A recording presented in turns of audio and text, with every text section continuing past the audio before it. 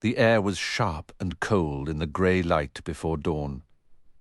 If we're early, there are sometimes additional challenges to earn arena tokens, Virgil mentioned as they hurried through the quiet streets. Seth kept pace beside him. But you said there's no actual rule against just slipping in. Only a rule against being apprehended at the entrance, Virgil clarified. The sentries are notoriously alert.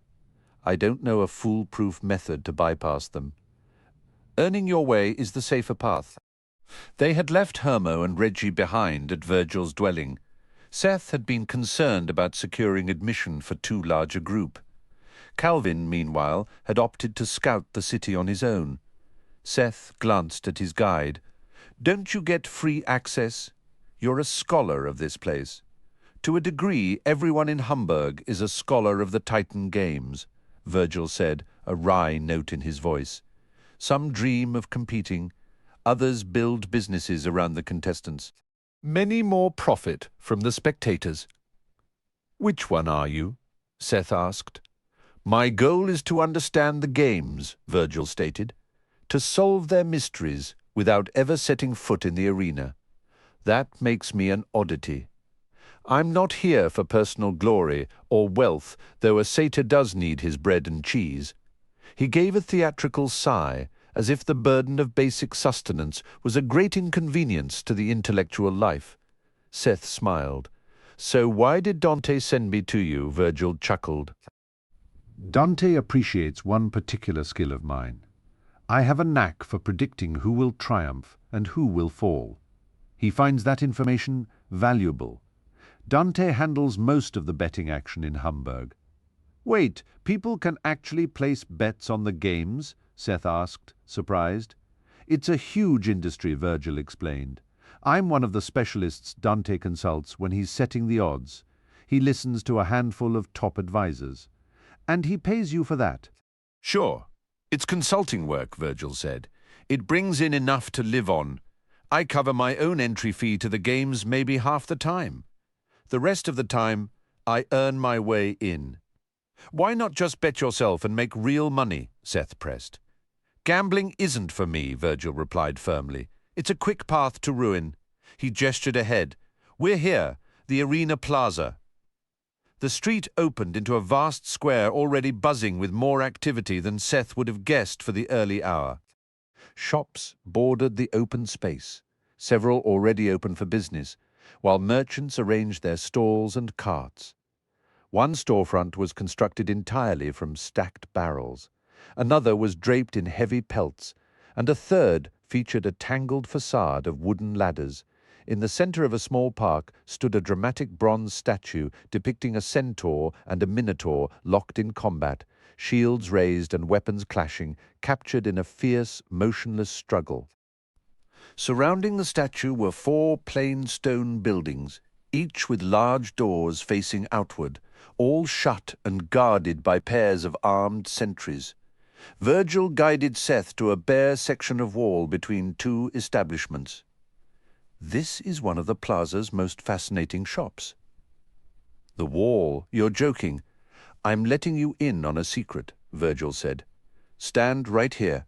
Seth did as he was told. Don't face the wall, Virgil instructed. Face me instead. Watch my finger. Seth turned, putting the wall to his left. He fixed his eyes on Virgil's finger, which traced a slow, deliberate pattern toward him, to the side, downward, then away. Keep your focus on my finger, Virgil said, but stay aware of the wall in your periphery. Resisting the impulse to look directly at the stone, Seth tried to maintain a soft awareness of it. As his eyes followed the moving finger, he caught a fleeting glimpse from the corner of his eye, a door that hadn't been there before. The moment he tried to look at it directly, it disappeared. Did you see it? Virgil asked. A door, Seth said. Very good. That was fast. Now try to find it again without my help.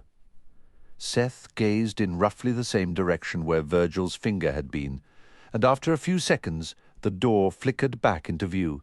I see it. Don't stare at it. Approach it while keeping it at the edge of your sight. Move sideways. Keeping the door in his peripheral vision, Seth shuffled toward it, his legs crossing with each awkward step. It felt strange to walk toward something he could only sense indirectly. He desperately wanted to look straight at it, but forced himself to keep his eyes averted. "You're doing fine," Virgil encouraged. "Keep your gaze off it and grab the handle once you're close enough." After a few more steps, Seth stretched out his hand and felt his fingers close around a rough wooden handle. "Got it. I know, because you've vanished from my sight," Virgil said. "If you keep hold of the handle, you can look at the door now." The door was made of thick, reddish wood, covered in dents and scratches. The handle was clearly meant for pulling, not turning. Seth tugged, but it didn't move. "It's locked," Virgil called out. "It only opens when the sun is at its highest point and again when the moon is at its peak. 2 different shops, depending on the time." "Any other hour, it's just a wall." "That's completely bizarre," Seth said. "Welcome to Hamburg," Virgil replied with a faint smile. "What does the shop sell?" "Different things to different people," Virgil said, "and the price is always astronomical. Have you ever bought anything here?" "Once or twice." "What did you get?" "Maybe I'll tell you another time," Virgil said evasively. "Should I try shopping here?" "That's your choice," Virgil said. "But not now, obviously. The sun's coming up, but midday is still a long way off." Seth let go of the handle, and the door instantly vanished. He pressed his palm against the cool, rough stone, searching for any trace of where the handle had been. His fingers traced the lines of mortar between the blocks, finding only solid, unbroken wall. It wasn't simply invisible, the doorway had vanished entirely. "And yet it remains, if you know how to see," Virgil replied. "Care to visit the arena?" Seth scanned the empty space. "I don't see any arena." "You will," Virgil assured him, "but we need a way in. How's your chess game?" "Honestly, I can't recall," Seth admitted. Virgil gestured toward an elderly woman perched before a stone chessboard. "Beat her, and she hands over an entry token. No charge to play, though. I've never witnessed a victory. Rumor says she's been defeated a handful of times." "What's the alternative?" Seth asked. Virgil nodded toward a portly troll nearby. "Bombus deals in tasks. Finish one of his chores, and you earn your ticket into the arena." "Are they difficult?" Seth wondered. "That varies," Virgil said with a shrug. "Personally, I usually find them more trouble than a token is worth." "So how do you usually get in without paying?" Seth pressed. "I catch a rabbit," Virgil stated plainly.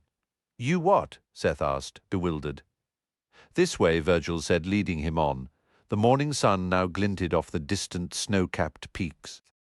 They arrived at a sunken, dusty square at the edge of Arena Plaza Park, where 19 other hopefuls waited. Makeshift bleachers, half filled with spectators munching on caramel popcorn or roasted almonds, lined the square's perimeter. A troll in a grimy military jacket and an absurdly bright red wig raised his arms, managing to hush the crowd only partially. "5 rabbits," he bellowed. 20 contestants. Catch a rabbit, win a token to the Titan Games. The contest begins at my signal." 2 trolls released the rabbits into the square. 2 grey, 3 white with dark patches. Seth eyed the other competitors, trying to pick out the seasoned regulars. Virgil had warned him that entrants could only try this once a week, and the veterans would be far more adept. Let the glorious chaos begin. The jacketed troll cried, clambering up a short ladder out of the pit. Contestants surged forward, and the panicked rabbits darted in every direction. For a moment, Seth just watched. Virgil and a few others also held back, studying the frantic scene. Most were trying to trap the rabbits against the walls, but the agile creatures always sprang free. Virgil caught Seth's eye and nodded toward a black and white rabbit that had broken away from the main scrum. Remembering Virgil's advice to drive the rabbits toward each other, Seth moved to flank it from the opposite side. The rabbit bolted toward Seth, who crouched low, hands wide like a shortstop awaiting a tricky hop. At the last second, the creature reversed course, and Virgil lunged, snagging a hind leg and swiftly securing the wriggling prize. "Nice grab!" Seth shouted. It was the first capture. "Rules say I can't just hand it over," Virgil said, catching his breath. "But I could let it go and keep helping until you snag one." "Keep it," Seth insisted. "One ticket is infinitely better than none." "Remember the strategy," Virgil called, already heading for the ladder. A cheer erupted from a knot of contestants in the centre, and the crowd applauded. Another rabbit caught. 3 remained. Seth recalled Virgil's coaching instead of chasing blindly, anticipate where the rabbits would flee as others pursued them. 3 separate mobs now formed, each hounding a remaining rabbit. A couple of other lone operators like Seth prowled the edges, waiting for an opening. One group herded a grey rabbit along a nearby wall. Seth angled ahead, trying to cut it off. Just before reaching him, the rabbit juked toward the square's centre. Seth dove, his fingertips grazing empty air. He scrambled up just as another rabbit, a spotted white one, came scampering his way. He dove again, and this time he felt the soft brush of fur against his fingers. The audience let out a collective groan at the close call. A group of competitors managed to corner a rabbit, and one finally snatched it up, drawing cheers from the spectators. Seth saw his own opportunity and dove for a grey rabbit, but it juked at the last second, leaving him sprawled in the dirt. As he pushed himself up, he caught the sound of laughter and saw a few children giggling and pointing in his direction. Brushing the dust from his pants, Seth admitted to himself that his current approach wasn't working. He needed a different plan. The early morning sun cast long shadows from the 5-foot wall and the bleachers, leaving one side of the square in deep shade. Seth slipped into that shadowy zone, crouched low and focused his power, willing himself to merge with the darkness. He felt the familiar sensation take hold. He was shade walking. Now, unless someone was looking very carefully, he was practically invisible. All he could do was wait and hope a rabbit came his way. He could adjust his position slightly, but he knew remaining still made him hardest to spot. The 2 main clusters of contestants were currently on the far side of the square. If they managed to trap the remaining rabbits, his whole gamble would be for nothing. Then, as if answering his silent plea, the last grey rabbit broke free from the pack, followed by the final black and white one. As the crowd of competitors stampeded after them, the grey rabbit darted straight towards Seth's shadowy corner, completely oblivious. Seth held his breath, expecting some primal instinct to make the creature veer away, but instead it stopped right near him, its nose quivering and ears swiveling in one fluid motion. Seth lunged and wrapped both hands firmly around the rabbit's body. A wave of startled gasps swept the crowd. He must have looked like he materialized from thin air. He could feel the powerful muscles working beneath the soft fur, but he held on tight. Keeping a firm grip, he used his elbows to hoist himself up the ladder rungs and out of the pit. A troll in a military jacket directed him to a basket where he deposited the squirming rabbit and received his prize, a marble token inlaid with silver, stamped with Admit 1 on both faces. Seth joined Virgil at the sidelines, watching as the final rabbit was captured by a girl who couldn't have been more than 12. She climbed out beaming, while the other competitors muttered and groaned in frustration. One burly man with a thick beard even threw his hat to the ground and stomped on it for good measure. "We have our 5 winners," the troll announcer declared. "My thanks to all contestants for their spirited efforts. Don't wander off just yet. In 15 minutes, our minotaurs will be wrestling. Place a bet on the winner to line your pockets. Or if you're feeling particularly bold and you're not an ogre, you can try wrestling one yourself for an entry token." "Have you ever tried wrestling a minotaur?" Seth asked. Virgil gave a dry chuckle. "I sincerely hope my answer to that question remains no for the rest of my life. That was a neat trick back there, by the way. I completely lost track of you. I suppose everyone has their own skills, Seth replied. Not many have that particular one, Virgil said, shaking his head slightly. Makes me feel a bit silly for offering you pointers earlier. Your advice was solid, Seth said, giving his shirt another dusting. We both ended up with tokens, didn't we? Virgil tilted his head, looking past the crowd. And look there, the arena gates are open. Shall we? Seth followed his gaze toward the massive structure. Is it built underground?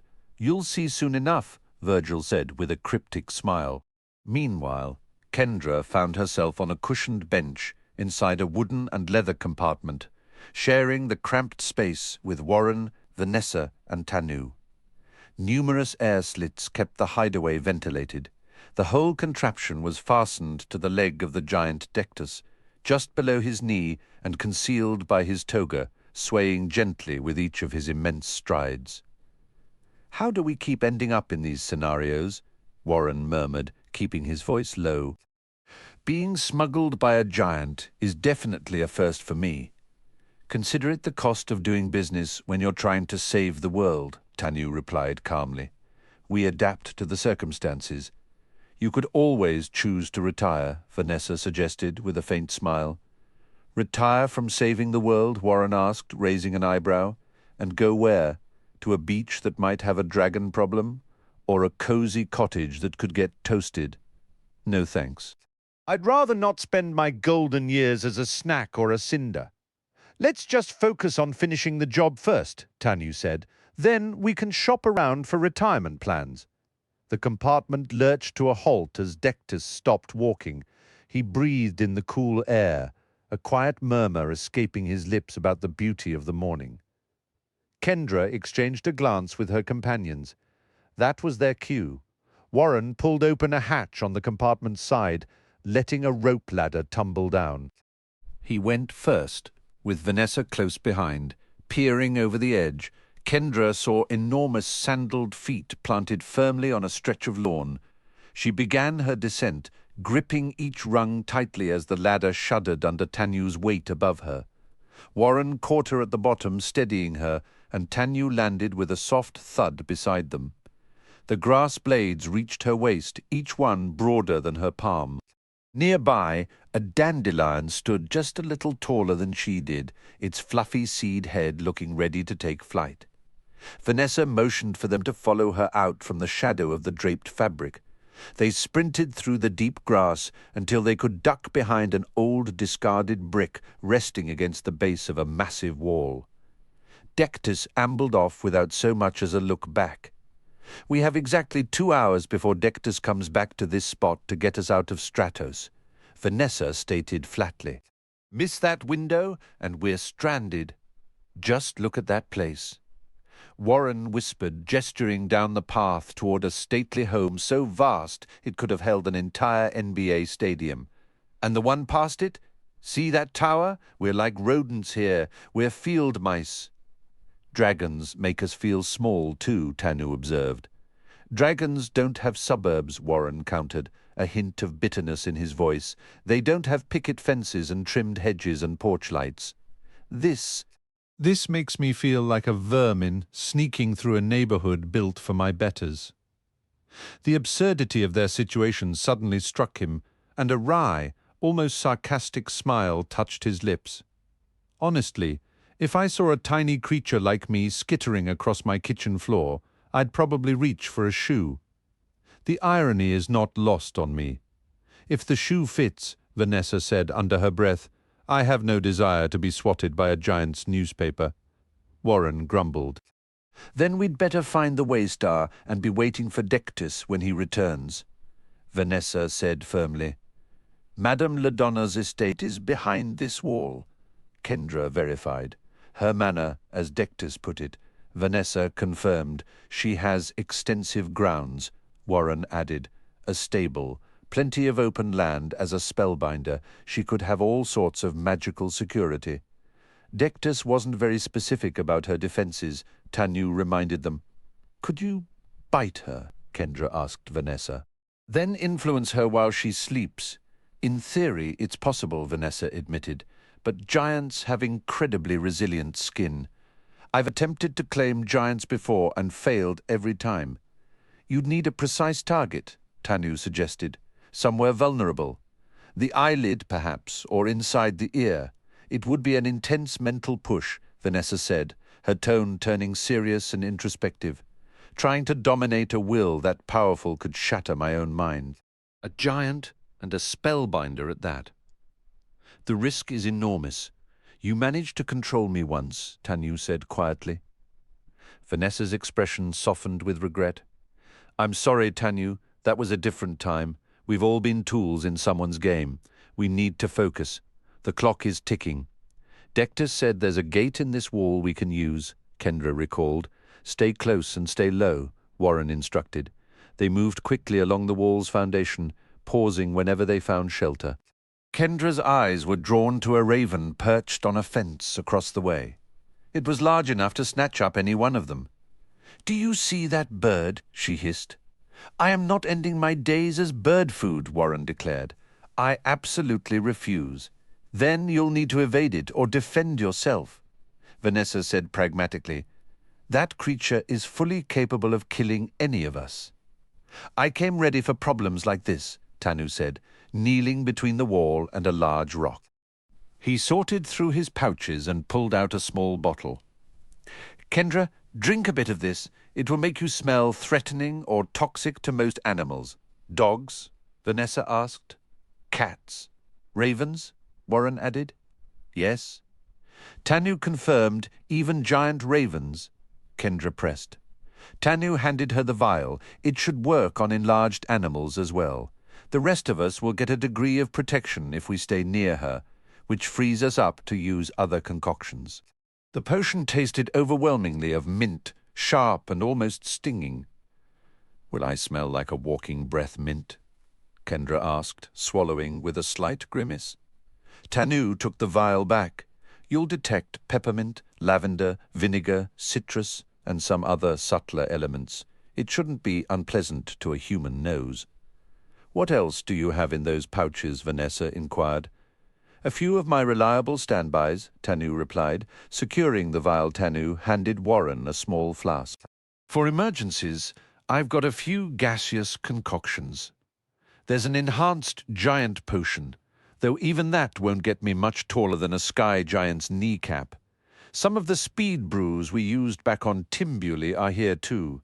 And this, he said, tapping the vial, is something new, Uma. And I developed it. We call it the gummy potion. It turns your whole body into a flexible, rubbery state. Your skin gets incredibly tough to puncture or rip. Your bones will bend rather than snap, and you'll feel pain much less.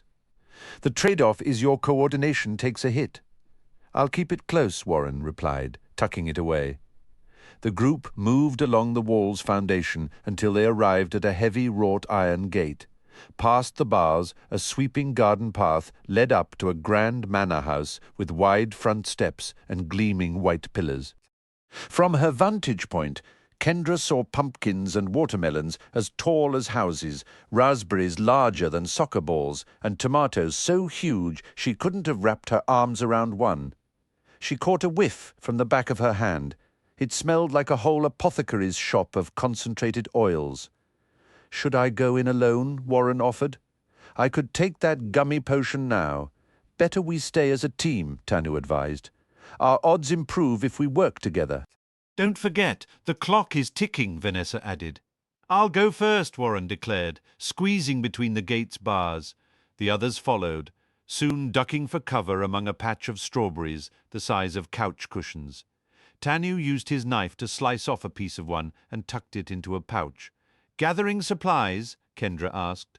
Might as well, Tanu shrugged. I have a professional interest in enlargement elixirs. They moved roughly parallel to the main path, staying just inside the garden's edge and pushing through the dense foliage. Passing an especially massive, elongated pumpkin, Kendra let her fingers glide over its cool, smooth skin. You could practically build a house inside this thing, she mused. Good luck carving it out, Warren remarked. Check out the butterfly, Tanu said, pointing. It was a brilliant yellow, patterned with black and orange, and its wings were so large a person could wear them as a cape. It flitted about before settling on a flowering vine. Just then, a rough voice barked out, "What are you lot doing here? This is a private garden. Clear off." Kendra spun around to see a man with a bristly grey beard and a large round nose. He was slightly shorter than her, dressed in a vivid blue coat, red trousers and clunky wooden shoes. He shook a gardening hoe menacingly. Vanessa made a quieting gesture, then turned to the others. "Does anyone understand him? Is he supposed to be a garden gnome?" Warren wondered. "Don't you shush me," the little man grumbled. "I don't need no shushing, seeing as I'm not the one trespassing." "If he is, he's a sizable one," Tanu observed. "It's a sizable garden," Warren countered. "We mean no harm to your garden," Kendra said, speaking to him in his own gnomish tongue. The man squinted at her suspiciously. "You're very kind. You're a garden gnome?" Kendra asked. "Course I'm a garden gnome," he snapped. "You're stomping through a private garden. You ought to have known better than to come in unasked. The lot of you need to scat." "We're not here to damage anything," Kendra repeated. The gnome's eyes narrowed further. "These three look like berry thieves. That big one smells like a strawberry patch. We're merely passing through," Kendra explained. "Passing through?" the gnome cried, his voice rising in panic. "Have you any idea what Madam would do to us if she caught you crushing her private garden? We'd all be turned into rutabaga fertilizer." "What's he saying?" Tanu asked. "He's trying to kick us out," Warren guessed. "You don't need to speak gnome to figure that one out. We're here on official giant business," Kendra stated, putting on her most authoritative tone. "You're mighty small for giant business," the gnome retorted skeptically. "What do you take me for? You intruders have the look of root pilferers." "We're protectors of Titan Valley," Kendra insisted. "We must get into the house to seek aid from Madame Ladonna." The gnome cupped a hand behind his ear, leaning forward inside the house. Kendra insisted. The gnome let out a sharp laugh, hopping from one foot to the other. "You truly wish to enter that place, willingly?" "We do," Kendra confirmed. The gnome's brow furrowed deeply. "And what will you steal from my garden?" "Nothing at all," Kendra replied. "Tanu can return the bits of strawberry he took. Fruit cannot be uneaten," the gnome stated flatly. "The deed is finished. You speak politely, though. Are you acquainted with our mistress, the Fairy Queen?" "I am," Kendra said, "and we require your assistance." The gnome pulled thoughtfully at his beard. "Well, since the cats avoid you and you carry her blessing, I will guide you to the house. I know an entrance. What happens after you cross that threshold is your own affair." "Thank you," Kendra said, turning to her companions. "He's going to show us how to get in." "Seriously?" Vanessa asked, skepticism clear in her voice. "I believe he expects us to perish in there," Kendra admitted. "Perishing would be a kindness if you're discovered inside," the gnome remarked. "So you do understand English perfectly?" Kendra questioned. "I comprehend far more than I choose to reveal," the gnome answered. "Now follow, and mind your feet." Their guide led them away from the main path, weaving through colossal rows of carrots, past cornstalks that reached for the sky, and beneath tangled arches of grapevines. They moved through a jungle of oversized leaves, sometimes spotting the flicker of other gnomes watching from the shadows. Kendra observed a large tabby cat tracking their progress from afar, its tail twitching. A slender brown cat slinked closer, only to recoil suddenly as if stung, presumably repelled by Kendra's enchanted scent. Eventually, the gnome directed them onto a brick walkway that curved toward the rear of the massive manor. A set of towering white stairs led up to the back porch, each step dauntingly high. "The rear door has a passage for the cats," the gnome explained. "You should manage to squeeze through." "Thank you," Kendra said. What's your name? "Absolutely not," the gnome retorted. "My name is my own concern." He gestured vaguely toward the house. "Now off to your probable demise. The trellis looks easier than these stairs, Warren suggested, pointing to the thick grapevines framing the porch. He began climbing first. Kendra found the ascent manageable. The lattice gaps were not too wide, and the vines provided plenty of grips. Warren helped pull her onto the porch, where a white wooden swing hung from chains, swaying just out of reach. The group congregated at the back door beside a rectangular opening draped with a worn cloth. "The classic cat door," Warren noted. "Have you ever done this before?" Tanu inquired. "Never on such a grand scale," Warren admitted. "Usually the hardest part is getting your shoulders through. That gnome seemed a little too enthusiastic about bringing us here," Kendra murmured. "I'm fairly certain he's waiting for disaster." Vanessa stepped to the edge of the porch and glanced down. "He's still watching us, looking rather hopeful." She offered a small, ironic wave. "I'll go first," Warren announced, holding up the vial of gummy potion. "How much time is left?" Tanu consulted his wristwatch. A little over 75 minutes. Warren pushed through the cloth flap. Kendra followed right after. They emerged into a vast kitchen with a chilly tile floor. Standing in the open space made Kendra feel incredibly vulnerable. Vanessa quickly directed them to take scant cover behind one of the massive table legs.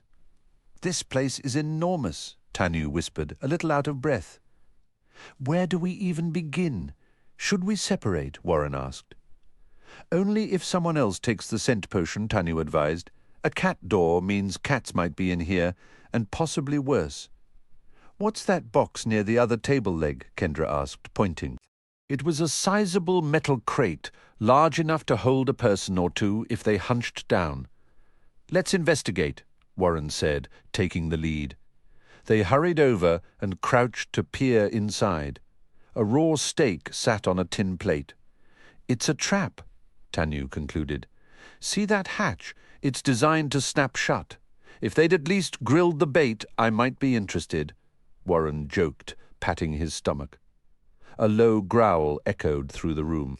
Kendra spun around to see 5 wolves emerging from the direction of the pantry, their eyes fixed on the group. The wolves weren't colossal, but they were more than enough to lock Kendra in place. Their bared teeth and low, stalking postures promised trouble, yet they halted their advance roughly 60 feet out. "The scent is keeping them back," Kendra whispered. "Exactly," Tanu confirmed. "Can't you see they're desperate to get at us?" Warren eyed the wooden container. "That box could be a lure for them." Vanessa shook her head slightly. "Right now, their focus is purely on us. It's hunger, or perhaps we've crossed into their territory." "Out." A powerful melodic voice rang from the kitchen entrance. The floor tiles shuddered as an enormous woman strode in, her grey curls bouncing, a long robe swishing around her ankles, and fuzzy slippers muffling her steps. "Shoo, all of you out!" She wielded a broom like a maestro, herding the whining, yelping pack toward the door. Next to her, the wolves looked no more threatening than a bunch of nervous squirrels. With practiced sweeps, she corralled them, deftly blocking any attempt to dart away until she pushed the whole complaining lot outside. "And don't come back," she declared, nudging the door shut with her hip, crouched behind the table leg, and the strange box. Kendra and her friends tried to make themselves invisible. As the woman approached, all they could see were her massive slippers and the intricate map of bluish veins on her calves. "I suppose you 4 believe you're hidden from me," the giantess chided, her tone dripping with amused impatience. "This silliness ends now. Come out from under there." Warren pressed a finger to his lips. Kendra held her breath. "Don't force me to lift this table," the woman warned. "You'll find me far less agreeable if you insult my intelligence. I know you're there. I hear every shaky breath. Out, all of you, I'll start counting." She flipped the broom and tapped the handle on the floor. 1, another firm tap. 2, Vanessa gave a resigned nod. Tanu offered a helpless shrug. Tap. 3. They scrambled out from their hiding spot in a frantic rush, the giant woman's full form coming into terrifying view as they retreated. Tap, 4, tap, punctual, I appreciate that. Warren, Vanessa, Tanu, and Kendra skidded to a stop, staring up at the woman's stern face. In one hand she held a broom, in the other a large metal pail. "So, you invite yourselves into my home?" she asked. Without another word, she flipped the pail and crouched, plunging them into near-total darkness as it clanged over them. Vanessa's hand found Kendra's shoulder, a silent gesture of solidarity. "I'll have answers shortly," the giant's voice echoed, muted by the metal.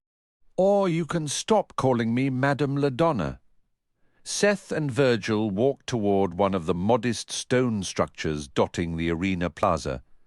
Each building had a queue that spilled far beyond its doors, a sure sign the real destination lay below.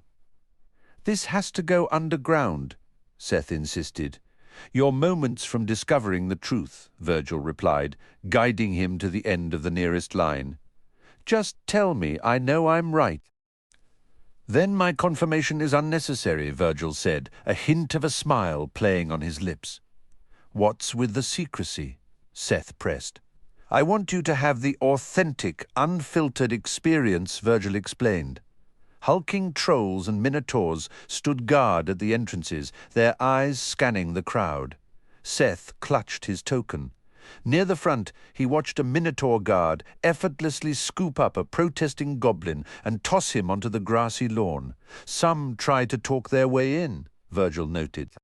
"To make it more chaotic, sometimes it actually works. The guards hold a few discretionary tokens for such persuasive cases." A group of 3 centaurs fell in line behind them, crowding too close and loudly arguing that the plaza's central statue clearly depicted a centaur triumphing over a minotaur. They carried a pungent aroma of leather, horse, and hard travel. The line crept forward steadily, most attendees ahead simply handing over their tokens.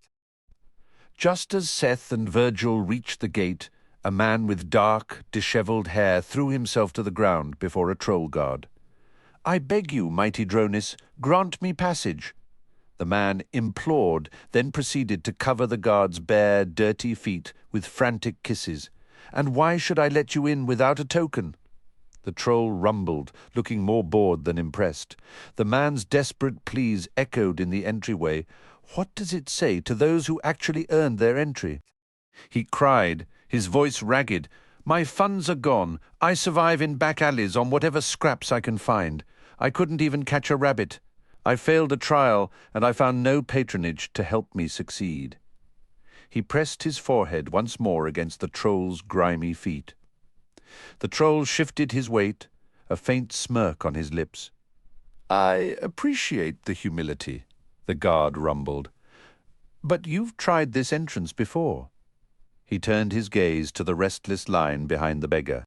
"What's the verdict from the queue?" "Remove him," shouted a centaur from the crowd. "Don't let him benefit from wasting our time." Another centaur roared in agreement. The troll gave a slow, deliberate nod to a nearby minotaur. "The public has spoken," the troll declared.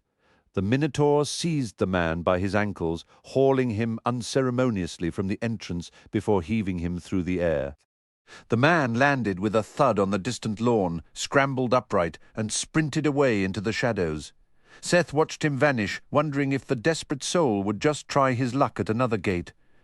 When Virgil reached the front, a minotaur thrust out a massive hand. "Token." The satyr tossed his coin, received a wave, and passed through. Seth extended his own token toward the troll whose feet had been kissed, but the guard shook his head, refusing to take it. "Players don't pay." "Excuse me?" Seth asked, confused. "Just go on through," the troll said, his eyes already on the next in line.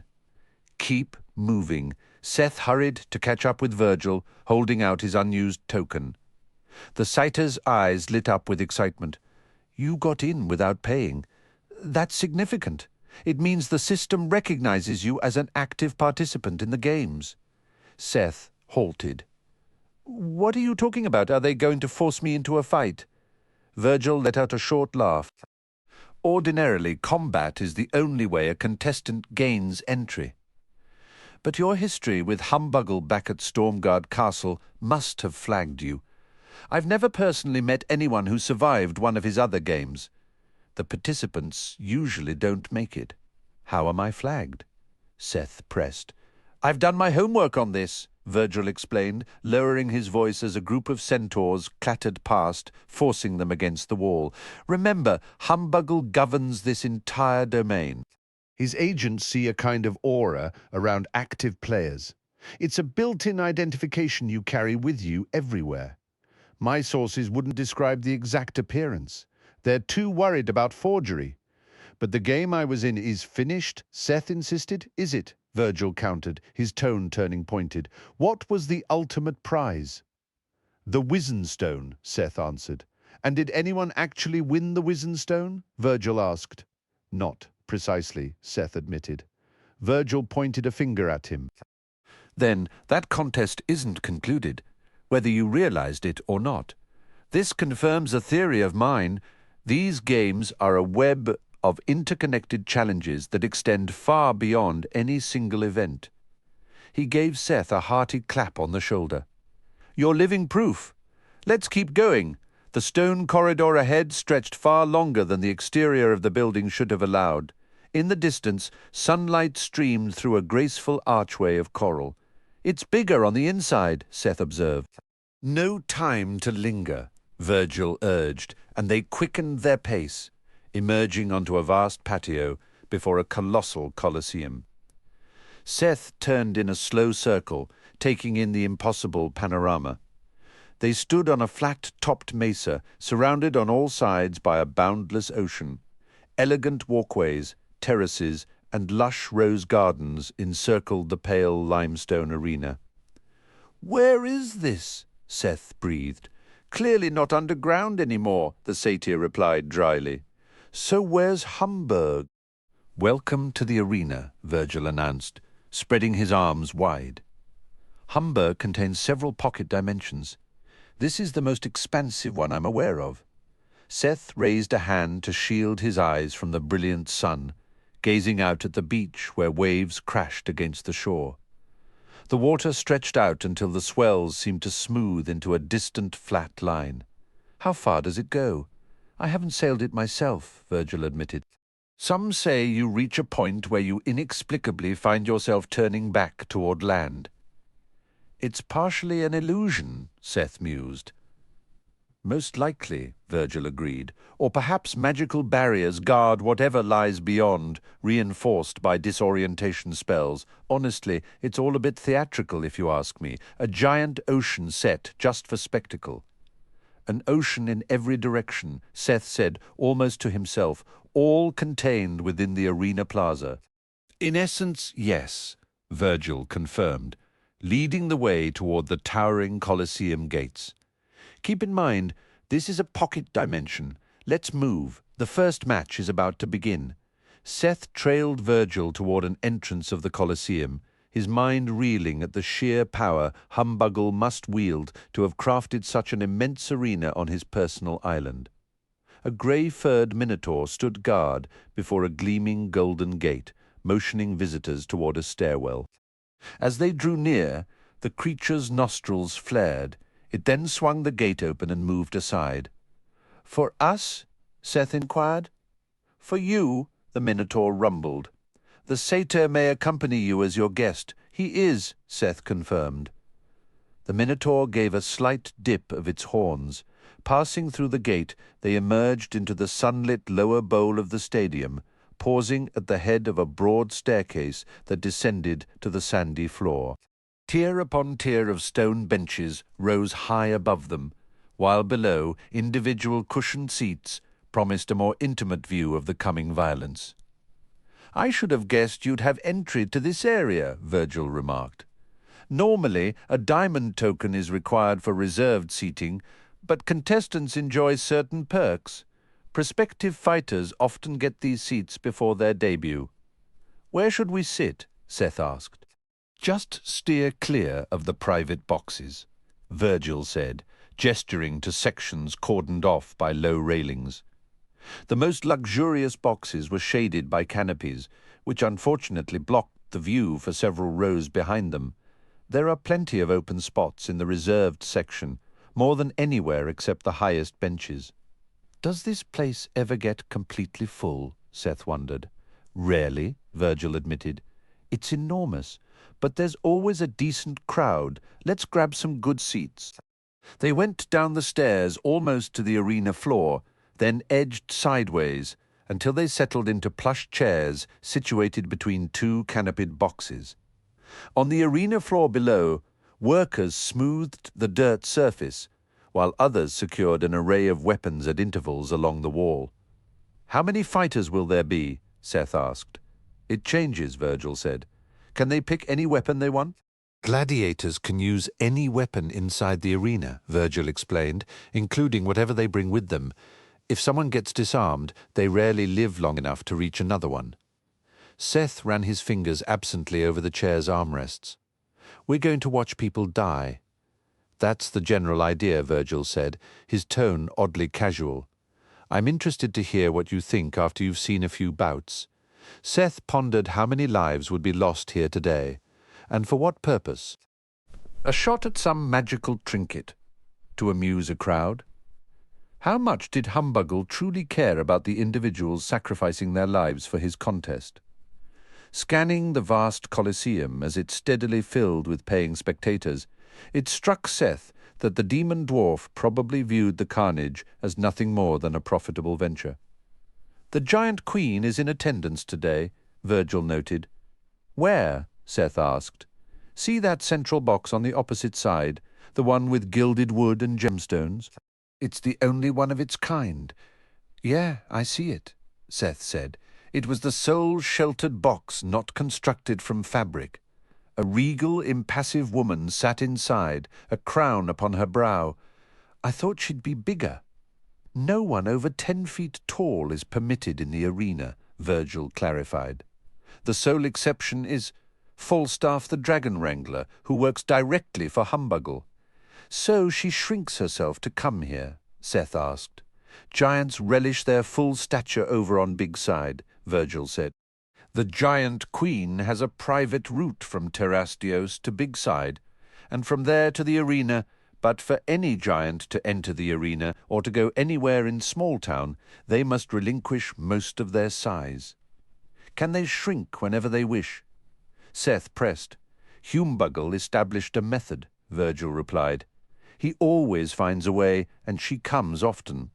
Once or twice a week, Virgil said, especially when giants are competing. Is one fighting today? Seth asked. Gernon, Virgil confirmed. He has 39 victories. He needs 100. 100 would earn him the Wizenstone, Virgil said. Has anyone gotten close?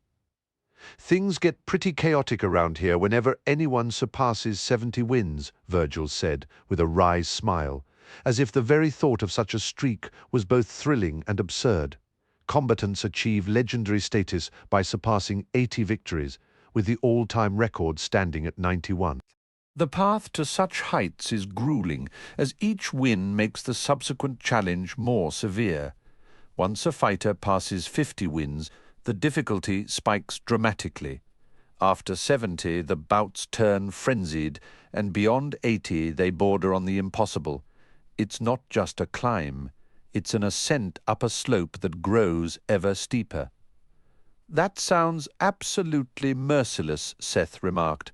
Virgil nodded. The statistics are stark. Nearly 70% of contenders fall in their very first match. Over 90% fail to make it past their first 10 fights.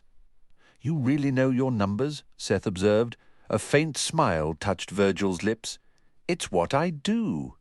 A massive troll, clad in a shimmering golden robe studded with sequins and sporting a set of pronged antlers from his forehead, ascended a central platform and raised his hands.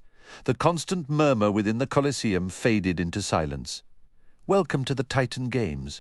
He bellowed, his voice magically amplified without any visible device.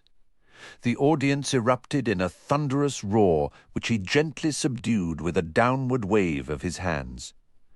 After a deep bow, he turned toward the royal enclosure. We acknowledge the caretaker of Titan Valley, Her Royal Majesty, the Giant Queen. Facing the Queen's box, the announcer dropped to one knee. Throughout the stadium, spectators rose from their seats and followed suit, kneeling respectfully. Seth and Virgil did the same. Seth even spotted a centaur in the crowd, bowing with one foreleg bent to the ground. "Have you come for excitement?" the announcer shouted, inciting another wave of cheers. "Are you prepared for war? Today we shall see if Portia the Improbable can extend her miraculous streak and whether Gernon can seize his 40th triumph. But first, let's witness 6 fresh gladiators clash in a 3-on-3 battle royale." The crowd roared its approval, and Seth cheered along before leaning toward Virgil.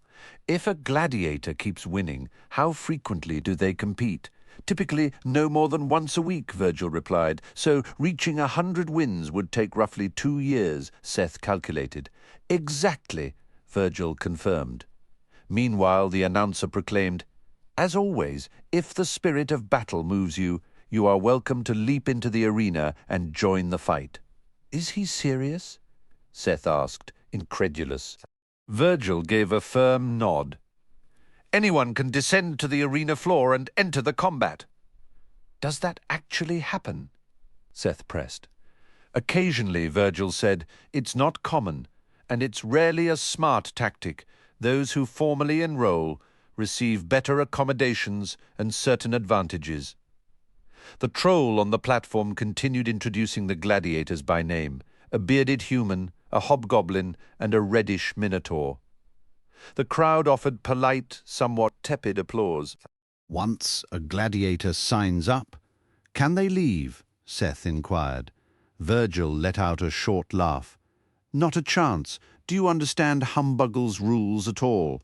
Whether you join by formal enrollment or by jumping in, once you're part of the games, the only way out is through victory. All competitors reside here inside the Colosseum. How can he claim authority over those who just jump in?" Seth wondered. "The rules are posted all around the stadium," Virgil explained. "I can show you later." They act as a binding contract for anyone who enters the fray spontaneously. "So they just snatch a weapon from the wall?" Seth asked. "Wherever they can find one," Virgil said, eyeing him cautiously. "You're not considering it, are you?" "No," Seth replied, and for the most part he meant it. It's usually some overzealous fan trying to aid their favorite fighter. Virgil continued. "Sometimes a person might spot what they think is an easy opportunity, like 2 severely wounded opponents." Trying to exploit injured gladiators usually draws boos from the crowd, but some competitors are ruthless. Those who join spontaneously almost never survive. The 6 newcomers had been introduced and now faced off, 3 on each side. One human wielded a war hammer, another a battle axe. The Minotaur swung a heavy flail overhead. The hobgoblin brandished a spear, and the 2 dwarfs held swords at the ready. Each wore scattered pieces of armor with patches of skin or fur visible. "All of these fighters are beginners?" Seth asked. "At best, only 3 will walk away," Virgil stated grimly. The horn blared, and the chaos erupted. The Minotaur charged a dwarf, its heavy flail whirling. The dwarf raised his shield, but the force of the blow crumpled the metal and sent him sprawling. Scrambling backward, he lost his grip on his sword as the Minotaur hammered the ground where he had been.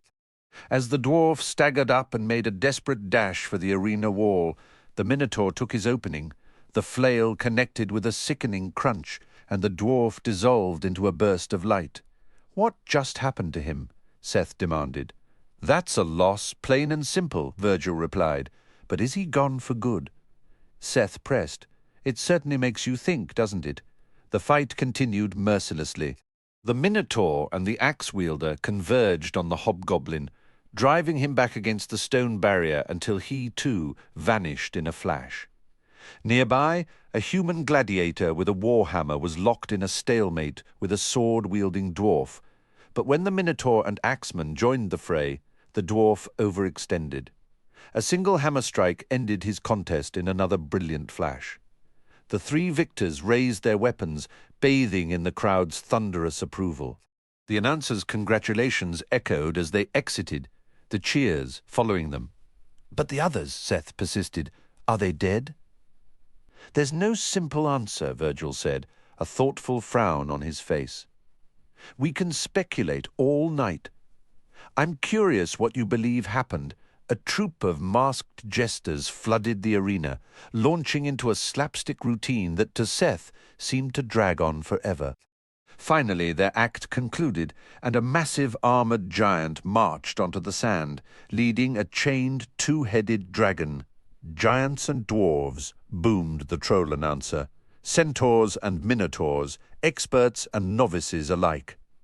Many of you have witnessed the dragon Scipio in battle, but never against a solitary opponent. For his 40th bout, Gurnon here must pierce a single eye of the beast to claim victory. Remember, as always, if Gurnon slays the dragon, it will count as 3 wins." "Can the dragon win the Wizen Stone?" Seth asked. "Magical creatures fight only for their liberty," Virgil explained. 33 victories, and they earn their freedom. Gurnon, a full 10 feet of corded muscle, swaggered into the center.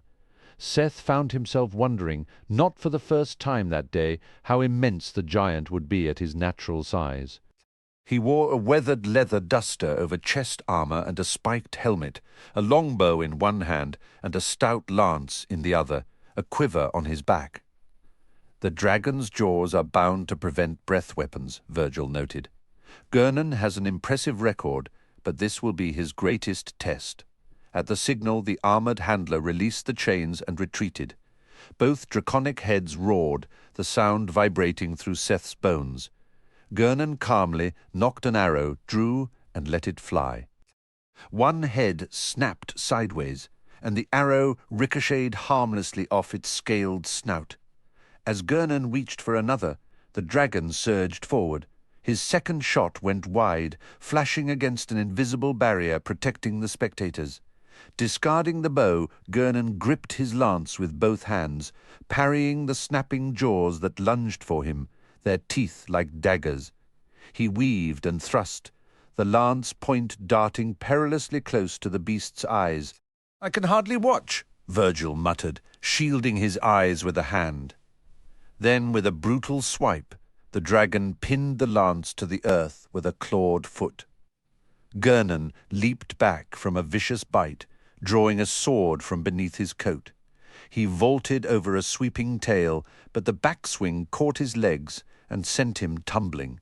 Both heads of Scipio shot forward, seizing the giant between them. With a final brilliant flash, Gurnon was gone. The arena exploded with noise. Seth saw the giant queen rise from her throne and depart without a word. The armored handler returned, and the two-headed dragon, suddenly docile, allowed itself to be guided away with pole-mounted nooses. "Looking forward to the games?" Virgil inquired. "Do the trials get more difficult than this?" Seth questioned. "Some are beyond belief," Virgil replied. "It's not by chance that no one has ever claimed victory in 100 rounds." As the dragon was led away, a troupe of acrobats somersaulted into the arena and started their performance. They assembled a large teeterboard and used it to propel each other skyward. Seth's mind drifted to his first days at Stormguard Castle, stepping into the very hall that housed the Wizen Stone. How many obstacles had he conquered to get there? Could it compare to surviving a century of gladiatorial combat? "I plan to consider every possibility before dedicating myself to these matches," Seth stated. "I wish to converse with the girl," declared Madame Ladonna, her voice echoing from high above the overturned bucket that imprisoned them. "We have 2 girls," Warren shouted. "Incorrect," Madame Ladonna responded. "You have a woman and a girl. I wish to speak with the girl." "What do you need to know?" Kendra called out. "There is no need to shout," Madame Ladonna said. "Giants possess exceptional hearing. I am no different. How may I assist you?" Kendra asked, moderating her voice. A more suitable volume, Madame Ladonna approved. The rest of you, distance yourselves from the girl. I require a private word. We remain together, Warren insisted. Then you perish together, Madame Ladonna stated flatly. You were discovered trespassing in my dwelling. Typically, I would pulverize you all into seasoning. But she's only a child, Tanu pleaded. Which is precisely why I might permit her to survive if the rest of you step away, Madame Ladonna explained, her tone weary. Now move. Be courageous, Vanessa whispered, giving Kendra's arm a reassuring squeeze. Vanessa, Warren and Tanu shuffled to the opposite side of the bucket. We've moved, Warren announced. The bucket lifted and an enormous hand descended beside Kendra. She glanced up into the giant's weathered face, looking down at her, then stepped onto the rough palm. Ladonna raised Kendra and lowered the bucket back over her companions. Madame Ladonna carried Kendra from the kitchen, down a corridor, and into a spacious study.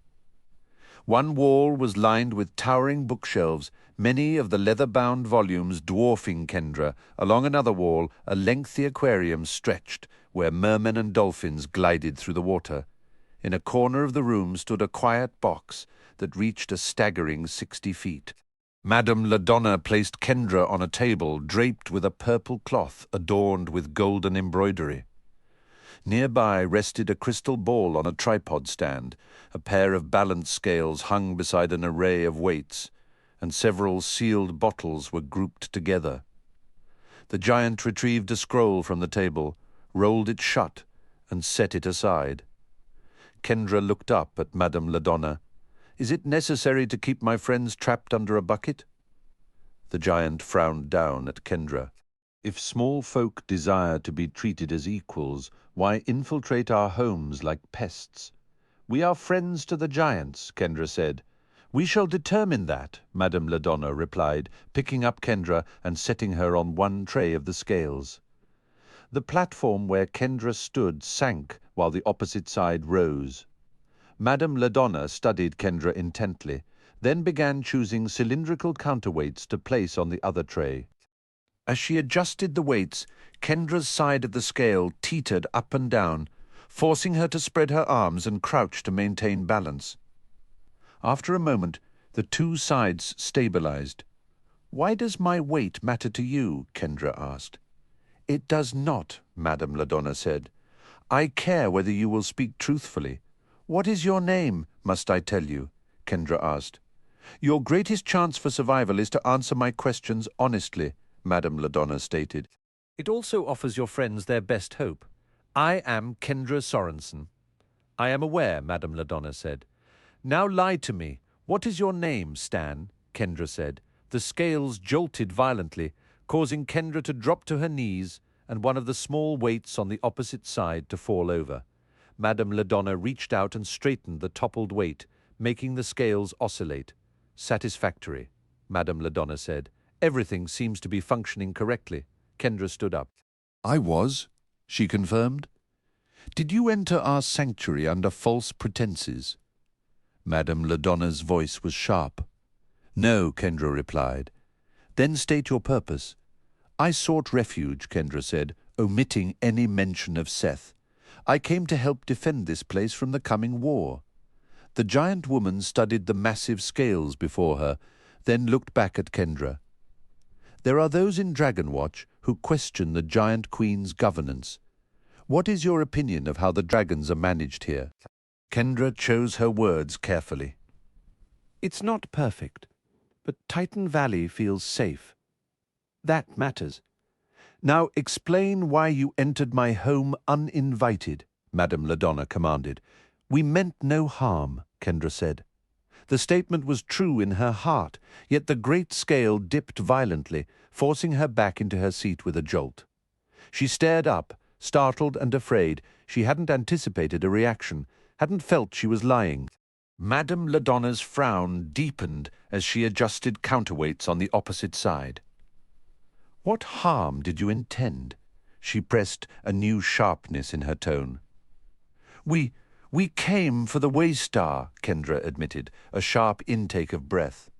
My jewel, for what purpose? I'm not entirely sure, Kendra said. The scales shuddered again, and she was grateful she was already sitting. Once more the movement was unexpected. The truth, it seemed, was more layered than simple statements could convey. Answer the question, the giant insisted. We were retrieving it for a giant, one of your leaders. We only want to help protect the valley. Madame LaDonna watched the scales, which now remained steady, as if puzzled by their stillness. I require a name. I can't betray him, Kendra protested. You believe him to be good, Madame LaDonna stated. Belief is not proof. If you value your life and the lives of your companions, you will give me the name. Kendra hesitated, then relented. Dectus. Madame LaDonna said, her gaze drifting away for a moment. Meddling as is his way. Her eyes returned to Kendra. Why does he desire the Waystar? I don't know, Kendra said. The scales gave a slight, telling tremble. You are withholding information. Taking the Waystar is just the first step in a larger plan, Kendra explained. I only know Dectus wants us to help him shield Titan Valley from the dragons. Madame LaDonna observed the scales, which held perfectly level. I understand, she said finally. While I may not always agree with his tactics, Dectus is loyal to our queen and to our people. He sent you to steal from me? Yes. A test, undoubtedly, Madame LaDonna mused. One you were unlikely to succeed in. More probable is that he wanted this very conversation to occur. Tell me, Kendra, do you have any other motives for being in Titan Valley beyond aiding the giants? I need to find my brother, Kendra said, the worry clear in her voice. He's lost his memories? Do you intend any harm to this valley or its inhabitants? No. Did you willingly contribute to the fall of Wormroost? Never. Did you defend it to the best of your ability? Yes. Are you aware of any specific threat to Titan Valley? The giant queen is hosting Ronodin, the dark unicorn, Kendra said, her tone shifting from earnest concern to one of grim forewarning. Where he walks, ruin follows. Here, they call him the Giant Killer. That title might prove to be frighteningly accurate. Madame LaDonna watched the balanced scales and gave a slow nod. Your intention is to use the Waystar to assist Dectus in protecting this valley. Yes?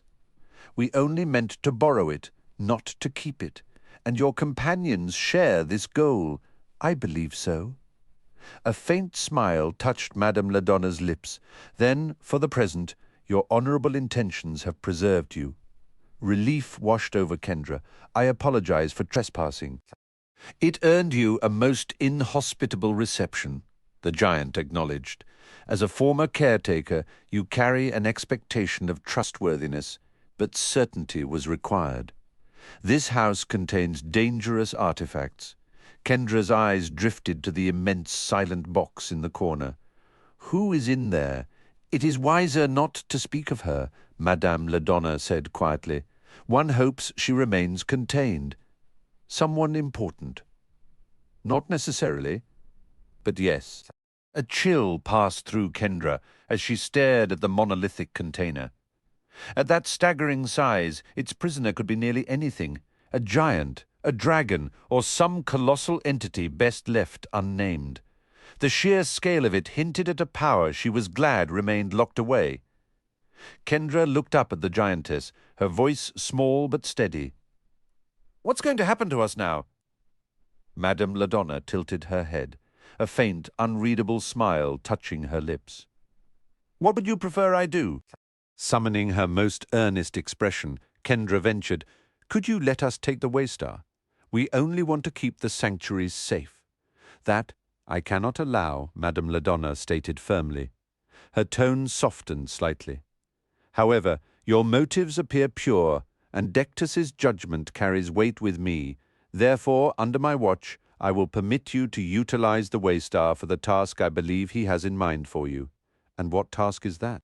Kendra asked, a knot of anticipation tightening in her stomach. He wishes you to possess the chart leading to the Dragon Temple, the giantess revealed. My suspicion is that Dectus intends for you to retrieve the Harp of Ages should it become necessary in the coming conflict with the dragons. Kendra felt the air leave her lungs. That sounds incredibly perilous. You and your companions will most likely die, Madame Ladonna said bluntly, her words hanging in the air like a verdict. But no giant can attempt this journey. The entryways and corridors were designed to be far too constricted, a deliberate safeguard from the old treaties that allowed the dragons to build those temples to house the very artifacts we use to subdue them. She paused, her gaze piercing.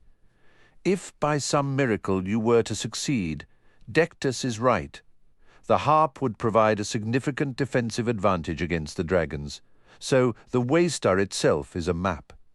Kendra questioned, her mind racing.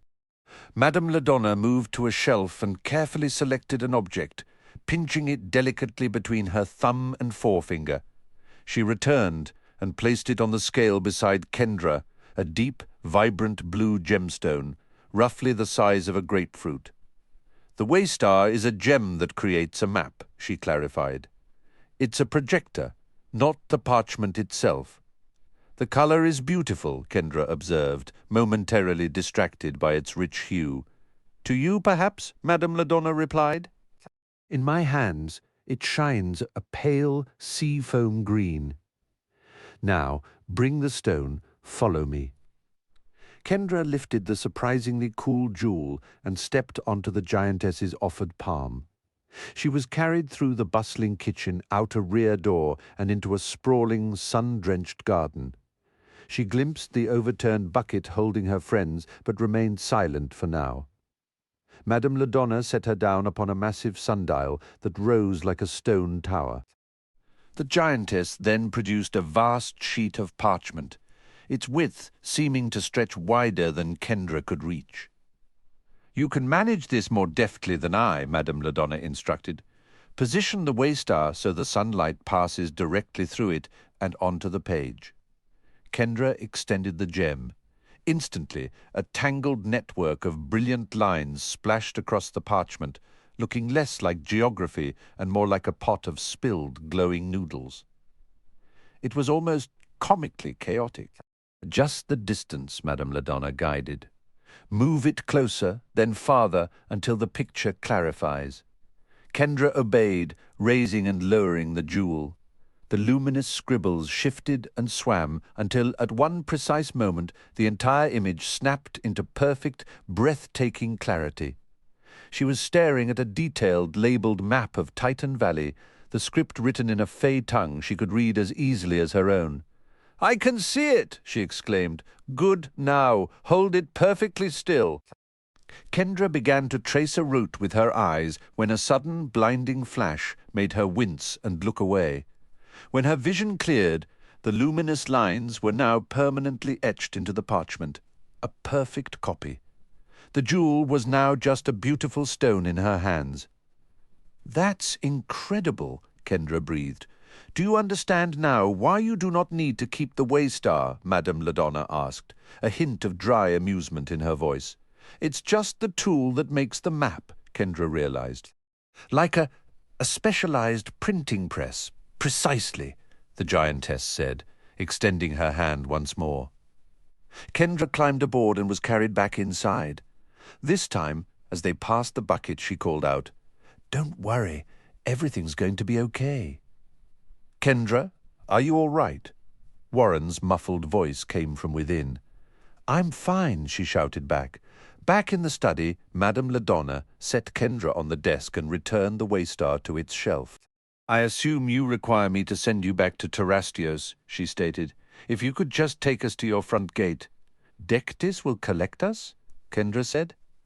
"A part of me wishes to give that old schemer a stern talking to for dispatching you to my doorstep without warning," Madame Ladonna mused, her tone shifting from serious to one of wry, exasperated sarcasm. Honestly, the audacity of politicians using children as couriers for their ancient grudges. But I've wasted enough daylight on this intrigue. I will retrieve your friends and deposit you all at the gate. You may then return to their endless, tedious machinations. And please do not visit my home again without a proper invitation." "Thank you for your help," Kendra said sincerely. Madame Ladonna's response was a rich, booming laugh that seemed to shake the very dust from the bookshelves. It wasn't entirely comforting, but it held a strange note of finality. "Thank me once you make it out alive, down in the arena." A pair of uniformed handlers were putting on a show with trained bears and big cats. Under different circumstances, it might have been fascinating, but after a day steeped in blood sport, Seth found his attention wandering. "How long does all this go on?" he asked.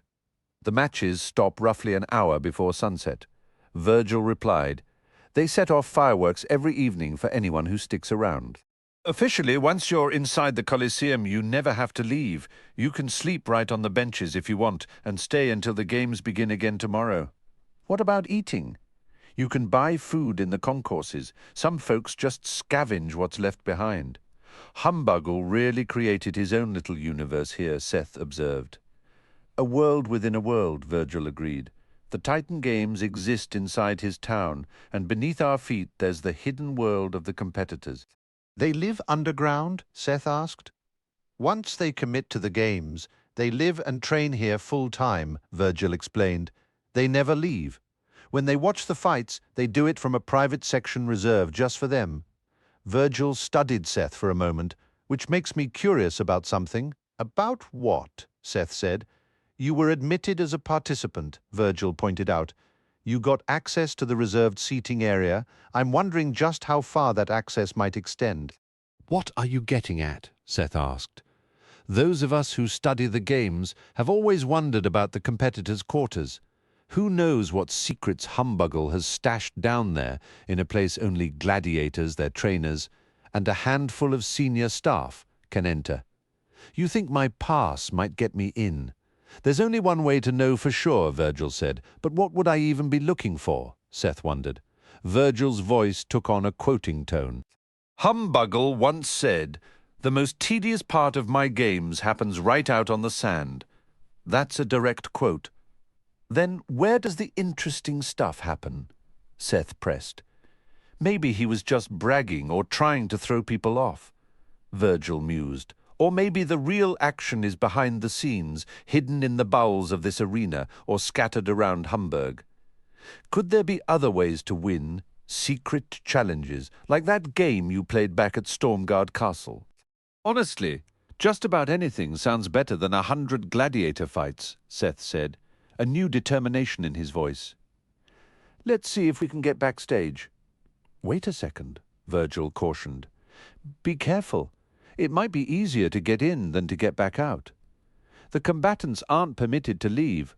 I didn't enlist as a gladiator," Seth argued, "and I'm not jumping into the arena to fight. Would they have any right to keep me?" "I don't think so," Virgil said, though he sounded unsure. "We'll ask the guards," Seth decided. "I'll try to get you in with me. You're sure about this?" Virgil asked. Seth leaned in, his voice dropping to a whisper. "I came here to beat Humbuggle. That won't happen if I don't try things nobody else has. It's going to be risky. But compared to fighting to the death in front of a crowd, I'd much rather go exploring."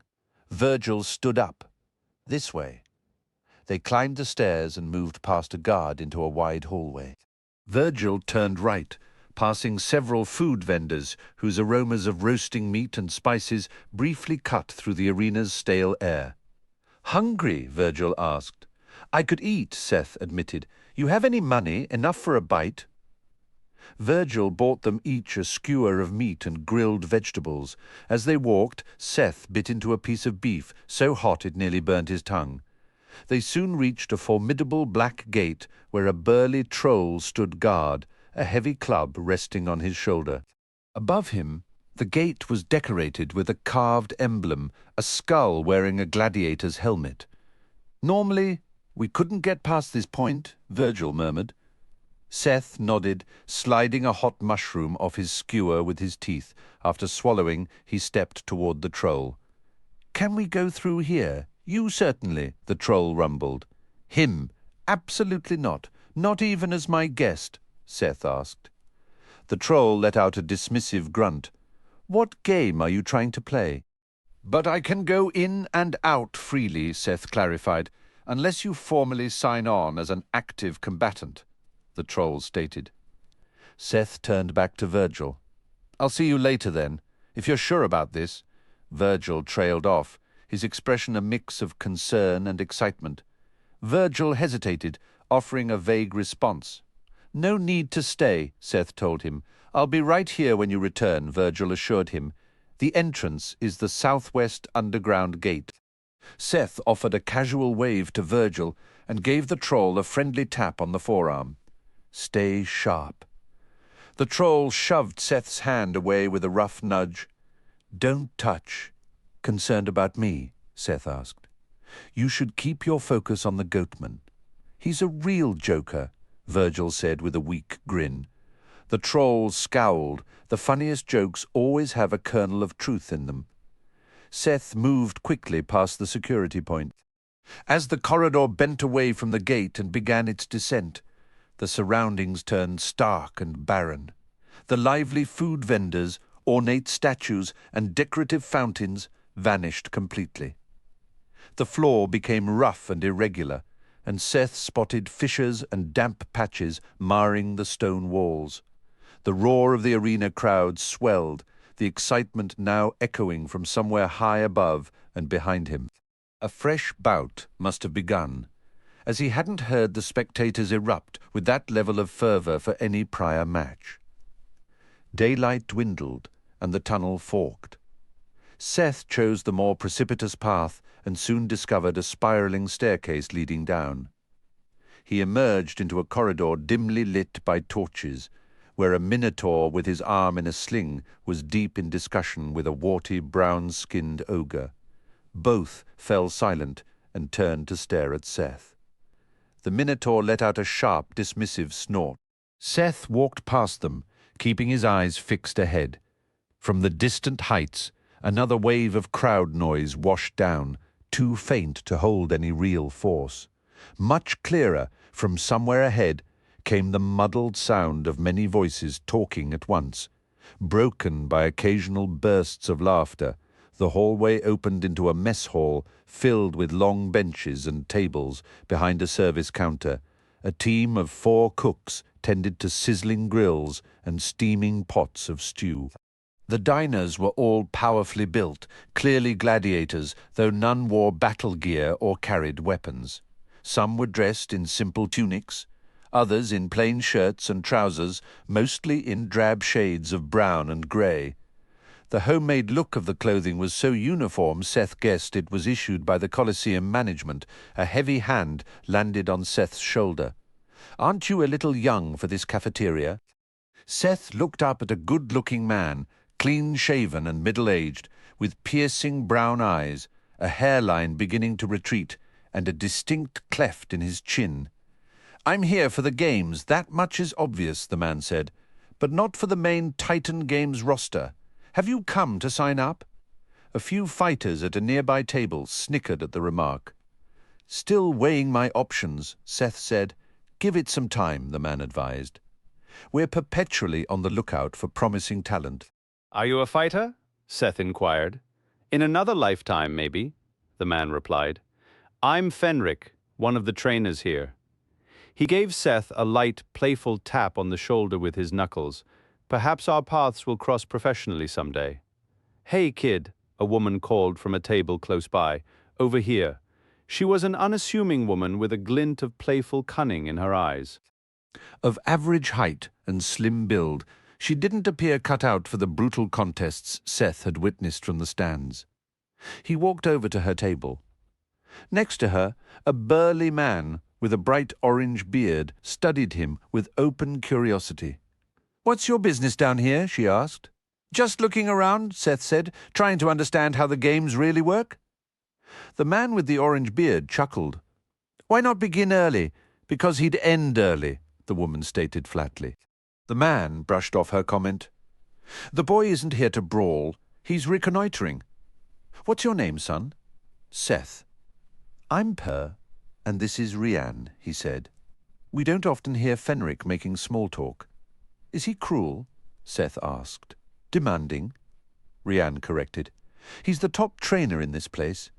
He wants us all to survive, so he works us to the bone. You can't all survive, Seth pointed out. Those who train under him have better odds than the rest, Per said. Then, with a tone that shifted from grim to bitterly sarcastic, he added, But let's be honest with ourselves, shall we? This isn't a career with a retirement plan. Nobody here collects a pension after 100 victories. We're all just temporary entertainment, betting on who gets to be obsolete last.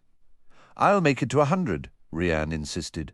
She says that after only 7 wins, Per said, rolling his eyes. Rianne looked at Seth. Do you have clearance to wander down here?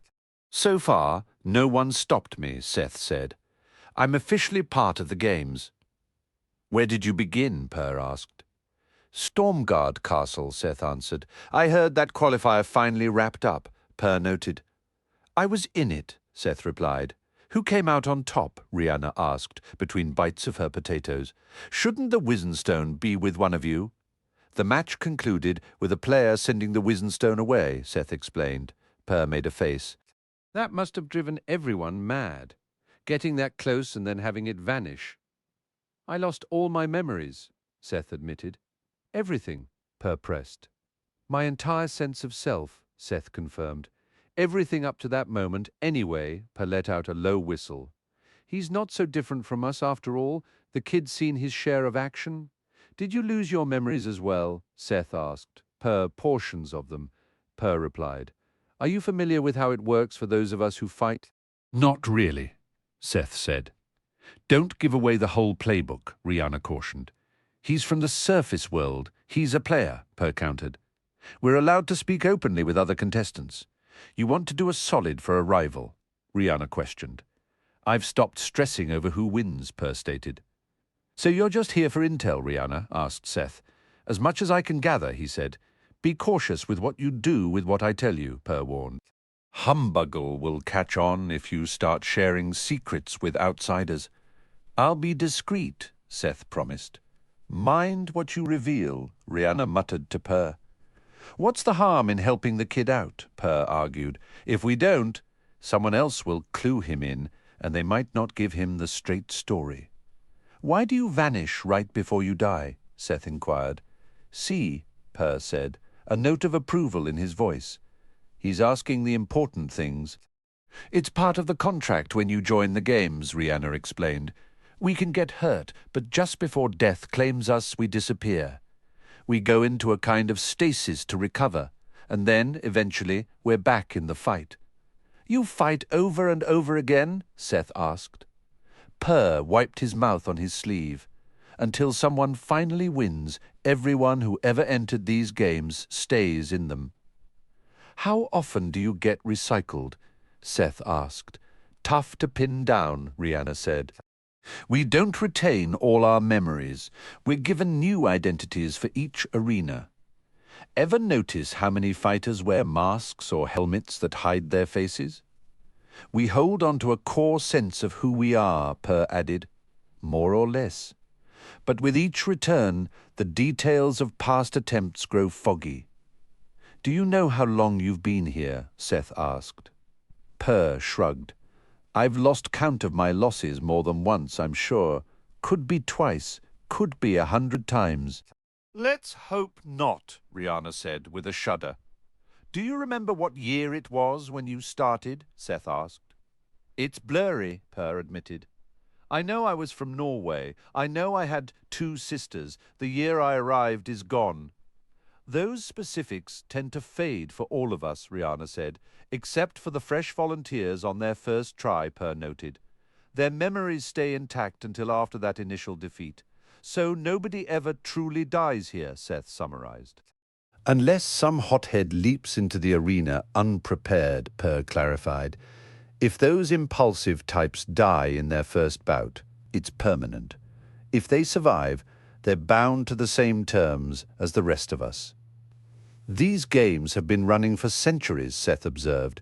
Per looked at him, eyes wide, and nodded slowly. You're not wrong. The hazy memory might actually be a kindness. How well do you two know each other? Seth asked. Do you remember one another from earlier rounds? Per furrowed his brow in thought. We've had this talk before, she and I.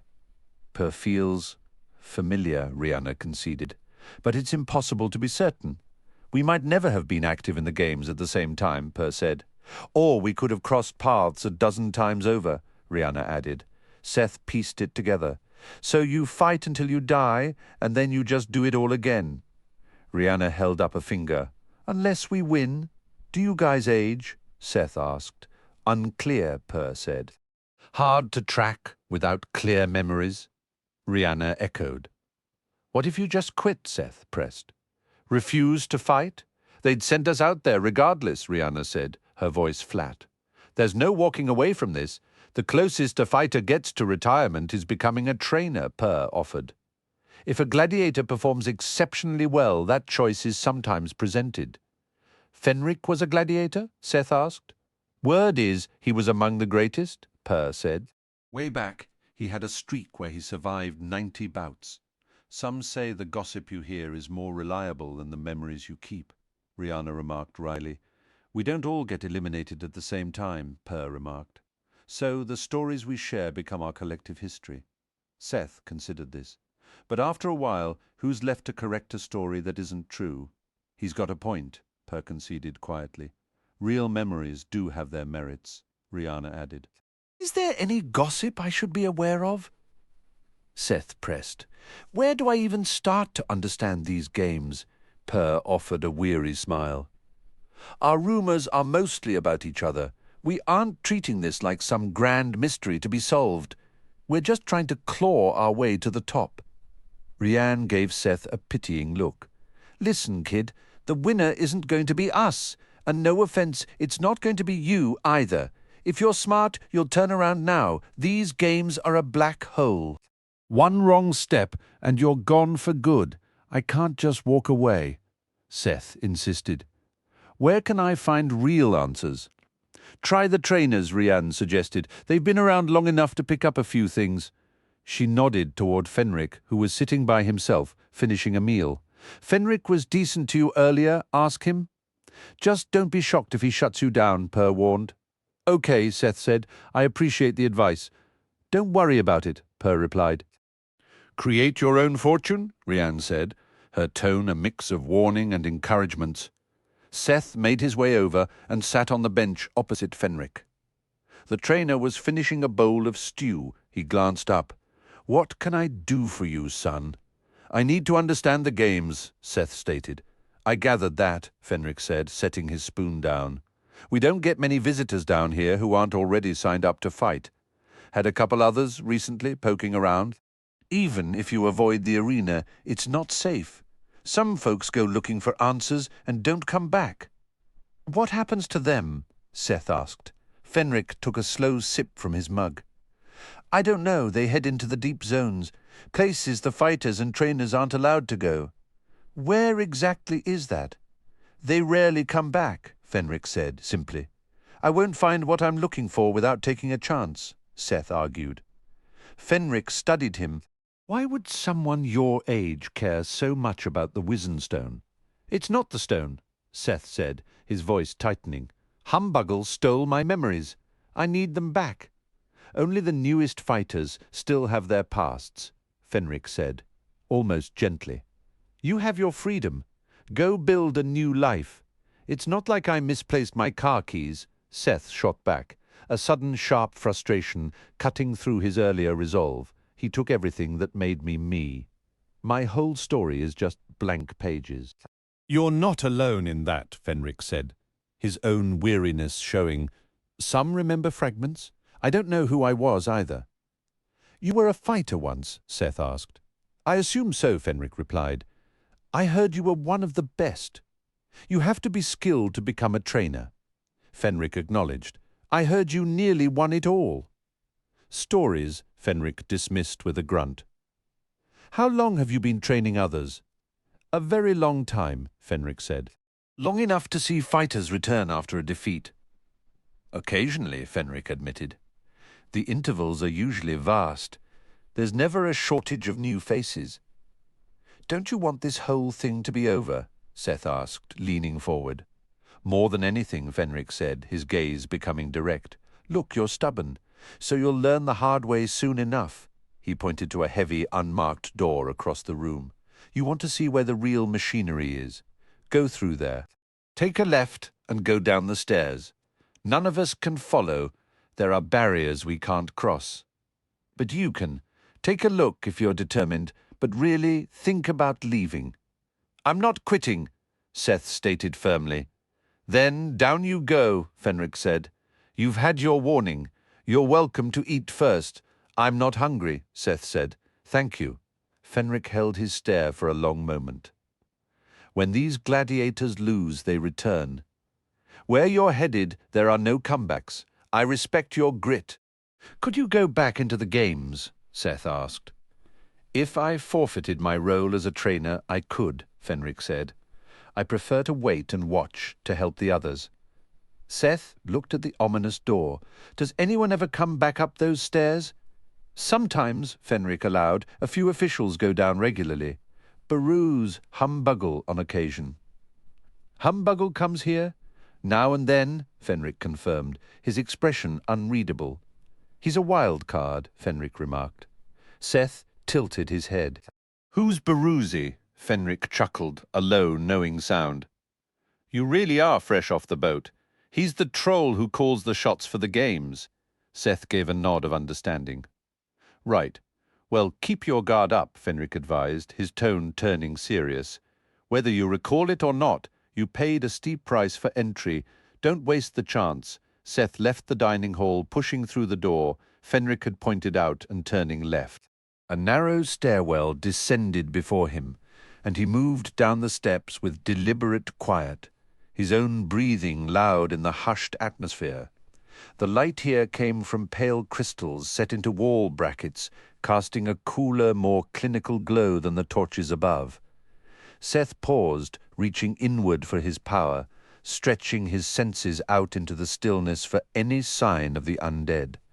Nothing stirred.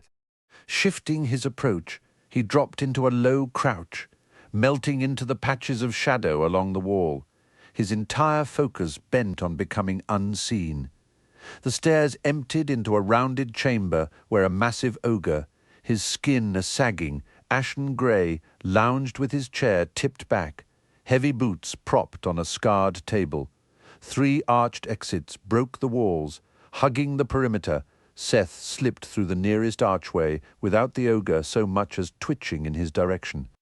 The corridor beyond was dim and oppressive, the stonework older and cruder than the levels above, fitted together without mortar, the blocks uneven and time-worn. Reaching a fork, Seth froze at the sound of approaching footsteps from the left branch. He pressed himself into a deep recess in the wall, holding his breath. A woman stepped into the junction, tall, willowy, with a cascade of vivid green hair and eyes that seemed to see right through the gloom. She was clad in fitted leather armor, and where her left arm should have been, there was only empty space below the shoulder. "I see you, Shadow Walker," she announced, her voice clear. Seth stepped out from his hiding place. The woman's eyes widened, and she let out a sharp, startled breath. Seth Sorensen, what an unexpected turn of events. "Do we know each other?" Seth asked, her lips curved into a slow, deliberate smile. "Am I so easily erased?" "My memory hasn't been the best," Seth admitted. "We go way back," she said smoothly. "I'm Lydia. I'm a friend of your sister's." "Are you employed here?" Seth questioned. Lydia glanced around at the damp stones and gave a full-body shudder of revulsion. "Absolutely not. I take it you're a contestant in the games." "Trying to be," Seth said. "You as well. It feels like hitting wall after wall," she sighed. "Have you uncovered anything useful?" "Not really," Seth replied. "I'm still figuring out the rules. The whole gladiator system is new to me." Lydia nodded sympathetically. "I'm in a similar rut. Perhaps we should team up." Something felt wrong.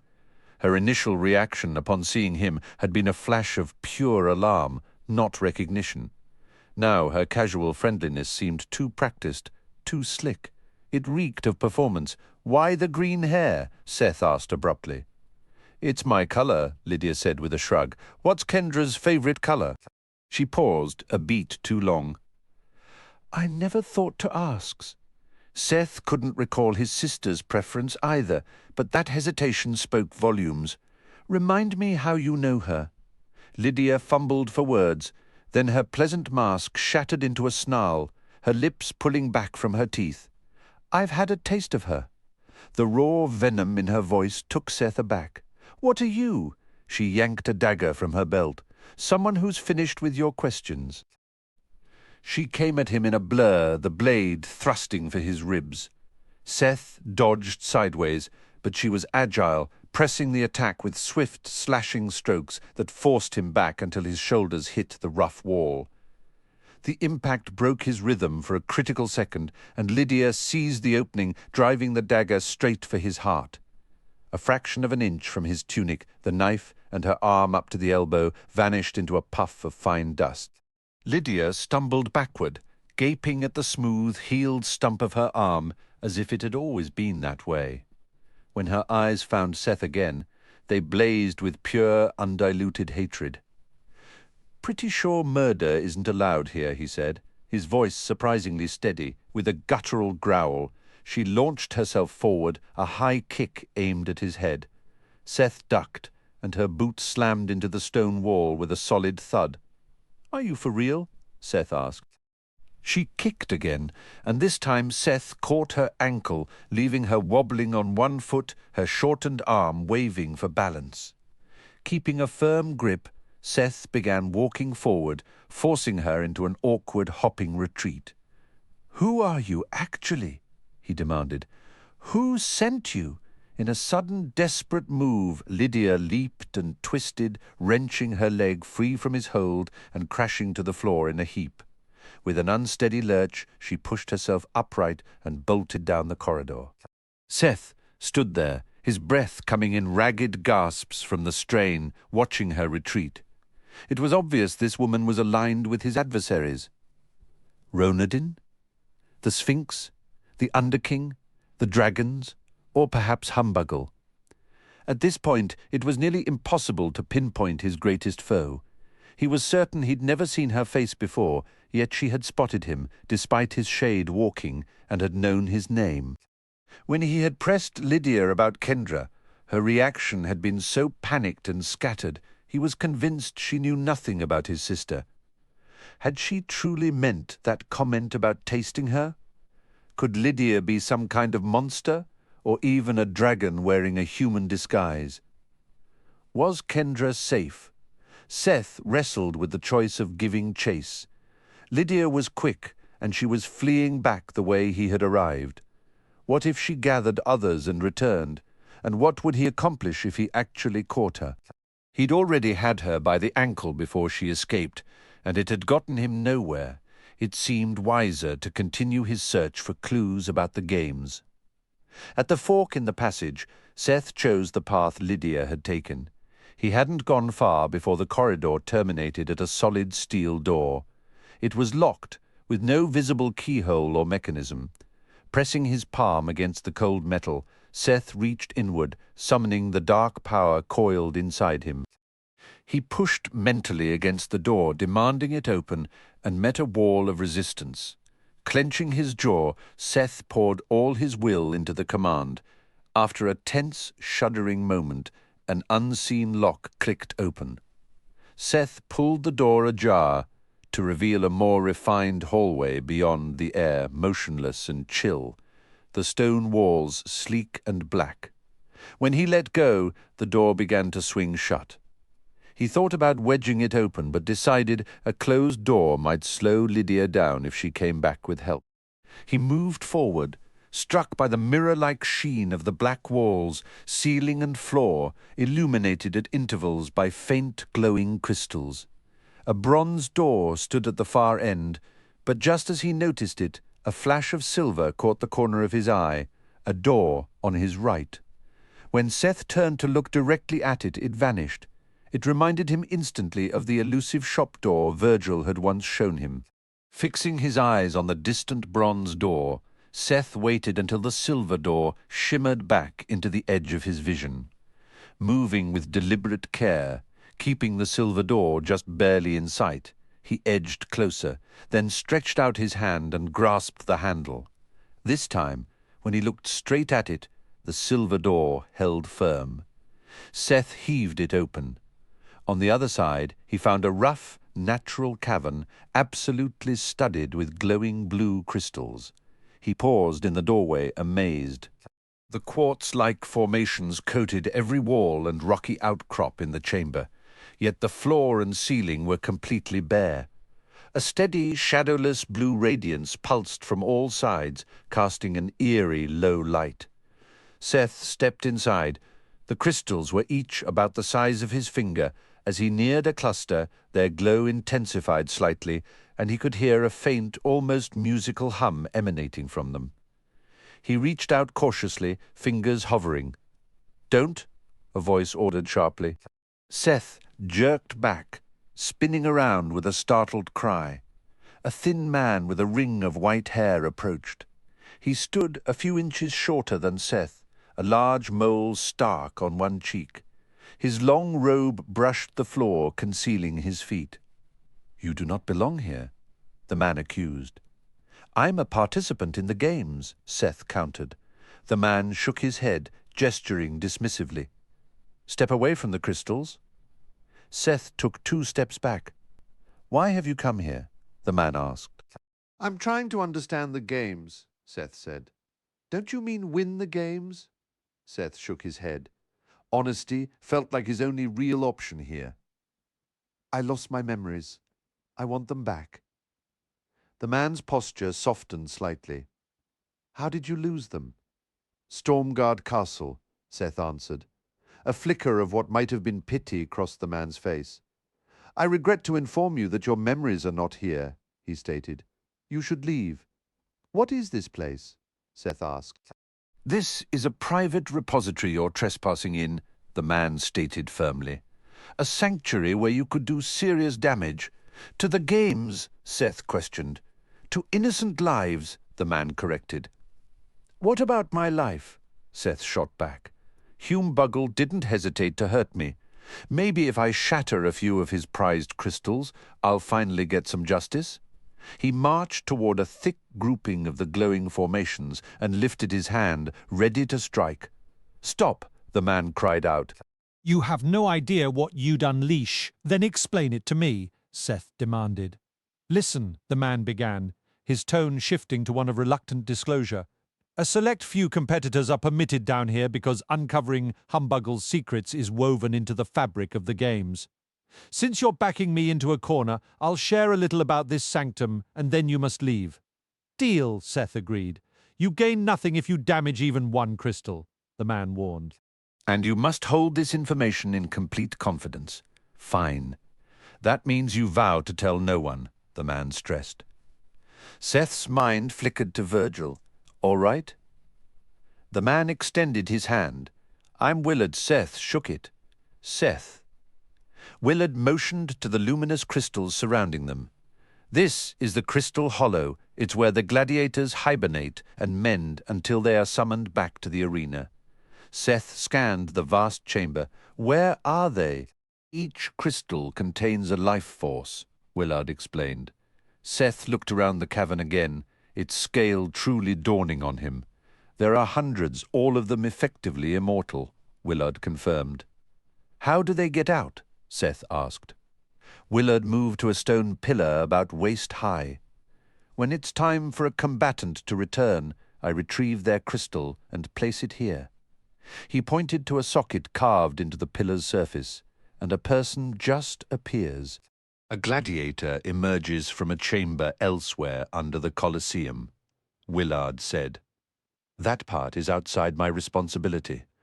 "So you just babysit the crystals," Seth remarked. "I follow orders," Willard replied flatly. "Along with a few others, we work in shifts." "Thrilling work?" Seth asked, a hint of sarcasm in his voice. You might notice some crystals glow more faintly than others, Willard said, ignoring the jab. The dim ones represent wounded warriors. They receive additional attention until they are fully restored. How long are people stuck in here? Seth pressed.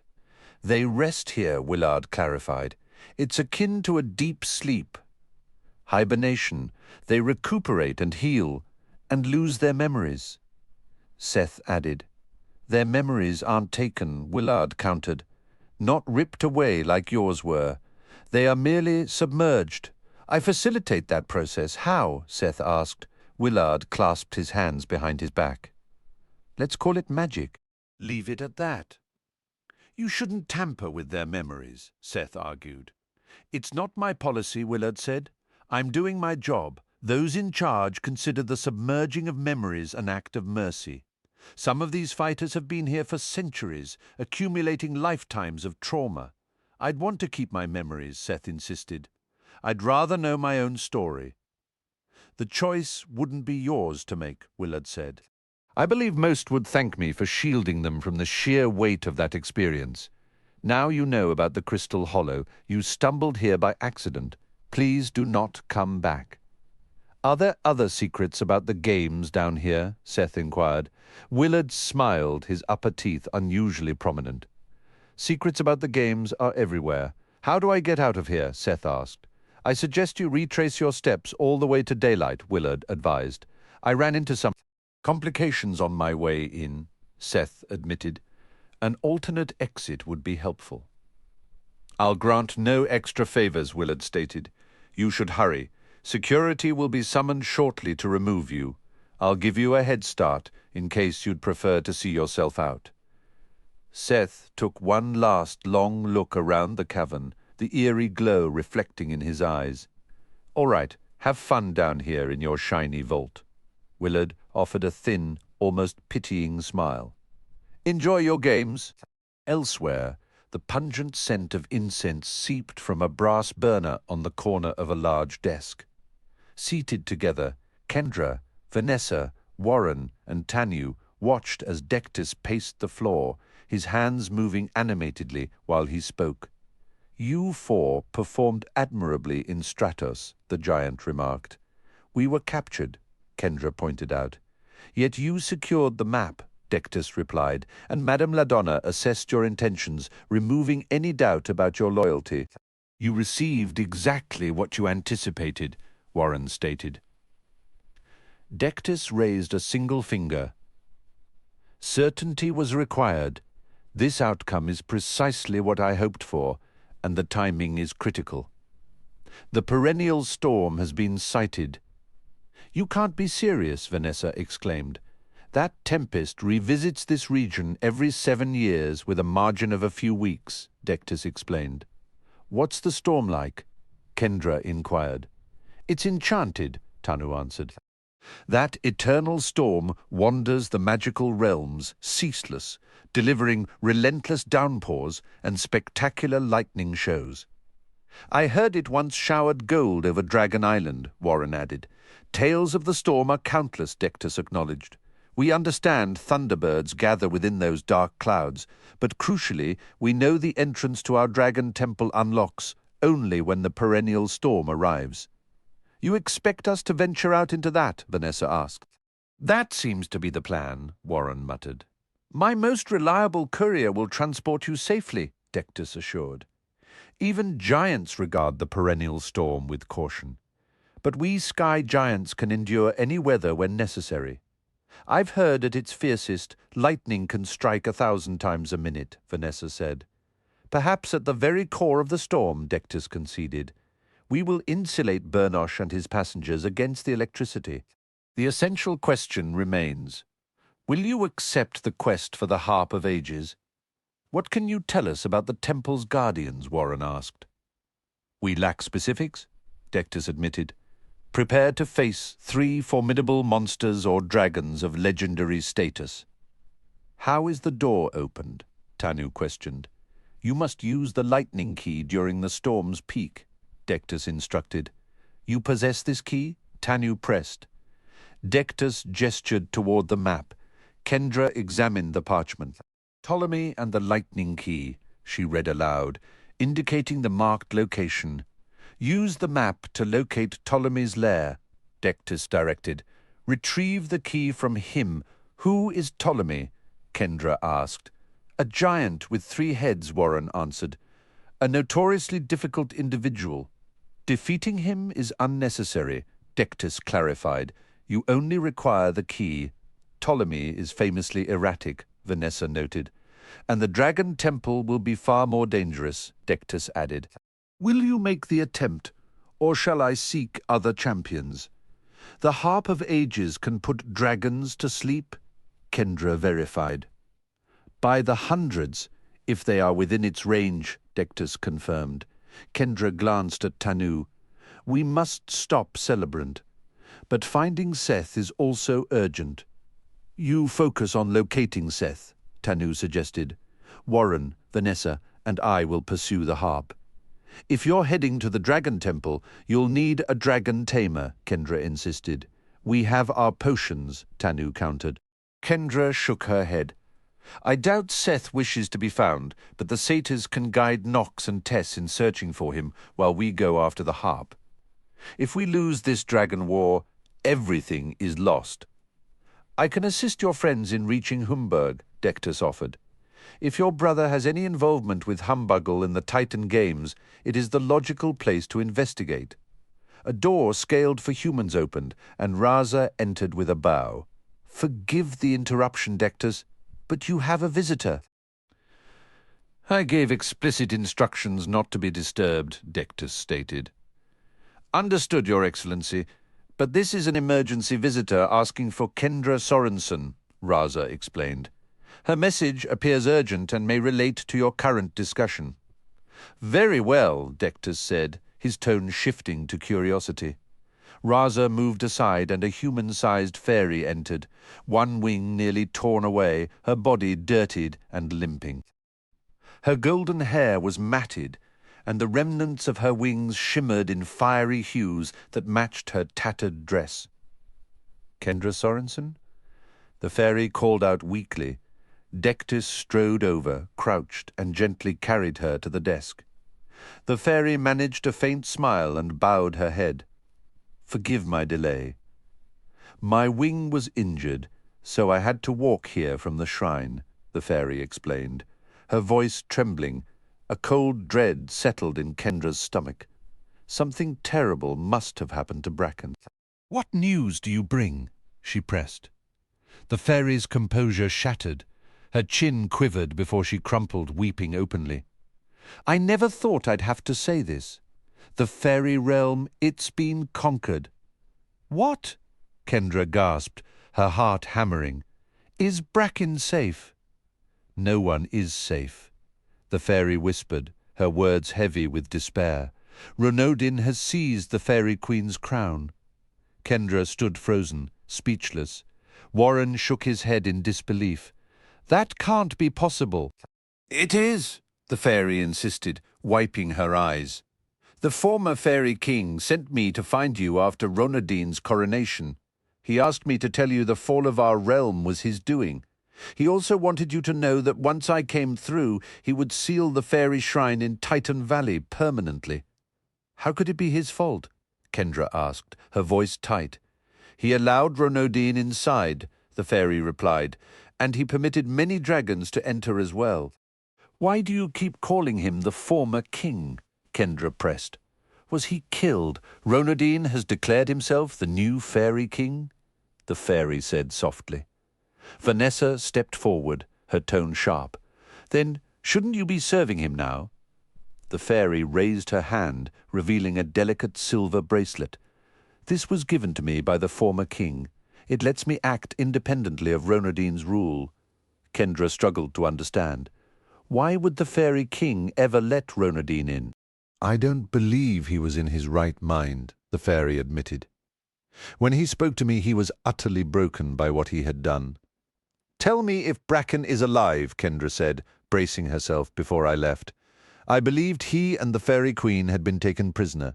The fairy answered, I cannot say what has happened to them since. What's your name? Kendra asked gently. "Gwendolen," she replied. "You're hurt," Kendra observed, noticing the fairy's pallor. Gwendolen whimpered softly. "I feel so weak." "Does this mean Ronodin commands all the fairies now?" Kendra asked, reaching out to steady her. "Every fairy who served in the realm," Gwendolen confirmed, "and most others across the world. He also controls the Astrids, nymphs, and satyrs who pledged loyalty to the crown, especially those still in the realm. Only the unicorns resisted him. They had the power to refuse." "This is a nightmare," Kendra breathed, the weight of it crushing her.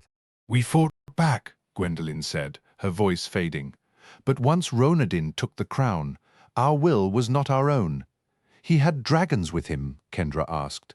"The dragons gave him strength," Gwendolen murmured. "Some demons and a few wizards aided him too." She coughed, swaying on her feet. "I don't feel well." Before she could finish, Gwendolen collapsed onto the table, unconscious. Vanessa rushed to her side, checking her pulse. "She's alive, but out cold." Could this be some kind of trick? Warren wondered aloud.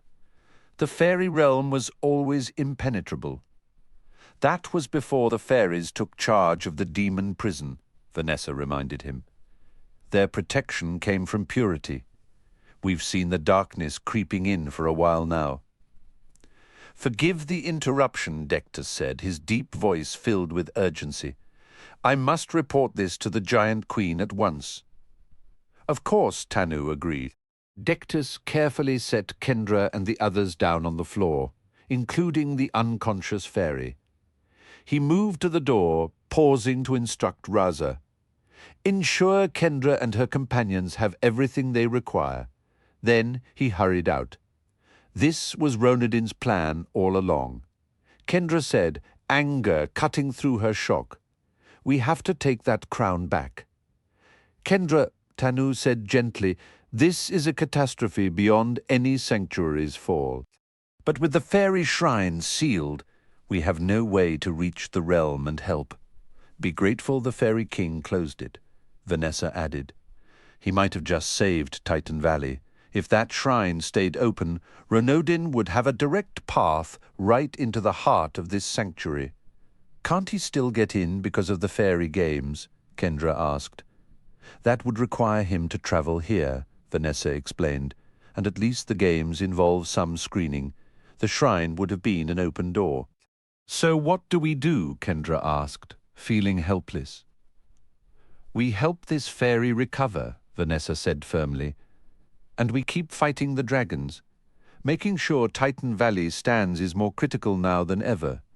Kendra nodded, but the frustration and grief overwhelmed her. Tears spilled over. It felt so utterly, infuriatingly hopeless. Kendra felt utterly helpless. How could she possibly aid Bracken now, or protect his mother? The memory of Ronodin's power was chilling. She had only briefly worn the crown and felt its strength while he was a master. "Could the fairies rise up against him?" she asked, her voice trembling. Tanu gave a weary shrug. "It's possible. History has seen better rulers overthrown. But why would the fairy king turn on them?" Kendra pressed, thinking of the demonic distraction that had trapped Bracken and the queen. Warren's expression was grim. "He spent centuries chained beside the demon king in that prison. That kind of torment changes a person." A wave of despair washed over Kendra. "It's all falling apart," she cried, her body shaking with tears. "What's the point of even fighting? Because if we don't, who will?" Warren replied firmly. "This isn't the end. We'll figure something out, will we?" Kendra's voice broke. "Every step forward just leads to another loss." Tanu leaned in, his tone practical. "Our immediate focus has to be the harp.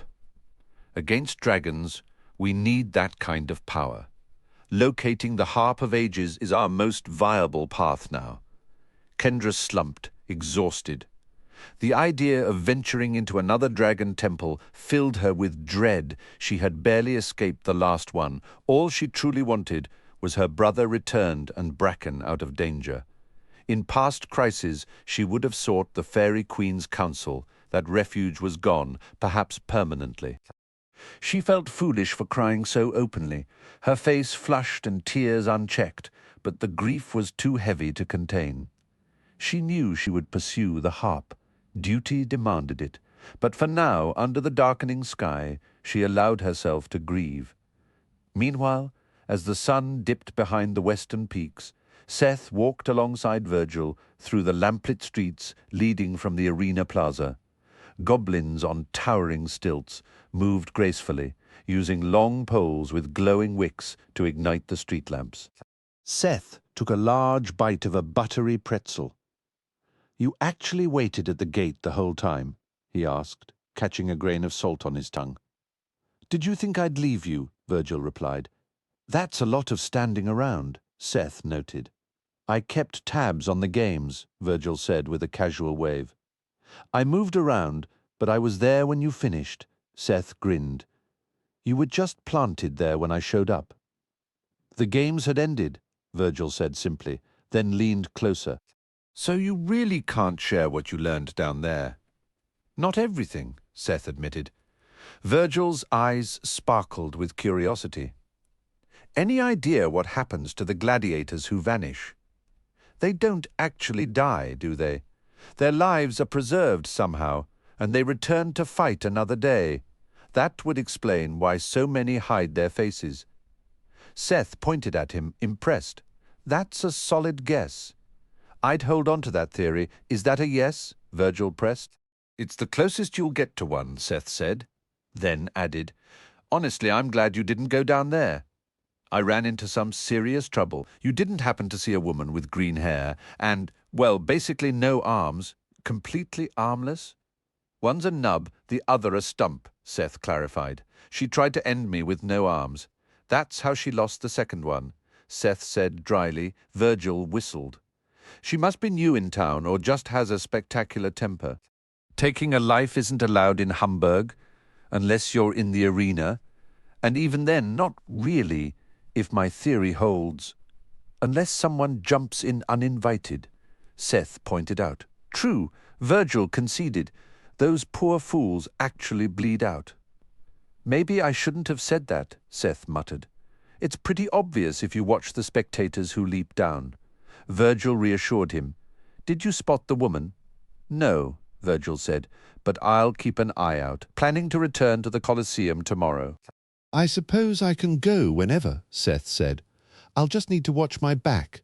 Where else in Hamburg should I look for clues?" "Take your pick," Virgil said, gesturing to the bustling town around them. "Every corner here has possibilities," Seth sighed. "I wish I hadn't messed up at the Hamburg Mystery House." "How did you mess up?" Virgil asked. "I couldn't even find the way in," Seth admitted. Virgil chuckled. "You just go down the side alley to the back." "They like to make the entrance feel like a secret. If you negotiate with the doorman, you can get inside for almost nothing," Virgil mentioned as they walked. "I actually spoke with a woman out front earlier," Seth said. "She wanted something valuable from me." Virgil placed a hand on Seth's shoulder, stopping him. "Hold on, you spoke with Esmira?" "Was she a woman wrapped in black?" Seth asked. "What did you offer her?" Virgil pressed. "A turnip." Virgil's eyes widened in disbelief. "The hag approached you and you offered a turnip." "I didn't have much on me," Seth said, a bit defensive. "I thought maybe she appreciated turnips. She turned me down and said it was the last offer I could make that day." "This was yesterday?" Virgil asked, a spark of hope in his voice. "Meaning you might be able to make another offer today?" "Right." "You were with Reggie, Hermo, and Calvin at the time?" Virgil sounded increasingly excited. "Yeah." "Let's go get them and try to recreate the situation," Virgil said eagerly. "We'll see if Esmira appears again. Gaining entry through her is the surest path to finding the diviner." "What exactly does the diviner do?" Seth asked. "I've never met him myself," Virgil admitted. "I've attempted it a few times, but if you find him, he helps you locate things, important things, even your own destiny." "Seriously," Seth said, "is the Mystery House still open tonight?" "Until midnight," Virgil confirmed. "We should gather the others. Esmira doesn't show herself often. You need to mimic the circumstances of her first appearance as closely as you can. What should I try to give her to get in? Seth wondered. I've heard money never works, Virgil advised. Offer what you possess. Just not a turnip, Seth added wryly. Something with real value, Virgil agreed. They arrived at Virgil's townhouse, and the satyr unlocked the door. The main floor was quiet, so they headed for the staircase. Seth, Calvin's voice called out, "You're back!" Seth stopped at the bottom of the stairs. Calvin came hurrying across the floor. "How was your day?" Calvin asked. "Eventful," Seth said. "How was yours?" "Incredible," Calvin beamed. "I went to Humbuggle's estate." "Really?" Seth asked. "Did you get inside?" "There were wards to keep me out," Calvin explained, "but I befriended a maid who was hanging laundry. She confirmed that one of Humbuggle's staff, a woman named Sable, has a little person like me." That could be Serena, Seth said. "That's what I'm hoping," Calvin replied. "The maid did try to catch me and keep me as a pet, but I got away. What are you doing now?" "We're heading back to the mystery house," Seth said. "Are you in anywhere?" Calvin said, without hesitation. "Always." Seth tucked Calvin into his pocket and climbed the stairs. He found Reggie in the bedroom, standing motionless. "Welcome back, Master." Reggie communicated silently. Seth glanced around. "Have you seen Hermo? He is concealing himself beneath the bed." Reggie conveyed. Seth knelt and peered under the bed, seeing only dust and clutter. "I know you're under there, Hermo," Seth said. "Come out." "Dirtman snitch," Hermo grumbled, sliding out from under the bed and hopping to his feet. "We're going to the mystery house," Seth announced. "No," Hermo stated flatly. "Me stay. You can't just make a den in here," Virgil said, entering the room. "How you know?" Hermo complained. "Because this is my home," Virgil said firmly. "You are here as my guests, and if you wish to remain my guests, you will assist in my research. Come along to the Hamburg Mystery House." "Fine," Hermo relented, his tone dripping with exaggerated patience. "Me solve mystery for slowpokes, then Hermo sleep." This time, the troll on the balcony of the Hamburg Mystery House wore a striped jacket and a rather dapper straw hat. Most passers-by paid him no mind. "Do you see her?" Virgil asked Seth from a distance. "Not yet." "I'll stay back here," Virgil said. "You should approach with the same group as before." Seth moved toward the alley beside the brightly painted door, and the woman shrouded in dark fabric materialized from the shadows. Seth walked up to her. "Have you a better offer?" The hag asked, her voice a dry whisper. "Would you be interested in secrets?" Seth inquired. "That depends on whether I already know them," the hag replied. "It also depends on whether I care to know them." Seth stepped closer and lowered his voice. "I'm a shadow charmer," I assisted Renaudin, the dark unicorn, and the Underking in releasing the undead from the Blackwell to bring down Wyrmrost. "Not terrible," the hag replied. "Understanding which powers are aligning in this fight has its uses. But I require more. What brings you to Titan Valley?" "Humbuggle stole my memories," Seth explained. "I'm here to reclaim them. I'm working to understand the games. You desire the Wizen Stone," the hag stated. "The stone means nothing to me," Seth countered. "But I must defeat Humbuggle." "Far more interesting than a root vegetable," the hag said. "You have my interest. Secrets lose their freshness. I need something solid, something you hold dear." Seth had fetched his satchel from the townhouse. He dug inside and produced a single glove. "This renders you invisible if you remain motionless." Seth knew shade walking offered similar advantages, but parting with the item still felt like a loss. The hag took the glove and gave it a cautious sniff. "Acceptable. You may enter, and your attendants may join you." "Me no attendant," Hermo grumbled. "Then you must furnish your own entry fee," the hag retorted. Hermo eyed the mystery house with a skeptical sniff, then made a dismissive gesture toward the hag. Me find own path. The hermit troll shuffled away into the narrow alley. Seth glanced back at Virgil. Care to be my servant. It gets you inside. Virgil wrinkled his nose. I've visited plenty of times. Today is your adventure. You can tell me all about it later. The hag gestured Seth toward the painted door on the wall of the mystery house.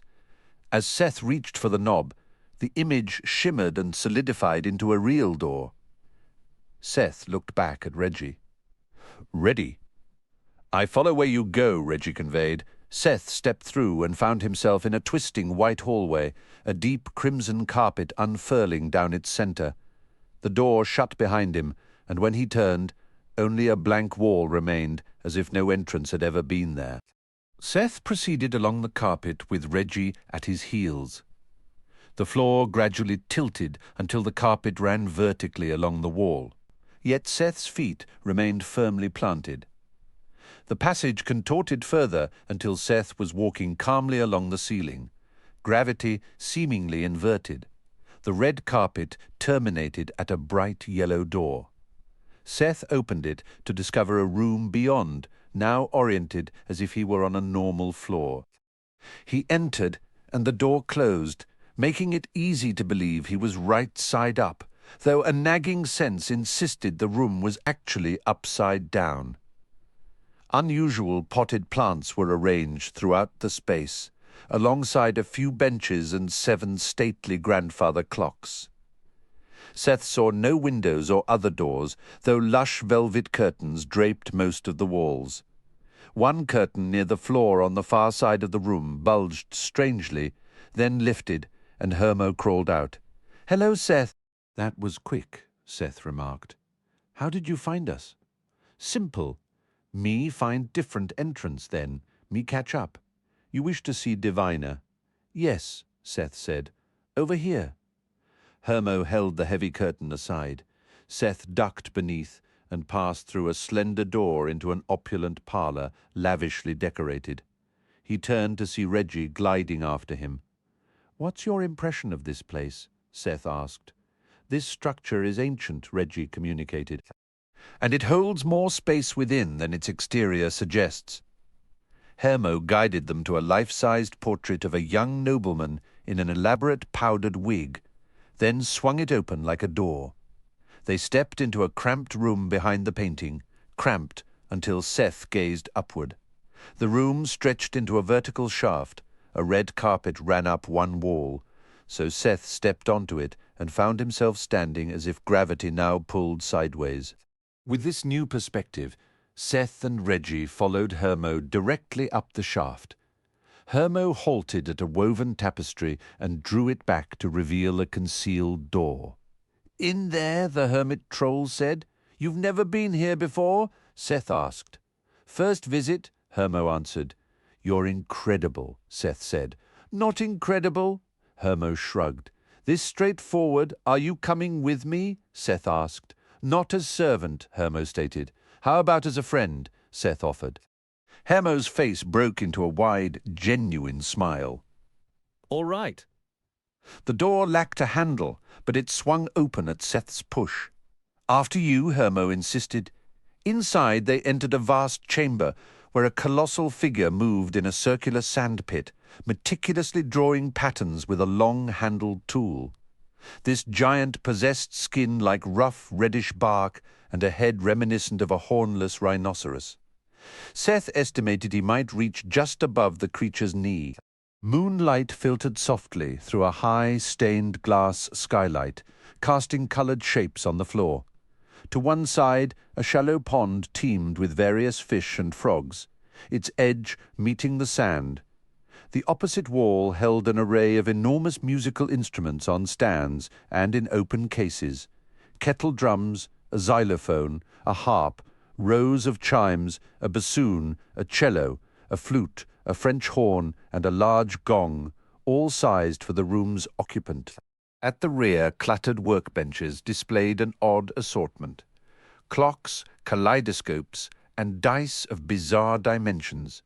"You located me with haste," the giant rumbled in a tranquil, deep voice, not pausing his work in the sand. Enter, please." Seth, Reggie, and Hermo moved into the room. Seth cautiously approached the rim of the pit. "Are you the one called the Diviner?" "We are each but a part of the greater tapestry," the giant replied. "Some use that name you may, if you wish. Should thirst trouble you, the pump is there." Seth noticed an antique hand pump with a wooden bucket positioned below its spout. The idea of water appealed to him, so he worked the handle until a stream gushed forth, filling the bucket and sprinkling the marble tiles. Grabbing a tin cup from a nearby stack, he dipped it in and took a swallow. The water had a faint iron-like tang. "I've never met a giant like you," Seth remarked. 17 tribes of giants dwell within Titan Valley, the diviner answered. "I am of the Kurut Oi, often known as the Gentle Giants." He set his rake down, crouched, and started sifting pebbles from the sand. "Can you help us find what we're looking for?" Seth asked. The giant rose from the pit, his shadow falling over Seth. "That remains to be seen," he said, bending to extend a massive palm holding 10 small stones. "Choose one." Seth selected a smooth, tan, rounded pebble. The giant then offered the remaining stones to Hermo. "Me not need rock," Hermo grunted. "Me find things good." "Anyone else?" the giant inquired. "Reggie," Seth prompted. "Want to pick one, should I?" Reggie's thought reached Seth. "Go ahead," Seth encouraged. The dirtman shuffled forward and peered at the pebbles in the outstretched hand. "I cannot decide. Master, which one?" "He must choose independently," the diviner stated. "I'm sorry," Reggie fretted. "Choosing is difficult." "Hesitation can be as revealing as a choice," the diviner observed gently. "It's fine, Reggie," Seth said.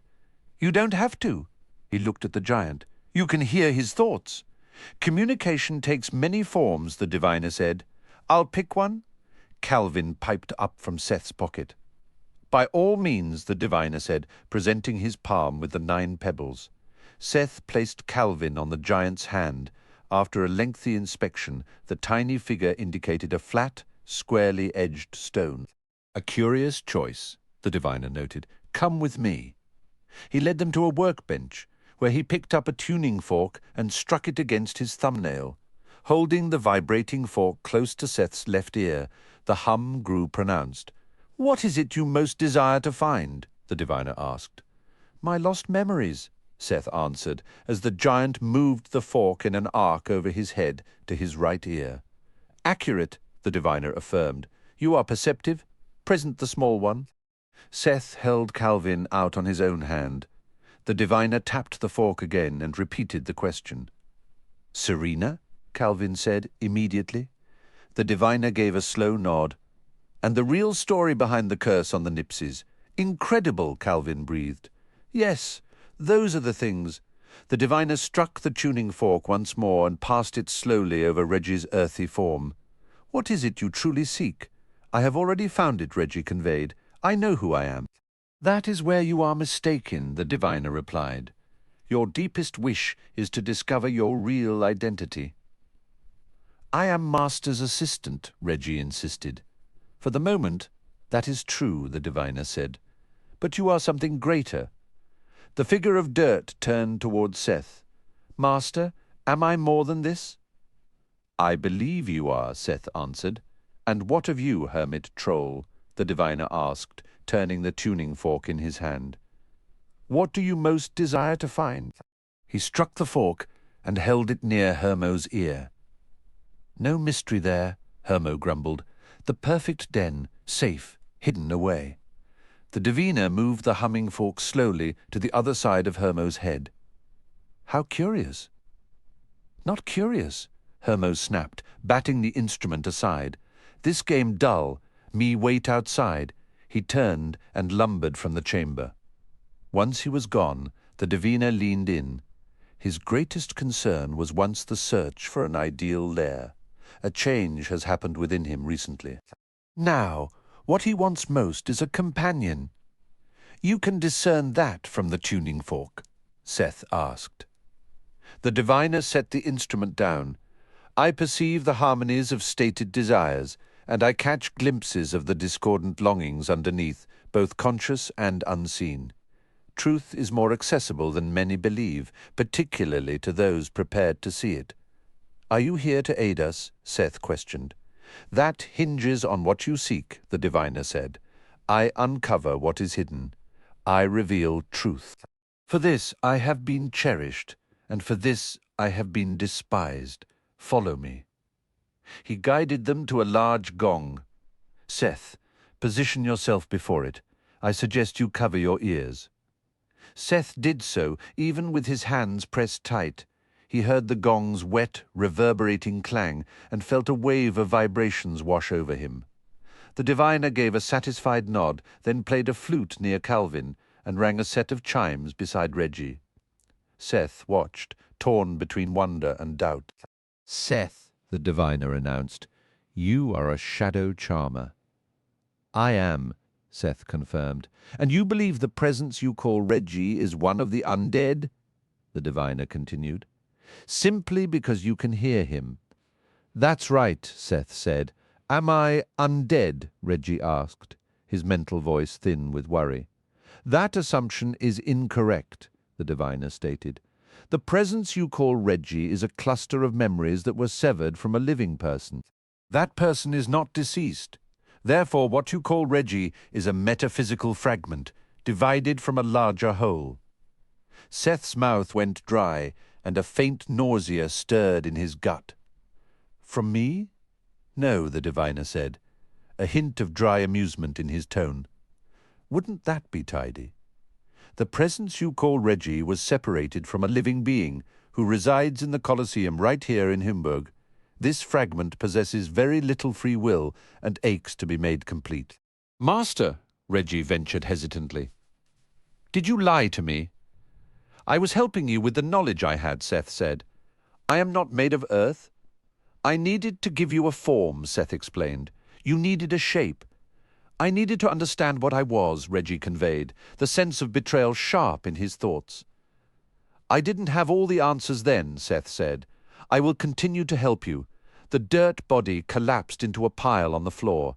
I am just memories. You were assaulting anyone who approached that cottage, Seth reminded him. No one could hear me, Reggie expressed. I was lost. I had nowhere to go, no sense of self. It made me furious. For a set of disembodied memories, you are remarkably potent, the diviner observed. Humbuggle stores his severed memories in a specific place, and you broke free. You did not wish to be held by him, but after winning your liberty, you slowly lost your identity and most of your capacity for choice. Who am I? Reggie pleaded. As an independent entity, you have no true name, the diviner said. Reggie will suffice for now. You are an entire lifetime of memories, torn from a living person. With some slight adjustments from me, you are now resonating in a manner that, if taken to the Colosseum, could lead you to reunite with your original self. I want that, Reggie conveyed. Did Master help me? Seth helped liberate you from a prison of your own creation, the diviner said. He aided you in making choices you were unable to make alone. I left the cottage. Reggie communicated, the thought carrying a new fragile hope. I became the dirt. I became his assistant. Would Master still help me? I'll help you find the people you were taken from, Seth promised. I wish someone would do that for me. I will assist you, the diviner replied. Seth, you may find it interesting that your own memories have also slipped free from the place where Humbuggle keeps such things. To recover them, you will require Humbuggle's cooperation. Many powers have taken an interest in you, Seth. Yours is a vast and tangled fate. I cannot perceive your entire journey, but healing Reggie will also aid you. Can I help Seth too? Calvin asked. You already have, and you will again, the diviner said. Recall the old proverb, help your brother's boat across the river, and your own will reach the shore. I like that, Calvin said. Much depends on you shattering the Nipsey curse, Calvin, the diviner continued. Seth is not yet the champion of light you require, But one day he could grow into that role, should he decide to. So what do I do now? Calvin pressed. Serena is at Humbuggle's Manor, the diviner revealed. Discover what she has learned. She is, Calvin blurted. Truly, you're certain? I am certain, the diviner affirmed. Don't leave me hanging, Calvin pleaded. How is she? What's she been up to?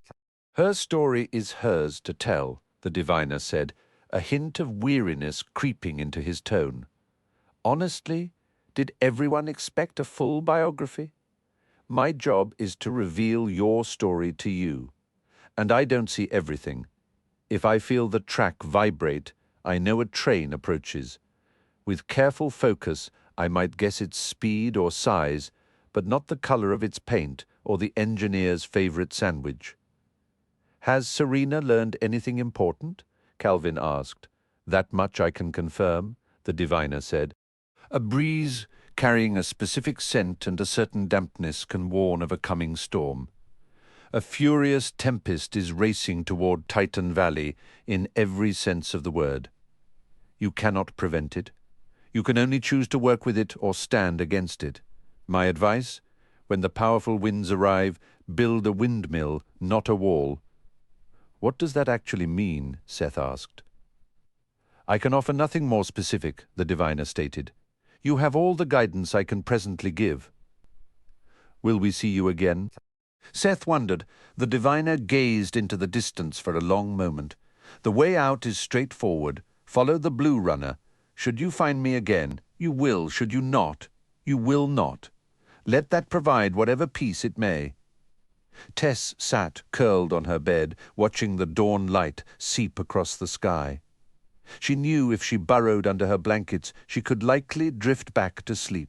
But she felt a buzzing anticipation for the new day, savoring the crisp, quiet stillness of the early hour. Yesterday morning, a fairy named Nina had visited her window. She had sleek, yellow wings that shimmered unusually bright. They had played together, and Nina had vowed to return at dawn, but Tess saw no sign of her now. Slipping out of bed, Tess padded to the window, rested her arms on the sill, and leaned out, acutely aware of the dizzying drop to the ground far below. No fairies were in sight. After getting dressed, Tess ventured into the shared sitting area between her room and Knox's. She crept to his door and opened it a crack, just enough to see he was still asleep, buried under his covers. Closing it softly, she retrieved the card she had made the night before and decided to look for Emery, the graceful attendant who cared for their group. Unlocking the main door to their suite, Tess peeked into the hallway. Emery was there, speaking quietly with Raza. It still felt odd to Tess, remembering they were both dragons. Marat had shown no draconic hints in his human shape, so she knew it was possible. Emery noticed her, waved, exchanged a final word with Raza, and walked over. "Up with the sun again?" Emery asked warmly. "I made you something," Tess said, pushing down a flutter of shyness. "Let's see," Emery said, stepping closer and accepting the card. Tess had drawn a picture of a dragon reading a book to a small girl. "Thanks for the stories" was printed in block letters across the top. Tess knew her artwork was clumsy, but she hoped the feeling behind it was clear. "That's us," Tess said. Emery's expression softened, and for a second Tess was sure she saw the shine of unshed tears. "So, that's what the coloured pencils were for. I wanted to show my gratitude," Tess explained. "Would you mind sharing more of your stories?" "It is my pleasure to assist you," Emery replied, giving a small, practised bow. Her dark hair was woven into an intricate braid Tess didn't recognize. "Shall we start with some breakfast?" "Sounds good," Tess said, trailing her into the common dining area. "Could I get eggs, scrambled with a little cheddar?" Emery suggested, already moving toward the kitchen. "Maybe some buttered toast?" "Perfect," Tess agreed, taking a seat. "What kind of story would you like to hear?" Emery asked, fastening an apron around her waist. "You mentioned the different clans of giants yesterday," Tess recalled. how the night giants and the hill giants are protectors. The story about the sea giants nearly vanishing, and the sky giants with their kingdom in the clouds. You listened well, Emery said, a note of surprise in her voice. What was it like, Tess ventured, to be a dragon? Emery stilled, an egg poised above a bowl. Dragons are a complicated subject for me. Some memories are best left undisturbed. My mistake, Tess said quickly. It just sounded fascinating. Oh, it is, Emery assured her, resuming her task. Why is this place called Titan Valley? Tess asked, changing tack. Are there actually titans here? There is one, Emery confirmed. He is the father of the giant queen. How large is he? Tess wondered. Far larger than his daughter, Emery said. But he has been in a deep sleep for hundreds of years. Where does he rest?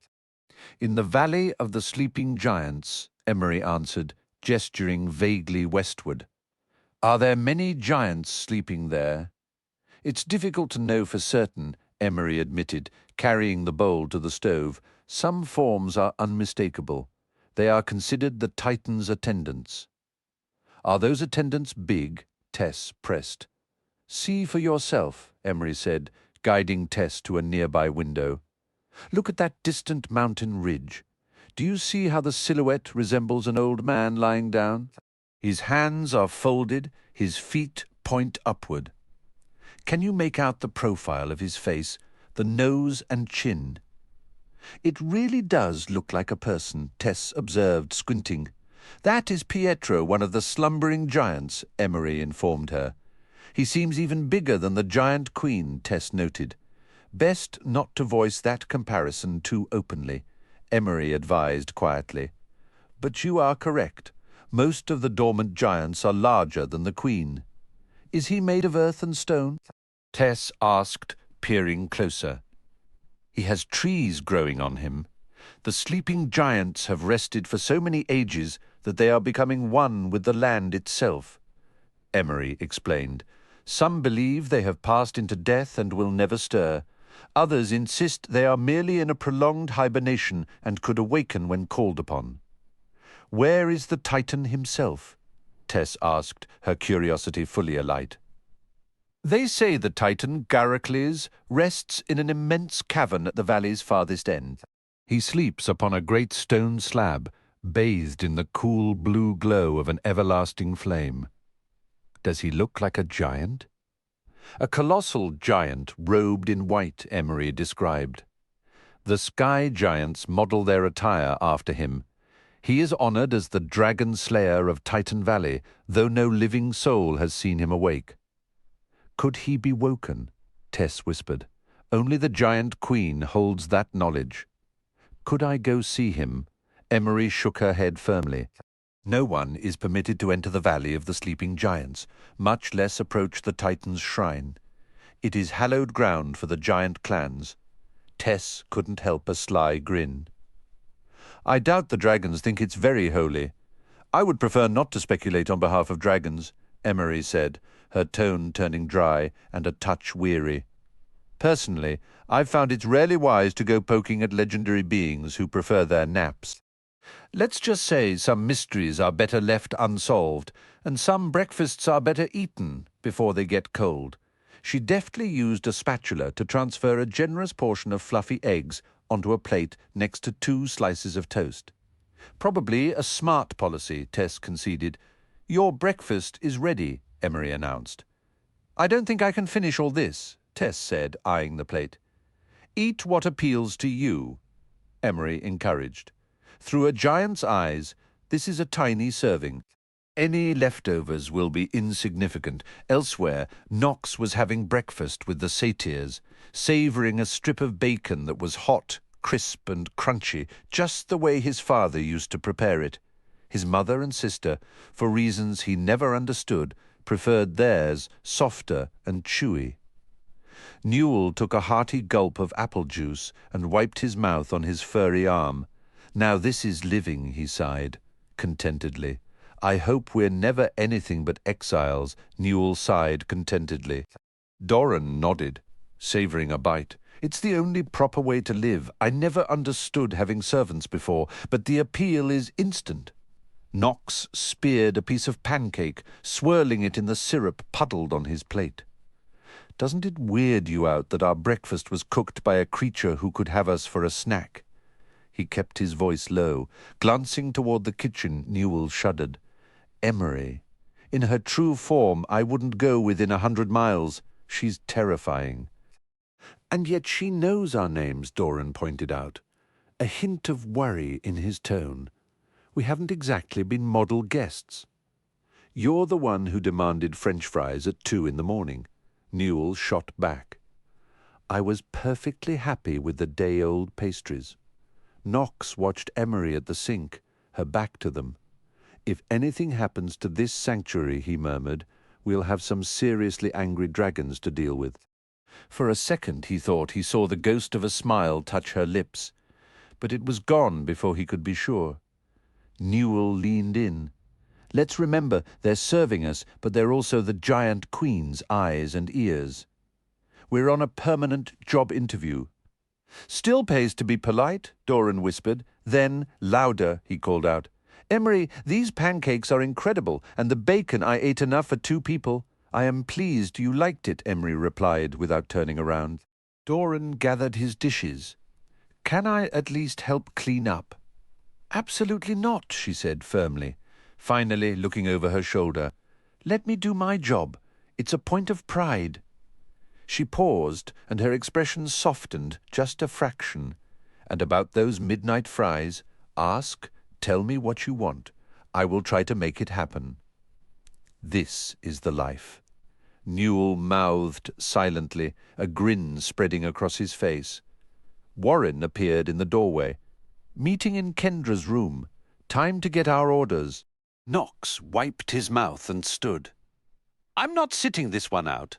Newell gave him a flat, unimpressed stare. Our ambitions are clearly on different planets. The 3 hurried down the hall to find Kendra, Tess, Vanessa, Tanu, and Warren already assembled. The room felt charged with a new tension. Kendra's face was pale. The fairy realm has fallen, she stated, her voice heavy. What? How? Tess gasped, her hands flying to her mouth. The word we received is that the fairy king himself allowed Ronadine and a host of dragons inside, Kendra explained. The dark unicorn stole the crown from the fairy queen. The fairies are now under his control. Knox's gaze shifted to the satyrs. What does that mean for you 2? Doran folded his arms, looking genuinely affronted. I'm insulted you even have to ask. Technically, Ronadine is now our sovereign, Newell said, with a dismissive wave. We've never been big on royal formalities, maybe a polite nod during the solstice feast. He holds no real power over satyrs, but for the fairies, it's a disaster. They're bound to the crown's will. Kendra nodded. The fairy messenger confirmed that satyrs have a much looser connection. Can he strip your fairy gifts? Tess asked, worried. The messenger didn't think so, Kendra said. But it might mean I can no longer command fairies myself. We've lost a major ally. This is catastrophic, Newell breathed, his usual levity gone. If we keep surrendering territory, what's going to be left for any of us? We're not surrendering, Kendra said, her voice hardening with resolve. We're hitting back. Warren, Tanu, Vanessa and I are going to the Dragon Temple. We're after the Harp of Ages. It can put dragons into a deep sleep. I'm coming, Knox declared, leaving no room for argument. That's my final word on it, but Kendra shook her head. I need you to lead another team. Your job is just as critical. Lead? Knox echoed, surprised. You, Tess, and the satyrs are going to Hamburg to find Seth, Kendra instructed. Knowing you're handling that will let us focus on the temple raid. It's how we split their attention. How far is Hamburg? Knox asked. Too far on foot, Kendra admitted, but we have allies with access to the same hidden paths the giant queen uses. They'll get you there in minutes. Do we know Seth is there? Newell asked. We have a strong suspicion, Kendra said. It's a big town. This won't be easy, and if you do find him, he may not be glad you did. A wave of relief washed over Knox. This was no side task. I'll do it. I was afraid you'd stick me with some useless chore. Finding Seth is the whole reason I came. You can trust me.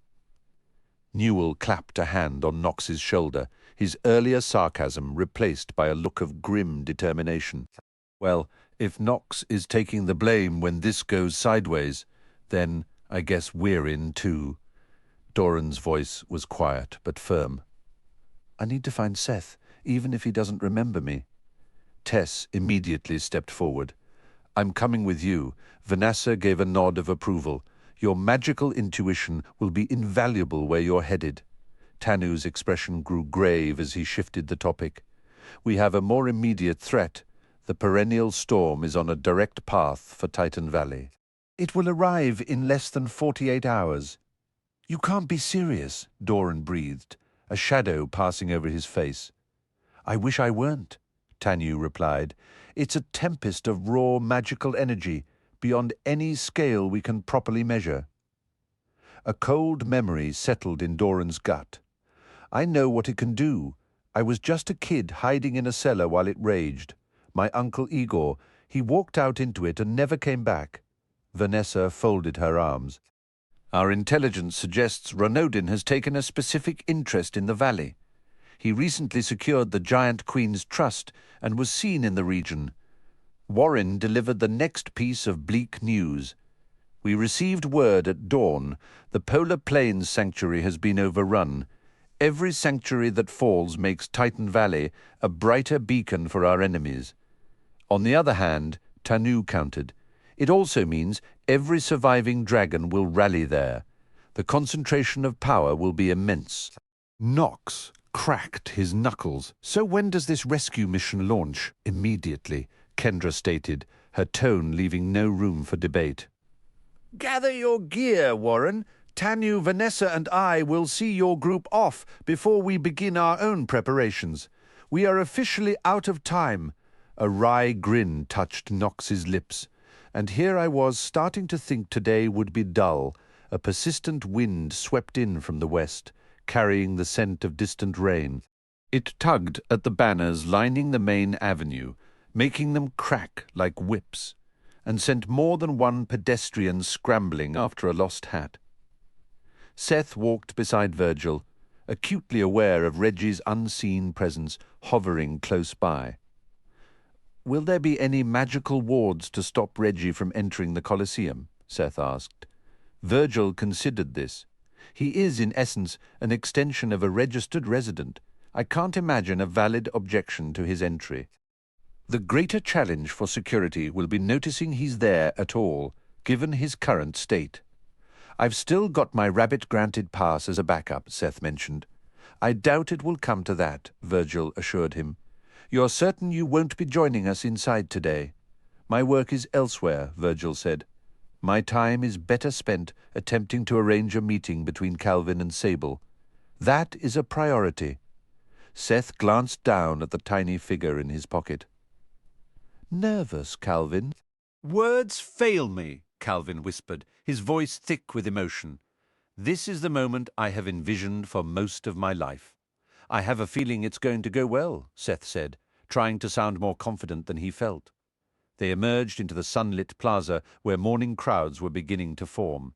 Seth's stomach grumbled as he watched a woman enjoy a pastry, its scent of sugar and spice taunting him. Suddenly, a vice-like grip seized his shoulder from behind and spun him around. The pressure increased as Seth found himself staring up at an imposing older man with hair the color of gunmetal and a trimmed beard. He was clad in a chainmail tunic, a heavy broadsword at his hip. Celebrant, Seth gasped. The Dragon King's fingers dug in, brutally, forcing Seth into a painful stoop. You will not speak my name here, Celebrant hissed, his jaw tight. Ease off or I start yelling. Seth managed to grate out. The crushing pressure lessened slightly, but the grip did not relent. You're still chasing the stone, Seth guessed. You were there at the castle, after my memory was gone? And you seek the same artifact, Celebrant accused. I just want what belongs to me, my past, Seth insisted. A fragment of a previous encounter surfaced. Hold on, back at Stormguard Castle. You talked about someone who lost an arm. Now she has lost both, Celebrant stated flatly. Serves her right, Seth shot back. She was trying to murder me. She's a dragon, isn't she? Celebrant gave a slight nod. A second man, muscular with a brown ponytail, moved in and seized Seth's other arm. Pinned between them, Seth was forcibly marched away from the bustling plaza. Stop this, Virgil demanded, moving to block their path. Celebrant simply shoved the satyr aside without breaking stride and kept walking. Help! Seth shouted, but the cry was cut short as the pony-tailed man clamped a hand over his mouth. Seth struggled fiercely, but his captors were immovable. Master, shall I intervene? Reggie's voice inquired in his mind. Seth managed a frantic nod, yelling a muffled yes into the smothering palm. The man with the ponytail lost his grip on Seth and went flying, tumbling roughly to the ground. Celebrant was flung sideways, skidding and bouncing across the plaza's uneven stones, crashing straight into a young couple who were strolling hand in hand. Don't let them get away, Seth shouted, as bystanders scrambled to avoid the chaotic brawl. Take him down, Curzian. Celebrant commanded. The pony-tailed man lunged forward, only to smash into what felt like a solid, unseen barrier. Stunned, he was violently thrown back, his body scraping across the cobblestones for several yards. Celebrant staggered to his feet, his hand closing around his sword's hilt as he glared at Seth. "You're picking a fight with the wrong people, boy," Celebrant snarled. Seth shot back. "Looks like you're the one making that mistake, old man." As Celebrant began to unsheath his blade, his legs were yanked out from under him. He crashed down hard, the clang of his armor and sword echoing against the ancient pavement. "Make sure those two can't follow me," Seth instructed. "Then catch up. Consider it done." Reggie's thought came through. Seth didn't wait, darting quickly toward the nearest arena gate. Virgil trotted up beside him. "Sorry I wasn't more useful back there," the satyr said sheepishly. "Combat isn't really my strong suit." "It's fine," Seth replied, his eyes scanning the crowd. Virgil mused, "It's a shame, in a way, that you can't leave Reggie as he is now. He's incredibly strong. He has a right to get his own body back," Seth stated firmly. "You're right," Virgil conceded. "I'll give you some room. I'll keep an eye out with Calvin until you're inside." Seth joined the back of the entry line, resisting the urge to constantly glance behind him. Part of him anticipated seeing Celebrant or Curzian forcing their way through the throng, but they never appeared. Extending his shadow-charming senses, he soon detected Reggie's approach. They gave up the chase, Reggie conveyed, as he drew near. "Stay sharp," Seth muttered under his breath. "I am," Reggie assured him. "They're moving off in the opposite direction." "They might circle back," Seth whispered. "I'll keep watch," Reggie promised. Seth tried to steady his nerves as the line crept forward, feeling a frustrating lack of urgency in his escape. At least Reggie was on guard. Finally, he reached the front, where a Minotaur guard waved him through the archway. The guards showed no reaction to Reggie's presence. "Still with me?" Seth whispered as he moved down the dim corridor. "Right beside you," Reggie responded. Seth passed under a coral-colored arch at the corridor's end. The afternoon here felt warmer and calmer than the brisk air of Hamburg entering the vast Colosseum. He made for the ramp leading to the subterranean barracks. "I'm sensing something," Reggie communicated, a pulse of excitement in the thought. "Someone, a presence I recognize." "Good," Seth said. "Let's go where it leads." "This way," Reggie directed. Seth tuned out the roaring crowd and the tempting smells from vendor stalls, his focus narrowed on tracking Reggie's unseen guidance. They soon arrived at a gate manned by a minotaur with jet-black horns and a coat of grizzled, spotted grey fur. The guard lowered his poleaxe to block the path. "Your business here. Should I just drop him?" Reggie offered. "Let's try talking first," Seth whispered.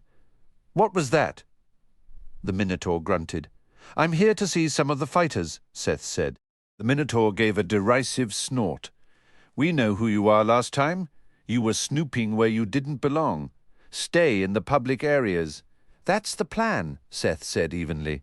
The guard reluctantly stepped aside, keeping his awareness locked on Reggie. Seth followed him down a long, sloping ramp that curved gently, then to the foot of a set of grimy stairs. He navigated a maze of narrow halls, descended another staircase, and found himself in an unfamiliar passage lined with heavy doors. "We're close," Reggie signaled. "Keep going," Seth urged. Before long, Seth felt Reggie halt before a specific door. In here, Seth knocked. He was raising his hand to knock again when the door swung inward. "Seth?" Fenric asked, his expression one of genuine shock. "This is unexpected. How did you track me down?" Fenric looked recently cleaned, a towel draped over his shoulders, his hair still damp and neatly arranged. "Honestly, I'm a bit surprised myself," Seth admitted. "There's a whole story to it. Mind if I come inside?" "Just for a minute," Fenric replied, moving aside. "I have 2 trainees about to compete in the arena soon. One will win, one will lose. It's a guaranteed split for me today." "He feels like home," Reggie thought excitedly. "He's a piece of you," Seth murmured under his breath. "And you're a piece of him." "What was that?" Fenric asked, tossing his towel near a wash basin and slipping into a pair of sandals. "What if you could get your memories back?" Seth proposed. "Obviously, who would say no?" Fenric countered. "I know you wouldn't." "There's risk involved," Seth warned. "Some of it might be hard to carry." Fenric studied him more intently. "I'd still want to remember. What if I told you I found those memories and brought them here? Is this where I'm supposed to be?" Reggie checked. "Honestly, I'd have a hard time buying that," Fenric said, fastening his sandals. "Are you keeping them in your pocket?" "I gave your memories a name, Reggie," Seth explained. "They've been adrift without you. I think everything will click once you're together again." "You're actually serious?" Fenric asked, incredulous. "Reggie, you asked me to tell you who you are," Seth continued. "You're not worthless. You're Fenric. You're a vital piece of him." Seth felt Reggie rush toward Fenric, who dropped to his knees, swatting at the air as if fending off a swarm. "What is this?" Fenric cried out. "I can't merge with him." Reggie communicated, thick with frustration. Seth could perceive Reggie pressing against some invisible wall. Fenric seemed to feel it too. "Ease up, Reggie," Seth urged. "Fenric, I think you need to welcome your memories in." "That pressure is my past," Fenric questioned, his voice edged with suspicion. "What's your angle here?" It felt like an assault. He stood and snatched up a short sword, leveling it at Seth. "Your memories are currently separate from you," Seth clarified. "Like a spirit, I discovered them on my journey. I'm helping you the way I'd want someone to help me." "You genuinely believe all this?" Fenric asked. "It was verified by the diviner," Seth stated. "No idea who that is," Fenric said. "But fine, spirit, if you truly are my memories, I welcome you back." He opened his arms wide. Seth sensed Reggie flowing into Fenric. Fenric staggered, his sword clattering to the stone floor. He shut his eyes, fingers pressed to his temples, then sank to one knee, head bowed. After a long pause, he looked up at Seth. "No," he breathed, his gaze frantic. "I can't accept this all this time. What is it?" Seth asked. Fenric squeezed his eyes shut, sweat forming on his forehead. "Just give me a second. This can't be real. How could? Wait, it makes sense now." He let out a strained, humorless laugh. No. It's too much to... It's like surfacing from a deep sleep, from a coma. No, it's unlike anything," he corrected himself. Seth, I need a moment." Fenric stood and walked into the adjoining room, talking to himself in low, agitated tones. Seth heard the sound of a fist pounding a mattress. Seth waited, hoping Fenric was holding together. "I can't believe it," Fenric muttered, awestruck, seemingly to the empty room. "It's an overwhelming flood." Seth was fairly certain he heard the man begin to weep. Seth stayed silent, giving him space. After a while, the sound of water splashing echoed, and Fenric returned. He paused in the doorway, a transformed intensity in his posture. He was clutching a carved wooden stake. "Fenric was never my real name."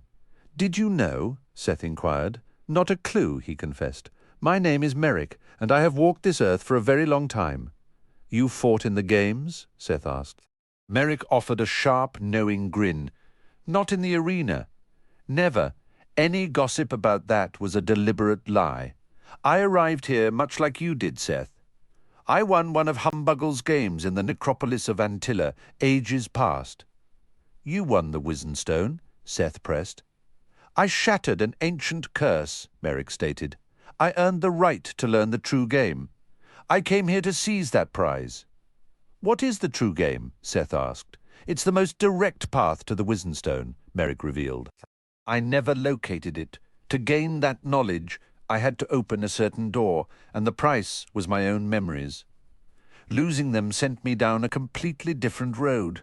The senior staff seemed to think I had chosen to step back from the arena and take on the role of a trainer. Seth, given what I knew at the time, I had no cause to doubt that story. The deeper I delved into the workings of the games, the more the pieces fell into place. I was Fenric, a veteran trainer with a past he couldn't quite grasp." "So you remember everything now?" Seth inquired. Merrick gave a slow, thoughtful nod. "My existence has unfolded across countless eras, filled with feats that would strain belief. My sense of self has blurred before a small tax on an endless life." "You're saying you're immortal?" Seth asked, his voice tinged with disbelief. "For all practical purposes," Merrick replied. "My father was called the Legender. For more centuries than I care to count, I have answered the call as one of the legendary dragon slayers." "You actually kill dragons?" Seth blurted out. Merrick studied him. "Are you familiar with the tale of the Legender?" Seth just shrugged. "Maybe I was once. It's all gone now. 5 legendary dragon slayers were pivotal in ending the Dragon War," Merrick explained. "I stand among them." "But doesn't every dragon sanctuary have someone with that title?" Seth pressed. "Technically, anyone who has ended a dragon's life earns the name," Merrick conceded.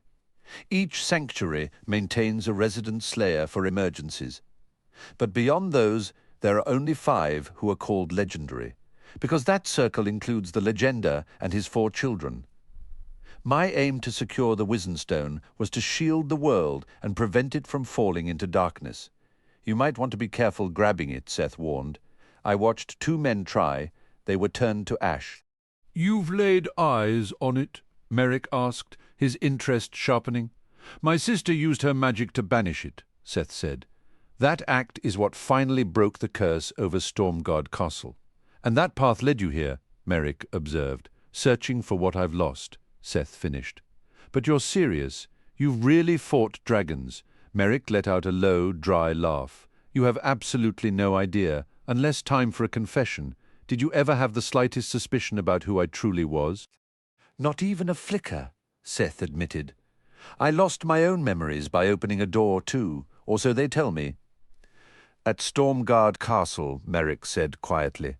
A strange, almost wistful look crossed his face, as if recalling a shared joke from another lifetime. "Seth, within the torrent of my returning past, I also remember journeying beside you as Reggie. I trust your heart. Would you consider joining my hunt for the Wizen Stone? If there's a chance it helps me remember," Seth said. "At the very least it should guide us to Humbuggle," Merrick assured him. "Will you wait here a moment?" "Of course." Merrick slipped into the adjoining chamber. Left alone, Seth picked up the short sword the Dragon Slayer had left behind and tested its balance with a few practice swings. The heft felt natural and right in his grip. You may keep it if it suits you, Merrick said, re-entering the room. He was fastening a sword to his own belt, with the wooden stake now sheathed on the opposite side. He had donned a set of worn leather armor. Plans have changed.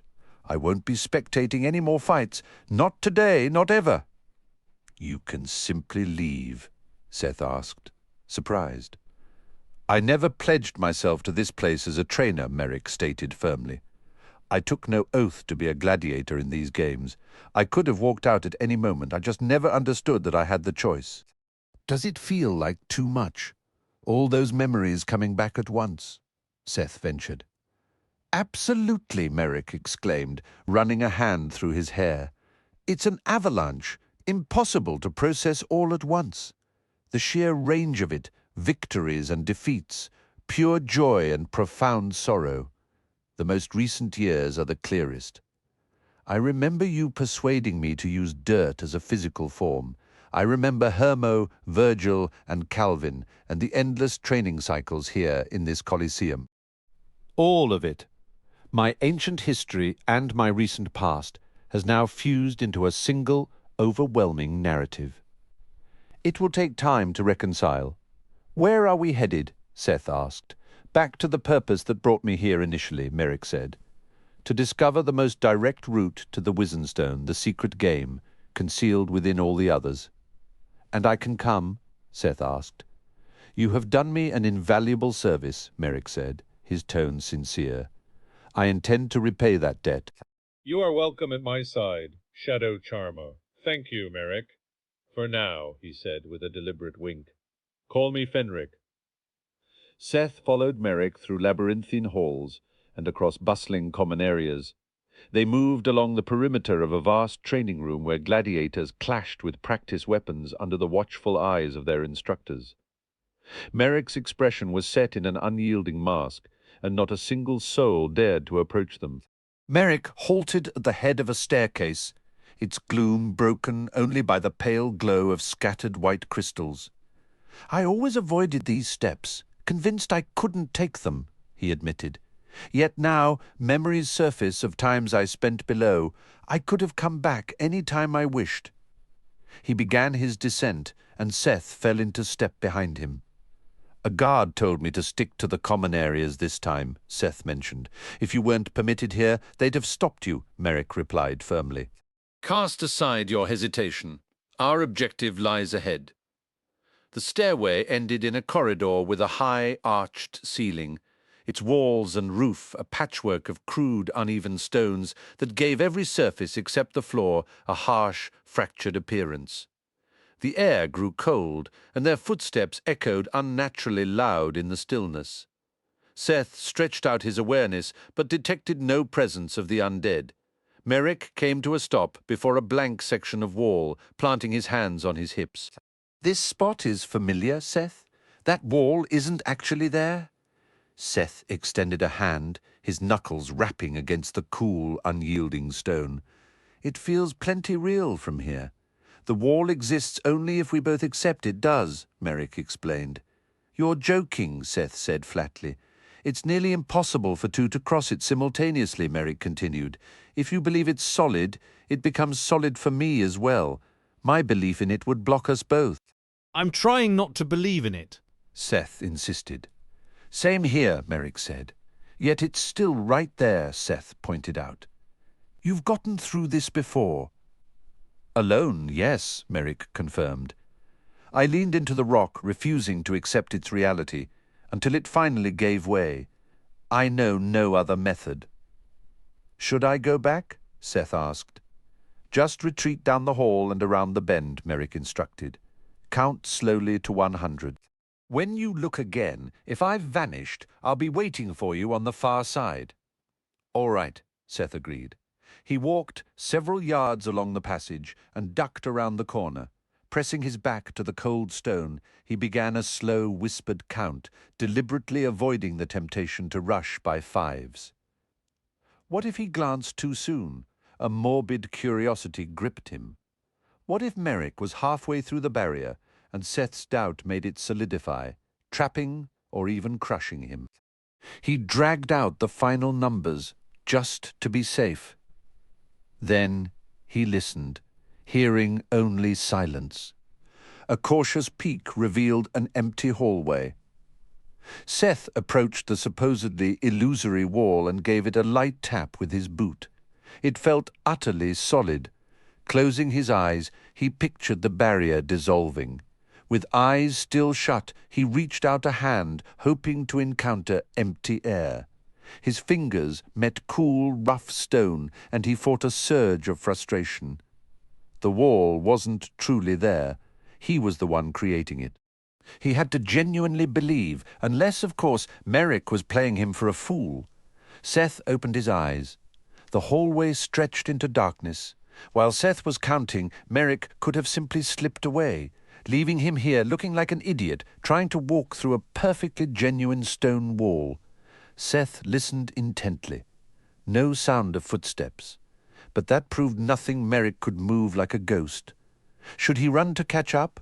Was Merrick's lead already too great? Or had Merrick been honest? Should he keep trying to shove through solid rock?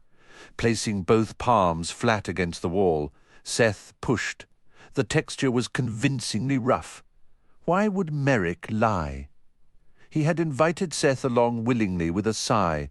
Seth closed his eyes once more, leaning his weight forward and repeating to himself that the stone was a fiction. He noticed that as he eased his effort and pushed with less force, the barrier started to soften.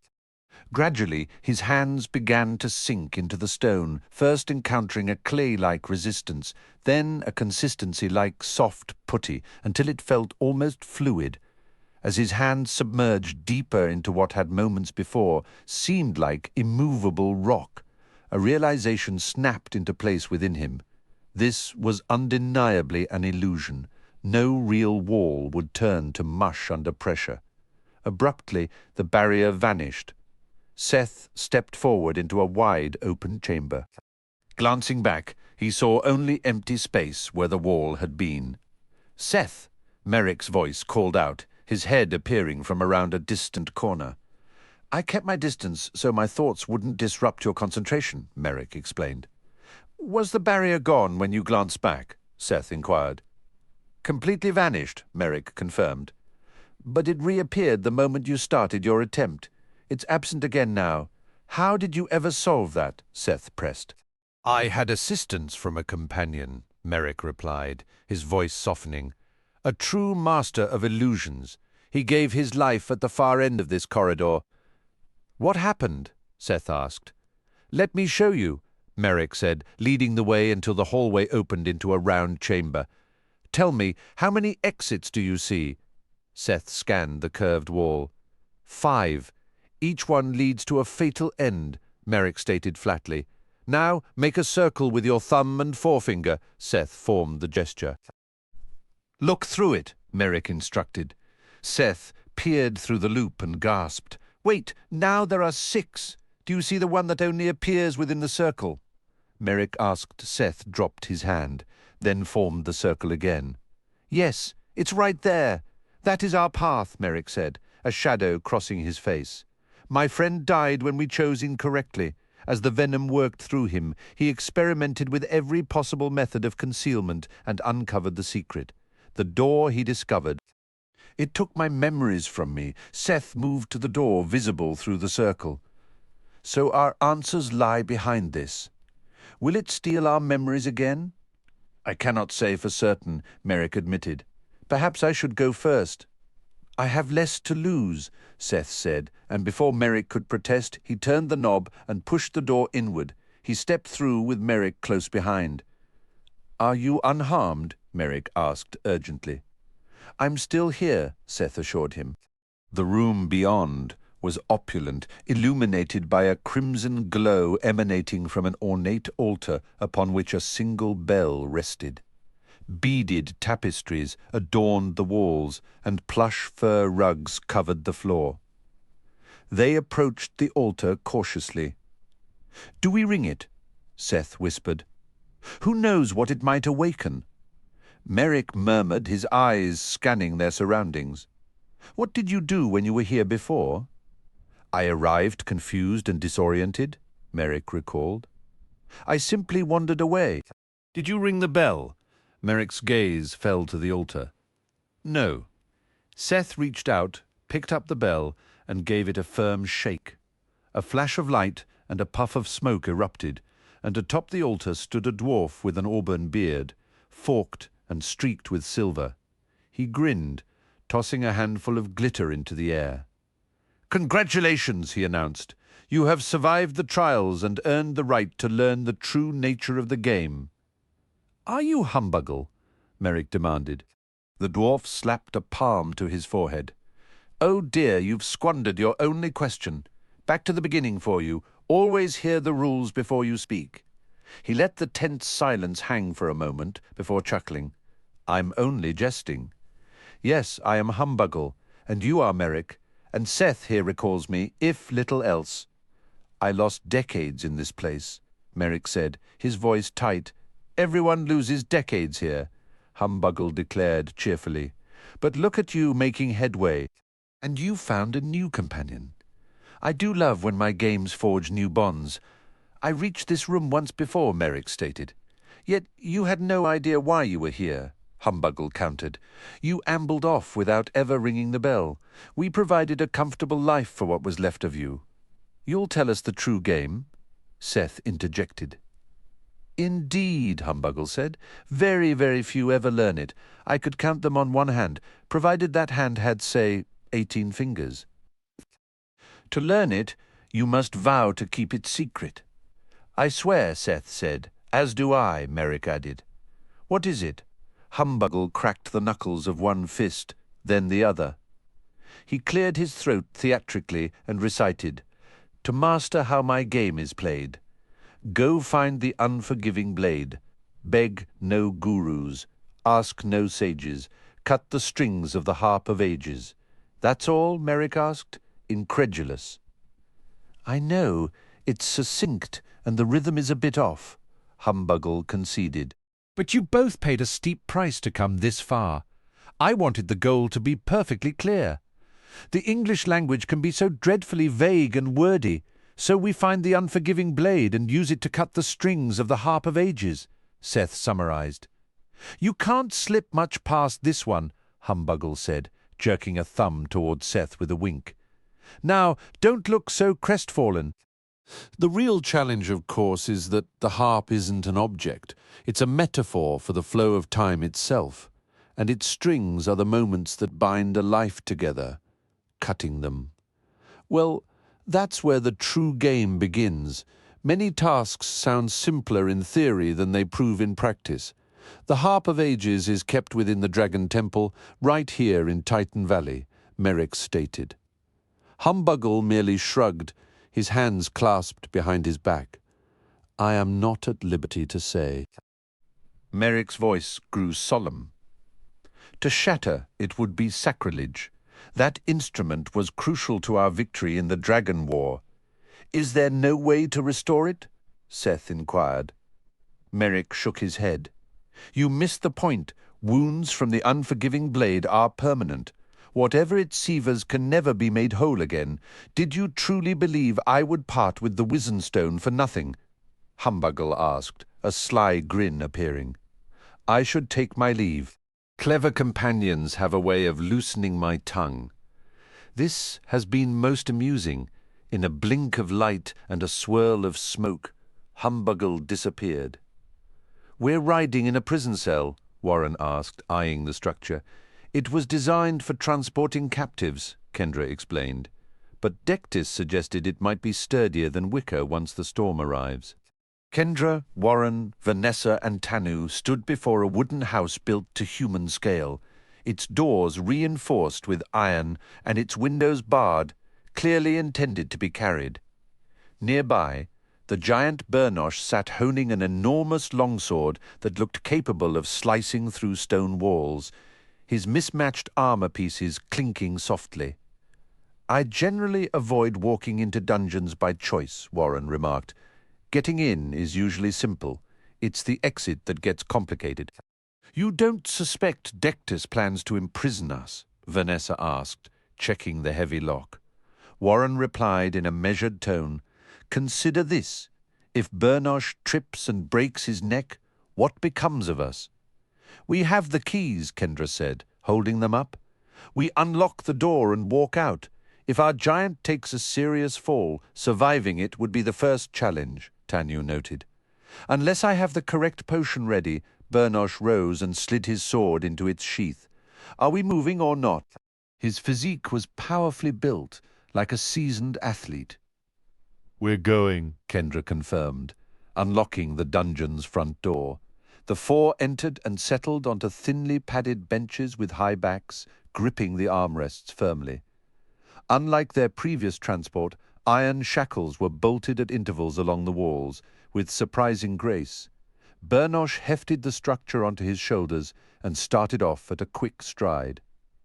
He doesn't linger, Warren observed approvingly. That lift made my head spin, Tanu said, running a hand through his hair. But the motion was smooth, Vanessa added. Once Bernosh left Terrastios behind, he broke into a steady jog, causing the portable dungeon to sway and bounce, the shackles rattling noisily. Through the barred windows, the landscape blurred past at an alarming speed. Is there a need for such haste? Warren called out. The quicker we move, the less time we spend exposed to the lightning. Bernosh rumbled in reply. Fantastic. He can hear us, Warren muttered. I observe before I judge, Bernosh stated. Though the speed was thrilling, Kendra had to admit the jolting was severe, worsened by the hard wooden furnishings. She soon discovered that by subtly rocking her body in rhythm with the dungeon's motion, she could soften the bumps. I'll be visiting a chiropractor after this journey, Tanu groaned. You could try a gaseous potion for relief, Vanessa suggested. Worse may be ahead, Tanu replied. I should conserve my supplies. Warren had unfolded their map. Does this giant's name start with a P? The P is silent, Tanu said, like in pterodactyl. The English language can be absurd, Warren sighed. What's the point of a silent letter? Only a mind reader would know, Kendra quipped. Bernosh ran for over 2 hours before finally setting the dungeon down on a riverbank to drink. Kendra had seen little of the passing scenery too, preoccupied with bracing herself against the turbulent ride. Now stationary, they all stood and stretched their stiff limbs. Listen to that wind, Tanu said. Once he mentioned it, Kendra heard the low howl in the trees and felt the gusts sweeping through their cell. She went to a window and saw the sky, which still appeared largely clear and blue. Kendra called out, her voice carrying over the rushing water. How long until the storm hits? At the riverbank, Bernosh straightened to his full height, his eyes scanning the eastern horizon. Less than a day, he reported. We might feel the first gusts in just a few hours? What's the distance to Ptolemy's lair now? Kendra asked. Bernosh turned back to the group. We're nearly there. This was our final chance for clean water before we reach his cave.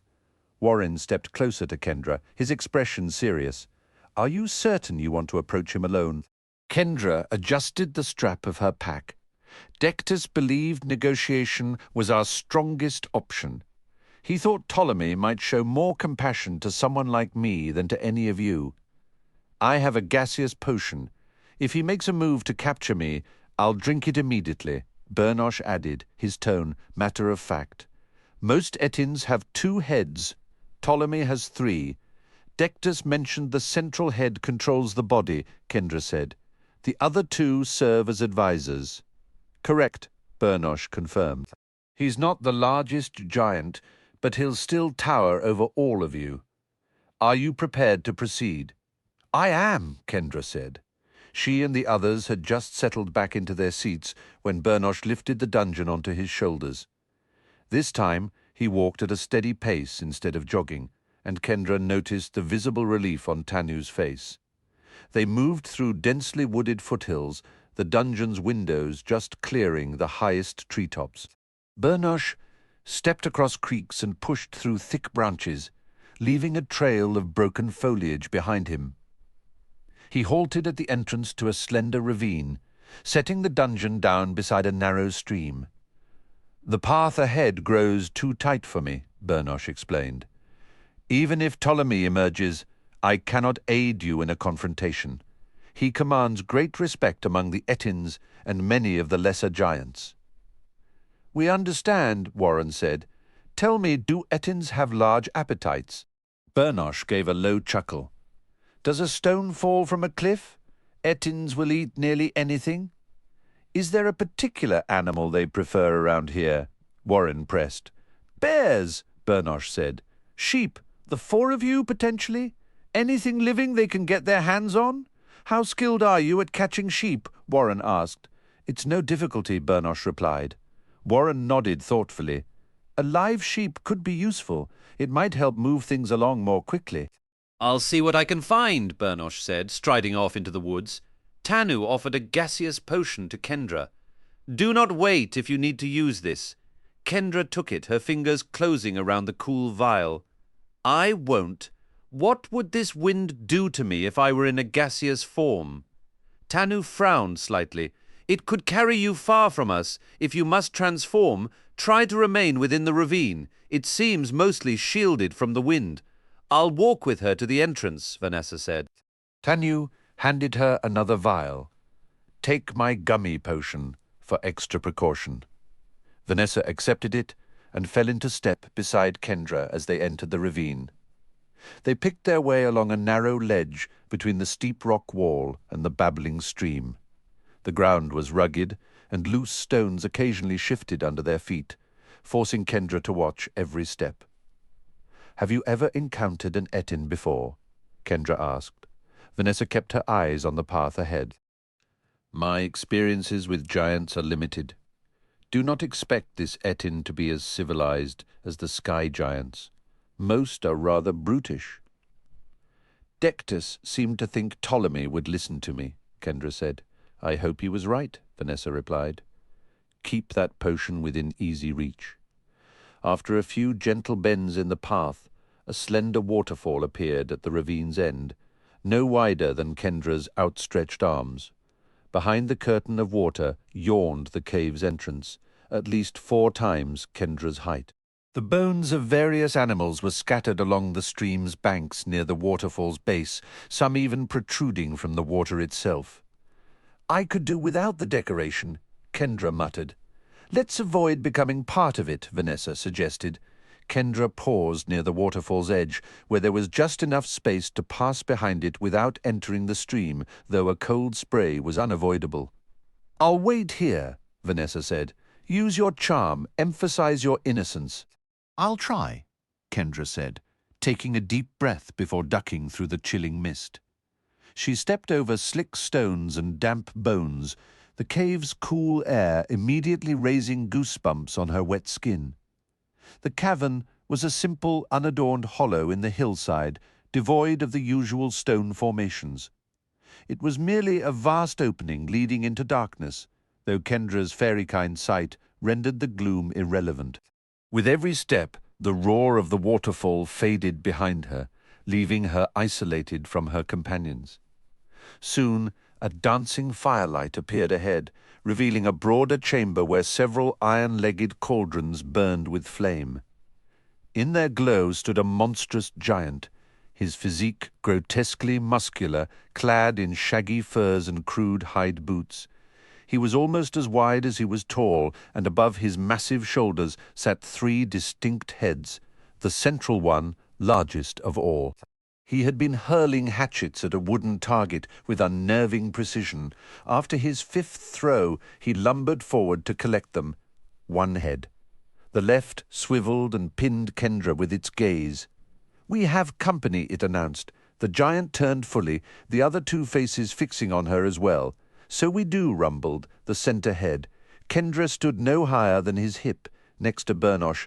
This giant wasn't overwhelmingly large, but he was certainly savage enough to crush her without a second thought. She drew a steadying breath, willing herself to appear as a deliberate visitor, not accidental prey. I am Kendra Sorensen, she said, offering a polite curtsy. I've come seeking your aid. A charming little mortal, remarked the right head. A charming little snack, corrected the left. Fairykind, Unless I'm wrong, observed the right. We've never sampled fairy cane before, the left head mused. You were not invited, growled the centre head, his voice coarser and his speech more guttural than the others. I owe you nothing. I came because there's an emergency, Kendra pressed. Dectus believes you might lend us the key to the Dragon Temple. She should not know you possess the lightning key. The left head hissed. Her knowledge puts us at risk. She must be truthful about Dectus, the right head reasoned. Very few are aware of the key's location. Dectus holds no authority here, the centre head stated flatly. It may be worth hearing the nature of this emergency, the right head insisted. Kendra, why do you seek the key? The centre head finally asked. A dragon war is coming to Titan Valley, Kendra answered. All three heads burst into rough laughter. Dragons frighten the small, scoffed the left. We harness their power, declared the right. Let the dragons come, boasted the centre. We giants will shatter them. Most of the other sanctuaries have already fallen, Kendra said, her voice tightening. This isn't a handful of dragons, it's an army led by Celebrant and aided by Renodin, who now controls the fairy realm. Dectus believes retrieving the Harp of Ages could turn the tide. More likely she wants the harp for her own people, the left head sneered. We have heard rumors of other sanctuaries falling, the right head conceded. With or without the harp, the dragons will perish, the centre head stated dismissively. Kendra sank to her knees, the cold stone biting through her clothes. Please, mighty Ptolemy, I beg for your help. Allow me to attempt to retrieve the Harp of Ages. She's so young and earnest, the right head said, almost kindly, and Dectus supports her. I say we lend the girl the key. She is tiny and feeble, the left head argued. She has no hope of retrieving the harp. She'll only lose the key. Kendra pushed herself back to her feet, a spark of defiance cutting through her fear. I am a dragon tamer. I faced the dragons at Wyrmroost and prevailed. We overcame the Hydra and Glomus, and I was the one who ended Siletta. She left out the trembling in her hands that night.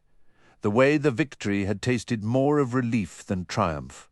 Bold claims, grunted the centre head. Let's help the girl, cheered the right. We should eat the girl, countered the left. I don't taste good, Kendra assured them, managing a weak smile. She is slight, the right head observed. Scant meat to be had. Humans have a delightful crunch bones and all. The left head reminisced hungrily. Ptolemy wrenched 2 hatchets from the target, hefting one in each massive hand. The hatchets will decide, the centre head declared. Dodge all 5 axes, and you can borrow the key. He caught Kendra off guard by lobbing the first one underhand. She stumbled sideways, and it whipped past so near she felt the air stir. Kendra uncorked the bottle and gulped down the fizzy liquid. The next hatchet came overhand and sliced right through her. It was a surreal feeling, her mist-like form splitting apart and then knitting itself back together. The centre head roared in frustration. Sorcery, the left head shouted. Deceit! Kendra wanted to explain she was just being clever, but her airy throat made no sound. Concentrating hard, she drifted a little nearer to Ptolemy. The Etin snatched another hatchet and flung it with double the force. Kendra felt the weapon whistle through her, scattering her form with a sensation like countless popping bubbles. Again, her gaseous body pulled itself back together as the hatchet clanged on the rocks behind her. She's tricking us. The left head wailed. She is using sound tactics, the right head observed. She shows promise for the quest of the Harp of Ages. Ptolemy gathered the last 2 hatchets. He lifted one to throw. Stop! The left head bellowed. She's nothing but a puff of vapor. Hitting her now is like trying to stab campfire smoke. Wait! We never specified a throwing speed. Let her turn solid again for a proper target. Go, fetch the key from under your mattress, the right head said, giving Kendra a meaningful glance. We should permit her to try her mission. She insults us, the left head argued. Don't let a child best us. We'd be the joke of the mountains. She won't feel so clever once we eat her. I will wait. The center head decided, weighing the hatchets. 2 more throws when it's fair. Kendra focused on moving back toward the cave entrance, and she floated in that direction. She's running, the left head declared. I call a forfeit. She might come back, the right head said. Return and perish. The center head called out, I won't miss. Kendra continued to glide away. She needed a new plan. Waiting near Ptolemy until she turned solid again would mean certain death. Drifting through the spray beside the waterfall created a weird, tingling feeling all over, as if the water droplets were personally investigating her misty state. Vanessa came over, looking worried, and Kendra began gesturing wildly. He threw stones at you, Vanessa guessed. Hold on, hatchets, and you drank the potion? Kendra signaled yes. Then she acted out more. A key, Vanessa interpreted. Under something? You're sleeping on a bed, I see. Ptolemy hides the lightning key under his bed. Kendra tapped her nose and gave a thumbs up. I have to get to the others quickly, Vanessa said. Follow me if you want, but keep to the cover of the ravine so the wind doesn't carry you off. Vanessa sprinted away over the uneven ground beside the stream. Kendra was amazed she dared run so fast over such tricky terrain, but the narcotics kept her footing until she vanished from view. Kendra chose to wait instead of floating after her, mainly because she knew Tanu and Warren would head to the cave now that talking had gotten nowhere. She lingered within sight of the waterfall for a long while, half expecting Ptolemy to come charging out. The Etin never appeared, and Kendra tried to settle into the strange, effervescent peace of floating without weight or form. After what felt like ages, Warren showed up, leading a sheep on a makeshift leash fashioned from portable dungeon chains. Tanu and Vanessa followed behind. Warren waved as he neared Kendra. Nice work finding where the key is, he said brightly. Kendra frowned, flexed her wispy limbs, and pointed urgently toward the cave. I assumed the Etin would be difficult, Warren said, lowering his voice. The plan was to outsmart Ptolemy, not to confront him directly. Warren guided the sheep to the waterfall's edge, where Tanu knelt and administered a potion to Kendra. The animal seemed unchanged. Warren, clutching a small flask, then led the sheep behind the cascading water. Tanu and Vanessa moved back to Kendra's position, each holding a prepared potion. Tanu studied Kendra briefly. Keep down, he instructed softly. Your gaseous state won't last much longer. Kendra gestured toward the cave with a questioning tilt of her head. Tanu leaned in close, his voice a hushed murmur. I gave the sheep a powerful sleeping draught. I adjusted the formula so the animal should stay awake until the Etin consumes it. The mixture is calibrated for Ptolemy's unique biology. With any luck, he'll be drifting into a deep slumber very soon. Kendra mimed the throwing of hatchets. Vanessa explained, Warren has the resilience elixir. It will make him nearly impossible to injure. Kendra nodded in understanding. A strange, tingling sensation began to spread through her limbs, and she solidified once more. Vanessa and Tanu steadied her until the wave of dizziness subsided. Tanu pressed a bottle into her hand. Take this spare. If Ptolemy appears, use it without delay. Okay, Kendra replied, her eyes fixed anxiously on the cave entrance. How far back does it go? Vanessa whispered the question. I didn't have to venture far to find him, Kendra answered. He's enormous, all muscle. One of his faces seemed almost pleasant. Another was downright nasty, and the center head appeared to be siding with the unpleasant one. Tanu patted a vial on his belt. I have a growth potion prepared, just in case this turns into a brawl out here. Vanessa raised an eyebrow. Will your clothing expand with you? The potion is designed to treat attire as an extension of the body, Tanu clarified, like fur or skin. Roughly 30 minutes later, Warren stumbled from the mist, carrying an iron rod tipped with an intricate sigil. His legs moved with a disturbing, gelatinous wobble. "Is Ptolemy subdued?" Tanu called out. "He took the bait," Warren slurred, his head lolling on a neck that seemed made of rubber. "Out cold, sleeping like, well, not a baby. Babies I've known were terrible sleepers. Let's say he's sleeping like a grandfather after a full day of chores." Gripping the lightning-shaped key with both unsteady hands, Warren passed it to Vanessa. He then offered a hand to Kendra. She shook it and felt his pliable fingers squash under her grasp. "That's disgusting," she said, letting go instinctively. "Doesn't hurt a bit," Warren managed to articulate. "The gummy potion worked perfectly. Ptolemy threw hatchets, punched, yanked, and stomped on me. Felt nothing. My body just stretched around the blades and flattened under the weight without a single tear." "Excellent," Tanu said. "How long will our three-headed friend be out?" "He ate the whole sheep," Tanu inquired. "Spit out a few bones," Warren confirmed. "He'll be unconscious for at least a full day, probably two," Tanu estimated. Warren's head bobbed in a loose nod. That cave could use the quiet. The guy never stopped arguing with himself. Three heads are a genuine nightmare. "Shall we return to our base?" Tanu turned to Kendra. "Our next destination is the Dragon Temple." "I'll catch up shortly," Vanessa said, a predatory gleam in her eye. With an Etin in such a vulnerable state so close by, it would be a shame to pass up a quick meal. "He looked a bit unsanitary," Warren commented.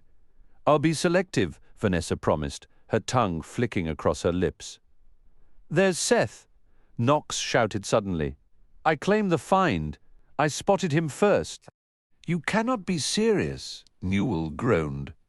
"That really does look like him," Doran cried, pointing excitedly. "See? Over by the fighter with the sword. Is that a satyr with them?" "We found him," Tess cheered. Knox darted through the bustling crowd of the arena plaza toward his cousin. A strong gust of wind blew, and a goblin chasing a fluttering bandana nearly crashed into him. Knox, Tess, Newell, and Doran had arrived in Hamburg via the Giant Queen's Passage, transported by Rustafet. The giant had carried them across the expanse of Big Side to the entrance of Small Town, directing them to the arena plaza. They had lodging waiting at a spot called the Wayside Inn, though Knox hadn't seen it yet. He had been searching the plaza for Seth for only about 5 minutes. "Knox." Seth's voice cut through the air as his cousin approached. "You actually tracked me down." Seth turned, his expression guarded. "Should I know you? You're kidding, right?" Knox replied, a hint of hurt in his tone. Seth stood flanked by a rugged man with a hand resting easily on his sword, and a satyr sporting a yellow shirt beneath a tweed vest. "It's me, Knox, your cousin from Texas. The one you always said had breath that could knock out a Seth. Ring any bells?" "You'd be amazed how thoroughly my mind was scrubbed clean," Seth stated flatly. Tess and the other satyrs finally caught up, slightly winded. "Do I know you?" Tess asked hopefully. "I'm family too." "Afraid not," Seth said. "Let's play a game," Tess offered. "Pick my name, Tess, Jules, McKinley, or Laura." Seth shrugged. "Jules. Wrong. But I love that name," Tess laughed. "Give it another shot." "Tess, bingo," she said. "Maybe part of you remembers after all." "You seem all right," Seth acknowledged. "What about us?" Newell piped up. "Any flickers of recognition?" "You're the guys who showed me the glory of drive-thrus," Doran added, with a nostalgic sigh. "Sorry," Seth said. "I know what fast food is, but I've got no memory of actually eating it." "We owe you a massive debt," Doran said, his tone unusually grave. "Where do we even begin? Maybe with some chalupas." "We're Newell and Doran," Newell announced. "We've been searching for our closest friend." "You have people who genuinely worry for you," the swordsman interjected. "Who's the muscle?" Newell asked, eyeing the man. Looks like he could win a bar fight without breaking a sweat, Doran assessed. This is Fenric, Seth introduced. And who's the new satyr on the scene? Doran asked, his voice dripping with disdain. Virgil, the satyr said, extending a hand. Newell shook it with exaggerated politeness. A pleasure to meet the temporary replacement. Doran shot a glare. Enjoy the spotlight while you can. Fly high, little bird, Newell added. Just don't look down. Listen, Seth cut in, his voice tense. I appreciate the sentiment, really. But we're in the middle of something critical. Planning to wreck another safe haven? Knox challenged. Newell and Doran visibly flinched. Seth looked away, discomfort plain on his face. Fair shot. I'm not aiming to cause pain. I just want my past back. You must want that for me, too. We're here to get you back, Knox insisted. Meet your rescue team, Newell declared. You don't have to wander alone anymore, Tess said softly. Seth's eyes flickered between Fenric, Virgil, and Knox. Can we reconnect later? I have a meeting that can't wait. We sailed across continents to find you, Knox argued, his frustration mounting. We've dodged death more times than I can count. I even took down a major demon myself. We've got rooms at the Wayside Inn, Doran offered. We can get you a proper meal, your new associates too. Is Kendra with you? Seth asked abruptly. Not right now, Knox admitted. But she sent us to find you while she handles bigger problems. Like what? Seth pressed. What's happening? What is she doing? Knox exchanged a look with Newell and Doran. The satyrs suddenly found the surrounding architecture utterly fascinating, avoiding his gaze. You don't want to tell me, Seth concluded, a bitter edge to his voice. I understand. You know my memory's gone, and given my track record, you're not sure if I'm trustworthy. We genuinely want to help you, Knox repeated, his sincerity clear. Help me how? Seth shot back. By taking me prisoner? Locking me away to stop me from causing more chaos? Nothing sneaky, Newell promised. We'll help you find your memories, Tess said. That's a delicate operation, Seth countered. I'm already deep into the process and making headway. Right now, extra variables could sink the whole mission. Ouch, Newell muttered. The new Seth's approval ratings are plummeting, Doran quipped. It's not personal, Seth insisted. I'm heading somewhere where unexpected +1s could ruin everything. Virgil arranged a crucial meeting. Who lets a satyr plan a meeting? Newell scoffed. Tell me, Virgil, Doran sneered, have you ever even been to a real party? Watched a decent car chase? Or mainlined a dozen glazed donuts in one sitting? Virgil has been invaluable, a new voice called out. Calvin stepped forward. We're on the verge of uncovering some major secrets. Calvin, Tess cried, relief washing over her. You really are with Seth. I'm perfectly fine, Calvin assured her. And we truly do have an appointment. You can trust us, Tess urged, turning back to Seth.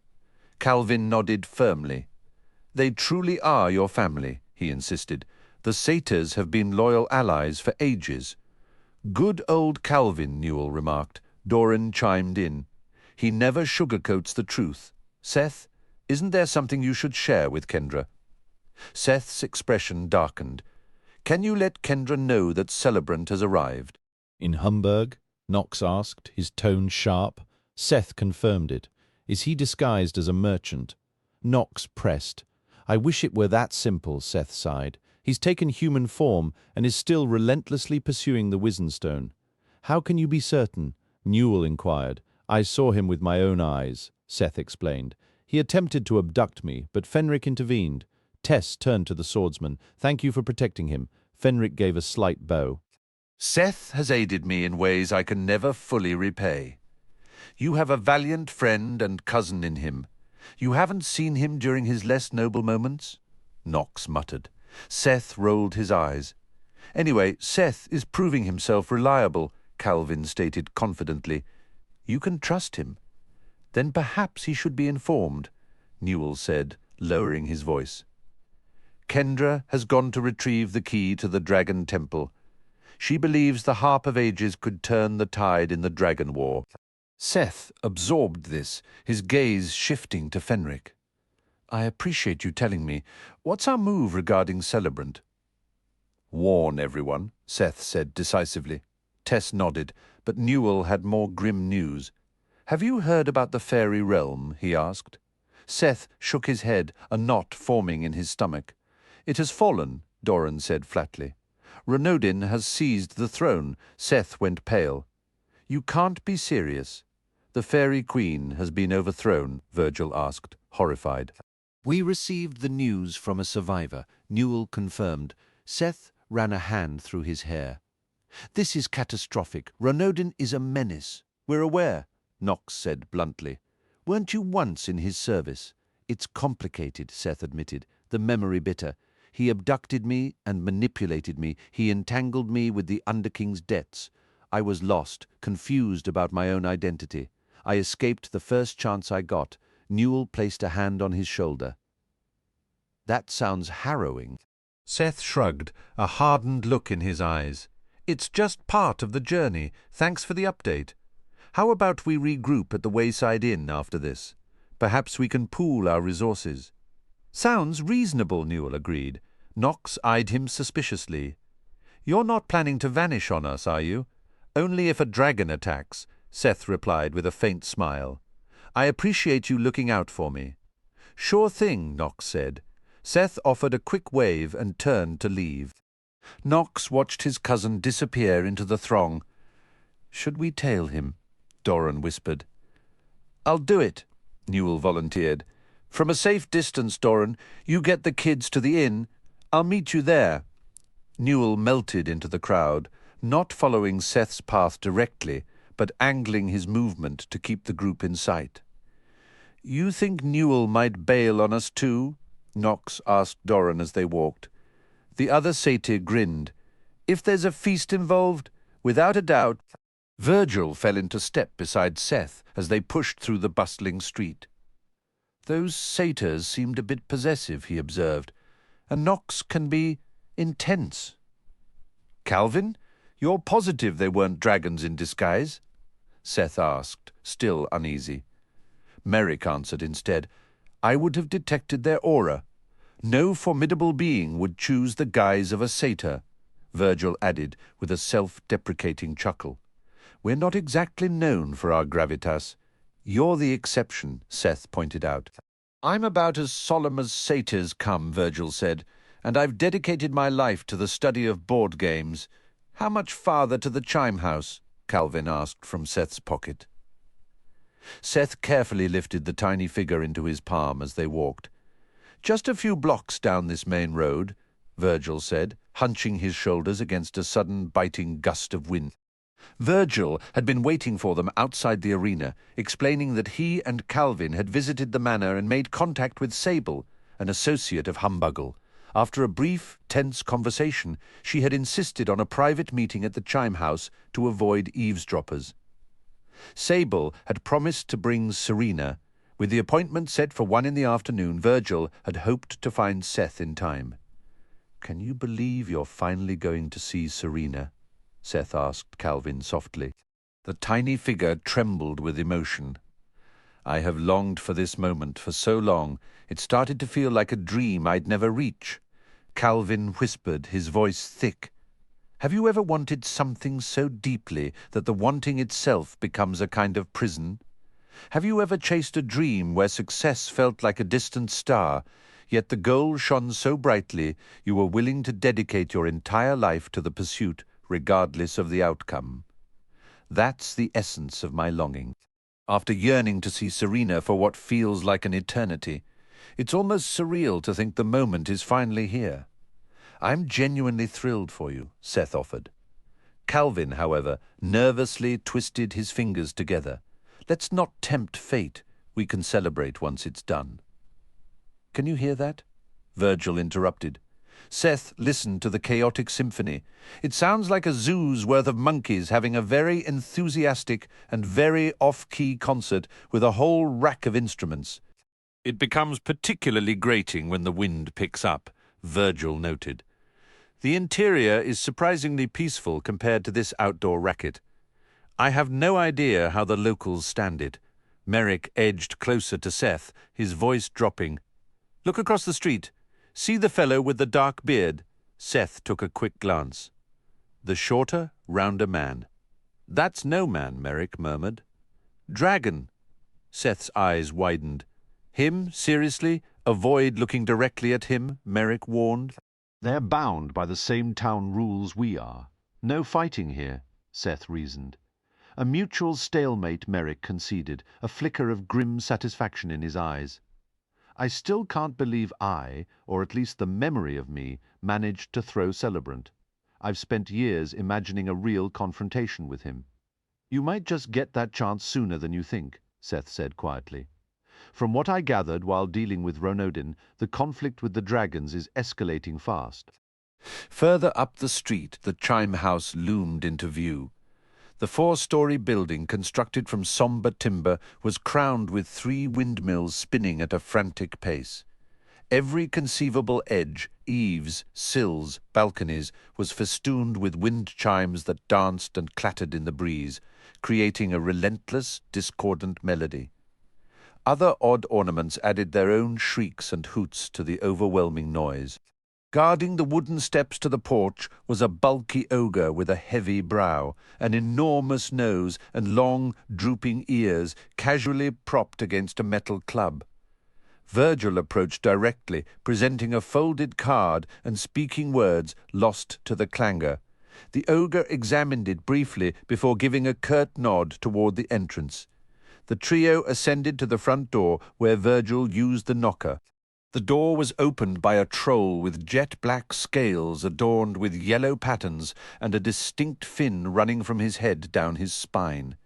He ushered them inside and shut the door, mercifully muting the external chaos to a faint Zalwan Wujan the Nikas the Sheng. "Do you have a scheduled meeting?" the troll inquired. "We're here for Sable, in the Serenity Parlor," Virgil stated, showing his card again. The troll inspected it. "Very good. Sable is a most esteemed client. Please secure your invitation and follow me." They ascended 2 flights of stairs that groaned with every step, passing under discreet signs that read, "Remain in designated areas," and "Guided access only" at the top. A hallway awaited where each footfall resonated like a beat on a hollow drum. "Not exactly built for stealth, is it?" Seth observed. "You have no conception," the troll replied with a hint of sarcasm. He halted before a wooden sliding door. "The Serenity Parlor is through here. It is one of our premier rooms." He pointed to a rope vanishing into the ceiling. "When your business concludes, pull that cord and await a guide. Attempting to leave unescorted will result in an immediate and unpleasant encounter with our whisper hounds." "Understood," Virgil affirmed. The troll gestured to the door and retreated. "Your meeting awaits." Virgil slid the door open. The room within had a sunken floor covered by a shallow sheet of water, flowing silently from beneath one wall to disappear under the opposite one. Outside the single window, the blades of a windmill whirred past in a blur. A long table dominated the center, with a man and a woman seated on the far side. 2 empty chairs waited for them on the near side, with additional seats at the head and foot of the table. In the center, a 3-branched candelabra cast a flickering light over the scene. The woman rose to her feet. She had chic, short brown hair, parted sharply to one side, and was dressed in a fashionable crimson dress with a dark blazer layered over it. "Welcome. You may call me Sable. This is my associate, Basil." Basil was a slender man with sharp, angular features, clad in a dark suit. His black hair was slicked back neatly, and he wore a small, precise tuft of whiskers on the very point of his chin. "It's a wet room," Seth observed. "You'll probably want to take off your shoes," Sable advised. "There's a bin just inside the door for them, Virgil. I was under the impression you were bringing one additional companion along with Calvin." Seth and Merrick knelt to untie their footwear. "He acquired a new acquaintance," Virgil explained. "I trust that's acceptable. Calvin? Sable inquired, her gaze shifting. Do you stand for this person? Absolutely, Calvin affirmed. Well, any friend of Calvin's, Sable said with a slight shrug. As Seth stepped into the room, a wave of tepid water washed over his bare feet. He placed his shoes in the designated bin, already containing a pair of polished black dress shoes and some elegant high heels. Merrick added his worn boots to the pile. Seth and Virgil moved to the table and took their seats, while Merrick shifted the chair from the head of the table to sit directly beside Seth. This is among the most secure locations in all of Hamburg, Sable stated. I am loyal to my employer, but that doesn't mean I wish for him to overhear every single word we say. Not even Humbuggle can listen in here, Seth asked. Nor can he enter this space without triggering an alert, Sable confirmed. The constant flow of water disrupts his abilities, preventing him from appearing in disguise or slipping in unseen. Does he often use disguises? Seth wondered.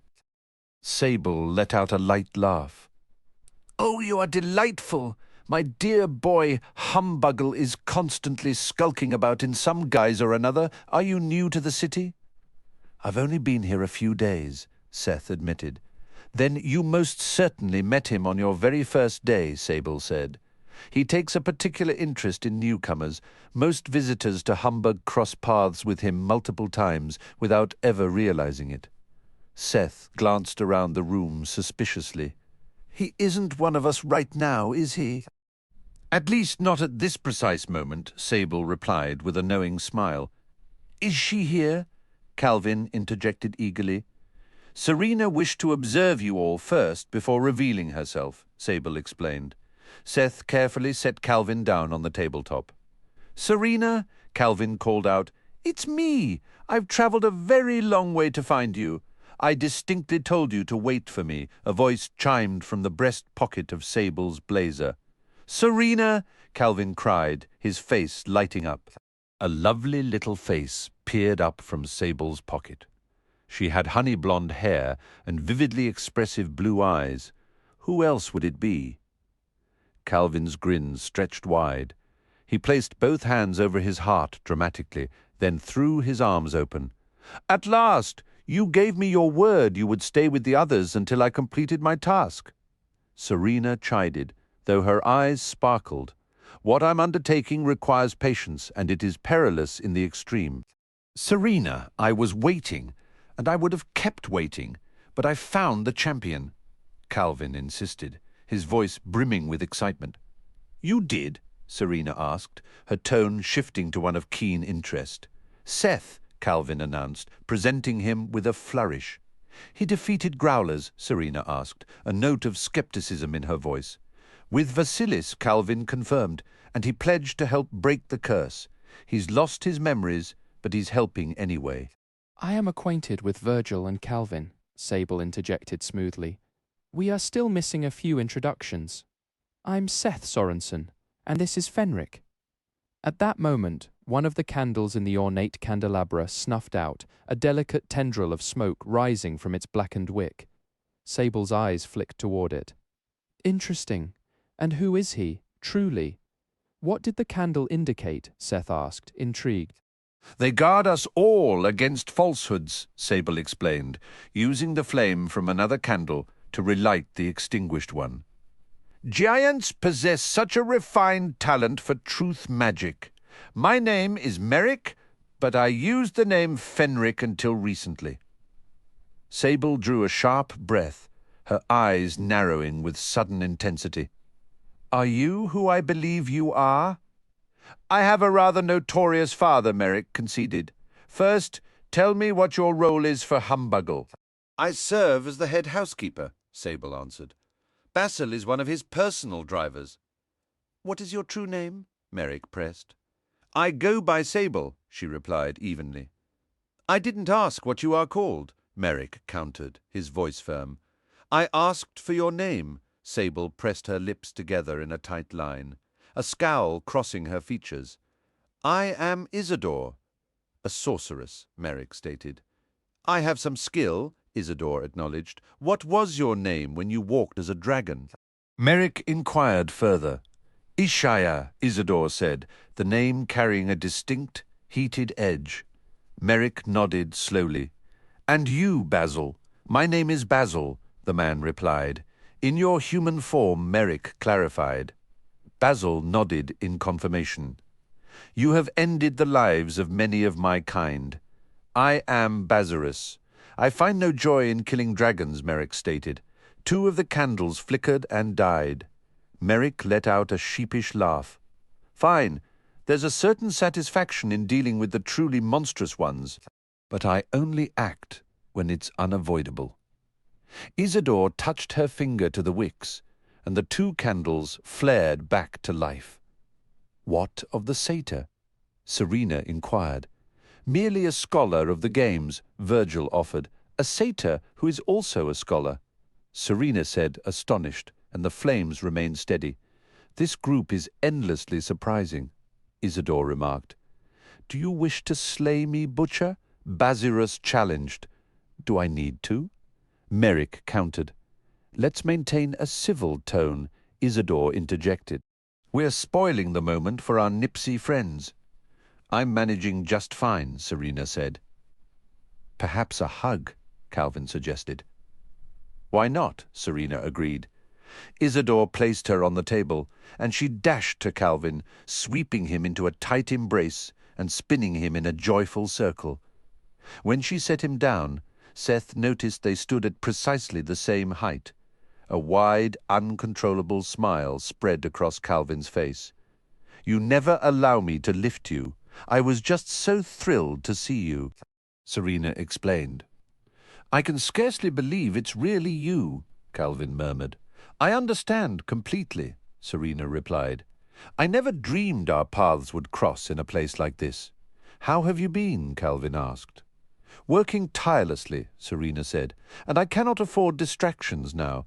Everything is in flux. You brought me the champion. For that I am in your debt, but this is no safe haven for Nipsies. Serena, Calvin said firmly, the elders granted me the giant's form as well. I carry the same mission, the same duty. Calvin, this work is far more perilous than you realize, Serena insisted, her tone shifting from concern to a hardened resolve. I have witnessed horrors I would never wish upon you. I undertook this path for you, for all our people. I came for our people too, Calvin affirmed. And for you, I am Seth's sworn vassal. My place is at his side wherever that leads. Serena turned her gaze upward to Seth. And where exactly are you leading him? Seth felt the attention of the room settle upon him. I'm on a quest. We must locate the unforgiving blade, Merrick added. It is one of Humbuggle's trials. Isidore's eyes flicked to the candles, all still burning. I've never heard of that particular challenge. To what purpose? Presumably to cut something, Merrick said dryly. The candles held their light. Do you know where to find it? Isidore asked. Not a clue, Merrick admitted, looking toward Seth. Could you assist us? Seth asked. Perhaps, Isidore said. Tell me a lie, Seth requested. I beg your pardon, Isidore replied. I need to verify the candles function for you as they do for us, Seth explained. I have a deep fondness for dragon slayers, Isidore stated flatly. All 3 candles instantly snuffed out. Brutal, Calvin muttered. That was harsh. Isidore reignited them with a touch. I gather you served on the small council? Merrick inquired. Until very recently, Isidore confirmed. The council declared open support for the dragons in the war. That was a line I could not cross. Seth observed the candles remained lit. What have you discovered about the curse? Serena asked. Beyond locating the champion? Isn't finding the champion the primary objective? Calvin questioned. The curse sprang from the demon's blight. The Lord who ends him will make it right. The slayer shall restore our pride, the giant hero at his side. I am the giant hero, Serena stated. As am I now, Calvin said. We had no word from you for so long. The elders feared you might have fallen. You can tell them I am alive and well, Serena said.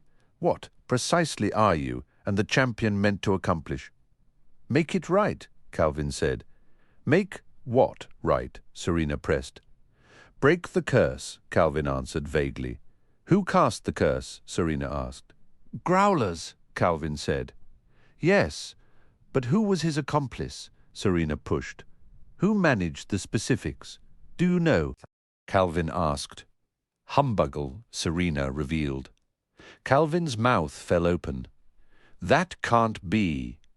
Isn't that why you're here? Serena exclaimed, her frustration evident. Well, primarily, Calvin admitted. 2 of the candles extinguished. You had no idea, Serena accused. Isidore restored the flames. We are figuring this out step by step, Calvin conceded. You had a head start, Merrick observed. Time is running out for all of you, Merrick stated flatly.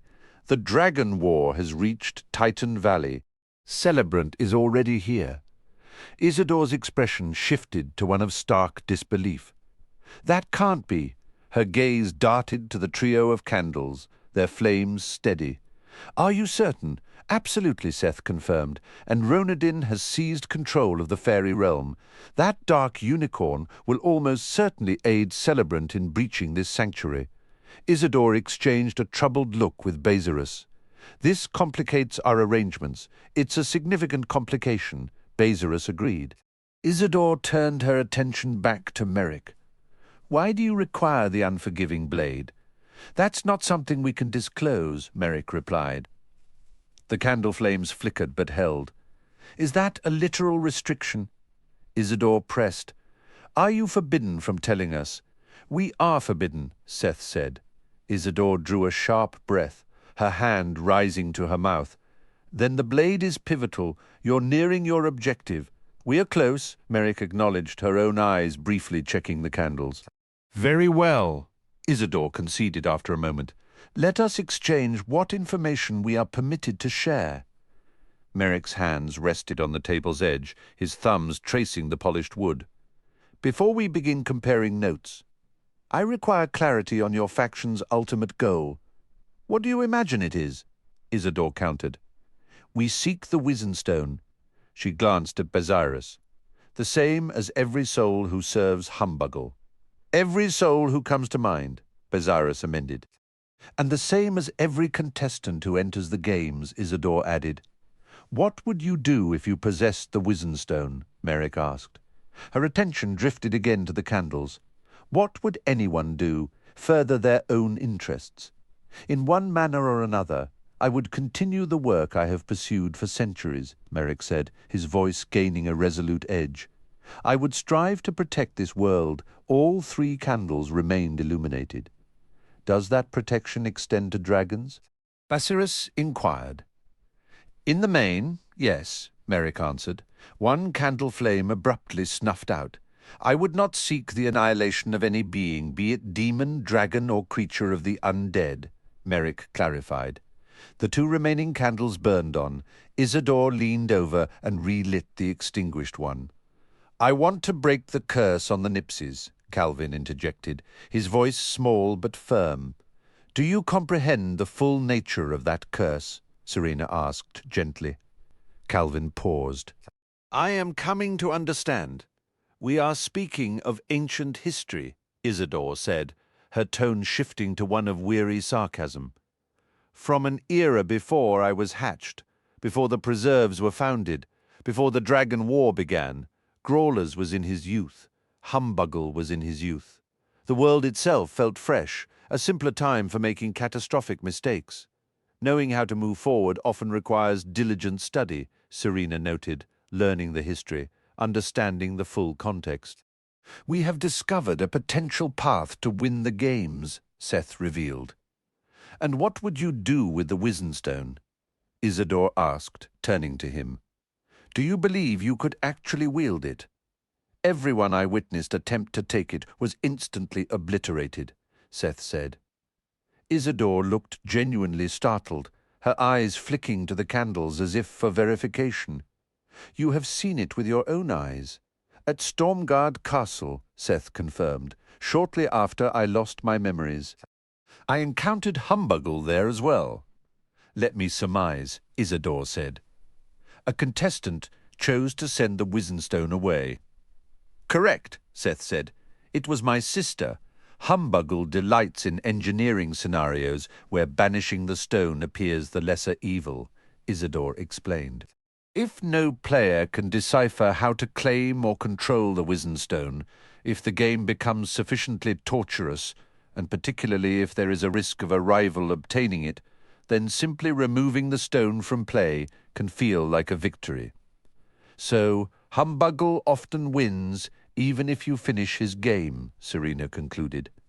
He maintains custody of the Wizenstone and simply devises new competitions.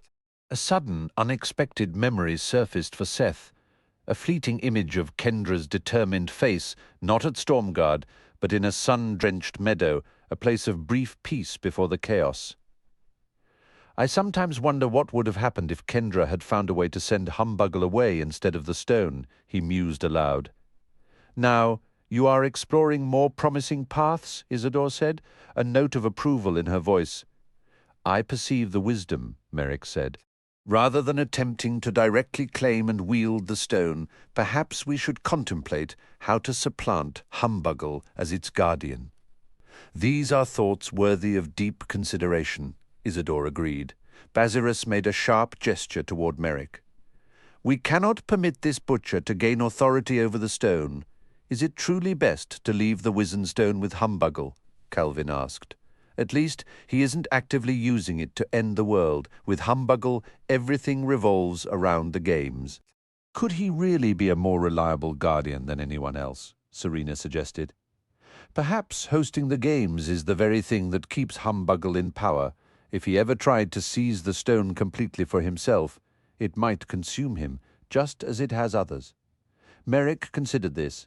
If someone were to take his place, they'd likely inherit his duties. They'd have to oversee the games themselves, or devise some equally clever scheme to keep true ownership ambiguous, Isidore added. Basirus waved a hand dismissively. We're just speculating. No one has the actual answers. Seth pointed to the flickering flames. Would a candle go out if you were mistaken? The candles only measure if you believe you're telling the truth, Isidore clarified, not whether your guesses are right. This talk is only useful if someone has real facts to offer, Merrick stated flatly. Isidore nodded in agreement. It needs to benefit us, too. Otherwise, why should we hand over information we worked so hard to find? We can't share everything we know, Seth admitted. Merrick shot him a look. We might have to learn what they discovered from another angle. They found it somewhere. A slow, knowing smile spread across Isidore's face. By all means, try. It took decades of difficult searching. Nothing about it was simple. I have an idea, Serena interjected, her voice cutting through the tension. What if, in exchange for your knowledge, Calvin and his group promised to take me along with them? Isidore gave a deliberate nod. I would accept those terms. She glanced at Basirus, who let out a weary sigh. Time is slipping away, Basirus murmured. If we don't move soon, we risk losing everything and starting from scratch. Calvin's eyes lit up as he turned to Seth and Merrick. This is perfect. We wanted Serena with us anyway. Merrick's expression soured. She brings complications, connections to wizards and dragons. Just me, Isidore corrected calmly. And one dragon, Basirus, is my brother. We don't answer to any other wizards or dragons. We work on our own. The candle flames held steady, unwavering. Answer 2 questions, and we might have an agreement, Merrick said. Do you want the dragons to eradicate humanity? No, Isidore stated firmly. Basirus shook his head. The candles burned on. Do you want Celebrant to possess the Wizenstone? Merrick pressed. Absolutely not, Basirus declared. Never, Isidore echoed. The flames remained constant. Merrick exchanged a look with Seth. I think I can accept that. Seth gave a curt nod. Serena can come with us, provided your information is valuable. Long ago, Isidore began, her tone shifting to one of storytelling. Stratos and the sky giants lived far above the earth, masters of the heavens. What force kept their domain aloft? The sky giants were once profoundly skilled in magic, Merrick offered. Far more than they are now. But what was the source? Isidore repeated, arching an eyebrow. Merrick shrugged, glancing at Seth for help. I'm stuck. I can't even remember what I had for breakfast, Seth joked weakly. The ether gem, Serena supplied quietly. A stone of cosmic power, Isidore confirmed. More powerful than the Wizen Stone? Seth asked. Without a doubt, Isidore said. Powerful enough to suspend an entire civilization among the clouds, with energy to spare for magical feats we can hardly comprehend. Do the giants still have it? Seth wondered. Why do you think Stratos fell to the earth? Isidore countered, her voice taking on a sarcastic edge. Why do the sky giants now walk on the ground like the rest of us? Why have they shrunk from their former glorious stature? It wasn't by choice, I can tell you that. Was the ether gem lost? Seth pressed. I'll get to that, Isidore said. First, another question. We now have 5 monarchs with 5 crowns. How many were there in the beginning? 2, Merrick answered. Which 2? The Fairy Queen and the Underking, Merrick said. Oppositis, light and shadow, life and death, beginning and end. Correct, Isidore said. The giants possessed the ether gem, but they gazed upon the monarchs' crowns with envy. The dragons viewed them with greed, and the demons regarded them with pure hatred. Let me guess, Seth cut in. They all ended up with crowns of their own. At a terrible price, Isidore confirmed. Now, do the Fairy Queen's crown of light and the Underking's crown of darkness truly belong to our world? I'd guess not, Seth ventured. Good intuition, Isidore commended. They were brought here from realms beyond mortality. Drawing upon the energies of their own domains, the Underking defies the natural order of death, while the Fairy Queen extends life beyond its mortal limits. Merrick acknowledged this with a nod. That is accurate, though it is rare to hear it stated so directly. Isidore continued, her voice measured. Mortals are but temporary visitors to this world, journeying onward to either the realms of death and shadow or to the domains of life and illumination. The bridge connecting our world to the immortal darkness is known as the Void. Its counterpart, linking us to the everlasting light, is called the Source. I am familiar with the Source, Merrick replied, but the path to it has been forgotten. Neither the Void nor the Source can be unmade, Isidore explained. Yet they are elusive. They may shift their location, alter their form, or be sealed away. The Underking's crown draws its strength from the Void, just as the Fairy Queen's crown is fueled by the Source. It is primarily through these conduits that magical beings persist in our world. The ether gem originated from the Source in the earliest days. It was a gift to the giant clans, enabling them to live in seclusion, given with the strict condition that they never attempt to change its purpose or form. Seth leaned forward. But something went awry. What happened, to summarize? Isidore asked. The machinations of growlers and humbugle. They stoked the giant's jealousy by whispering that the ether gem could be fashioned into a crown for a ruler who would eclipse both the Fairy Queen and the Underking. Growlers fanned the dragon's greed by claiming the gem could be worked into a diadem, granting dominance over all. Meanwhile, humbugle stirred the demon's resentment by painting a vision of a crown forged from the ether gem that would raise up a monarch without equal. Calvin frowned, trying to piece it together. But how could they possibly fulfill all those conflicting promises? He recalled a tale from his own world of a swindler who sold the same parcel of land to 10 different buyers and wondered if the same brutal logic was at work here. I have reconstructed this history from scattered pieces, Isidore said, yet crowns were indeed promised by growlers and humbugle to each of those factions, with severe penalties for failure. The giants became convinced that dragonfire was essential to forge their crown, and that only Humbuggle possessed the skill to craft it. The dragons were persuaded to surrender the only ingot of their supreme alloy, what we might call adamant mother, believing it necessary for their own crown.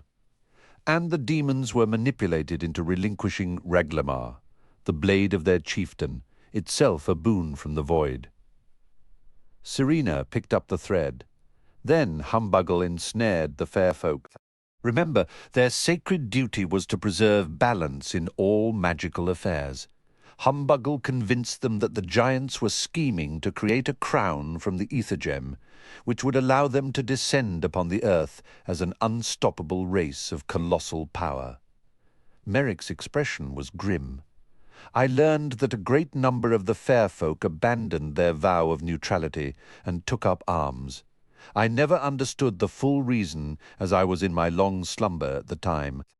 The survivors among them will not speak of it. I regret I could not have been there to counter such folly. It would have been a formidable task to stop them, Isidore said. Using their arts, the fair folk verified that the sky giants indeed intended to forge a crown, an act that would have bestowed upon them invincible authority. Though a faction remained true to their neutral stance, a majority decided that breaking their solemn vows was a necessary sacrifice for the world's survival. "Enter the Nipsies," Serena said, her tone turning wry. Growlers, that master manipulator, convinced the tiny folk that stealing the ether gem was the sole way to rescue the world.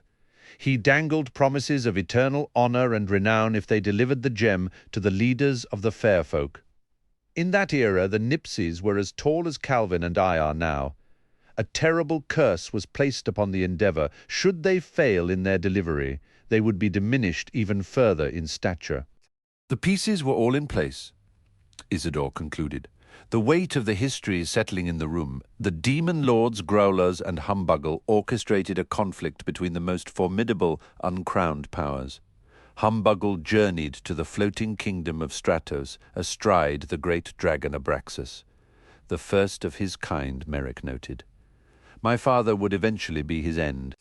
Abraxas was to provide the celestial fire needed to forge the crown, Isidore explained, with Humbuggle as its artificer. The sky giants, of course, secured solemn vows from both, binding them not to steal the ether gem. What nobody anticipated were the Nipsies, Serena interjected. Isidore nodded. To the colossal giants, they were mere motes of dust, utterly overlooked, hidden upon Abraxas. They were smuggled into Stratos. While dragon and demon feigned their labors, the tiny Nipsies made off with the gem. But how did they escape the sky? Seth pressed. Through sheer cooperation, they bore the ether gem to the very brink of Stratos, Isidore said. They leaped and were caught by growlers who waited upon Velrog. The progenitor of the demonic dragons, Merrick added. Ancestor to princes like Gazarog and Navarog. Indeed, Isidore confirmed. Seth asked, what became of Stratos without its heart? The sky kingdom began to fall, she replied. Not a sheer drop, but a long, tragic descent. This island existed below, but Stratos expanded it upon impact. A great portion of the realm was lost beneath the sea. Humbuggle and Abraxas fled the wreckage. And growlers? Calvin inquired. Velrog carried him, the Nipsies and the ether gem, to the demon witch-mother, Nagi Luna. She employed dark rites and the sword Raglamar in a futile attempt to shatter the gem. They destroyed it? Seth asked, incredulous. The ether gem resisted total destruction, Isidore corrected. Besides, the demons had their twisted promises to honor. The attempt broke Raglamar and wounded Nagi Luna. It also cast a lasting curse upon the Nipsies, forever barring them from delivering the gem to the fair folk. Talk about a raw deal, Calvin grumbled, but a binding one, Serena said quietly. Isidore continued. Humbuggle reunited with growlers to fulfill their obligations. The ether gem had fractured into 5 pieces, 1 large, 3 middling, and a single tiny shard. With the aid of Abraxas and Velrog, the demons shaped the Mother of Adamant into 3 crowns for the 3 medium stones, bestowing sovereignty upon giants, dragons, and demons. Nagi Luna delivered the demon crown, Abraxas the dragon crown, and Velrog presented the giant crown, along with the small fragment known henceforth as the Ether Shard. Was that their pathetic attempt at a consolation prize? Calvin asked, so Humbuggle could technically claim he didn't steal the whole thing. Essentially, Isidore said, the crucial point is that Growlers and Humbuggle fulfilled their word while betraying every trust placed in them. What of the fair folk? Seth asked. Serena's voice grew somber. Realizing they'd been manipulated into an unjust war, they faced the consequences. Their sacred charge to maintain balance was predicated on a vow never to wage such a conflict. Growlers and Humbuggle invoked the curse tied to that oath, and countless fair folk kingdoms were lost. Where did they go? Calvin whispered. No one knows, Serena replied. They vanished. Most believe them destroyed, though a few hold hope they were merely imprisoned. Isidore rested her folded hands on the table, a heavy silence settling in the room. All that devastation, that profound loss, served only the ambition of 2 demons. The largest fragment of the ether gem, Merrick stated. Which is called, Isidore prompted. The Wizen Stone, Seth finished. Growlers was a demon of immense power, Isidore said. He dared to wield the Wizen Stone, and for a time succeeded. He used its link to the very source to sever that font of magic from the mortal world. The effort nearly consumed him. He never regained his former might. The source is closed, Seth asked, alarmed. Power still seeps through, Isidore assured him, her tone shifting to one of grim irony. The demon's grand design wasn't about creating a total void, but about controlling the tap. They wanted to be the ones deciding who got a trickle and who got a flood. Quite the entrepreneurial spirit for beings of pure malice. Things are different now, though. No one in this world can reach the source anymore. That act also curbed the influence of the void, as the 2 forces are forever held in a delicate equilibrium. That would leave the Fairy Queen and the Underking significantly diminished, Seth observed. Greatly so, Isidore confirmed. Once Humbuggle understood the Wizen Stone could not be directly controlled, he appointed himself its guardian and created the games. The Giant Queen despises him for it, yet she allowed the games to be held here, clinging to the hope that her sky giants might finally reclaim the stone. I've seen the Wizen Stone, Seth said. It appeared whole, not a fragment of something larger. Both the Wizen Stone and the crown jewels were magically crafted into their fair forms, Isidore explained. Their magical essence allows them to be shaped. Only the Ethesard retains the crude appearance of a broken piece. Merrick nodded slowly. I've often pondered the origin of those 3 crowns. Would recovering the Wizen Stone lift the Nipsey curse? Calvin asked. Serena shook her head. I don't believe so. Our ancestors were tasked with delivering the ether gem to the fair folk to avert the Sky War. Instead, we took it from the giants through a war of aggression, and the gem was shattered. Our best path to breaking the curse, I fear, is to earn the forgiveness of the giants themselves. Nothing else seems sufficient. Could the giants even harness the Wizen Stone's power? Seth wondered. It's doubtful anyone could truly master it, Isidore replied. The giants never commanded the ether gem. It was the heart of Stratos, the power that kept their realm afloat. They drew energy from it for their magic, but no single giant was ever permitted to claim it as a personal possession. Wieldable or not, the Wizen Stone contains more raw power than this world was ever meant to hold, Merrick stated grimly. Isidore gave a solemn nod. And there are many who hunger for a chance to channel that energy. Do you share that hunger? Seth asked pointedly. Some of us, Isidore said, her gaze steady, simply wish to ensure such power never falls into the wrong hands. Calvin suddenly sank to his knees, his head bowed. His shoulders trembled with quiet, wrenching sobs. Serena moved to his side, placing a gentle hand on the back of his neck. "Calvin, what is it? It's all pointless," he choked out, the words fractured by despair. "All these years of hope, of searching, we never stood a chance. Not really." "Calvin, look at me," Serena said, her voice softening. "The prophecy remains. You are here. The champion is found. Who can say what is possible now? What value does a prophecy hold if the victory comes without a fight?" Calvin lifted his tear-filled eyes, a fragile hope rekindling in his expression. "I suppose the prophecy is meant to drive us forward when the path feels most impossible, and your champion is advancing," Serena encouraged. "He needs to learn the location of the unforgiving blade. That is a secret we have discovered. We identified the blade's resting place during our historical research," Isidore added. "We had no idea it would become relevant to the games. The weapon was forged from a shard of Raglamar, the sword that broke the ether gem," Seth recalled. "A weapon that poured forth from the void, saturated with a dark potency," Isidore said. "Powerful enough to fracture a gem overflowing with energy from the source. The unforgiving blade was crafted by dark sorcerers with the Underking's aid, becoming a potent talisman of shadow. It was sealed away for the safety of all within the reliquary of the Wandering Stones."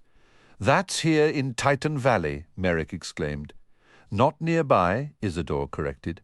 "It lies far to the southeast in the barren steppes, a desolate wilderness. You cannot possibly reach it before the perennial storm strikes." Merrick's eyes flickered toward Basirus. "What if we had to? Could a dragon make the journey?" Basirus let out a cold, humorless laugh. "Your audacity knows no bounds. I am well aware of how many of my kind you and your people have slain. What's to stop me from soaring as high as possible and simply letting you fall onto the jagged rocks below?" Basirus hissed. Merrick met the dragon's gaze without flinching. "Do you have any concept of how many times I've faced death? My question was purely practical.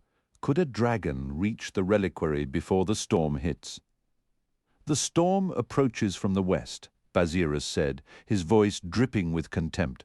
"Flying is already treacherous, but with the wind aiding me, I could beat the worst of it to the reliquary of the Wandering Stones." "Would you carry us?" Seth pressed. "Serena, too?"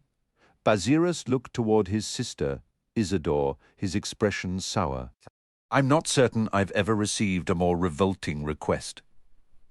Isidore fixed her eyes on Merrick.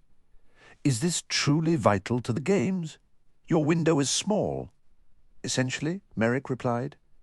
Isidore and Basirus exchanged a silent glance before she turned back. "Then I would have to accompany you as well." Merrick rubbed his neck thoughtfully before nodding.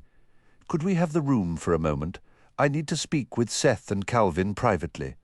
Isidore gave a casual shrug. "We can wait outside." She lifted Serena and stood, Basirus rising beside her. "You promise not to listen in?" Seth asked. Isidore's eyes flicked to the flickering candles. "I promise." She and Basirus left, their footsteps echoing through the water flowing across the floor. "Should I go too?" Virgil offered. "You can remain," Merrick said. Seth watched the shallow stream. "How does the water keep moving through here?"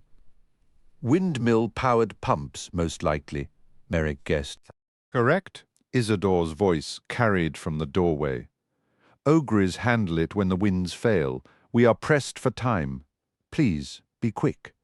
She slid the door shut. Merrick's voice dropped to a whisper. "The Harp of Ages is kept within the Dragon Temple in Titan Valley. The temple is only accessible during the perennial storm. So we know where to find what we need to win," Seth said. "Neither relic will be simple to acquire," Merrick cautioned. "The clock is our enemy." "But from what I understand, the true challenge may be in actually securing the Wizenstone itself." "I believe we must accept the dragon's offer," Seth argued. "Otherwise, the timing falls apart." "I agree," Calvin said, "though I must admit Serena's choice of allies still puzzles me." Merrick gave a slight, knowing smile. She has gained considerable wisdom. Sometimes the end result validates the methods used to achieve it. They might attempt to take the unforgiving blade for themselves, Seth worried aloud. They will betray us, Merrick stated flatly. The only uncertainties are the method and the moment. Seth studied him. You've truly died many times. It permits me to take certain chances, Merrick explained. Similar to an eternal, I do not die unless I am killed, and if I am killed, I do not remain deceased. Like the undead, Seth asked. Consider the opposite, Merrick said. The undying. The undying are real, Calvin gasped. I believed they were only myths. Accurate on both points, Merrick said. I am not immortal, but I am as near as a mortal may come. It would require an immense unraveling of magic for me to perish. Seth, you are far more vulnerable than I am, but I cannot wield a blade forged from shadow. This endeavor fails without you. Seth's resolve hardened. I am determined to face Humbuggle and reclaim my memories. I won't get a better opportunity than this. To let it pass would be the greater risk. Agreed, Merrick said, moving to the door and pulling it open. That was brief, Isidore remarked, re-entering. Have you reached a decision? We must get to the reliquary ahead of the storm. Merrick confirmed. You may join us? Very well, Isidore said. The winds are strengthening. We must leave almost at once. Meet outside Hamburg in 2 hours. Go through the gates and to the far side of the nearest hill. You will recognize it. We'll be there, Seth said. He turned to Virgil. I need some of my gear from your place. And can you get a message to my cousin at the inn? Virgil gave a brisk salute. This is the most significant intelligence regarding the games I have ever come across. I am at your service provided I don't have to accompany you. Not again, Bernosh's roar echoed. Warren shot a nervous glance at Kendra. Another bridge? He called out. This is the 3rd destroyed crossing. The giant bellowed in frustration, and it was built of solid stone. Bernosh was among the most formidable giants in the entire sanctuary. Kendra, Warren, Vanessa, and Tanu were huddled together inside the portable dungeon as the giant navigated the rugged cliffs of Titan Valley. The uneven terrain slowed their progress, but at least the violent jostling inside the backpack had eased. They had already discovered Bernosh could hear every word they spoke. This is intentional, Tanu stated firmly. It's a coordinated act of sabotage. The bridges are being destroyed. Who would have the audacity? Bernosh roared, his voice vibrating through the wooden walls. We tried to tell you, Kendra insisted. The dragons are conspiring against you. This is further evidence. They don't want anyone reaching the Harp of Ages. In all my centuries, I have never been so disrespected. Bernosh seethed, his grip tightening on the cliff face. I will deliver you to the Dragon Temple if I must ascend every peak in this valley with my bare hands. That might be necessary if the bridges are gone, Warren commented quietly. A sudden ferocious gust of wind slammed into the giant, forcing him to brace for a moment. Rain is approaching, Bernosh announced. I'm not a fan of slippery rock, Warren admitted. Wet or dry, storm or sun, I can climb anything, Bernosh declared with stubborn pride. Let's hope he's as good as his word, Warren muttered under his breath. Tanu peered out a small window. The western sky is turning dark. Kendra saw the horizon swallowed by thick, bruise-colored clouds. Silent flashes of lightning intermittently illuminated the churning depths of the storm, revealing monstrous shapes within the thunderheads. This is only the prelude, Vanessa warned, her voice tense. We must reach the temple before the full storm breaks, or we may never arrive at all. We will arrive, Bernosh grumbled, beginning a careful descent down a sheer rock face. The portable dungeon swayed and tilted alarmingly with each of his movements. The path is difficult, but the remaining distance is short. As they climbed lower, the walls of a deep canyon sheltered them from the worst of the gathering wind. At the base, Bernosh waded into a rushing river, the icy water rising past his knees in the deeper channels. In several places the canyon was completely flooded from wall to wall with chaotic, churning rapids that crashed against the giant's waist. Kendra watched the turbulent water and worried how much higher it would swell when the storm finally hit. "There you are," a high, youthful voice called from the barred window. Kendra turned to see a teenage fairy with shaggy silver hair and metallic wings slip effortlessly between the bars and land lightly on the floor. She recognized the mischievously handsome face, though he rarely chose this form. "Raxtus?" Kendra asked. "Please, no sketches," Raxtus said with a dramatic sigh. "I despised this shape, but I reasoned the giant would panic if a dragon approached. Plus, the bars were no obstacle." "Smart thinking," Tanu acknowledged. "Bernosh is already furious. Someone has destroyed the remote bridges." "Dragons," Raxtus confirmed without hesitation. "I've spotted several since I arrived at Titan Valley." "Dragons who have no business being here. They're likely entering as spectators for the Titan Games," Vanessa suggested, "using their human disguises." "Whatever their plan, it's extensive," Raxtus said, his wings giving a nervous flutter. "They're taking up strategic positions. It feels completely coordinated." "Would they attack during the storm?" Kendra asked. "Only if they have a death wish," Raxtus replied. "Those winds would tear them apart." "I'm about as aerodynamic as a dragon can be, and I was already fighting the turbulent air just to find you. If Kendra didn't glow like a beacon to my senses, I might have failed." "How did you know where to look for me?" Kendra asked. "The Fairy King sent me," Raxtus said, flitting over to perch on the bench armrest beside her. "Where is he?" Kendra pressed, a knot of fear in her stomach. "Is he safe?" "Alive when I last saw him, but utterly broken," the fairy said, his usual levity gone. "I heard he granted Ronadin access to the fairy realm," Kendra said softly. "That tracks with his state." Raxtus replied, "He didn't share all the details with me, but he rambled about trying to warn the Queen and how the catastrophe was his fault. He was heartbroken, almost delirious with grief. He escaped the realm with me at the final second, but not before sending warnings with Astrids and other fairies." "One of his messengers found me," Kendra said, recalling the desperate plea. Kendra hadn't realized he had escaped. "He's actually here?" she asked, a flicker of hope in her voice. Raxtus explained that the Fairy King had instructed him to drop the man off in a remote part of Titan Valley.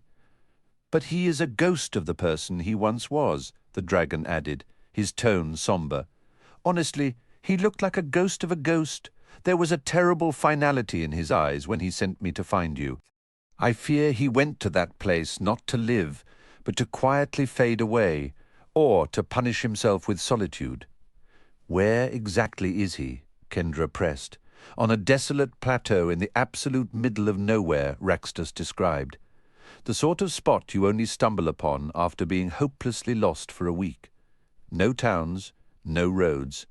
As I flew off, the only signs of life were a couple of wandering giants in the distance." Switching topics, Kendra asked if Ranodin could command him. "Not a chance," Raxtus said with a hint of pride. "My ties to the fairy realm are by choice, not birthright. The crown holds no real power over me, but I will say before I left, I noticed several fairies starting to change. They were darkening, Kendra. Some fought it, others seemed to give in more easily." "That sounds like the shadow plague," Kendra murmured. "Exactly. So be careful around any fairies you meet," Raxtus warned. "Noted," Kendra replied. Their conversation paused as Bernosh, their giant companion, left the riverbank and began scaling a sheer cliff face. The portable dungeon swayed and tilted with each of his movements. Raxtus glanced around nervously, then cupped a hand beside his mouth. "So, how's this guy's climbing skill?" he whispered. "He appears very capable," Vanessa offered, "and he's certainly not lacking in confidence." "Let's just hope his talent is as big as his biceps," Raxtus muttered. "It's hardly fair when someone is both a giant and built like a bodybuilder." "Do I hear a new voice?" Bernosh's booming call echoed into the dungeon. "I'm a friend of theirs," Raxtus called back. "A rather unimpressive fairy, really." "All is well?" Bernosh inquired. "He's welcome," Kendra confirmed. "I will have you at the Dragon Temple in mere minutes," Bernosh declared. Raxtus leaned in again, whispering. The sound of the river must have been covering our chat before. As Bernosh crested the top of the canyon wall, a fierce wind whipped through the dungeon's windows, becoming a constant irritant. A low rumble of thunder rolled across the sky as a massive front of gloomy clouds blotted out the light. The dungeon rocked with each of Bernosh's strides. "I've been worried about you," Kendra said to Raxtus. "The last time I saw you, you had a pack of dragons on your tail. Once I got you to safety, shaking the others was simple." Raxtus said with a shrug. "It's difficult to pursue a dragon who flies faster, turns quicker, and can practically vanish into thin air." "Where have you been all this time?" Kendra asked. "Laying low in the fairy realm, mostly ever since Wimroost was lost," he admitted. "I'm sorry I couldn't do more to help. You saved my life," Kendra insisted. "I'm sorry for the price you had to pay." Raxtus shook his head, a new strength in his voice. "Saving you didn't cost me my freedom, it gave it to me. It forced me to grow up, working for my father. I had everything I thought I wanted, but I was miserable. You helped me finally accept who I meant to be. I could never have found real happiness on his path. But now the dragons are hunting you," Kendra pointed out. "Which tells you everything you need to know about my father," Raxtus replied flatly. "His way is the only way. There's no discussion." "That's really hard," Kendra said softly. "Enough about him," Raxtus said, brushing it aside. "The Fairy King sent me with some items for you. They're not fairy talismans. Those would be too dangerous with Ronadine wearing the crown. But this," he said, producing a ring, "is the king's own signet, forged by unicorns. He advises you wear it only in the most desperate circumstances. Channel your magic into it, and it will blaze with a light so intense it can blind anyone looking at it, yourself included." "Wow!" Kendra breathed, taking the substantial ring from his small hands. It felt like a heavy class ring, its band set with minute white stones that collectively formed the image of a unicorn on its hind legs. The longer she held it, the more the stones glowed and the silvery metal seemed to burn with a cool inner flame. "I'll guard it with my life. I hope I can give it back to him when all this is over. See how it reacts, just to your touch," Raxtus observed. "That's not typical." "Be very careful when you decide to use it." "Is that adamant metal?" Warren asked, leaning in for a closer look. "It is," Raxtus confirmed. He then held out a tiny object. "Kendra, the king also wanted you to have this." It was a single seed, no larger than a cornflake, which he passed to her. Kendra tucked the ring and the seed into her pocket. "Potion maker," Raxtus said, turning his attention to Tanu. "The Fairy King believed these components might be of use to you. He produced 3 small packets, each no larger than a tea bag. Source water, unicorn blood, and powdered horn." "Powdered unicorn horn?" Tanu asked, his voice brimming with excitement. "Exactly," Raxtus confirmed. "It can only be collected after a unicorn's passing. These are exceptionally rare," Tanu said, his face a mixture of awe and gratitude. "My thanks. Thank the Fairy King," Raxtus replied. "I'm merely the courier, and I suppose I'm the final offering. I'm here to assist." "You're joining us for the Dragon Temple?" Kendra asked. "The other dragons already label me a turncoat," Raxtus said with a shrug. "I may as well embrace the title. The Harp of Ages could slow this conflict. Let's retrieve it." Kendra frowned thoughtfully. "Do we need to know how to play it?" "I know a little," Vanessa offered. "It's possible operating the harp isn't about musical skill at all. Here's hoping it works like a magical music box." Warren mused. Almost instantly, the rain intensified into a torrential deluge. A fierce gust sent sheets of water sideways, soaking Kendra and the others. We're not even near a window, Warren complained, wiping his face. Raxtus moved a short distance away and expanded into his dragon form, a sleek, silver-white creature whose scales shimmered with prismatic light. His body was roughly the size of a large horse, not including the considerable length of his neck and tail. By stretching out and partially spreading his wings, the fairy dragon created a welcome windbreak. "Much better," Warren said gratefully. Bernosh brought the portable dungeon to a halt. The howling wind lashed rain against its sides. "We have arrived," the giant boomed. "The perennial storm has as well, and we are not the only ones here." "Who else is with us?" Warren shouted. The giant turned. Kendra and her friends rushed to a barred window, seeing they had stopped at the entrance to a box canyon. Through the sheeting rain about 200 yards away, the canyon ended at a tall rock face adorned with magnificent relief carvings of dragons. Fir trees clung to the base of the cliffs framing the carved wall, but the canyon floor was a treacherous mess of mud and stone. At the base of the carved rock face stood two figures, an older man dressed in black and a younger woman in white. They stood motionless, utterly drenched by the storm. "Are they guardians?" Kendra asked. "Not officially," Raxtus said. "Celebrant likely posted them there to block entry." "You recognize them?" Warren asked. "Perneg and Riota," Raxtus identified. "A black dragon and a white one. Perneg possesses multiple breath weapons, fire, poison gas, or a corrosive sludge. Riota's breath can flash freeze a pond in moments. They have offspring together and prefer to fight as a pair." "Why assume human forms?" Kendra wondered. "Perhaps to lure opponents into a false sense of security," Raxtus guessed. "Or maybe it's simply more comfortable in this weather." At last, Bernosh grunted, shrugging off the portable dungeon and setting it down. "Dragons who are willing to stand and fight. Do you require assistance?" Tanu asked. Bernosh gave a derisive snort. "There are only two. You'll be on your own inside the temple, but out here allow me this courtesy." He drew a sword longer than most nearby trees, bent to heft a boulder the size of a small car, and stomped into the box canyon.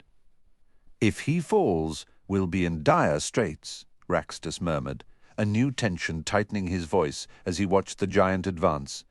Tanu turned the key in the lock, and the dungeon door swung open. "We need to be prepared to run, Raxtus. If things go badly, your priority is to get Kendra to safety." "Take Vanessa with you," Warren added. "I've seen you carry two before." Kendra already had her sack of gales in hand. "I'm ready." Nearby, Raxtus shrank back into his tiny fairy form. "Easier to get through the door this way," he said. Peering outside, they watched as Bernosh hurled a massive stone at a small, distant figure.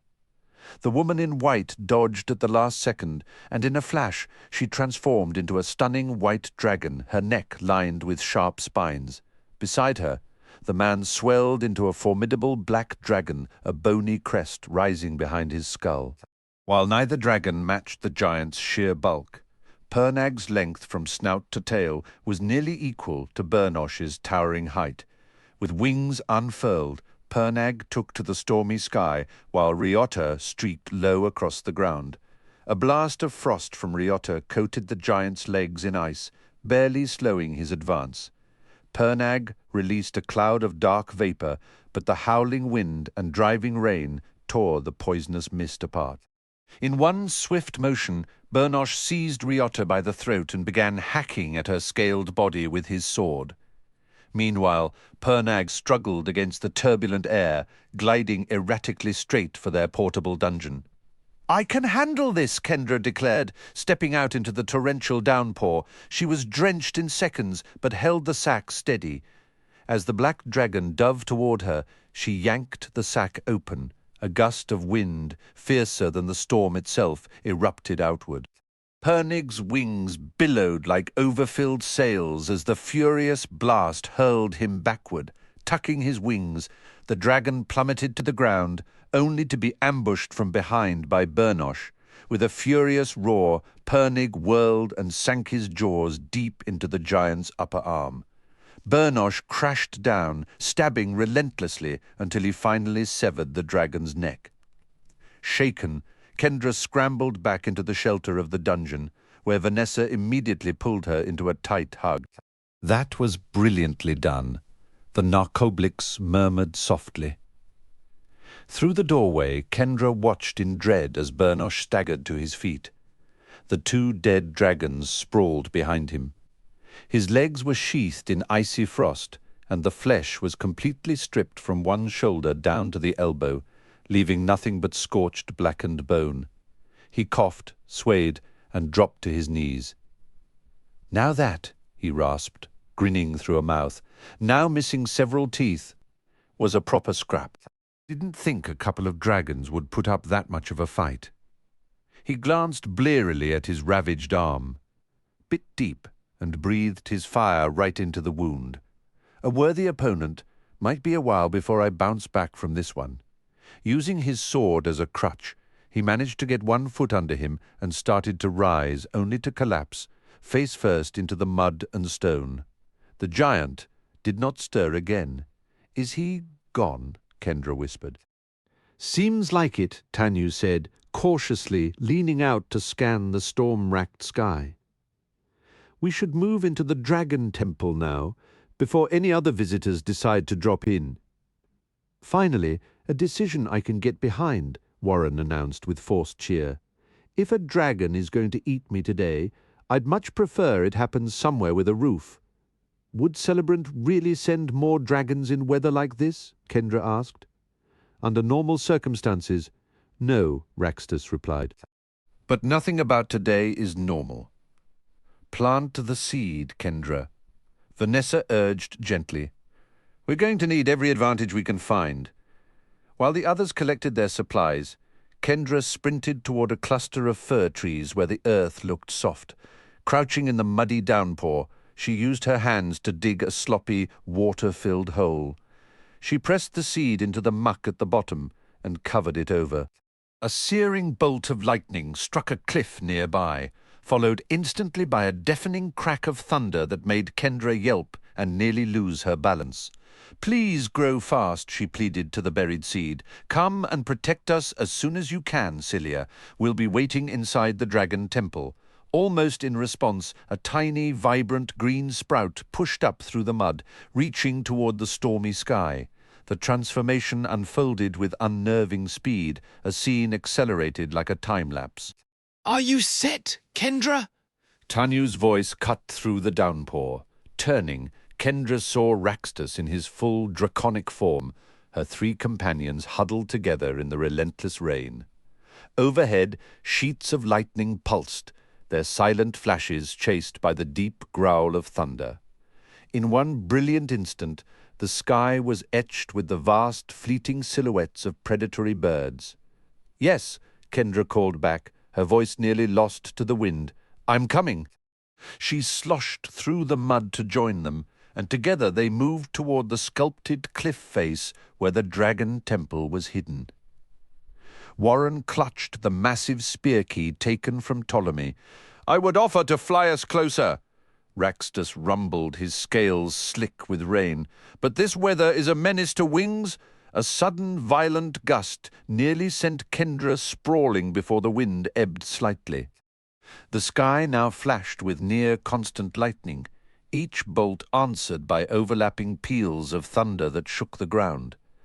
They passed the still form of Bernosh. Raxtus loped over to the giant's head, nudging the massive neck with his snout. "He's gone," the dragon confirmed, his voice somber. Kendra averted her eyes, a pang of guilt cutting through her. The giant had thrown himself into their defense with a startling, almost joyful ferocity. Now he was just another casualty in the mud. She pushed the grim thought away, refusing to see it as an omen. The rain intensified, plunging the canyon into an early twilight. Miniature waterfalls cascaded from the cliffs above, and a new stream was already carving a path through the box canyon. Soaked to the bone, her hair plastered to her skin, Kendra found a bleak humor in the fact she literally could not get any wetter. By the strobe light of the storm, she caught jarring glimpses of other fallen dragons as they trudged onward. They halted at the rear of the canyon, battered by the lashing rain. "Where on a cliff wall does one insert a key?" Warren shouted over the din. "The key bears the seal of Abraxas." "The progenitor," Raxtus answered, pointing with a claw. "His likeness is there, in the center of the bottom row. See the notch where his heart would be. If you're right about this, you've just earned a lifetime supply of my undying gratitude," Warren called back, a wry grin on his face. He scrambled up a slippery boulder before the carved dragon, heaved the spear key overhead, and drove it into the stone slot with a solid thunk. "Get back," Kendra warned. Dectus said the storm would handle the rest. Warren was already leaping down. "I remember," he said. "Let's move." They all scrambled sideways along the cliff base, feet slipping in the churning mud.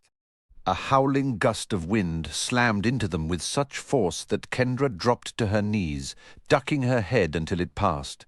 Moments after she regained her feet, a searing, blinding bolt of lightning struck the key directly. The accompanying thunderclap was a physical assault. Kendra's hands flew to her ears too late, and for several seconds her world was reduced to a high-pitched, painful ringing. As the tone faded and the storm's roar filtered back in, she saw the carved dragon had recessed into the cliff, revealing a doorway roughly 10 feet high and 5 feet wide. Without a word, Kendra and her friends scrambled back, climbed the slick steps, and hurried into the unsettling quiet of the Dragon Temple's entrance. "Are you certain you wish to depart the city?"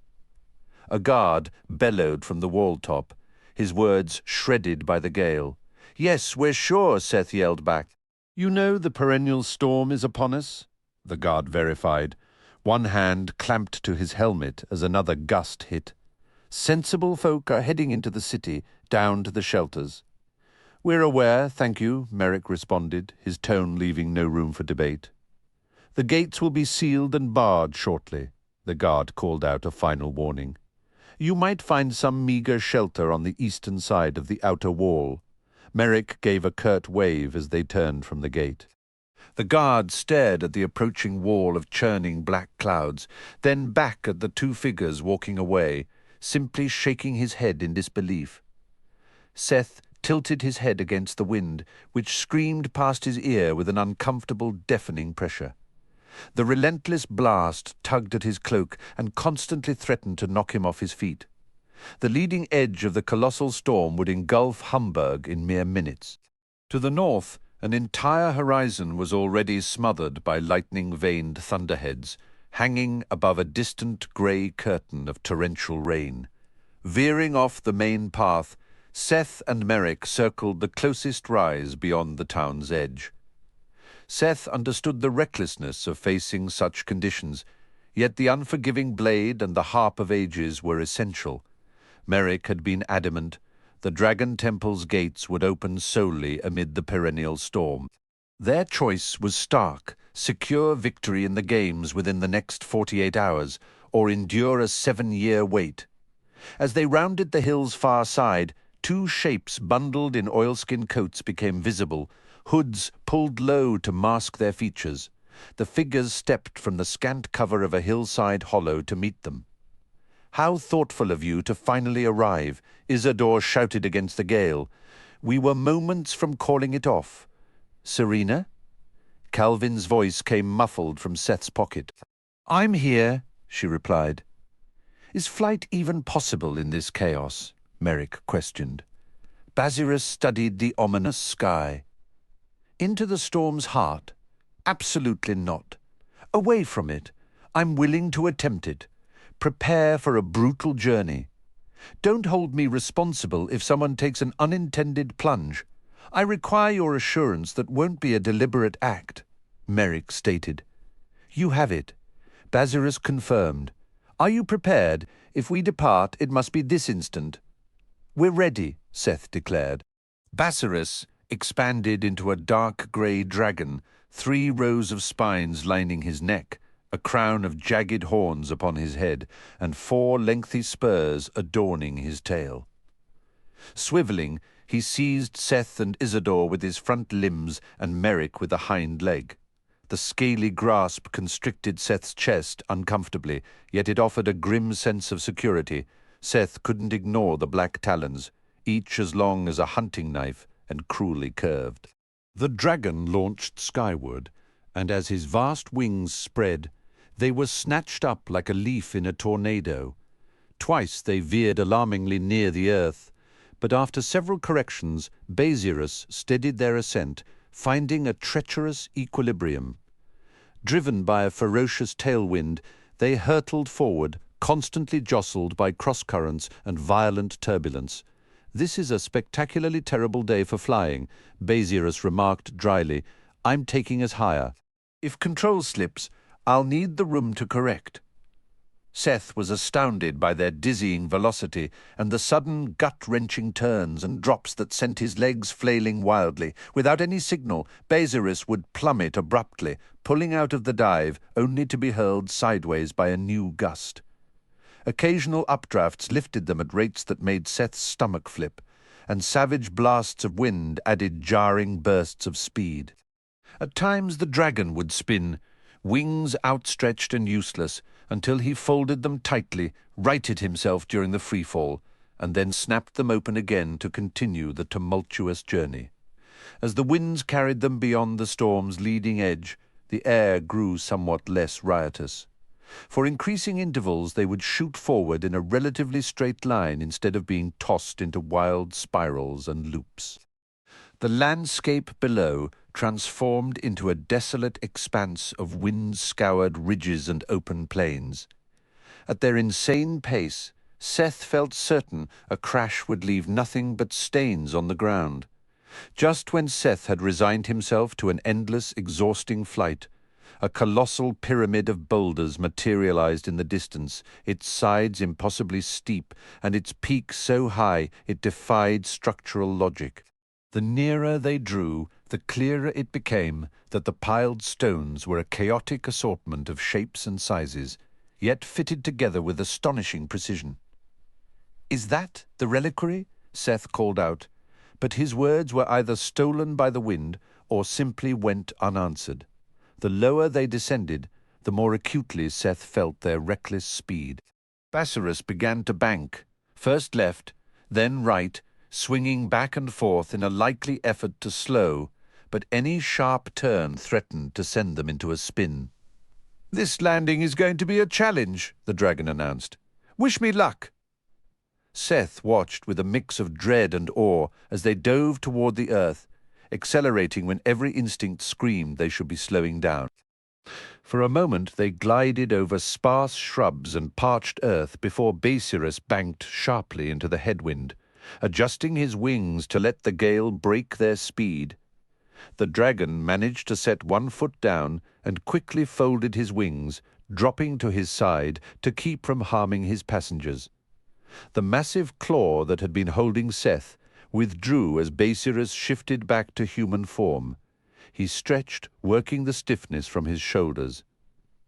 "My wings are going to ache for a month," he complained. "Can you still feel them?" Seth asked. "Just a ghost of the strain in this shape," Beziris replied. "Mostly between my shoulder blades. How to describe it? Picture dangling from a tree branch through an entire earthquake.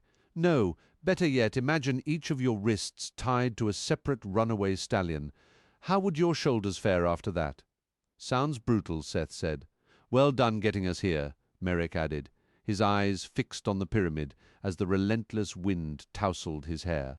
"The reliquary of the Wandering Stones," Isidore announced. "It looks incredibly old," Seth observed, "and strangely narrow, like a stone arrowhead. Who could have built it? Giants. If they did, it was ages ago," Isidore said. "But I doubt it. Giants won't set foot in this wasteland."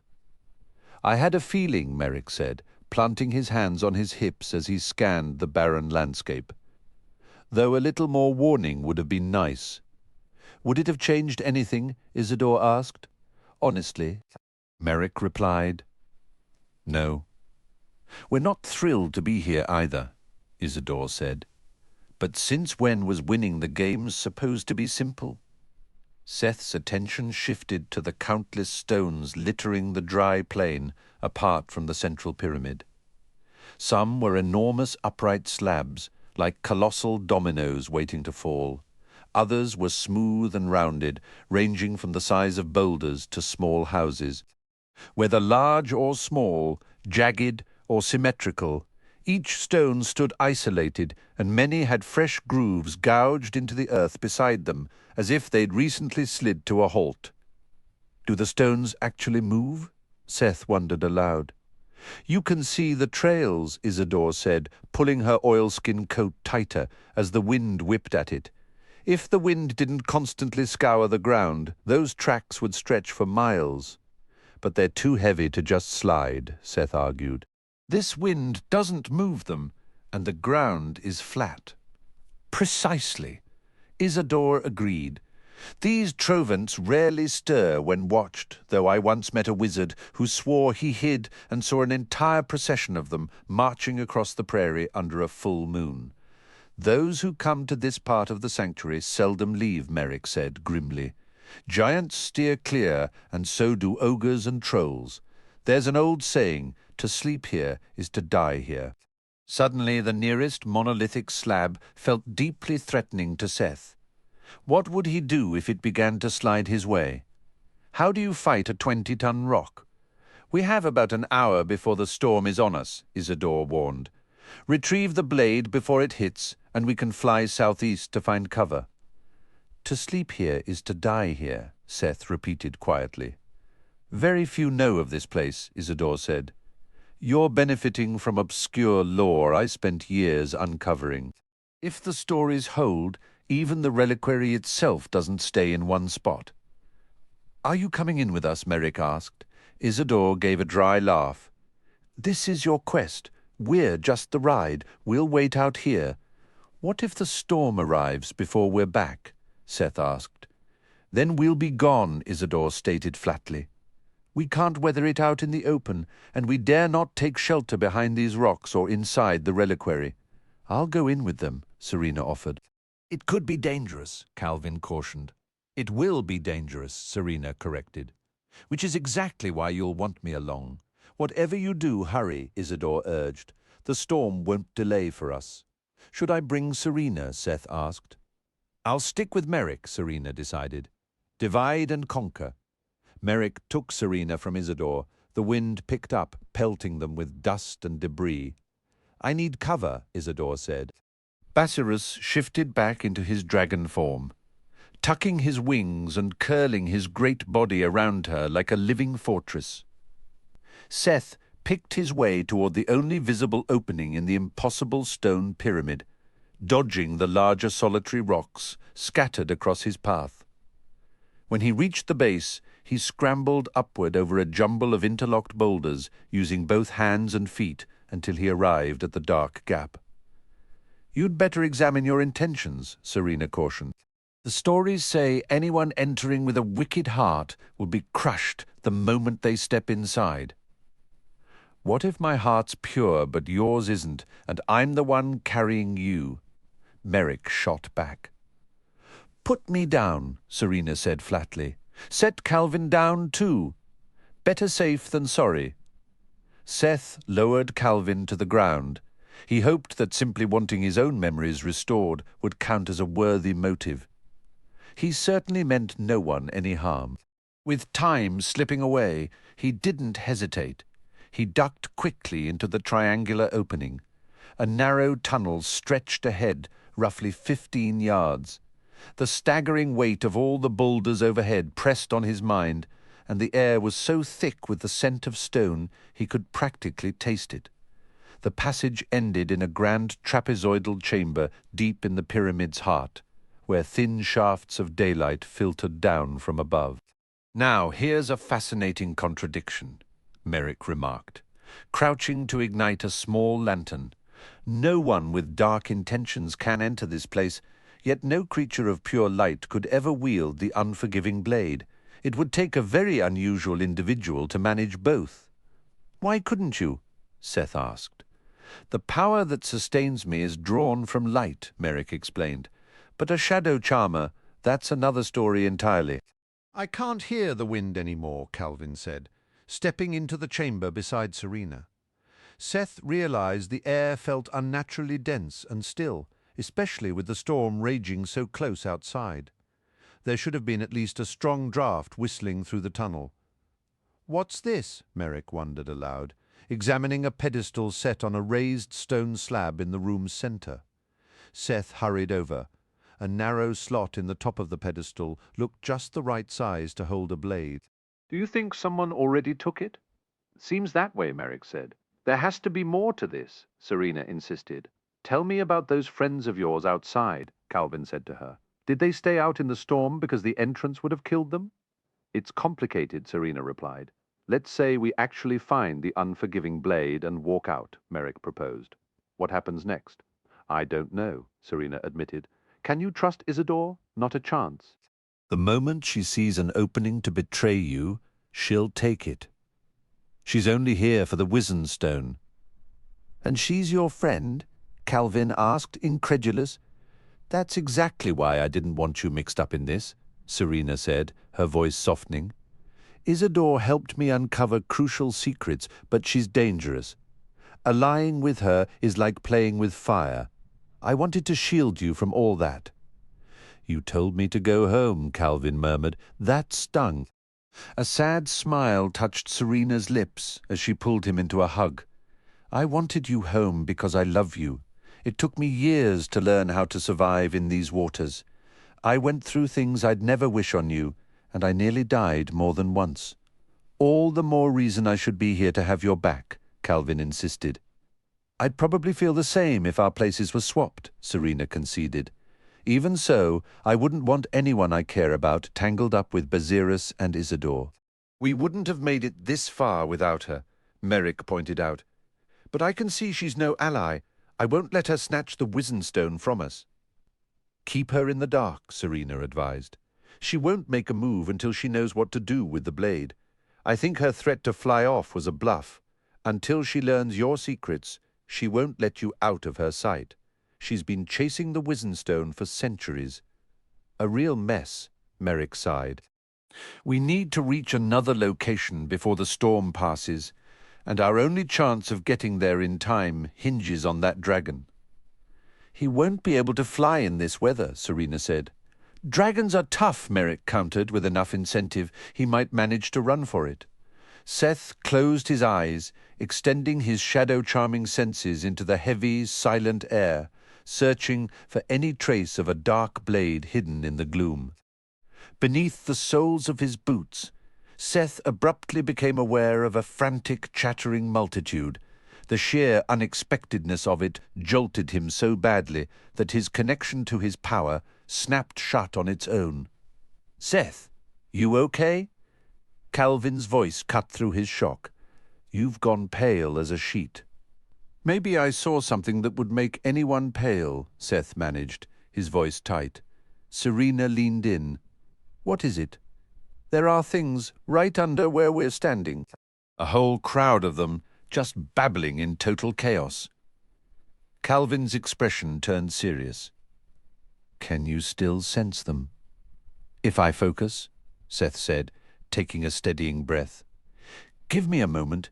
He opened his senses again and was instantly flooded by a turbulent wave of fragmented words and raw, directionless emotion.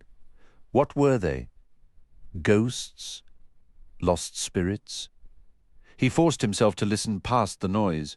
There were definitely wraiths in the mix, a handful of phantoms too, and beneath it all, a countless number of faint, shapeless presences. Well, Merrick prompted. So many voices, Seth reported, his own voice low. They don't even know we're here. Some are undead, but most feel like those presences I sensed before, like when I first found you, Merrick. Disembodied memories, you think? Merrick asked. That's my guess, Seth nodded. A whole legion of them. They sound completely lost. Most are just asking, who am I, over and over. Their so-called guides are wraiths and phantoms. It's a mess. the incompetent leading the utterly bewildered. How utterly depressing, Serena murmured, a shiver running down her spine despite the still air. Seth pushed the general cacophony aside, homing in on the lonely lament of a single wraith.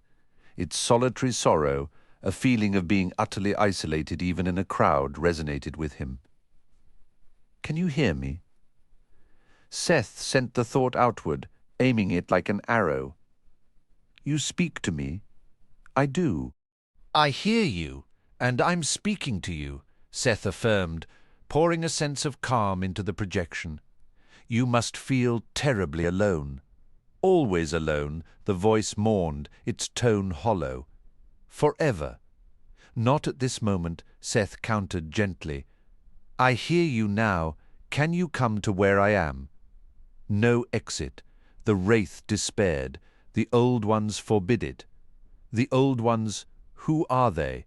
Seth pressed. Ancient. Unyielding came the reply, tinged with fear. "I am caged. We are all caged, so alone." "But I can hear you," Seth insisted. "You are not forgotten. You are alive." The wraith realized with a spark of awe. "You hear me?" A pause hung in the psychic space between them. "What do you seek?" "I need to find the unforgiving blade." Above you, the wraith answered immediately, its voice dropping to a fearful whisper. "That edge, it can wound us. It can unmake us. Is it gone? It's still here?" Seth asked, his heart rate picking up. "Above you," the wraith repeated more urgently. "Above where you stand. High above. The blade remains. How do we reach it? I am trapped." The wraith grieved, its focus fading. "Find your own path upward. But beware the blade." Shifting his focus, Seth latched onto the mournful signal of a phantom. Its complaint was one of relentless grinding noise. "It never stops," the phantom moaned. Minds breaking, splintering into tinier and tinier shards. "I can be patient," Seth assured it. "Do you hear me clearly?" "You. I hear you," the phantom responded, surprised.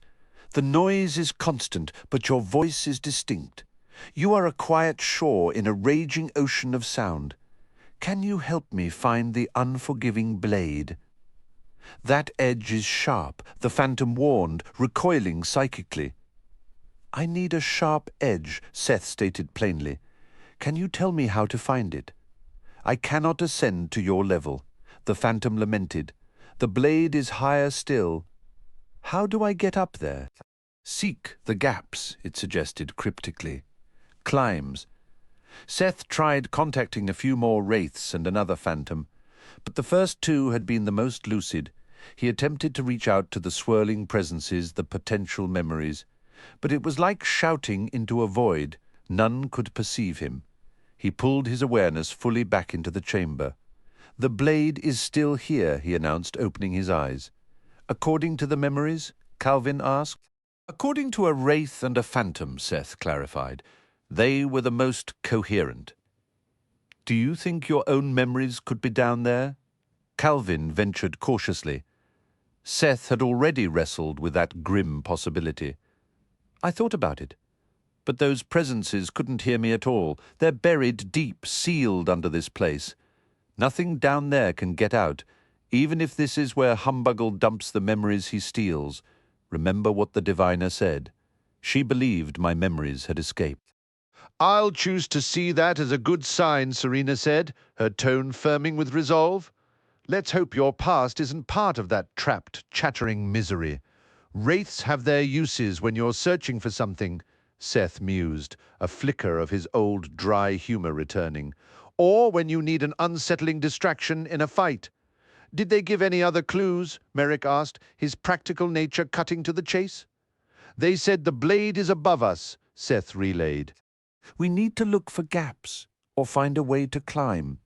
Their directions weren't exactly a detailed map. Merrick's eyes scanned the smooth, unbroken stone surrounding them. "Not much to grab onto in here, unless they meant we have to climb the outside of this structure." "The feeling I got was that the path is in here, Seth said, certainty settling in his gut. Closing his eyes once more, he reached not for voices, but for his power to perceive mechanisms. He sought any hint of a lock, any seam or catch that could be triggered, anything at all that could be opened. For a moment, he felt a simple mechanism.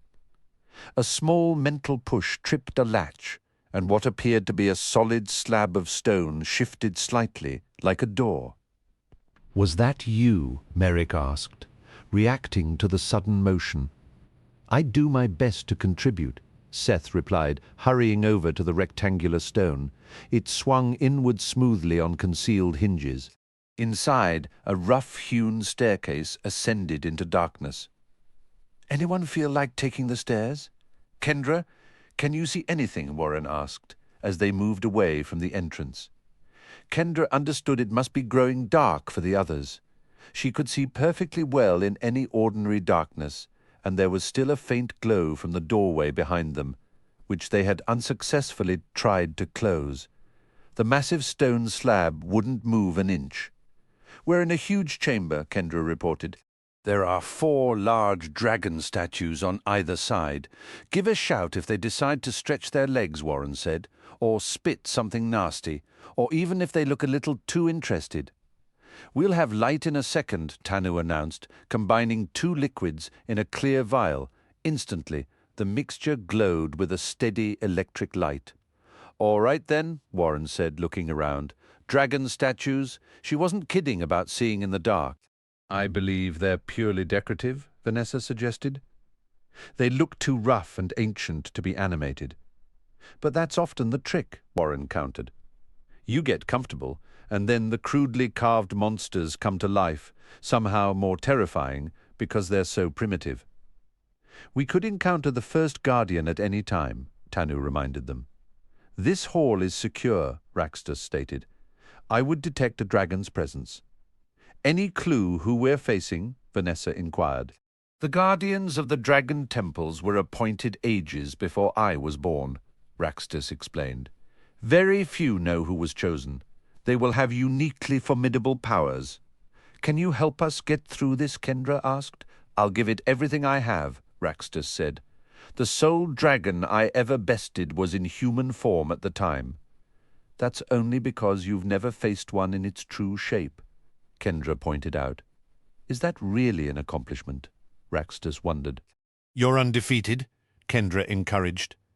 "Every living dragon you meet is undefeated against others of our kind," Raxtus clarified. "We don't offer rematches." "You won't be alone," Kendra said. "Having someone to protect is the only reason I came," Raxtus admitted. A sudden, distant rumble of thunder echoed through the stone hall, a stark reminder of the violent storm they had left outside and the precarious shelter they now sought. "If this area is clear, let's prepare our gear," Tanu said. "Could I take a moment to brew a couple of elixirs with the components Raxtus collected?" "Absolutely, if it improves our odds," Warren agreed. "Don't forget, the entrance is still open behind us," Vanessa cautioned. "We don't need a surprise from that direction." Raxtus moved a few paces back toward the entrance. "In this downpour with this harsh landscape, we likely won't see more dragons until the weather breaks." "This is your father we're dealing with," Kendra said. "Where he's concerned, all bets are off," Raxtus concurred. "I'll keep an eye on our backs." "I wish I had better tools and more time," Tanu sighed, examining a crystalline scale. "It feels wrong to use such pristine materials on rushed concoctions. If we don't make it, all your ingredients are wasted anyway," Warren said. "Anything that might give us an edge is worth the attempt." Tanu opened a small bottle, took a cautious sniff, and poured a shimmering liquid into a ceramic dish. "Even now, I can prepare some potent protective brews. How useful they are will depend entirely on the nature of the dragons we face." "Prepare for the unexpected," Raxtus advised. "They will be selected from history's most dreaded dragons, battle-hardened veterans of immense power." "He's really selling the experience," Warren said dryly. "Anyone want to call it quits?" "Go enjoy the lovely weather," Maybe find a nice mud puddle to splash in. Few qualities are as compelling as bravery, Vanessa observed. Warren squared his shoulders and adopted a tougher tone. Well, those dragons had better brace themselves, because I'm about to make some noise. Much better, Vanessa approved. Kendra checked her enchanted bow, since it hadn't been fired lately. It should be fully charged and ready with 300 arrows. Kendra estimated her sack of gales was still about 3/4 full, judging by how much wind she had already spent. Her hand slipped into her pocket. Fingers closing around the ring Raxtus had just given her, and she felt a small wave of relief. Time seemed to stretch as they waited. Nearby, Tanu held a bottle over a gentle flame, carefully stirring in a fine powder. A nagging worry crossed Kendra's mind. Could the first guardian have been listening to them all along? This will have to suffice, Tanu announced, sealing his ingredients away. I've prepared a lotion for wounds, a salve for sickness, and a potion to grant resistance to fire. Even dragon fire, Warren asked. Likely not complete immunity from a direct blast, Tanu admitted. It would be a very near thing. A near thing is better than being cooked through, Warren said, and I'll take that gummy potion too. After our last scrape, I'm a true convert. Several of those elixirs are already prepared, Tanu confirmed. Everyone listen, Raxtus interjected, his voice low. Gather close. Here's something you should know. Dragons are complex beings. They're solitary, yes, but that solitude breeds a deep loneliness. These guardians have been alone for decades. A good conversation might be a temptation they can't ignore. If you get the chance, keep them talking. There's a game to it for them, a cat-and-mouse chase with words. It could grant us precious time. Most of us will be frozen stiff by their presence, without a courage potion, Warren pointed out. Do we have enough? For everyone except Kendra, Tanu said. She resists dragon fear naturally. I've balanced the courage elixirs so each person can safely take one additional potion alongside it. Brave and stretchy, Warren said with a grin. Now that's a combination. Or perhaps brave and fire-resistant, Vanessa suggested. Tanu passed out the courage potions and drank one himself. Remember, he cautioned, until we actually confront a dragon and its fear aura tempers the effect. These potions can make you recklessly bold. I feel fantastic, Warren declared. Better than fantastic. I might just wrestle this first dragon bare-handed, you know, to add a little challenge. Vanessa rolled her eyes. Please tell me you're joking. I think I am, Warren said. Mostly. I'm ready, Kendra stated. Then let's move, Tanu said, hefting his pack. They reached the end of the vast hall and were met by a sweeping flight of red stairs as wide as stadium seating. The climb was long, and Kendra eventually felt a familiar weariness in her legs. What if a dragon's just waiting up there? Warren grumbled between breaths. I'm going to need a break to recover. Don't tell me this place doesn't have an escalator. No dragon is in this immediate area, Raxtus offered. If that's any consolation. At the stair-top stood magnificent double doors, crafted in a distinctly Asian style. Beside them hung a round golden gong, a mallet resting on a stand nearby. Who wishes to announce us? Tanu asked. I'm guessing a surprise attack is off the table, Warren checked. Should I do it? Kendra asked. No, let me, Vanessa said. In case there's a hidden trap or a magical backlash. In that case, I insist, Warren said, stepping smoothly in front of her. My primary role on the basketball team was drawing fouls. I've got this. He grabbed the mallet and struck the gong hard. A deep, shimmering note vibrated through the air, lingering. The double doors slid open silently by themselves, revealing a pristine white floor adorned with masterfully painted golden vines and leaves. A row of glossy black pillars stretched from left to right just beyond the threshold, marking the entry from the main chamber.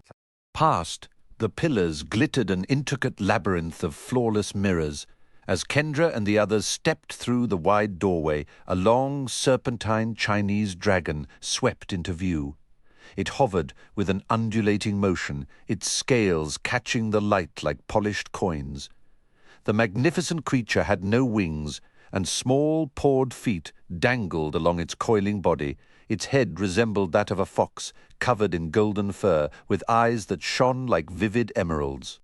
"Welcome, doomed mortals who enter my domain," spoke a clear, echoing voice that seemed to come from everywhere at once. "If each of you leaves your most valued possession upon my doorstep, I will permit you to leave in peace." "Jinzen," Raxtus said, recognition in his tone. "A treasure dragon. I know of you, all dragons hoard, but your tastes are famously refined. A true collector." "What brings a dragon to my doorstep?" Jinzen demanded, his eyes blazing with fury.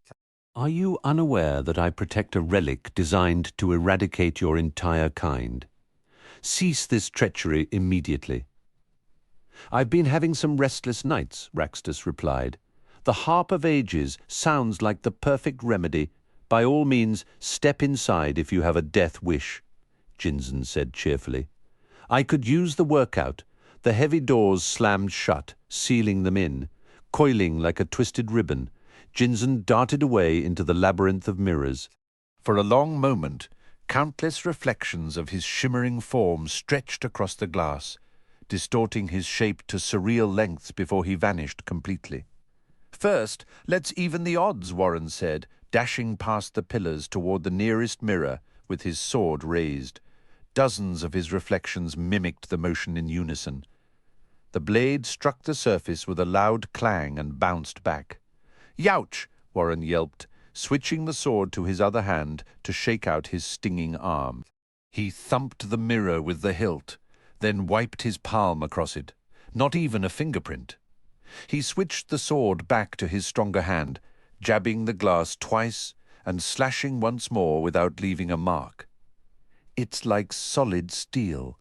Likely enchanted glass," Raxtus warned. "Watch out!" With a sudden rush of air, Jinzen shot back into sight. Warren pressed himself flat against the mirror as the dragon streaked past. Jinzen's mocking laughter echoed from everywhere at once. Once the golden dragon had vanished again, Warren stumbled away from the glass, a growing stain of blood darkening his shoulder. "Feels like I got sliced by 100 razor blades," Warren groaned. "The worst one's right here." "He's toying with you," Raxtus said. "Get away from there." Warren retreated to the relative safety of the colonnade. "I could use a little help, Kendra," Raxtus said. Kendra laid her hand on the dragon's neck, and a rainbow gleam erupted from his metallic scales as her energy infused him. Raxtus exhaled a cool, mint-scented mist over Warren, who sank to his knees with a dazed sigh. "That's amazing," Warren murmured. "Cuts and scratches are a specialty of mine," Raxtus noted. Vanessa gave Warren a sharp slap. "Wake up," she ordered. "We need you alert." "Right," Warren said, climbing to his feet. He tipped a bottle to his lips and drank deeply. Immediately, his steps grew unsteady and the arm holding his sword seemed to lengthen oddly. "So this dragon wants a game. I can play too." "What's our move?" Kendra asked Raxtus. "The turns are too sharp and the corridors too cramped for me to fly in there." Raxtus explained.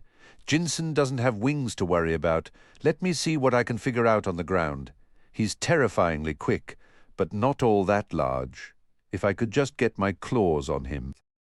Tucking his wings tight, Raxtus bolted into the maze. A flurry of silvery dragon reflections darted in every direction until he disappeared from view. Harsh laughter filled the chamber, followed by the sound of a tremendous impact. A second later, Raxtus came flying backward out of the maze, crashing into a nearby pillar. "Raxtus!" Kendra shouted, rushing to where the dragon lay coiled at the column's base. "Are you okay?" He lifted his head, his gaze slightly unfocused. "Just fantastic, aside from being rammed by a speeding locomotive. He's unbelievably fast and has reflexes that aren't of this world. I'm in over my head here, and he's using some of those mirrors as doorways to other dimensions. He flies into them? Vanessa asked. And comes out of different ones, Raxtus confirmed. Can you do that? Kendra inquired. Not on his turf, Raxtus replied. He's got every advantage here. Will you all just huddle by the entrance forever? Jinzen's voice taunted from all around. The way you're clustered, I could finish you all in a single swoop. Come now, let's make this entertaining. What do we do? Kendra whispered. Throw everything you've got at him, Raxtus answered. This is our only chance.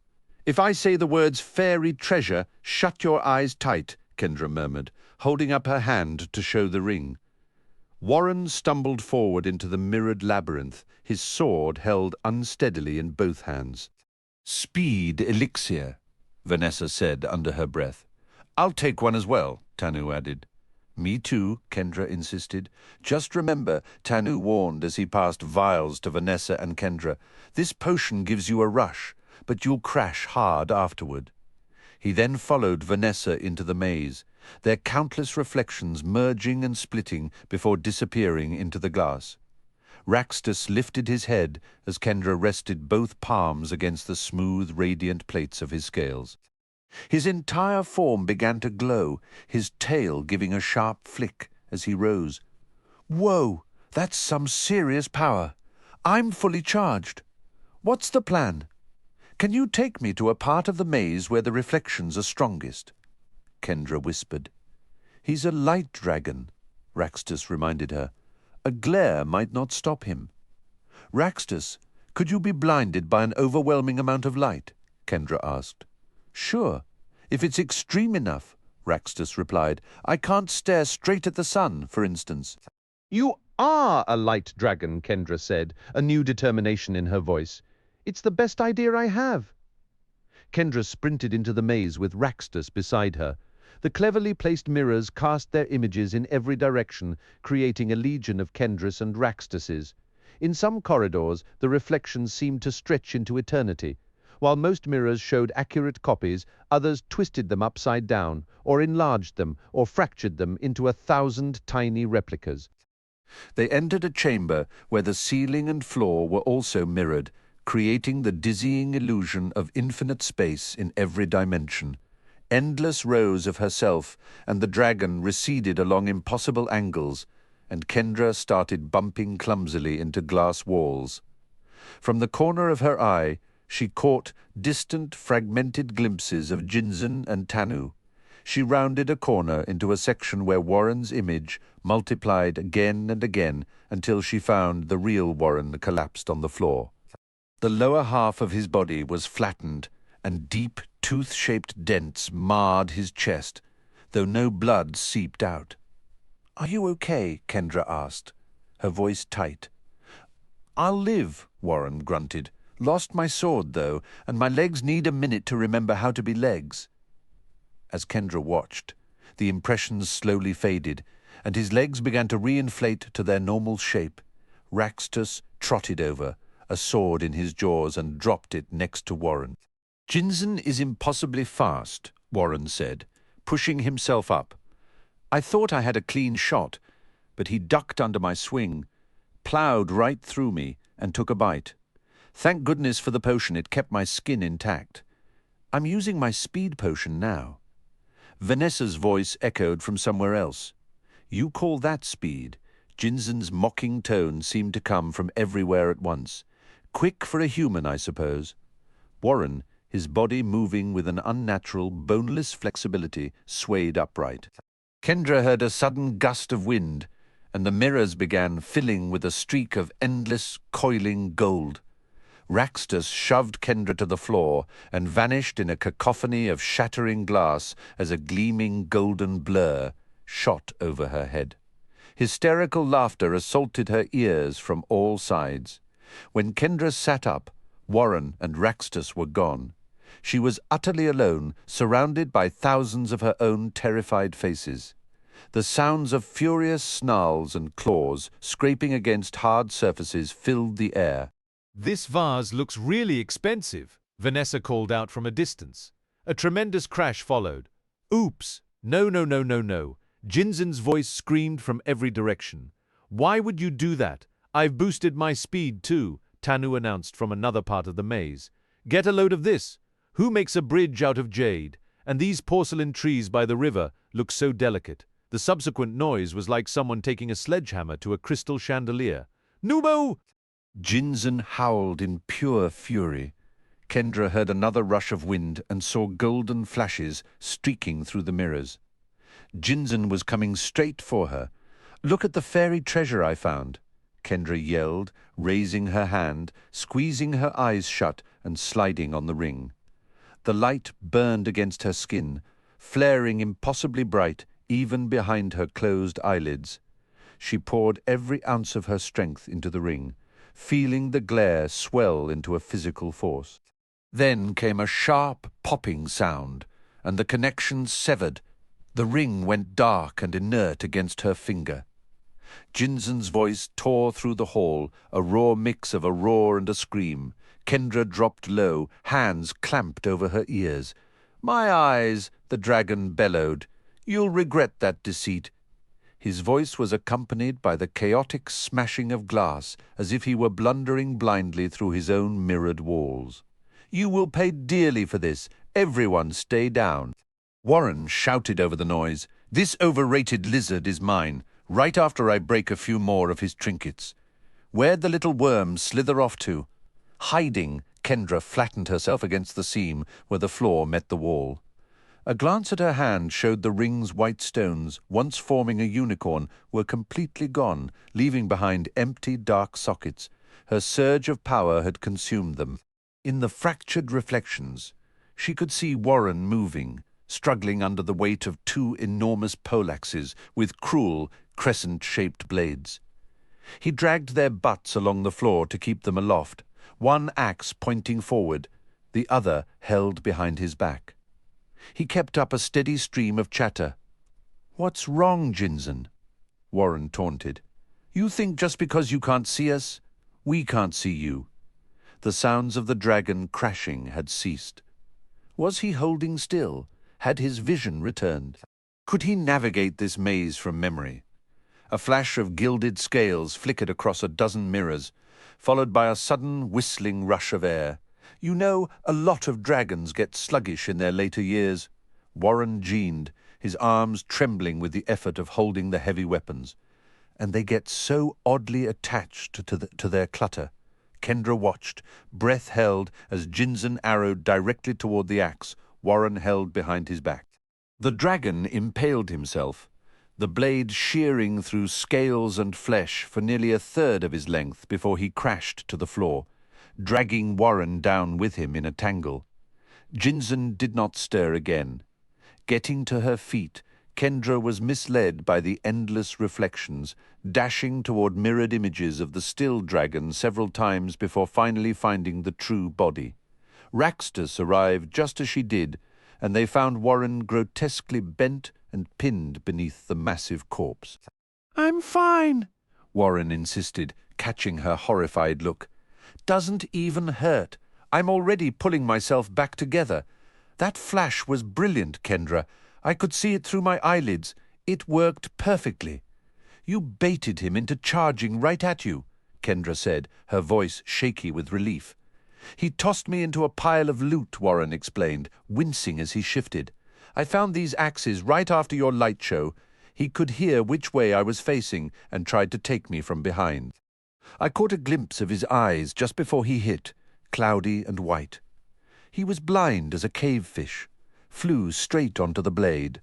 Reflections of Tanu stumbled into view, and moments later the real man rounded a corner, looking utterly spent and breathing hard. "That speed potion really drains a person," he panted. From somewhere in the maze came the soft, unmistakable sound of someone crying. Warren's expression darkened as he pushed himself up. "Vanessa!" No answer came, but the quiet weeping continued. "That's not her," Warren murmured, unease in his voice. "This way," Raxtus said softly. The fairy dragon led them through a disorienting series of turns. Kendra focused only on Raxtus's shimmering form, ignoring the dizzying parade of their own reflections.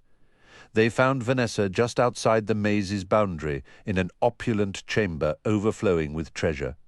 Shards of a shattered porcelain vase were scattered near her feet. She was seated on a mound of gold coins, her face buried in her hands, shoulders trembling.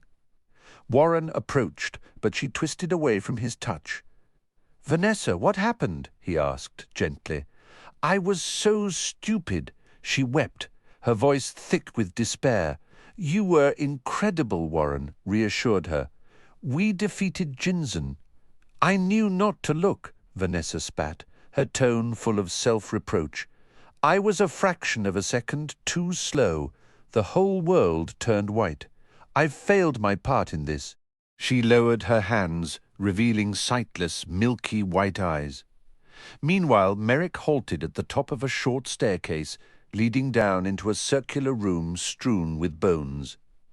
Seth stood beside him, staring at the grim collection of skeletons, some undeniably human, others belonging to creatures far less familiar. "Is this its den?" Seth whispered. Merrick pointed toward the center of the chamber.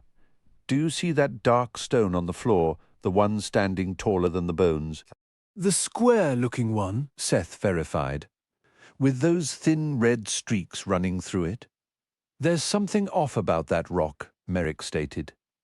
"Notice the gloom surrounding it? It's as if it taints the light around it, or perhaps devours it entirely." Seth focused his shadow-sensing ability toward the stone. He detected a deep foreign consciousness within, not thoughts or language, but a raw, overwhelming craving. "It's starving," Seth said. "Exactly," Merrick replied. "Some stones develop awareness over ages. I've encountered ancient ones with distinct personalities, odd opinions, and strange hungers. That is no ordinary rock. This floor isn't covered in bones by accident." "Should I go take a closer look?" Calvin suggested. "Absolutely not," Merrick said, taking Serena from his pocket. "Most living things that walk into that room don't walk back out. I'm a slight exception." He passed Serena to Seth. "You're certain about this?" Seth asked. "Can anyone be certain about a malicious stone?" Merrick countered. "Stay alert." Merrick moved into the room. He glanced back at Seth and gave a grim nod. "It's pulling the life right out of me." "Then get back here," Seth insisted. "I have life to spare," Merrick said, carefully navigating the scattered bones toward the dark slab. "So do I," Seth argued. "I wouldn't mind aging a few years right now." "It doesn't age you," Merrick corrected, lowering himself until his chest rested upon the stone. "It consumes your vitality.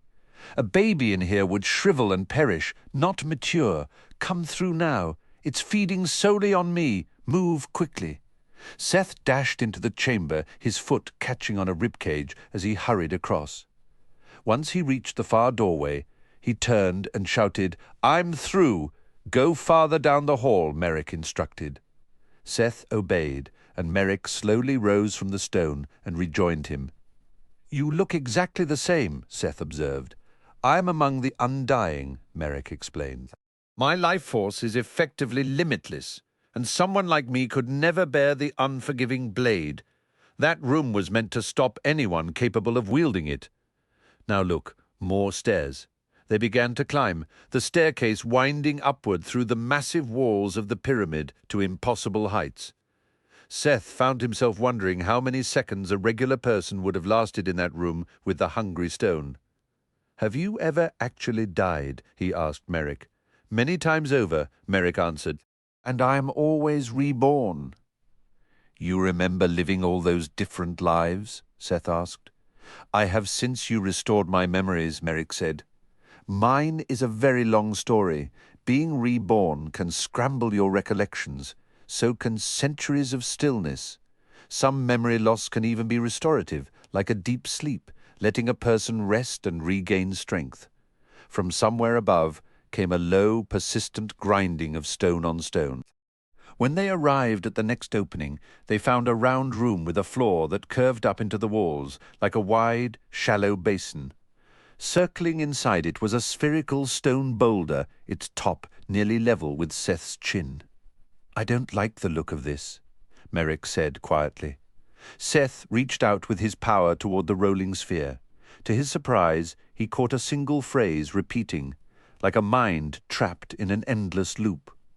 "All who enter must be crushed. All who enter must be crushed. All who enter must be crushed. All who enter." "Why do you have to crush everyone?" Seth asked inwardly. The repeating thought stuttered. The great stone ball wobbled, veering slightly from its perfect circular path. "You can hear me," Seth pressed. "It must be exhausting, having the same duty for so long." "It is my purpose," the stone replied. "Who gave you that command?" Seth asked. "One who reached me long ago," the stone answered. "Like I'm reaching you now?" "Very much like this," it acknowledged. "Then I have a new command for you," Seth conveyed gently. "Your work is done. You can rest at last." "I can rest." The stone verified, its mental voice weary. "No more crushing all who enter." "Rest. Crush no more," Seth soothed, "as you command." The massive stone ball gradually spiraled down the slope of the bowl until it settled at the very bottom, motionless, and finally still. "The ball was programmed to crush anyone entering the room," Seth reported to Merrick. "I gave it new orders, similar to how I direct the undead. It might be wise to stay alert, just in case anything changes." Seth reached out with his senses. The sphere appears dormant for the moment. Merrick moved ahead cautiously. "I'll take the lead." He stepped carefully into the chamber, skirting the edge of the shallow basin before exiting through the opposite archway. Seth trailed behind him, and the stone orb remained perfectly still. The staircase continued its relentless ascent. By the time the steps finally terminated at a wall of massive interlocked boulders, Seth's thighs were screaming in protest. Merrick approached the barrier, his fingers tracing the seams between the rocks. "Well, we gave it our best shot," Seth panted, leaning against the cool stone. "Got a decent workout, at least." Merrick shot him a skeptical look. Seth just grinned and gave a little wink. "Hold on. Let me see if there's a way through." Just as he had below, Seth sent his awareness searching for a locking mechanism. To his surprise, he found one immediately embedded in the wall before them. He gathered his power and willed it to release, but met a formidable, stubborn resistance. Planting his feet firmly and clenching his fists, Seth poured all his focus into the task. The mechanism fought him, a mental weight pushing back. Gritting his teeth, he pushed harder, and then, abruptly, the resistance vanished, like the opposing team in a tug-of-war simply letting go of the rope. A series of clicks echoed, and a seamless section of the wall, composed of several cleverly fitted stones, swung inward. That looked like a real struggle, Calvin observed from his pocket. Something was pushing back, Seth confirmed, wiping his brow. Merrick held out an arm, blocking Seth's path. "Let's assess what's inside before we enter." The room beyond appeared to be the very apex of the pyramid. The ceiling soared upward, meeting at a central point high above them. Dominating the center of the space was an enormous block of stone, so profoundly black it seemed to swallow the light around it, revealing no texture or detail. Embedded deep within its top was a long knife, most of its blade buried in the obsidian-like material. "Now that is a dark stone," Calvin murmured. "It doesn't look like a rock. It looks like a hole in the world." Seth swept the room with his mind. "It feels empty." "There's nothing here. I sense the same void," Merrick agreed, stepping across the threshold. Seth followed. The instant Seth entered the room, the dormant well of shadow within him roared to life, a cold, dark presence he had never perceived with such terrifying clarity. To his horror, that internal darkness was now yanking him with a magnetic and irresistible force toward the black stone. His steps became stiff, jerky marionette movements as he fought against the compulsion. "Are you all right?" Merrick asked, his voice tight. "I'm being pulled," Seth gasped. His eyes locked on the fathomless dark slab. "Take the blade and let's leave," Merrick urged. "This place is a shrine to shadow. Its purpose is not for our kind." Seth stopped fighting the pull, and the force lessened slightly, enough for him to stagger forward under his own power. He rushed to the stone. Peering into its surface, he saw no reflection, no solidity, only an essence of pure night. It seemed less like an object and more like a tear in reality, a window into an endless void. "Claim the knife, Seth," Merrick instructed, his voice grave. "I cannot do this for you. Be warned, a cut from that edge can never be healed or undone." The words sounded distant, muffled. Seth's hand rose, not toward the jet-black hilt of the unforgiving blade, but toward the consuming darkness that encased it. "Seth!" Calvin shrieked from his pocket. Not the stone, grab the knife. Seth heard the tiny voice and glanced down dully at the frantic Nipsey. The call of the stone was a siren song, a deep, gnawing hunger he hadn't known he possessed. Finally, sensing a feast, it felt intoxicating. "Seth!" Calvin yelled again. "Snap out of it!" The shout jolted him. He was here for the weapon, not to lose himself.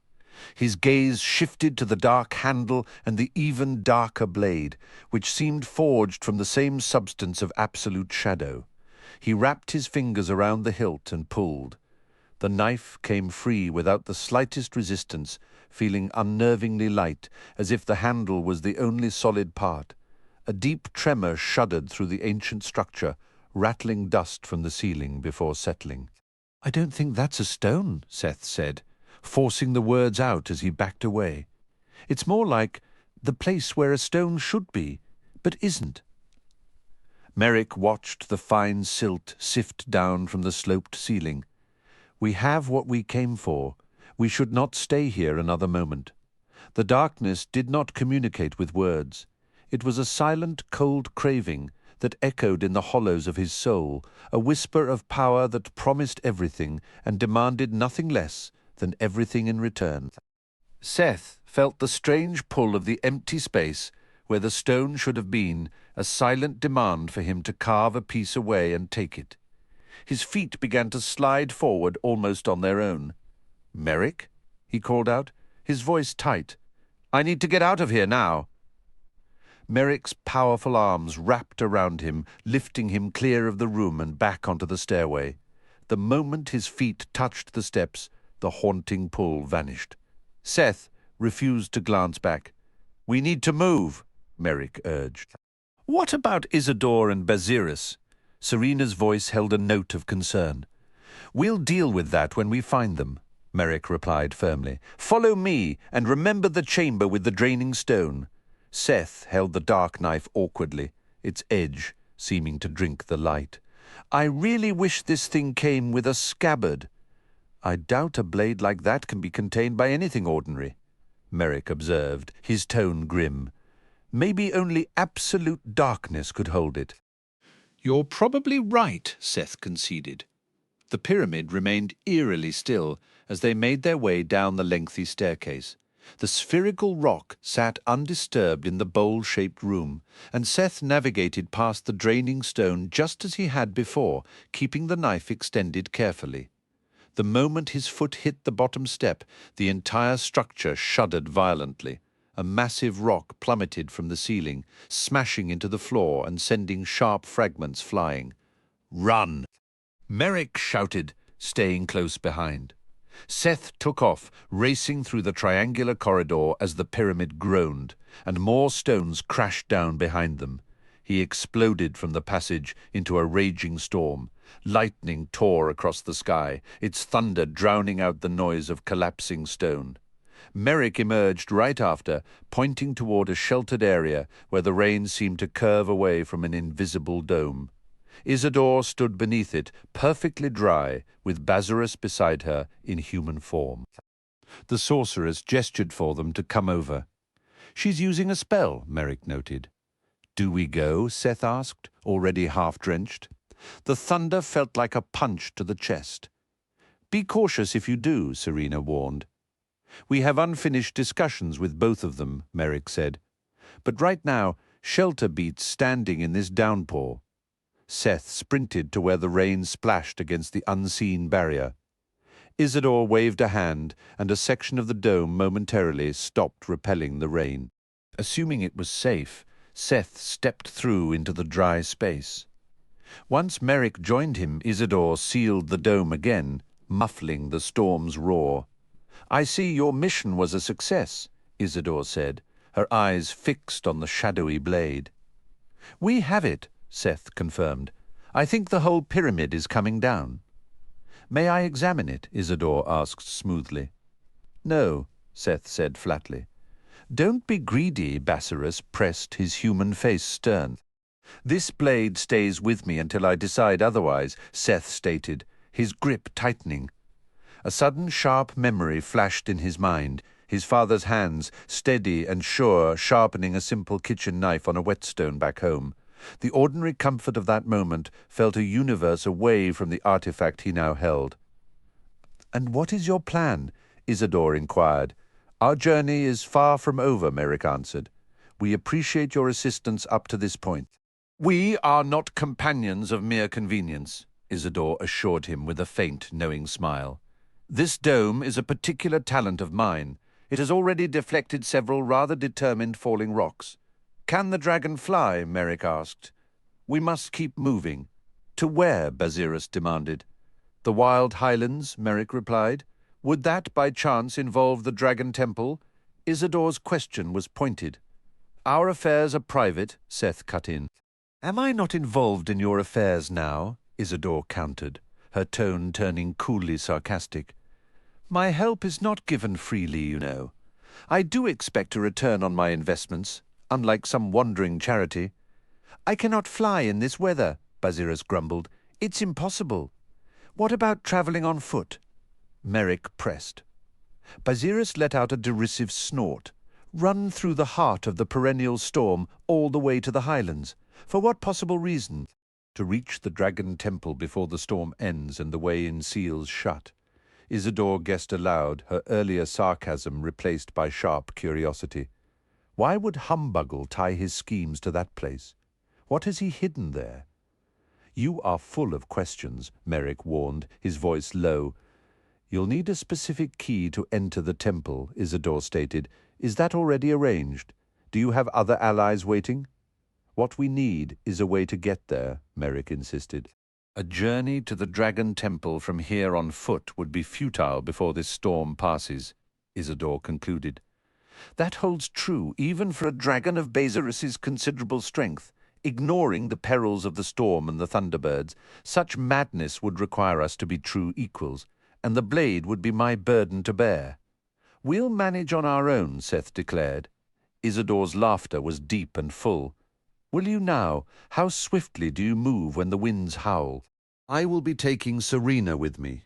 No, Serena stated flatly. I beg your pardon, Isidore countered. Our arrangement concludes tonight, Serena affirmed. After all this time together, Isidore mused, I must wonder what inspired such a sudden shift in loyalty. We each desire victory, Serena replied. Well said, Isidore conceded. We are aware your goal concerns the Dragon Temple. Basarus interjected. I suppose that will have to be enough, Isidore answered. She stepped nearer to Basirus, her hands moving in a fluttering gesture. Merrick's sword was instantly in his hand. A section of the magical dome curled inward, and abruptly there were two separate shelters holding back the deluge. One enclosed Seth and Merrick, along with their nipsies. The adjacent dome held Isidore and Basirus. We shall weather this storm apart for the moment, Isidore's voice, faint and strained, carried over the rain. This is a cage. Merrick growled, striking his sword against the shimmering barrier. Shall I try this knife? Seth inquired. We'll never reach the Dragon Temple if we're caged here, Merrick argued. Seth swung the unforgiving blade at the dome. It ripped open and dissolved into nothingness a heartbeat later. Isidore stumbled as if wounded, and her protective sphere vanished as well, leaving her and Basirus exposed to the downpour. Merrick drew his stake and rushed forward, just as Basirus swelled into his draconic shape. The transformation was scarcely complete when Merrick drove the stake deep into the dragon's flank. In an instant, the great beast crumbled into a heap of ash.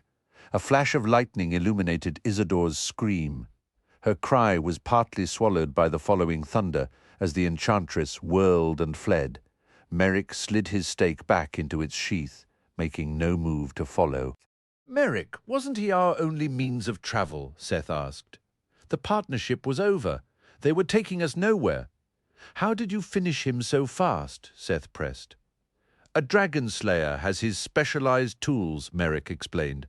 "I don't have my chosen sword or shield, nor my best bow, but if I can get close enough to use it, nothing concludes a battle more decisively than my stake." "What of Isidore?" Calvin wondered. "She may circle back to assault us," Serena warned. "For now, she is broken." Her care for her brother was genuine. "She's also soaking wet," Merrick noted dryly. "She will never again be able to weave that dome spell." "Truly?" Seth asked. "The wounds from that blade are everlasting," Merrick confirmed. "You wielded it well. We were entirely at her mercy." "We are marooned in the perennial storm," Serena reminded him. Merrick shook his head. "We are only stranded if we choose helplessness. We're already drenched. Let's move in the proper direction and look for steeds." "And hope we avoid the lightning," Serena added. "Now you're thinking," Merrick replied, striding off at a determined pace. Seth jogged to keep up. With the clouds smothering the sky, it was difficult to judge the hour, though the deepening gloom suggested evening was approaching. Dazzling flares of lightning and deafening peals of thunder became a nearly constant backdrop to their trek. Behind them, the pyramid had not fully fallen, though it appeared less angular and grand than before, its peak now misshapen. The structure gradually dwindled behind them as they trudged across the sodden plains. As they ascended a small rise and began to cross it, the wind momentarily stilled. A blinding bolt of lightning struck the earth nearby, and the current raced through the ground to Seth. The violent shock flung him into the mud, rendering him unconscious before he could comprehend the blow. Raxtus exhaled once more onto Vanessa's eyes, with Kendra offering support, her hand resting on his neck. The various breaths he had tried, each had subtly different hues and fragrances. This latest, a yellowish mist, carried a primarily floral scent, with undertones of salt and sea. "What about that one?" Raxtus asked. "I sense no improvement," Vanessa admitted. "I apologize for costing us so much time. I'm just going to slow you down. You need to leave me here." "Under any other circumstances, I'd stay," Warren insisted. Vanessa's voice was firm. "This is different. You all have to keep moving. With me out of the fight, you're already down a person. There are still 2 guardians ahead." "She's not wrong," Tanu admitted, his tone heavy with regret. "I really wish she was. Is there any chance a stronger dose of your salve would work?" Warren pressed. Tanu shook his head. "It wouldn't make a difference. This kind of damage is beyond what my ointment can fix." "Please," Vanessa urged again. "Go. I've located a door that continues the path," Tanu said. "We can follow the outer edge of the maze from this point to reach it." "Go now," Vanessa said. "Our odds improve if you move quickly." Tanu pressed a small vial into her palm. "This is a vaporizing potion. If anything finds you, use it to become mist." Warren knelt, took her hand and pressed his lips to her knuckles. "I'm coming back for you." "Try not to get swallowed," she said. A grin spread across Warren's face. "With this potion in me, I'd taste like old rubber." Tanu guided them to a door of intricately carved wood. On the other side, the gleaming mirrors and heaps of gold gave way to a shadowy, twisting passage. "I'm going to drop back and stay unseen," Raxtus whispered, his voice seeming to come from the air itself. If I keep my presence hidden, most dragons won't detect me. A surprise attack might be our best advantage. My rubbery skin is wearing off, Warren noted. Can I take another dose? Probably, Tanu answered. Just remember, its effectiveness varies by dragon. That potion won't offer much protection against a flame breath, for instance. I still have my speed potion, Kendra offered. Keep it ready, Tanu advised. Warren sighed, his expression troubled. Leaving Vanessa doesn't sit right. It feels like we've lost our chaperone. Kendra can handle more responsibility, Tanu said, his tone deliberately casual. The tunnel coiled onward for what felt like ages, finally opening into a vast cavern. There, a dragon no bigger than a barnyard hen was splashing in a shallow pool. Its head was comically large, reminiscent of a pterodactyl, and it hopped about on spindly legs, flapping useless stubby wings. Its enormous round eyes darted around as its head wobbled erratically. How did that thing get in here? Kendra wondered. That can't be the next Guardian, Warren said. Did they throw us a pity opponent? They moved cautiously into the room as the tiny creature continued its erratic bouncing. It let out a series of raspy squawks and gave its tail a vigorous shake. Maybe the real dragon had a strange offspring, Tanu mused. Or it could be like that cat, Warren suggested. We defeat it, and it returns larger and angrier. I don't think we need to fight it, Kendra said. Let's just go around. Our objective is to find the artifact. I'm not so sure, Warren countered. On our way back, it might have grown to the size of a house. The dragons designing this place aren't fools. Could it simply be lost? Tanu asked. Kendra pointed. There's an exit on the other side. Let's just proceed. We can always deal with it on the return trip if necessary. Tanu gave a resigned shrug. We'll have the harp by then anyway. Fine, Warren conceded. Peaceful coexistence it is. The miniature dragon continued its odd dance, hopping from foot to foot. Just as Kendra and the others approached the far doorway, a massive stone slab slammed down, sealing it shut. An identical thunderous crash echoed behind them, blocking their entrance. Everyone, Raxtus's voice came disembodied and tense from somewhere in the cavern. We have a serious problem. Because the doors closed? Warren asked. I believe that is Pierline, Raxtus said, his voice barely a whisper. It's a baby, Warren asked, incredulous. What's its trick? If I'm correct, she is fully grown and immeasurably old, Raxtus clarified. No dragon has ever wielded greater magical power, and no dragon has ever been less predictable.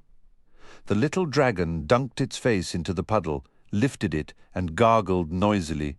It began flapping one wing in a steady beat, then switched to the other. She vanished from all legends centuries ago, Raxtus continued. I should have suspected she ended up as a guardian here. She doesn't even seem aware of us, Kendra observed. The doors suggest otherwise, Warren pointed out dryly. Pierline jumped with both feet into the water, swishing her tail. More croaking caws followed. Raxtus, Warren said, his voice edged with suspicion. Is this some kind of joke? Kendra found herself inside a rustic cabin. An ancient, withered man, wrapped in blankets, dozed in a wooden rocking chair, his nearly bald head dotted with sparse, stringy hairs. A fire crackled in the hearth, its light making shadows dance across the scuffed floorboards. The scene was utterly convincing, the scent of wood smoke and aged skin, the soft snore, the heat of the flames. Yet Kendra knew it was impossible. She had just been in the Dragon Temple, with Warren, Tanu and Raxtus, alongside that unsettling magical dragon. Pierline, she whispered into the quiet room. Is this your doing? She moved toward the old man, intending to rouse him. I wouldn't bother, a woman's voice said, startling her. The voice seemed to come from the wall itself, from a pattern in the wood grain that resembled a face. You have more pressing concerns. A tremendous crash shook the cabin door, followed by another impact that splintered the wood. Kendra spun around, then dashed to a rear window as a massive brown bear erupted through the ruined entrance with a deafening roar. It swatted a table aside, then seized the sleeping man in its jaws, shaking him violently. Kendra threw the window open and tumbled out into a moonlit, snow-covered clearing, the icy crust breaking her fall. She scrambled up, wading through deep, powdery snow. The bear roared from within the cabin and then burst through the wall near the window, sending splinters flying. Kendra's fingers fumbled for her bow as the beast charged, its heavy fur rippling over powerful muscles. It reared up, paws slashing the air with a furious bellow. Kendra drew the bowstring back, the command for a volley of arrows on her lips, but she hesitated. None of this could be real, no matter how perfectly it assaulted her senses. She lowered her weapon. The bear lunged, its slavering jaws snapping shut just inches from her face. Kendra stumbled backward, falling into the snow. The creature loomed over her, its hot, rank breath fogging the air. It shook its shaggy coat, spraying her with icy slush, but never made contact. The illusion was flawless. Every detail felt authentic. For a dizzying moment, Kendra wondered if the Dragon Temple had been the dream and this frozen wilderness was reality. But that was absurd. Raxtus had warned them about Pialine's magic. Was that silly, puddle-splashing dragon really conjuring all this? With a dismissive huff, the bear turned and lumbered away. Kendra stood up, brushing snow from her clothes. She scooped up a handful of the cold powder, her fingers aching as she packed it into a snowball and hurled it at a nearby pine. It exploded against the trunk in a satisfying puff. A harsh, guttural shriek cut the silence. An ugly goblin bundled in mangy furs and a comically large helmet was charging at her from a cluster of trees, a notched scimitar held high. Kendra forced her hands to stay at her sides. This was all part of the charade. What if she attacked and accidentally struck one of her companions? The goblin swung its blade as it closed in. Kendra flinched, but the rusted edge stopped a hair's breadth from her throat. The creature then planted the sword in the snow and put a hand on its hip. "You're all terribly boring," it complained in a distinctly feminine voice. "This isn't real," Kendra stated flatly.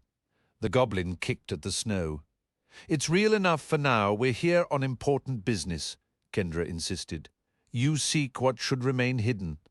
The goblin retorted, its tone shifted, becoming sly and transactional. "Tell you what, when this little game concludes, you'll have until the count of 30 to get out. If you don't, I'll crush you like insects." "Can't you just let us go?" The goblin simply shook his head. 1, 2, 3, the wintry illusion dissolved, and Kendra found herself back in the cavern, though she was now standing several yards from where the magical trickery had started. Warren stood where the goblin had been, and Tanu was off to the side, roughly where the illusionary bear had vanished. "Really glad I didn't slash at that minotaur," Warren admitted. Kendra blinked. "I saw you as a goblin." Tanu pressed a hand against a fresh wound on his thigh. "Who stabbed me?" "My apologies," Warren said, wincing. "It took me a moment to realize it was you. You looked exactly like a snarling Weriana." "Where's Pialine?" Tanu asked, quickly applying a salve from a small jar before wrapping the injury with a bandage. Kendra's eyes swept the room. The door leading forward was still sealed, but the entrance behind them now stood open. The puddle where the tiny dragon had been splashing was empty. "On the wall!" Raxtus cried out, peering upward. Kendra spotted the little dragon scaling the cavern wall like a gecko, already a good 30 feet high. She briefly wondered if Pialine's wings were functional, or if this was just another odd quirk. "A massive gorilla threatened to squash us," Tanu reported. After a count of 30, Raxtus added urgently. "Quickly, Kendra, take your shot," Warren insisted. Kendra nocked an arrow, drew the bowstring taut, and aimed 20. She let the arrow fly, and instantly a volley of 20 shafts streaked toward Pyaline. Simultaneously, a section of the ceiling cracked loose, plummeting down to shatter the swarm of arrows before they could reach their target. 30 times up, a cold voice echoed in Kendra's mind. The rock wall where Pyaline clung bulged outward, morphing into the exquisitely carved head of an enormous dragon. Pyaline perched atop it as the rest of the colossal beast erupted from the stone, 4 powerful legs, vast wings, and a long sweeping tail, every scale rendered in perfect textured detail. Warren gulped down a potion as Kendra stumbled backward. The living statue lunged forward, stomping on Warren and flattening him like a pancake in a cartoon. Before the stone dragon could reach Kendra, claws seized her from behind and yanked her skyward. Raxtus carried her aloft, just out of range of gaping jaws, lined with rows of stone teeth. Again, Raxtus urged, climbing higher toward the shadowy ceiling. More arrows this time. Pyaline remained crouched low on the stone dragon's head, her own wings spread wide. It was painfully clear the little dragon was commanding the giant one. Trying to steady her bow while gliding through the air, Kendra pulled the string back and whispered, 100. Upon release, a torrent of arrows hissed downward, but the stone dragon merely raised a wing like an immense shield, deflecting the projectiles with a chorus of harmless pings. Below, the dragon was now chasing Tanu, who moved with blurring speed. He must have taken another potion, dodging crushing claws and snapping stone teeth. Warren had begun to peel himself up from the floor, his body slowly re-inflating from its grotesquely flattened state. He fumbled for his fallen sword with still wobbly fingers. "What's the plan, Raxtus?" Kendra asked, her voice tight. "Honestly, I'm stumped," the dragon replied. "That thing is a literal tank, and who knows what other tricks Pyaline has. Maybe I should just fly you out of here." Raxtus banked sharply as a cluster of stalactites sheared from the ceiling, narrowly missing them. He swerved again as more rubble rained down. "We can't just run," Kendra insisted, a spark of defiance cutting through her fear. "There has to be a weakness. Can you get me in closer? A shot she can't block." "I'll try," Raxtus said, tucking his wings and diving. Suddenly, a barefoot woman sprinted into the chamber, tall and graceful, clad in a dark green gown, a sword gleaming in each hand. The stone dragon's tail whipped toward her, but she leaped over it with effortless grace and darted toward the creature's rear. Pine cones were woven into her dark, intricate braids. "Cilia," Kendra breathed.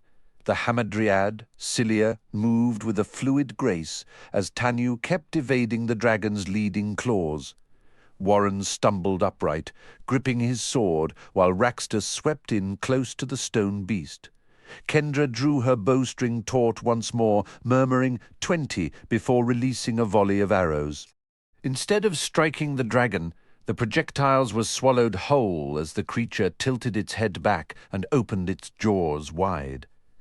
In the next instant, the ferocious head lunged toward Kendra and Raxtus, missing them by inches as the dragon spiraled sharply, leaving Kendra dizzy. Gaining altitude, Kendra spotted Cilia sprinting along the dragon's spine with unbelievable speed and balance, even as the monster bucked and writhed. Just as she reached the base of its neck, the head whipped around, snapping down to bite her. Cilia didn't just evade. She leaped onto the head itself, plunging one sword through the smaller dragon, perched there and severing it with the other. Immediately, the stone dragon froze solid. As the rigid form began to topple, Raxtus dove. Cilia timed her jump perfectly, springing from the head as Raxtus caught her in his hind claws. The stone dragon crashed to the cavern floor, its neck and one wing shattering on impact. Then lay still. After gliding Kendra and Cilia safely down, Raxtus hurried to the tiny corpse of Pyaline and swallowed it in one gulp. "Just to be certain," he explained, "also bragging rights." Thank you, Kendra said to Cilia, struck by the Hamadryad's impressive height up close. Towering head and shoulders above Tanu, she stood nearly 8 feet tall. I am tasked with your protection, the graceful woman replied.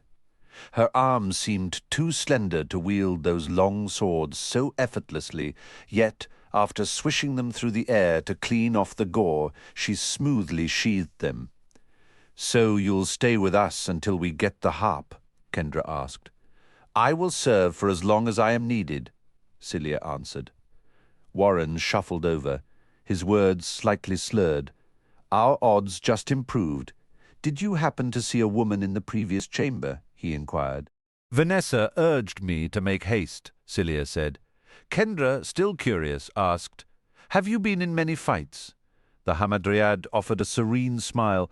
This was my first battle. Like my tree, I am newly born, yet I carry the knowledge and instincts of my ancestors.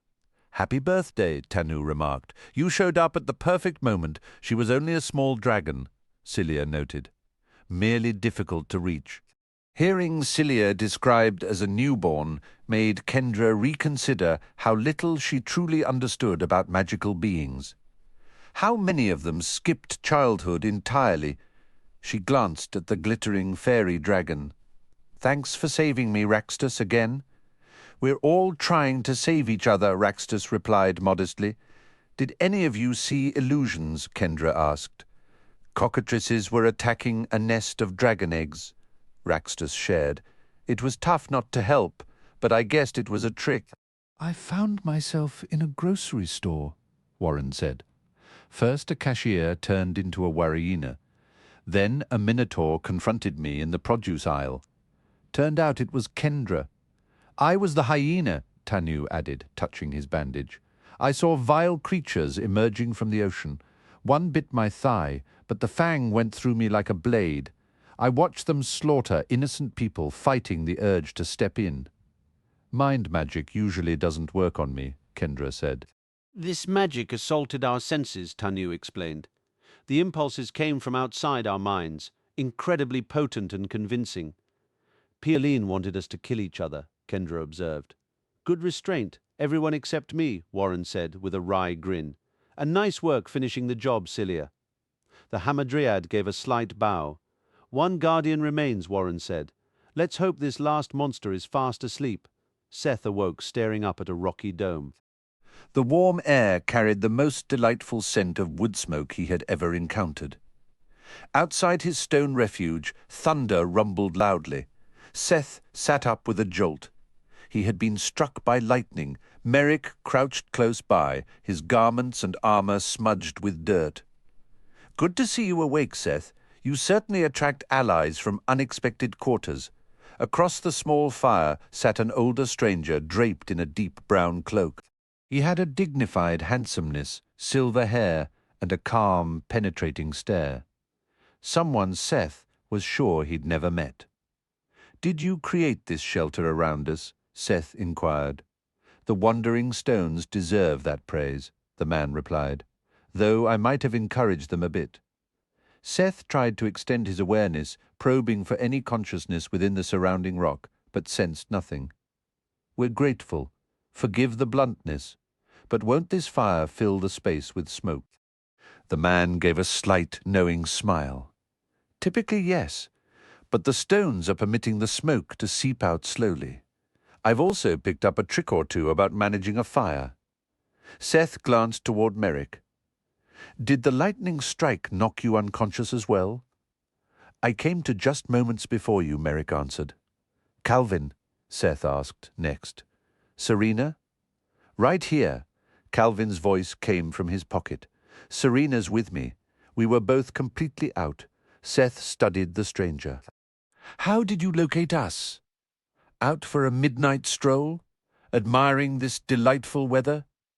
He isn't a dragon, Merrick stated plainly. I can sense it. Some of the tension left Seth's shoulders. Merrick had guessed his first suspicion. It's still pretty strange timing, Seth noted. He is far from ordinary, Merrick added. I will confess I was looking for you, Seth Sorensen, the man said, pouring a steaming herbal brew from a kettle near the flames into a simple cup. Do not let that unsettle you. The road ahead holds peril enough without me contributing to it. He passed the cup to Seth. You once performed a kindness for me. It may have seemed a minor gesture to you, but it carried great weight for me. I have come to return the favor. My memories are gone, Seth admitted, wrapping his hands around the warm cup. I am aware, the man said gently. Your companion, the Dragon Slayer, informed me you have a difficult journey to make before morning. It feels nearly impossible, Seth sighed, especially since you're not a dragon. The man stirred the fire with a stick. The world holds powers beyond dragons. You know, of course, that the fairy realm has fallen. I'd heard, Seth said, taking a cautious sip. The tea was hot but drinkable, spreading a welcome warmth and sharpening his senses. In the chaos of that collapse, I was able to secure a few relics, the man continued. You're from the fairy realm? Seth asked. Once, long ago, he answered. It has been ages since I called it home, though I visited recently. Tell me, have you heard of the Astrids? The winged men Seth recalled? Some say they look like owls with human faces. Flight is a particular talent among the fairy races, the man explained. I believe wings could be of considerable use to you and the Dragon Slayer tonight. Perhaps, Seth allowed, though the storm might make flying treacherous. Each sip of the aromatic tea cleared more of the fog from his mind. Far too treacherous for ordinary wings, the stranger agreed. But an Astrid's wings are exceptional. They endure hardship and answer best to a brave heart. Are you an Astrid? Seth asked. I am not, the man said. Nor can I summon Astrids to aid you. What I can offer is to grant you and your friend wings like theirs, if you are willing. You can turn us into Astrids? Seth wondered. No, you are mortal, the man clarified. And the Dragon Slayer is mortal as well, though his years stretch the definition. I can provide you both with temporary wings of the very kind the Astrids use. Wings that could withstand the perennial storm, Merrick asked, a new edge of interest in his voice. Any storm, the man affirmed. This one included. Hold fast to your courage, and even the thunderbirds will seem sluggish in comparison. Sounds like quite the adventure, Calvin chimed in. Regrettably, I have no miniature wings for the Nipsies, the man apologized. We're accustomed to riding along, Serena said. Wings like those could save us, Seth concluded, feeling a flicker of hope. The man nodded. These wings are the most practical aid I can provide under these circumstances. They are proof against lightning and bitter cold. If you can stand your ground against dragons, these wings will offer significant protection from the magical essence fueling their breath attacks. That could be crucial if dragons appear, Merrick noted. Dragons are gathering in this region, quietly amassing their strength, the man replied. Have you not sensed the shift in the air, Dragon Slayer? Titan Valley is about to face the most significant dragon-led offensive since the sanctuaries were first founded. I encountered Celebrant, the Dragon King, Seth said. He was in a human guise. He has arrived to command the assault, the man confirmed. The giants have practically invited catastrophe through their mismanagement of this sanctuary. I doubt Celebrant could have rallied the support for this war without being able to point to the conditions here as justification. With all due respect, how are you privy to all this? Merrick inquired. Who are you? Perhaps my information is flawed, the man said with a slight shrug. You can decide for yourself. I've worn many hats over the years. For now, the traveler will suffice. Thank you for your aid, traveler, Seth said. That lightning strike might have ended me. Left out in the storm, unprotected, it very likely would have, the traveler agreed. This tea truly made a difference, Seth added, savoring the last warm sip. It's a personal recipe of mine, the traveler said. I should not detain you further. You braved this tempest because your path calls you elsewhere. Turn your backs to me if you wish to receive wings." Seth turned away, and Merrick followed suit. Seth felt firm fingers probing his back, then the flat edge of a hand pressed firmly beside one shoulder blade, with matching pressure near the other. For a sharp, searing moment, he felt something embedding itself into his back, intertwining with his very muscles. Then, as effortlessly as moving his own limbs, he flexed and stretched his new wings. They unfurled wider than his arm span, adorned with feathers of a deep burnished gold. "This feels strangely right," Seth murmured, "almost as if they were always meant to be there," the traveller observed. Merrick gave his own wings an experimental, powerful flap, stirring the air and sending campfire smoke swirling within the stone shelter. "This is extraordinary," Merrick breathed. "An incredible gift." Seth spotted the unforgiving blade on the ground and retrieved it. "That is a formidable weapon," the traveller commented, his tone turning grave. "Be mindful of where you keep it and how you employ it." "I'll be careful," Seth promised. "Blades of that nature often carry a curse for their bearers," the traveller warned. "If you'll heed an old man's counsel, try not to hold on to it any longer than you must." "Sage advice," Merrick conceded, "but for the moment the weapon is a necessary burden. Remember, with those wings, your courage will be your shield," the traveller said. "Now open for our departing guests, my restless companions." One entire side of the rocky dome dissolved, the stones sliding smoothly aside. The fury of the storm instantly assaulted their senses. Rain hammered down amidst vicious flashes of lightning and ear-splitting peals of thunder. The wind howled with an intensity Seth had never before witnessed. "Do you know which way to go?" Seth shouted over the din to Merrick. "I do," Merrick yelled back. "Stay close, traveller. We owe you a great debt." "That debt may exist, Dragon Slayer," the traveller said, his eyes lingering on Seth. "But I will always be in Seth's debt. Now, fly true." Merrick plunged into the torrential downpour and lipped, his wings beating powerfully to drive him upward into the chaotic night. For a heartbeat, Seth gazed up at the dark, raging spectacle of the perennial storm, watching jagged webs of lightning illuminate the slashing rain and outline the monstrous clouds. Then, with a running start, he launched himself from the comparative warmth and calm of the shelter into the icy, screaming bedlam of the gale. His wings beat hard as he climbed, following below and behind Merrick, quickly learning to work with the punishing winds. The wings didn't feel like some attached device.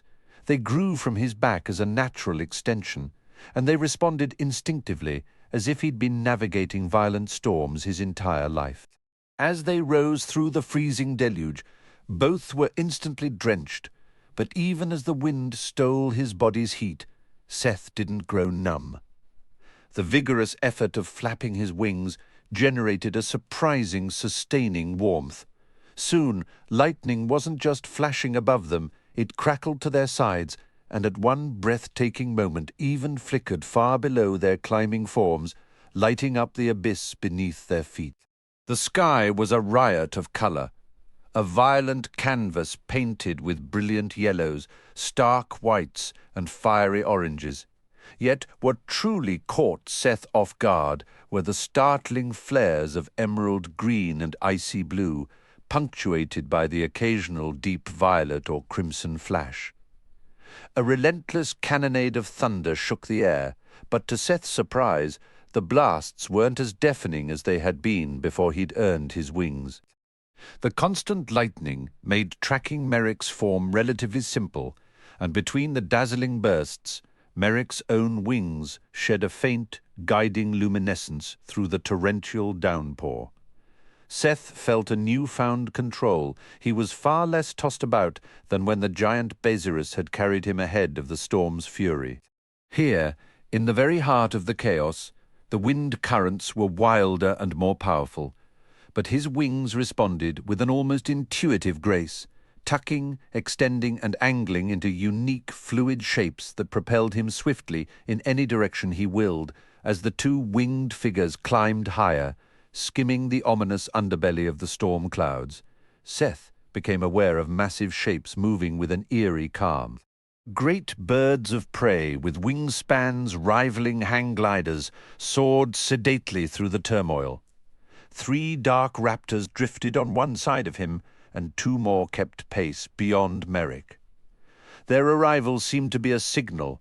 The dazzling, colourful lightning strikes increased in both frequency and terrifying proximity. Seth felt the air grow thick and charged a split second before a searing bolt shot through his wings, through Merrick's and into one of the distant thunderbirds. The heat was intense, the smell of ozone sharp, but strangely, he felt no painful shock. The sheer surprise of the blinding flash and immediate thunderclap, however, made his wings stutter. That momentary failure ignited a spike of raw fear, and suddenly he was tumbling in a helpless freefall. "Courage, Seth! You can do it!" Calvin's voice cut through the din, a lifeline thrown into the storm. Gritting his teeth, Seth deliberately clenched his fists, forcing calm into his panic. He swooped upward, regaining control just as Merrick dove to assist him. Once level again, Merrick began a series of evasive spirals and sharp swerves, but the enormous thunderbirds matched their every move with unsettling ease. Seth gripped the unforgiving blade, ready for an attack that never came. Another electric charge built around him, and a second, then a third lightning bolt crackled harmlessly through his wings. It was almost as if the storm itself was testing him and finding him adequate. The great raptors finally seemed to lose interest, banking away into the gloom. The occasional flash offered a flickering, fractured glimpse of the shadowed terrain far below or the distant horizon, but otherwise, Seth followed Merrick with nothing but blind faith. The dragon slayer flew steadily ahead and to one side, his course unwavering. Seth decided to stop desperately scanning the storm for their destination. The continued absence of the dragon temple was becoming a disheartening weight. Pummeled by blustery gales and stinging sleet, they pressed forward with grim determination, wings working endlessly against the nightmare that raged on. Elsewhere, Kendra halted at a point where the corridor ahead plunged into a steep, almost vertical slope before curving back to level ground far below. She had edged forward carefully to peer all the way down, but going any farther meant a certain fall. Warren crouched beside her. "The ground's perfectly smooth. It'll be like riding the world's steepest slide," he observed. "Getting back up is going to be the real problem," Kendra pointed out, her voice tight.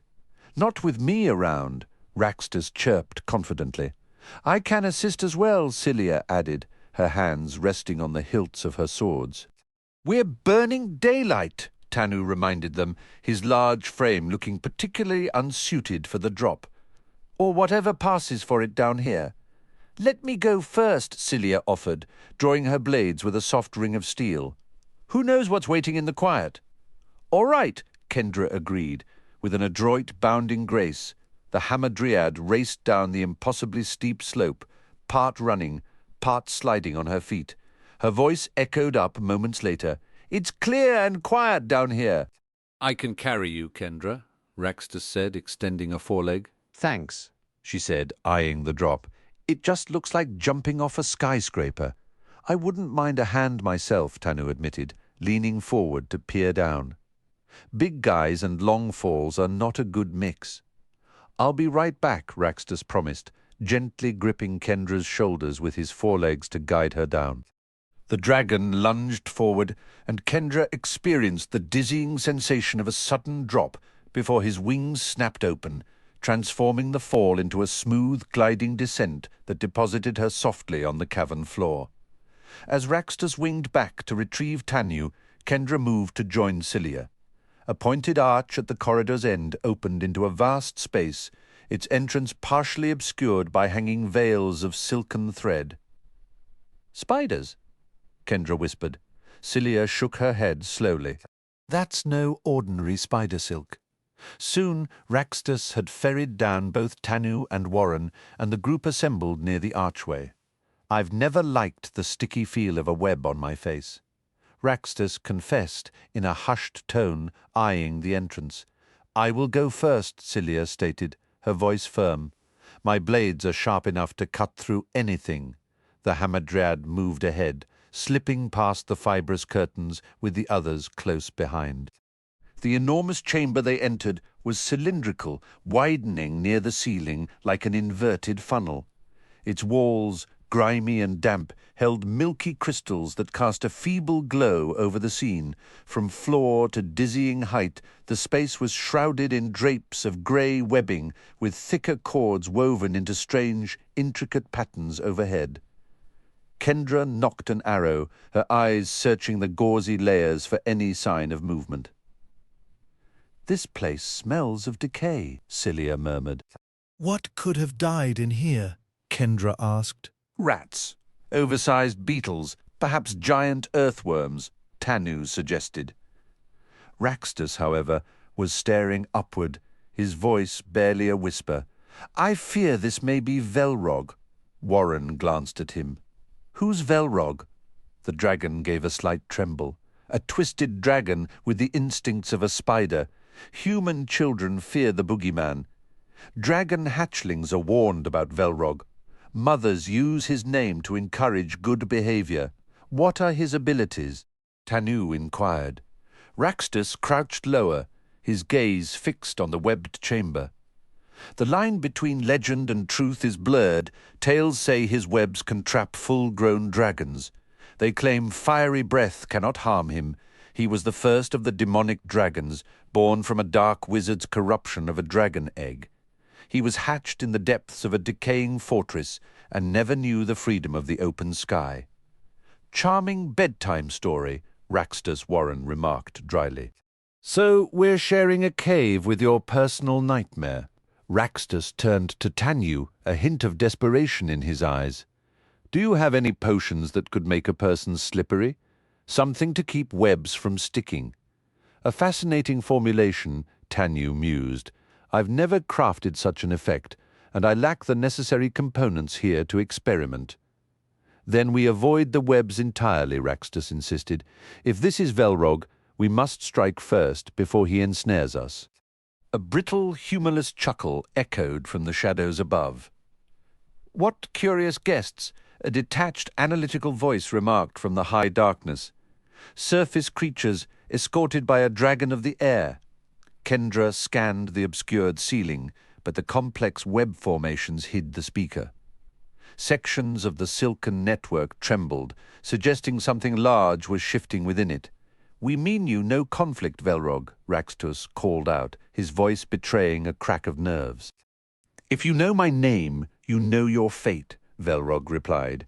You must excuse my slow consumption. I relish the flavor of those from the world above. 10, Kendra counted softly, drawing her bow and loosing a volley toward the voice.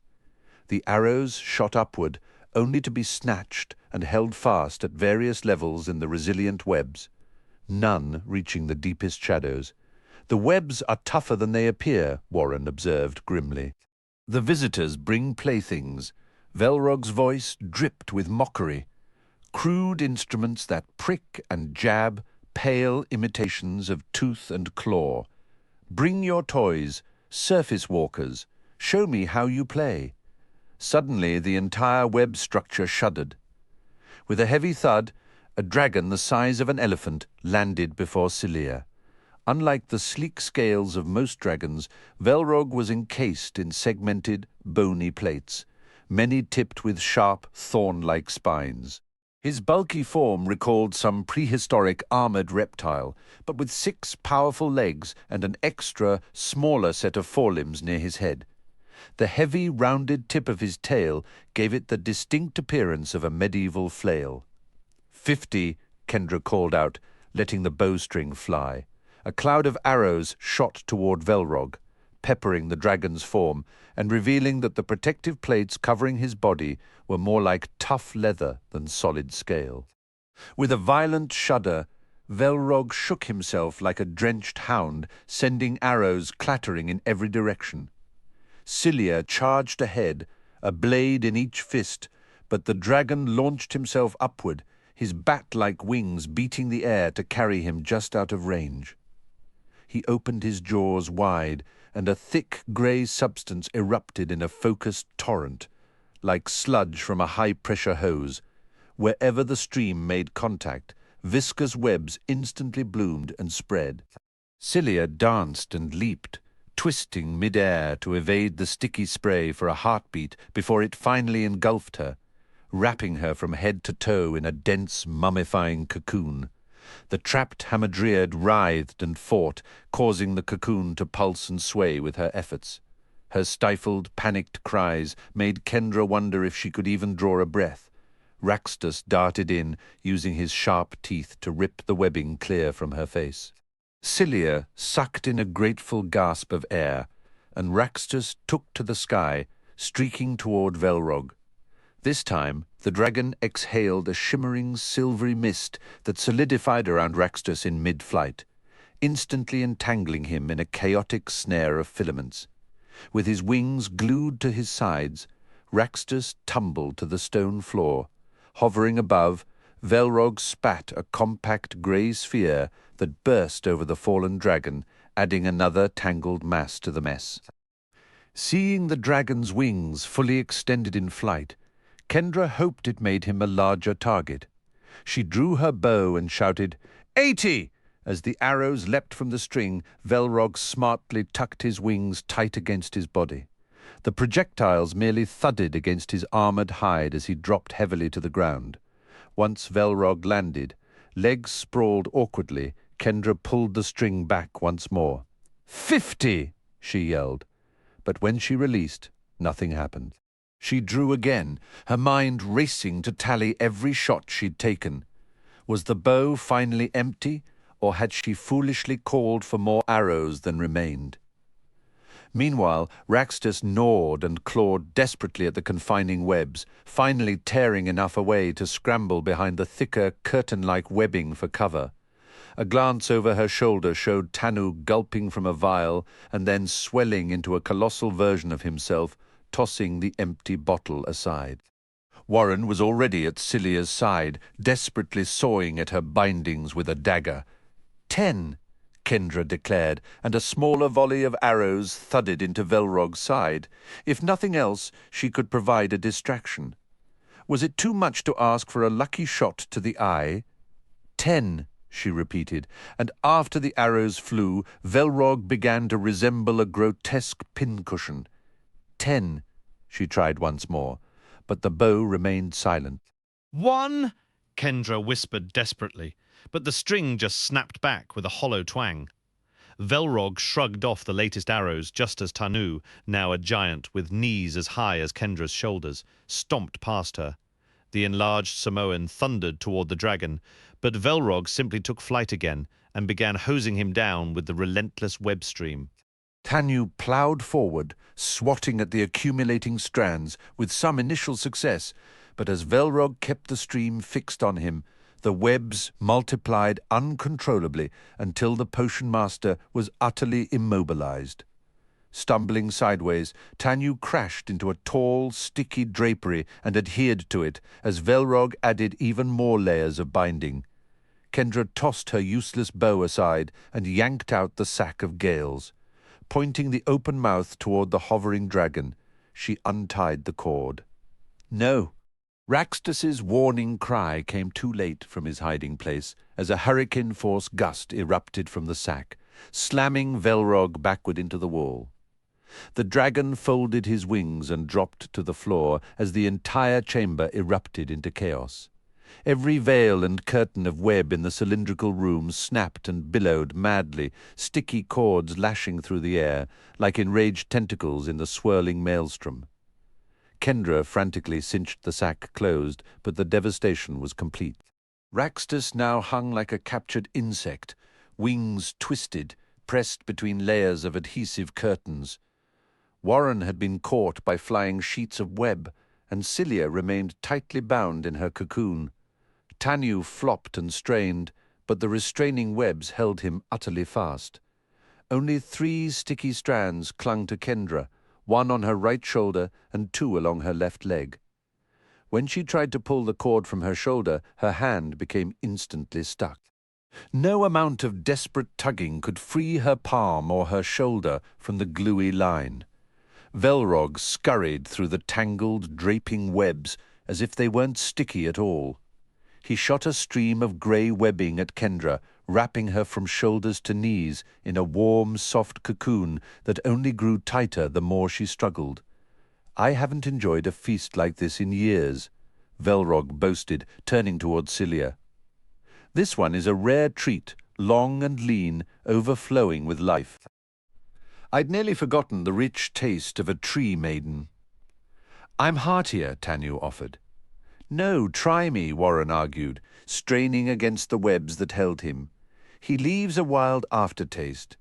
I'll wait until you're back to your true size potion maker," Velrog replied. "Magically enhanced meat tends to turn sour after it's eaten. Don't any of you worry. You'll each have your moment. I've always believed in starting with the ripest fruit." "I am not afraid," Cilia stated. "Splendid," Velrog said with delight. "For your courage, I grant you one last opportunity." Leaning close, the dragon breathed a stream of pink fluid over Cilia, dissolving her bindings. The Hamadryad snatched up her swords and took a fighting stance. Moving cautiously, blades ready, she shifted to the part of the room least covered in webs. "Evil clouds your mind," Cilia declared. "I am no ordinary tree maiden. I am Kendra's protector and your end." Cilia hurled one sword. It sank into Velrog near the neck, and he snarled as she charged, her remaining blade poised to strike. Hissing angrily, Velrog dodged her swing and lunged. Cilia side-desked the bite, yanked her embedded sword free and ducked neatly under a swipe of his tail. "Enough," Velrog announced, blowing a puff of mist toward the agile warrior. The cloud thickened into hundreds of criss-crossing strands, and the more Cilia moved, the more entangled she became. Velrog pounced, and Kendra turned away as the dragon noisily consumed the Hamadryad.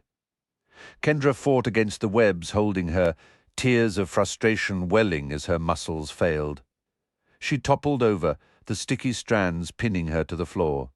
"That was impulsive," Velrog admitted after his final swallow. "Delicious, deeply satisfying, but perhaps too hasty. How could I resist? It's been so very long. Now that I've taken the edge off my hunger, I plan to savor the rest of you properly." Velrog glanced upward. Kendra heard a rush of air and the beat of wings. Had Raxtus broken free? No, he was still stuck to the hanging webs. Twisting her head, Kendra spotted 2 figures soaring above and behind her. Golden wings gleaming, both carried swords. Were they Astrids? Where had they come from? As they banked into clearer view, Kendra recognized one of them as her brother. Seth hovered beside Merrick. They had reached the dragon temple at sunrise, finding a dead giant, 2 dead dragons, and the main door ajar. Inside, they discovered a dragon's body in the mirror maze, then met a blind woman named Vanessa, who urged them forward. Flying through a chamber dominated by a shattered dragon statue, they had finally entered this web-filled lair. "Is that your sister?" Merrick asked, pointing down to where Kendra lay bound on the floor. "Yeah," Seth said, relieved to see her alive. "And who has arrived uninvited?"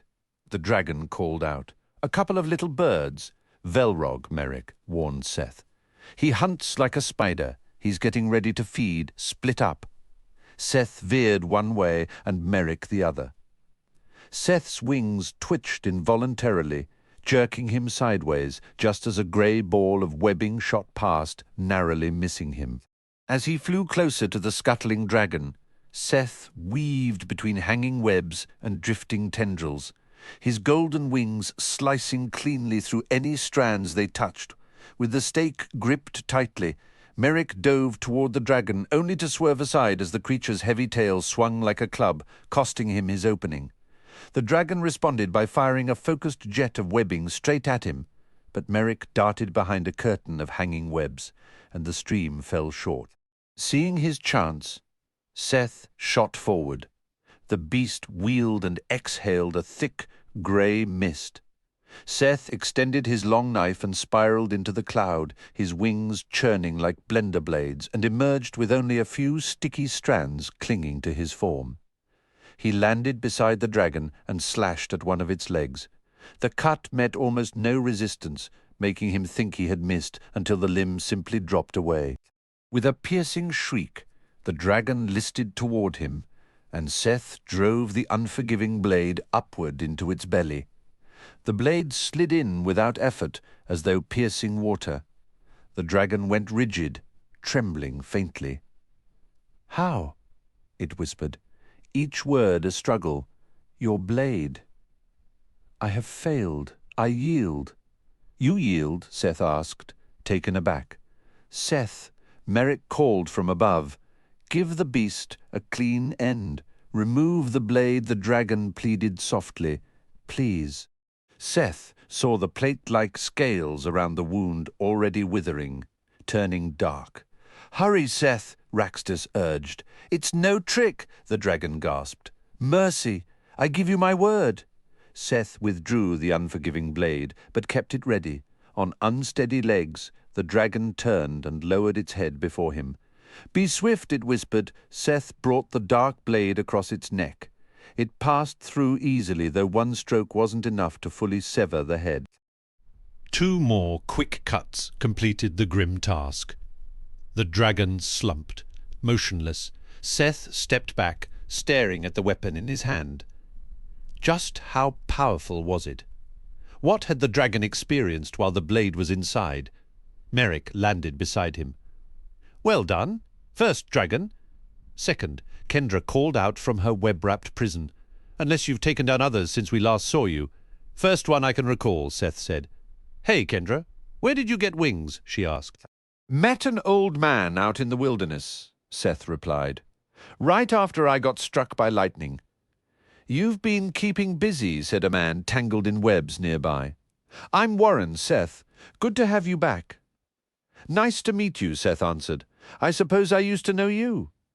"You knew all of us," the large Polynesian man added. "Sorry, we didn't make it sooner," Seth said. "The weather was crazy. We came as fast as we could. This is Merrick.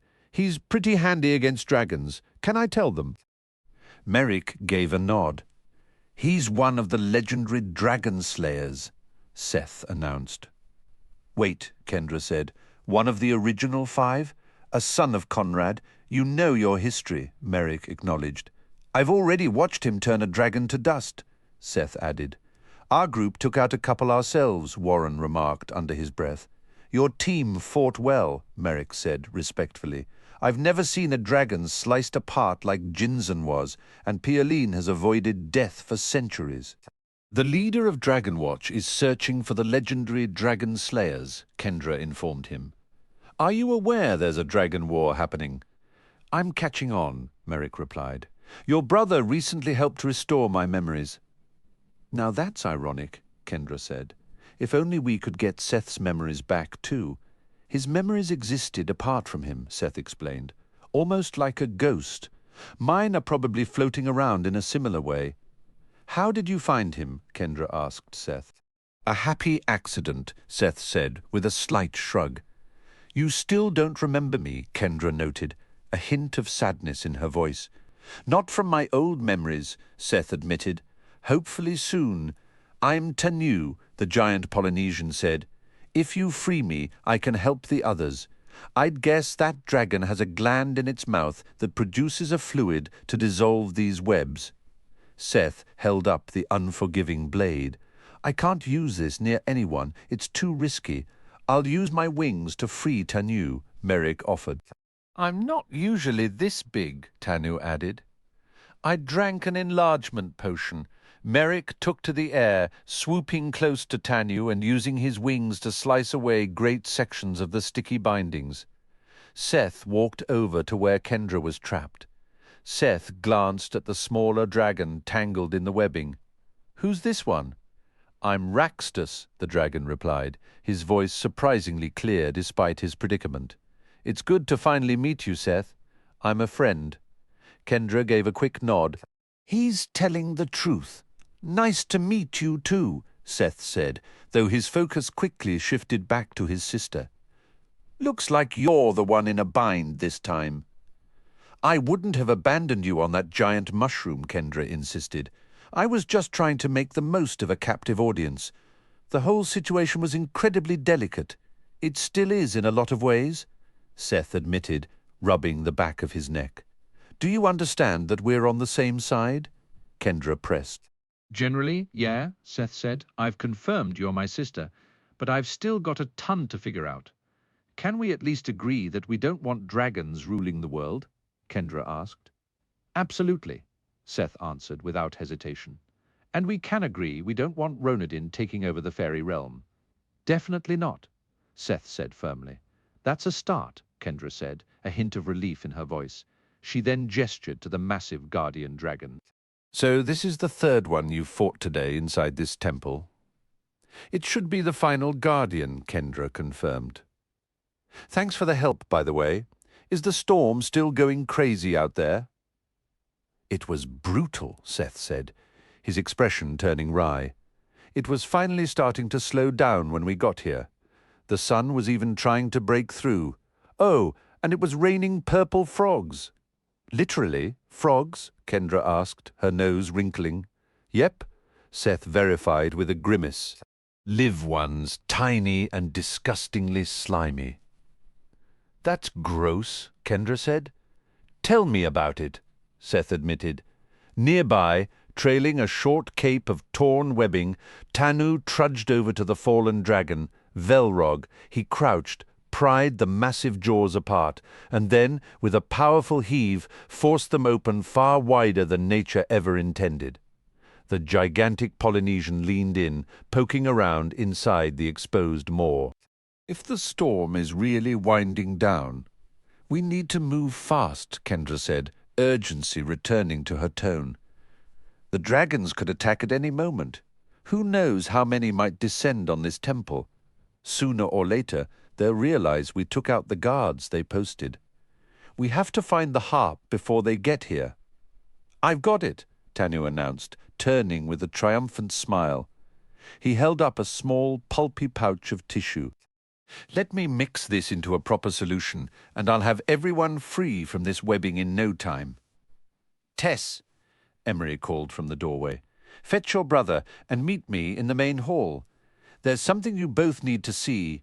Is the storm over? Tess asked, pushing her sleep-tousled hair from her face. One storm is over, Emery said, her voice carrying a new tension. Another may be starting. Please, hurry. Tess had only been awake for a few minutes. Back in Hamburg, Virgil had strongly recommended they seek refuge at Terrastios before the weather broke, so she, Knox, Newell and Doran had travelled to the big side and returned to the giant fortress with Rustafet. The night had been a chaotic symphony of shrieking winds and nearly continuous thunder, but she had finally managed to fall asleep. Now, she hurried into Knox's room and shook his shoulder. Wake up. Leave me alone, Knox grumbled, pulling his pillow tightly over his head. I barely slept at all last night. Emery needs to show us something, Tess insisted, tugging at the blanket. She says it's important. You go look, Knox mumbled, his voice muffled. She can show me later. Another storm is coming, Tess said bluntly. Knox sat up abruptly, the pillow falling to his lap. Another one? What are you talking about? Come on, Tess said, already heading for the door. She's waiting for us. Give me a minute, Knox sighed, swinging his legs out of bed. Let me at least get dressed. Tess waited in the hallway, tapping her foot impatiently. She started to worry it was a trick, and he had crawled back under the covers. Are you coming or not? She called through the door. He opened it a moment later, a deep crease from the pillow seam printed across his cheek, his eyes still bleary. He had managed to pull on a t-shirt, jeans and shoes. This better be good. If it's not, you can blame Emery, Tess said, leading the way down the corridor. Glad to see you're both awake, Emery said as they approached. She took Tess gently by the hand.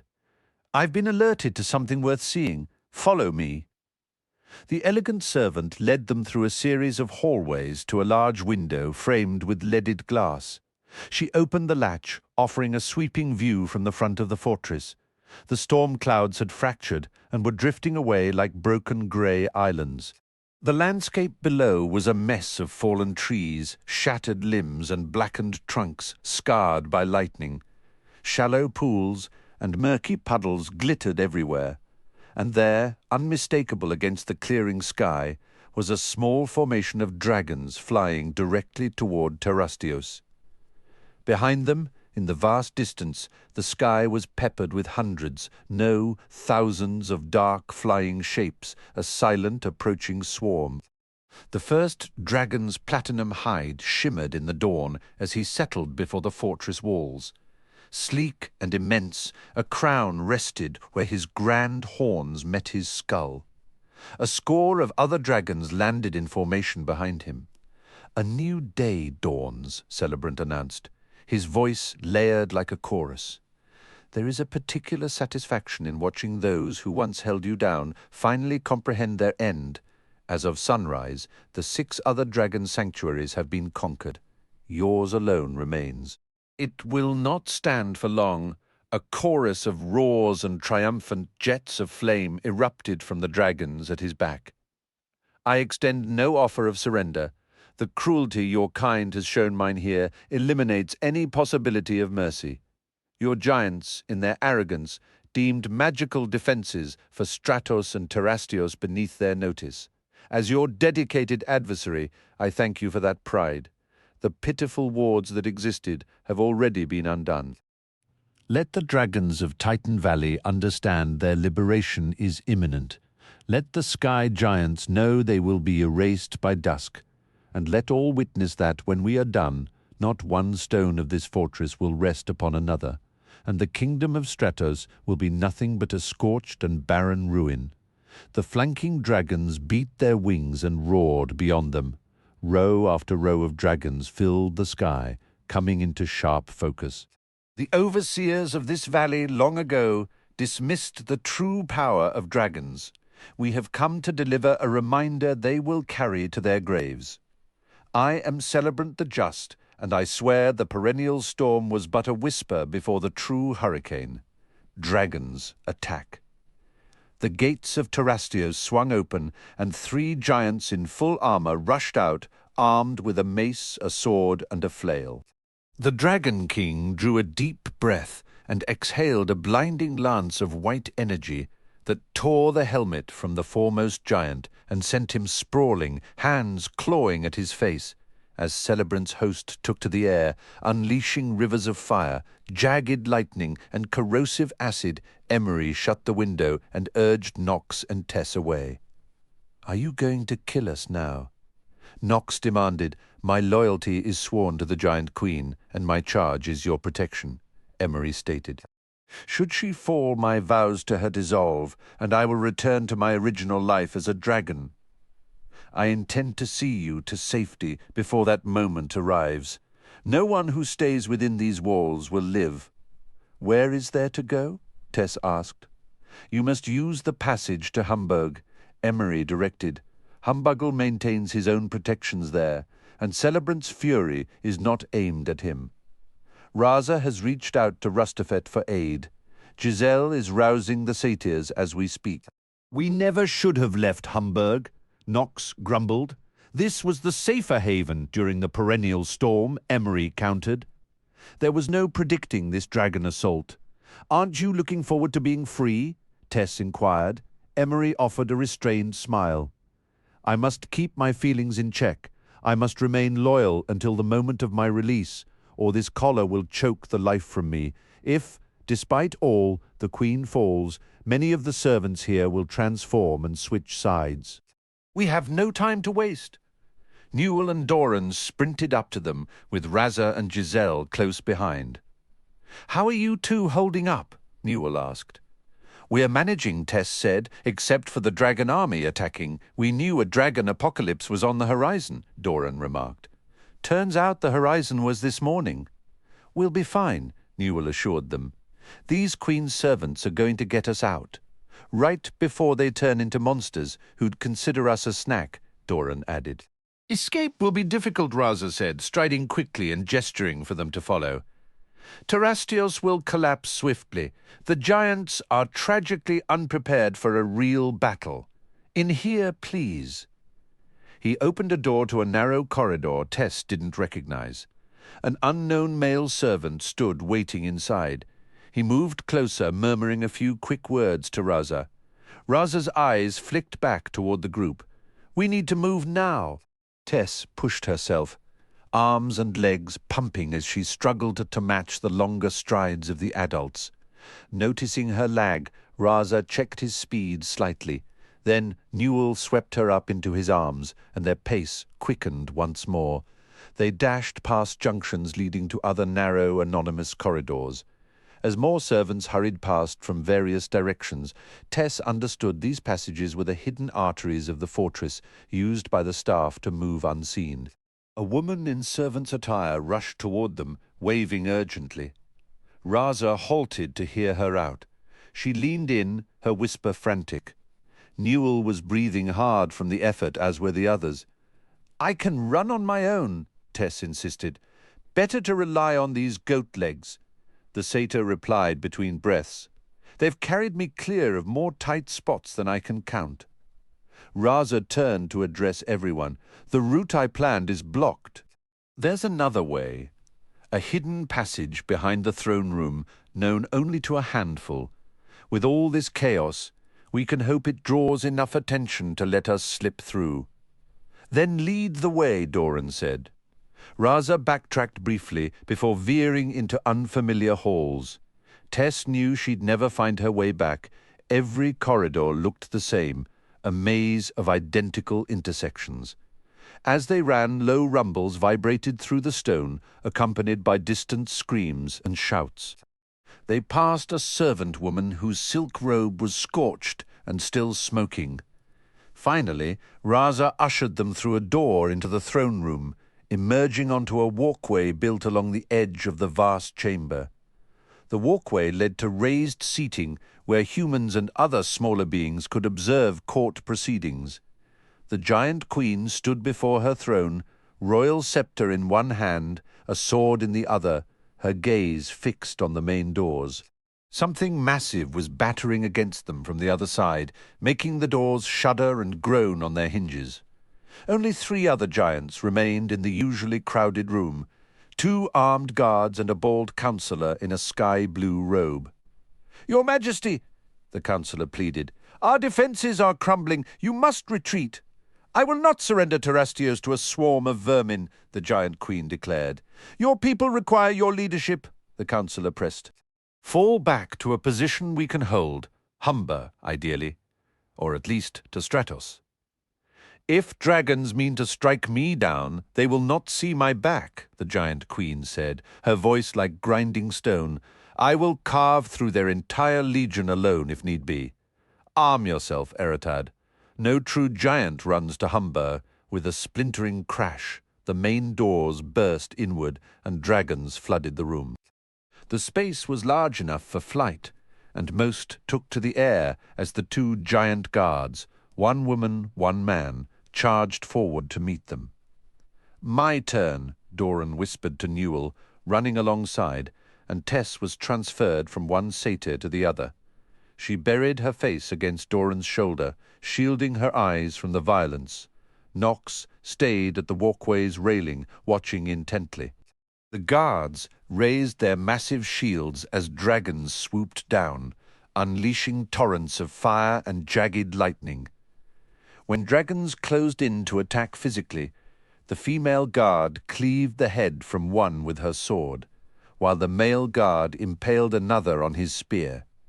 Then several dragons parted to let a dark grey one approach. This new dragon exhaled a billowing cloud of silvery mist that engulfed the 2 guards. The other dragons pulled back as the mist expanded, and a scarred dragon breathed fire into it. The moment flame touched mist, the entire cloud detonated into a searing fireball, blazing with blinding intensity before vanishing, leaving a wave of heat to roll through the room. In the aftermath, dragons swarmed the scorched guards, finishing them mercilessly. "Come on!" Newell shouted, and Knox snapped to attention, realizing the others were already racing ahead along the walkway without him. For a brief, childish moment, Knox envied Tess, small enough to be scooped up and carried. Then he was running, his legs pumping, his gaze helplessly dragged back to the unfolding carnage. The councillor was scrambling toward the rear of the throne room, a desperate flight behind the dais. With a contemptuous twist of her wrist, the giant queen reversed her grip on her massive sword and hurled it. It flew like a javelin, piercing the councillor's back and pinning him to the ornate wall. She didn't even watch him fall, already drawing a second blade from a scabbard mounted on her throne as she spun to meet the new threat. Celebrant landed before the dais with a heavy thud. Knox had never imagined anything could make the Dragon King appear insignificant, but the giant queen loomed over him like a mountain over a boulder. He looked less like a monarch and more like a troublesome lizard she might shoo from her hall. "Approach, slaver." Celebrant hissed, the invitation dripping with venom. The other dragons held back, a restless circle of scaled fury pacing the floor or circling above.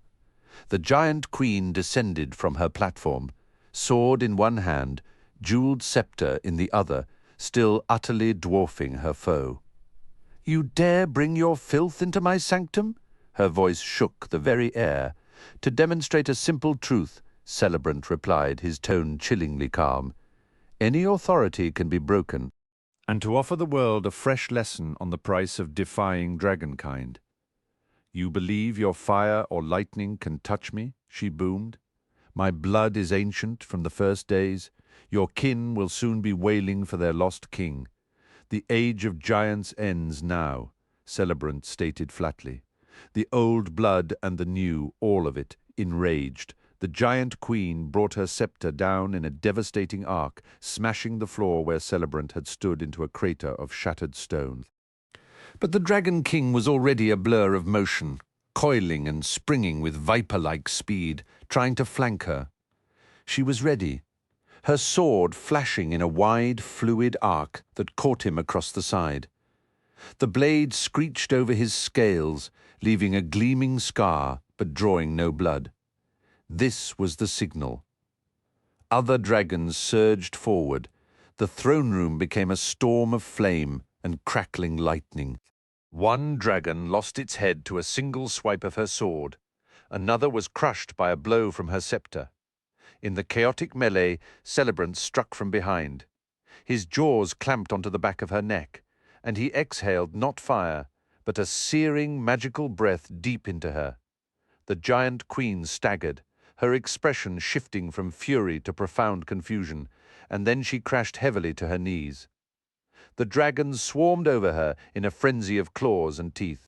Her ornate crown was knocked loose, tumbling across the polished floor before wobbling to a stop like a discarded toy. Knox finally reached the others, who were huddled behind the heavy bleachers. "Is it done?" Giselle whispered to Raza, a fragile hope in her voice. "Are we free?" Emery asked, as if in direct answer. The silver collars around their necks simply unlocked and clattered to the floor. "Follow me," Raza commanded, stepping out from their hiding place. The two women obeyed. Then, in a breathtaking transformation, Raza expanded into a huge white dragon traced with narrow crimson stripes. Emery swelled into a bristling blue dragon covered in short, sharp quills, and Giselle became a red dragon, her scales marked with intricate, swirling black patterns with triumphant roars that shook the very bleachers Knox hid behind. The three joined the furious assault on the fallen queen. Celebrant was the first to disentangle himself from the bloody pile. He shook gore from his claws. "This is only the beginning of our redress," the Dragon King declared, his voice echoing. "Many of her kind still hide or fight. They must be purged." He beat his wings and soared away from the colossal corpse, and the mass of dragons followed, all except Raza, who turned and glided with clear intent toward the bleachers. Giselle and Emery landed smoothly, placing themselves between the white dragon and the hidden children. "Move!" Raza ordered, his voice now a deep, amplified rumble. "They are children," Emery stated, her own voice empowered and firm. "You hold no command over us anymore. You've been corrupted," Raza accused, smoke curling from his nostrils. "Why concern yourself with human whelps?" "They were young ones entrusted to us," Giselle said. As the largest of the three, her voice carried a formidable grounding weight. "They offered no violence. What threat does their survival pose?" "They are connected to Dragonwatch?" Raza insisted. "Some they journeyed with were connected," Giselle corrected coolly. "A distinction you ignore, at the very least. Give me the satyrs." "The satyrs are tending the young ones," Emery countered, her quills bristling. "Perhaps it is you who is polluted. What are satyrs to our kind now? You have a queen's entire clan to hunt." Raza glared at them, his teeth grinding with a sound like grinding stones. With a final, furious snort, he wheeled around and launched himself through a shattered window, disappearing into the sky. A small, trembling voice broke the sudden quiet from behind the bleachers. "So you're not going to eat us?" Tess asked Emery, gazed down at her with slitted reptilian eyes. "Before the change, I couldn't have known, but no, we won't consume you, not here and not in this way." She lifted a clawed hand. "Follow me!" Emery grasped Tess and Nox, while Giselle seized the two satyrs. They carried them to a shadowed corner of the vast throne room, setting them down beside a door scaled for humans. "Through here," Giselle directed. "Take the first right, then the first left, then pass through the very first door you come to. If fortune favors us, Rostafet will be waiting. You're on your own from here," Emery stated. "Get to Hamburg and keep your heads down." "Thank you," Tess murmured. "You're welcome," Emery replied, her gaze sliding away from the girl. "The rest of you owe your lives to this child. Safe travels." With that, Emery and Giselle beat their wings and soared out of the chamber. "Come on," Newell urged, holding the door open. "Just a second," Knox answered, already darting back into the open throne room. "Get Tess out of here." He knew the satyrs might interfere if he didn't move fast. A glance over his shoulder showed their bewildered faces. "Go!" Knox shouted. "I'll catch up." He kept running. When he looked back again, the satyrs and his sister had vanished. He hadn't shared his plan, certain they would have tried to stop him. He remembered Kendra's stories, how the crowns of the 5 monarchs held immense power. Wearing the fairy queen's crown had let her save Seth. Now the giant queen's crown lay abandoned on the throne room floor. Sure, the plan was full of holes. The room was enormous. Sprinting to the crown was like crossing several football fields. If a dragon appeared while he was out in the open, he'd be finished. And obviously the crown was far too massive to carry. But Kendra had mentioned something about the crowns adjusting to fit their bearer. If this worked, everyone would be grateful. Maybe they'd even call him a hero. If he returned with nothing, hopefully no damage would be done. And if he didn't return at all, well, everyone would just puzzle over what he'd been thinking. They'd probably decide the pressure had finally gotten to him. As Knox closed in on the crown, the whole idea felt absurd. It wasn't just cumbersome, it was the size of a small cottage, but having come this far, he finished the sprint and reached out to touch it. The instant his fingers brushed the cool, silvery metal, the crown began to shrink. In moments, it rested neatly in his hands, perfectly sized for his head. Wheeling around, Knox raced back toward the door. Gasping, a sharp stitch in his side, he wondered if he should try it on. Would it turn him into a giant? Boost his strength? He decided to wait. If things became desperate, he could always test it later.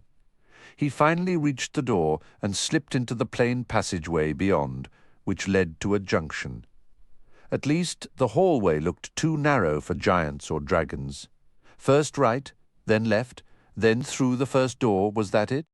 Hoping his memory was right, Knox hurried through the turns and found the door. Before opening it, he considered how Rustafet might react to seeing the crown and quickly tucked it under his shirt. On the other side, in a vast, empty chamber, Newell stood waiting in the doorway of a wicker house. Rustafet paced nearby, an imposing figure. "Get over here," Newell called. "We were about to leave without you." Knox summoned a final burst of speed and stumbled into the wicker house. Newell shut the door and sat beside Tess and Doran. "We're ready," Doran yelled. Rustafet hoisted the house onto his back and bolted through a doorway. He charged down a rough-hewn hall, rounded a corner, and burst through another door. Knox held on tightly as the ride jolted and bounced him around. "Rustafet?" A stern voice challenged. "Where do you think you're going?" "I must deliver these passengers to Hamburg," Rustafet replied. "Nice try," a second voice sneered. The Queen's command was absolute. No giant was to use this passage, ever. The Queen has fallen. Rustafet stated plainly. A heavy silence followed before one of the armoured guards spoke. "This is our most grievous hour." Another voice, deeper and more sceptical, questioned, "Can you be sure?" Rustafet gestured to the small figures beside him. "We come directly from the throne room. These travellers saw her fall with their own eyes. Then her decree stands stronger than ever." The first guard insisted, his tone brooking no argument. "It cannot be undone." Rustafet carefully set down the wicker carrier. "I do not need to pass, but you must allow these passengers through. They are representatives from Dragon Watch, we folk approved by the Queen's own servants." Knox peered out and saw the two colossal guards, their armour gleaming dully in the dim light. "The route to Hamburg is sealed," declared the second guard. "Raza himself arranged this transport," Rustafet countered, a note of impatience in his voice. "That instruction could only have come from Her Majesty. Do you honestly believe dragons would take it upon themselves to rescue a few human children and a couple of satyrs? Weren't you just insisting the Queen's orders are sacred?" There was a long pause. "Very well." The first guard finally grumbled. "Let them pass." Newell ushered the small group out from the wicker house and past the towering sentinels. Knox stayed close to Tess, both hands pressed firmly against his shirt where the crown was hidden. "You know the path," Rustafet called after them. "It runs straight as a ruler all the way to your destination. You won't lose your way, though the journey might feel endless on such short legs." "Thank you," Tess called back, her voice echoing slightly. "Stay safe," Rustafet replied, already turning to the guards. "Now, where might a giant find a proper weapon around here?" Newell leaned in, whispering with a flicker of hope, "We might actually pull this off." Doran nudged him sharply. "Don't get ahead of yourself, or a dragon will snap us up from behind." Noticing Knox's posture, Newell asked, feeling queasy. Knox realized clutching his stomach must look like a bellyache. "Something like that," he mumbled, not ready to explain the crown. "Just a rough start to the day." "You know what I'm thinking?" Tess ventured, her voice small. "Go on," Doran encouraged. Tess took a shaky breath. "I really, really wish we were back at Fablehaven right now." "Amen to that," the satyrs chorused together. Meanwhile, the treasure repository lay not far beyond Velrog's web-choked den. The solution Tanu had prepared had cleaned the sticky residue away, though Kendra's clothes were still damp, carrying a faint scent of lemon, coconut, and baking soda. Her heart ached over Vanessa's lost sight and Celia's fate, yet a thread of relief wove through her. Seth had arrived in the nick of time, and he'd brought one of the fabled dragon slayers with him. If they could secure the Harp of Ages now, perhaps the steep cost of getting here wouldn't be in vain. Seeing Seth with wings was still strange. While he was less hostile toward her, his eyes held little familiarity, and the wings made him seem like someone else entirely. Would her own family see her that way if she ever became an Eternal? A quiet, lonely fear whispered that she might grow distant from everyone she loved. The treasure room was arranged with museum-like precision, artifacts displayed on neat platforms, racks and pedestals. The opulent style reminded her of Jinzen's lair, suggesting his influence on the design. Plenty of options, Warren observed, pointing to a corner crowded with harps of all sizes. Kendra silently hoped their target wasn't one of the enormous ones. No need to guess, Merrick said, walking with certainty to a small 12-stringed harp gleaming in gold. This is the one, are you certain? Tanu asked. I remember it, Merrick affirmed. Kendra looked at him, surprised. You've seen the harp of ages before. I remember when it was forged, Merrick said. Archadius oversaw its creation. Is it difficult to play? Kendra wondered. Merrick offered a faint smile. It wasn't made for concerts. You simply strum it. It has no power over humans. Should we move? Seth asked, his new wings shifting restlessly. Merrick held up a hand. Give me just a moment. He studied the harp, his expression turning unexpectedly wry. Funny, isn't it? After all these centuries, the fate of so many hinges on this little instrument. The dragons collected it like a trophy, never guessing it would be used to undo their own reign. The irony is almost poetic. This wasn't my first time pulling old equipment from a dragon's collection. Kendra stepped closer to Seth. That looks dangerous. He lifted the weapon. It's the unforgiving blade. Any injury it causes is permanent. Isn't it safer in a scabbard? Kendra wondered. Merrick believes no sheath can hold it, Seth replied. That seems ominous, Kendra noted. I'm involved in Humbuggle's game, Seth said, with a look toward Merrick. This sword is a piece of that. Are you still aiming for the Wizenstone? Kendra asked. Merrick wants it more than I do, Seth admitted. We both agree it can't fall to Celebrant. He's searching for it as well. Is he in Titan Valley? Kendra pressed. He is, Seth confirmed. He made an attempt to take me in Hamburg. Kendra let out a breath. If Celebrant was nearby, the major assault was imminent. What of the Sphinx? Nothing since the Underrealm, Seth said. He could be aiding Ronadine. None of my old things are here, Merrick called out, but I did locate a superior sword and shield. He displayed them. Warren, try that blade in the corner. Ignore the gemmed handle. Look to the left. That one is forged from adamant. Does adamant turn that crimson? Warren questioned. It's a blend, Merrick explained. And Tanu, that crossbow might suit you. The projectiles emerge 10 times larger than they enter, and white-hot. Only 8 bolts remain, but a single solid strike could bring down a dragon. Tanu quickly took the crossbow. Where should we head? Kendra asked. Beacon Hill, Raxtus proposed. It offers a clear view of Terrastios from a safe distance. Merrick nodded. We could gauge the size of the dragon forces. Smart suggestion, Raxtus. Are you familiar with Titan Valley? I spent years alone, Raxtus shared. I traveled every dragon sanctuary. I explored quietly. I can carry Kendra. We can't transport everyone, Merrick stated. I'm definitely going, Kendra insisted. My family and the satyrs are out there? You all proceed, Warren said.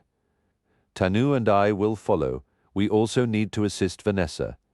I can prepare a shrinking potion so we can bring her. Tanu offered. Excellent plan. Warren agreed. Stay sharp for an ambush near the Dragon Temple, Tanu cautioned Raxtus. Or even within it. I'll be vigilant, Raxtus promised. Shall we move? We'll follow your lead, Merrick said. Kendra, will you carry the harp? All right, she said, feeling the weight of the critical task. She guessed Merrick and Seth needed their hands ready for combat. The harp might calm an invasion, Merrick added. That will require time and careful planning. With luck, we can surprise the dragons. Its range is fair, but not unlimited. Raxtus gripped Kendra's shoulders and lifted her into the air.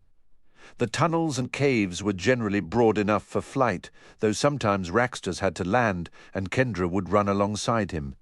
They retraced their path through the webbed chamber holding Velrog's body, up the sharp incline, and finally into the cavern where they had battled Peoline. In Jinzen's lair, they stopped to check on Vanessa. "We have the harp," Kendra told her. "Wonderful?" Vanessa smiled, her pale eyes drifting toward Kendra's voice, but not quite focusing. "Is Warren okay?" "He's fine, but we lost Cilia," Kendra said softly. "The others are unharmed. How terrible," Vanessa murmured. "Cilia was steadfast. Her loss is deeply felt. Seth found you." "Right here," Seth said. "He and Merrick rescued us," Kendra reported. "Now we're going to see what the harp can do. Warren and Tanu are right behind us." "Don't delay," Vanessa urged. "Go." "I haven't detected dragons yet, but I know they're coming, or they're already hiding. Be careful." "I'll feel them if they're near," Raxtus assured. They hurried through the mirror maze on foot. Raxtus grew annoyed after leading them into a few wrong turns, but soon the group was flying toward the temple entrance. Raxtus landed just before the hallway opened. "Many dragons are outside," he whispered. "The way in is sealed," Seth murmured, his voice low. "It was open before." Raxtus offered a likely explanation, suggesting the passage had shut with the storms passing, but confirmed he could still detect dragons beyond the stone. At the hall's terminus, Merrick located a clever mechanism. By shifting a specific block, he revealed a hidden lever. Placing his hand upon it, he turned to the glittering dragon. "Shift to your avatar form, Raxtus. It should shield you from the harp's influence." With a nod, Raxtus shimmered and condensed into the form of a tiny fairy, standing no taller than Kendra's knee. Merrick's eyebrows shot up in surprise. "A fairy," he whispered, incredulous. Raxtus merely offered a nonchalant shrug. Turning to Kendra, Merrick silently mimed the act of playing. She drew a steadying breath, clutching the instrument. The promise of it being foolproof did little to calm the sudden vivid fear that she might botch a note and summon a ravenous horde. Her hand swept across the strings, releasing a beautiful cascading chord at the sound. Merrick hauled the laver down. Stone ground against stone with a deep rumble as a massive slab receded. He gestured urgently for another strum, which Kendra provided. The dragon slayer then held up both hands, signaling for patience before zipping out through the new opening. Kendra's breath caught in her throat during the agonizing wait until his call finally echoed back. "All clear, come out." Emerging, Kendra stopped to take in the staggering sight. Arranged in a rough half-circle before the entrance lay a dozen colossal dragons, each deep in an enchanted sleep. She moved forward with deliberate care. "Shouldn't we stop them from chasing us?" Seth whispered urgently. "We leave them," Merrick stated firmly. "Their slumber will last days. To attack a foe already neutralized is without honor. Our path lies ahead to see what has become of Titan Valley. Kendra, remember the drill. If dragons approach, Raxtus lands and transforms and you play. That harp has no cooldown. Use it as often as you need." "It's unbelievably powerful," Seth remarked, his gaze still fixed on the unconscious beasts. Merrick nodded solemnly. "It is the most formidable close-quarters anti-dragon device ever created. Few artifacts in all the world rival its potency." With a powerful beat of his wings, Merrick launched skyward. Seth followed suit, and Raxtus, resuming his majestic draconic shape, gently lifted Kendra. The box canyon and its slumbering guardians dwindled below as a breathtaking, rugged landscape of mountains and cliffs unfurled before them. It was hard to fathom that Burnosh had navigated this treacherous terrain entirely on foot. "Dragons, 2 o'clock," Raxtus called out.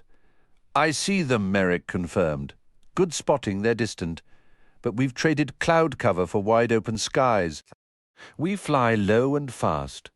The trio became shadows against the earth, weaving a frantic path just above the ground. They ducked into ravines, skimmed over clearings below the treetops, and hugged the contours of the hills with a speed and agility that left Kendra's heart pounding. More than once, she yanked her legs up, certain they would clip a branch, only for Raxtus to execute a flawless last-second dodge. When the wilds yielded to cultivated land, they raced just above fields, some ploughed, some fallow, staying lower than barns and haystacks.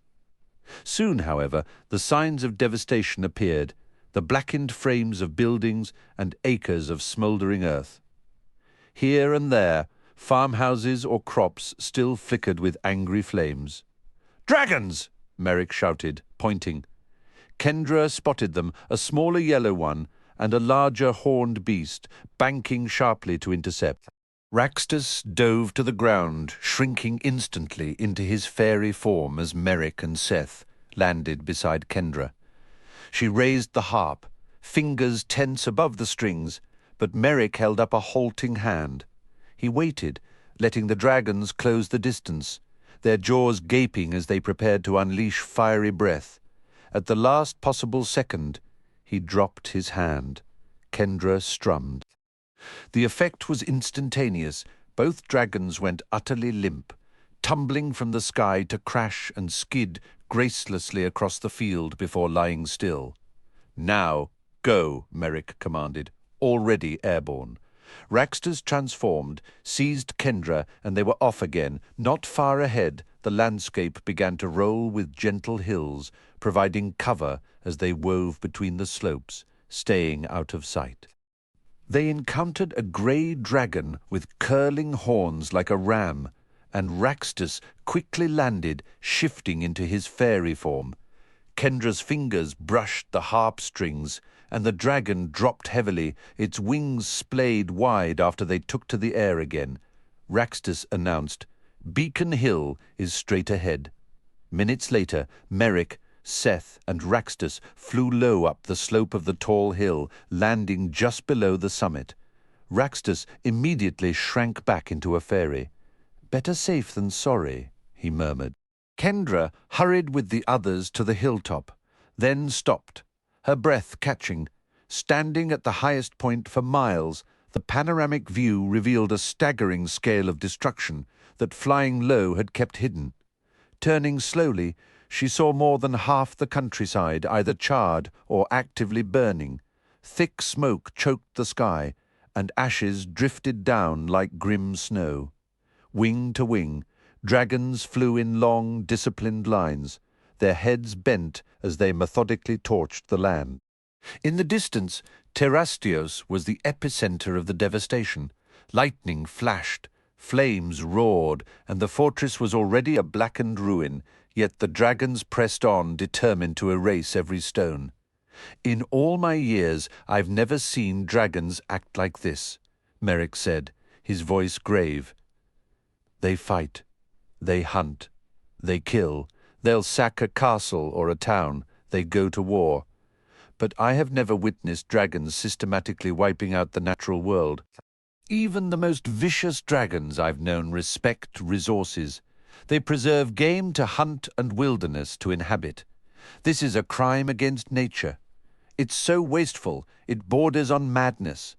There is deep anger over what happened at Titan Valley," Raxtus offered quietly. "Then let them fight the giants," Merrick countered, "not the forests and the fields." "I agree," Raxtus said, his tone sorrowful. "Heads up," Seth warned. A group of the nearest dragons had broken from their fiery formation and were now gliding directly toward Beacon Hill. Merrick ducked behind some bushes, and Kendra followed. "They've seen us," Merrick said. "Kendra, get the harp ready, but wait until the last second. I didn't expect so many. I count hundreds. I never saw an armada like this, even during the Dragon Wars." "They're coming right for us," Seth urged. "Patience, Kendra," Merrick insisted. Glancing up, Kendra counted 9 dragons heading toward the hilltop, her hand hovering near the strings. Now Merrick commanded. Kendra swept her hand across the strings, a beautiful glissando ringing out, and dragons immediately littered the hillside, asleep. From every direction, more began veering toward them. Let them gather here, Merrick said. Putting large groups to sleep is our best chance. Kendra, stay ready. The next wave of dragons landed before reaching the hill, dozens clustering together. A few broke off and flew away in different directions. "They're sending messengers," Raxtus cautioned. The landed dragons began shifting into their human forms, the incoming ones transforming as soon as they touched down. Dozens of avatars now marched toward Beacon Hill from all sides. "The harp won't work on their avatars," Kendra said. "How many can you handle?" Seth asked Merrick. "In human form?" Merrick considered. 4, comfortably. Maybe 6 if they slip up, but more are coming. We'll be facing hundreds. "Should we fly away?" Kendra asked. "Too many have spotted us," Merrick replied. "They know we have the harp, which makes us the most valuable targets in this sanctuary. If we leave, they'll follow at a distance. When we land, we'll be right back in this situation. There are too many. They could take shifts, wear us down. If we have a card to play, now is the time." "What can we do?" Kendra pressed. "Seth," Merrick said firmly. "It's time." Seth gave a resolute nod. "Kendra, I need the harp." "Why?" Kendra asked, her grip tightening on the instrument.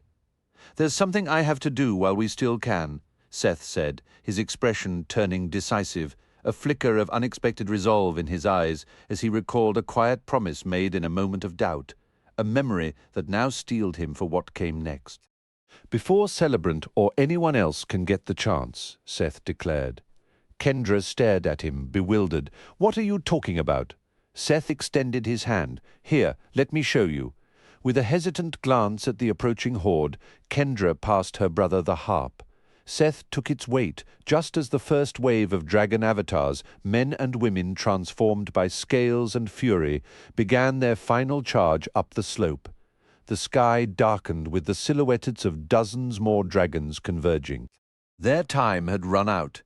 If they hesitated now, they would lose the harp forever, and with it any hope of stopping Celebrant from claiming the ultimate prize.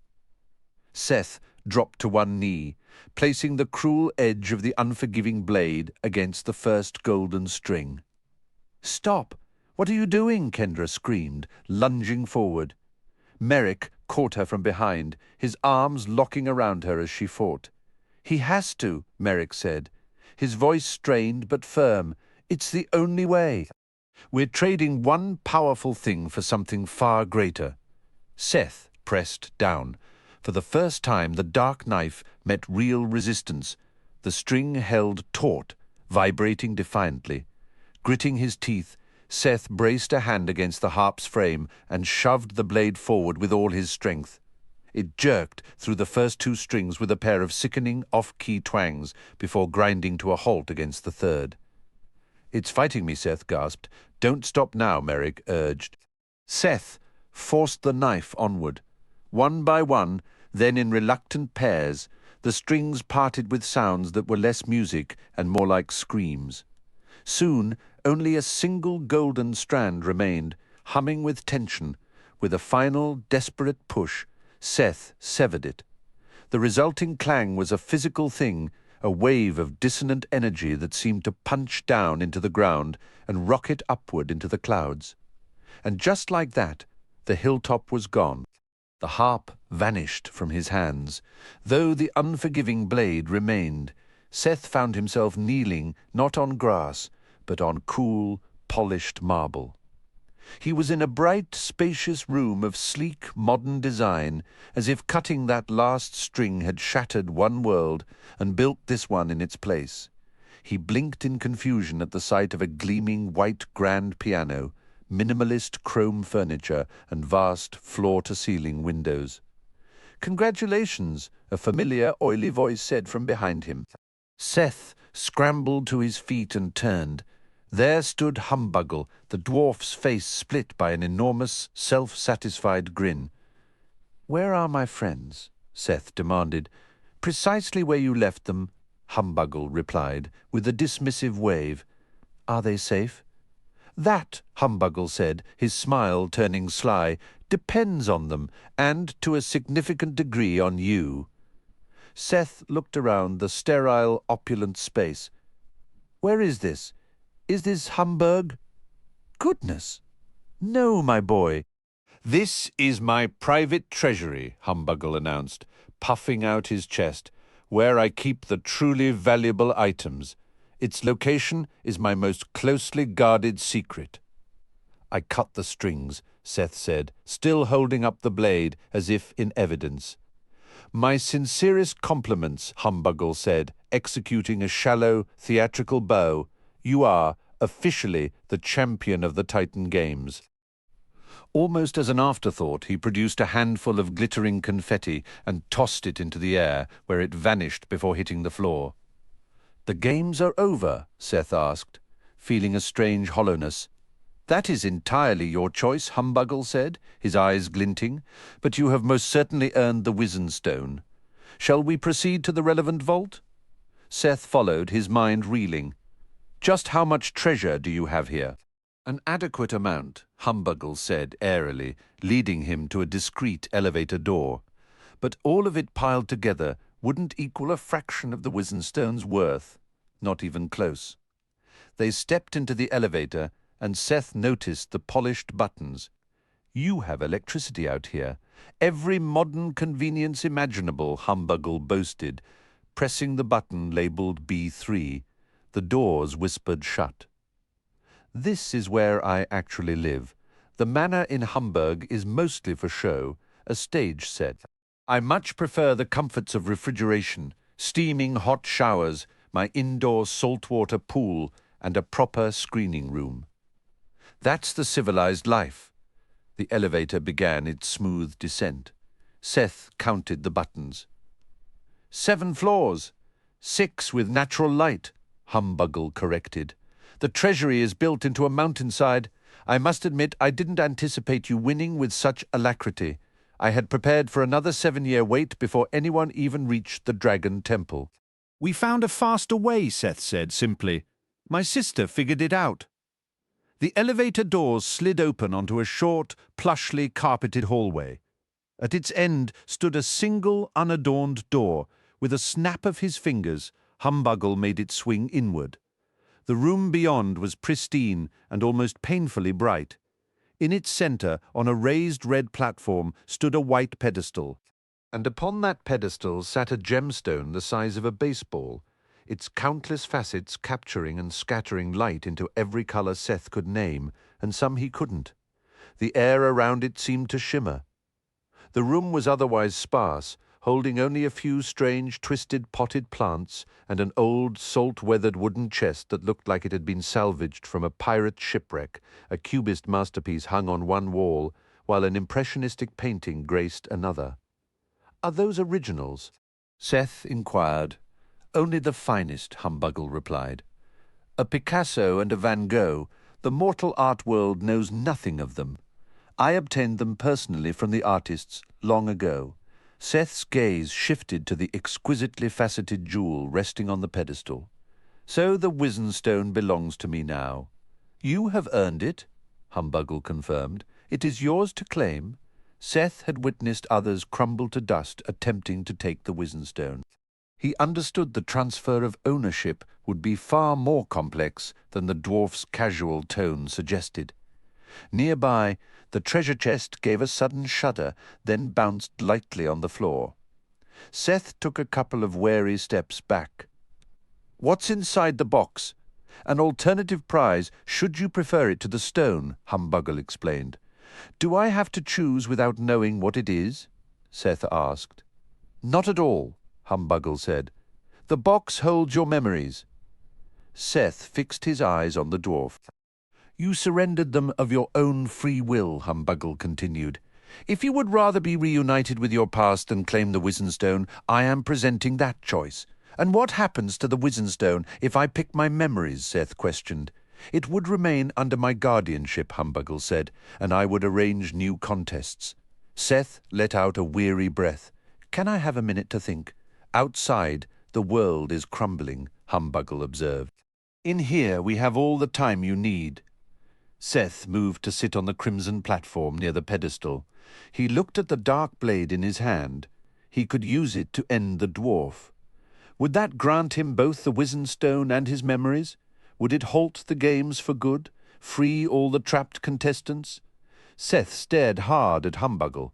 You are considering a third path, Humbuggle noted. Maybe, Seth admitted. I am unarmed, Humbuggle said, but my power is considerable. Right, Seth said.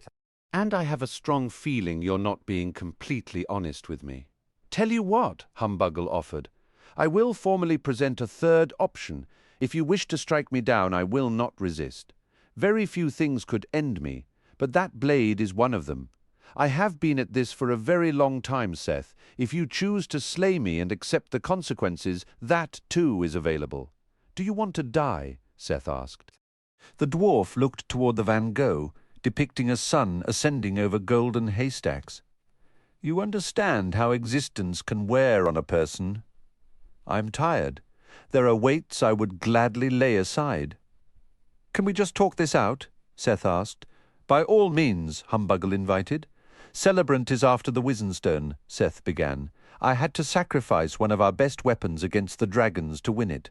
If I walk away without the stone, we lose a crucial artifact and gain nothing.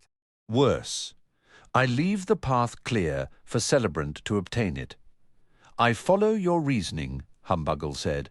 If I try to claim the stone, I'll probably turn to ash, Seth stated. You have seen that fate befall others, Humbuggle remarked. Seth studied the ominous blade. And if I kill me? Humbuggle finished for him. Yeah, that. Maybe then I get my memories back and the Wizenstone.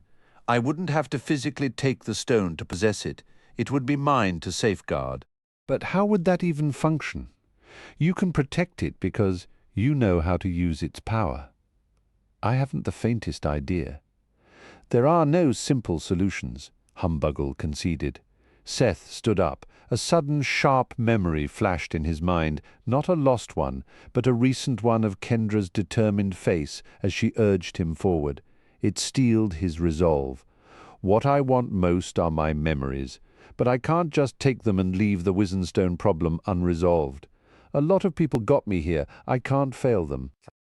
And I can't just murder you in cold blood, maybe in a fight or to protect someone, but not like this. So my choice has to be the Wizenstone. Good luck, Humbuggle said. Seth walked to the pedestal. He recalled how the black stone that once held the unforgiving blade had felt like a window into absolute darkness. By contrast, the jewel before him shimmered like a portal to realms of pure light. The longer he gazed, the more profoundly he was drawn into its depths. Seth blinked and shook his head to break the trance. This radiant, beautiful jewel had been twisted and used for terrible purposes. Seth lifted the unforgiving blade high above his head and drove it down into the Wizenstone. The long knife sliced clean through the artifact and bit deep into the white pedestal beneath. A searing jolt of agony shot up his arm to his shoulder, forcing his fingers to release the hilt. The two halves of the Wizenstone tumbled from the pedestal to the crimson platform below. Their inner glow snuffed out. His right arm hung useless and numb at his side. With his left hand, he wrenched the unforgiving blade free from the split stone base. You shattered the Wizenstone, Humbuggle stated, his words measured and slow. Seth turned the knife over, examining its edge. The blade held. I confess I had dared to hope for this outcome, Humbuggle admitted, sounding almost dazed. Yet witnessing it feels unreal. Studying the demon dwarf, Seth saw he appeared more worn than ever, the lines on his face deeper, more grey streaking his forked beard. You wanted me to destroy it? I had to bury that hope, Humbuggle explained, rubbing his hands together nervously, a silent, smouldering wish I kept hidden even from my own conscious mind. Hidden from whom? Seth pressed. From the stone itself, my boy. Humbuggle's eyes gleamed.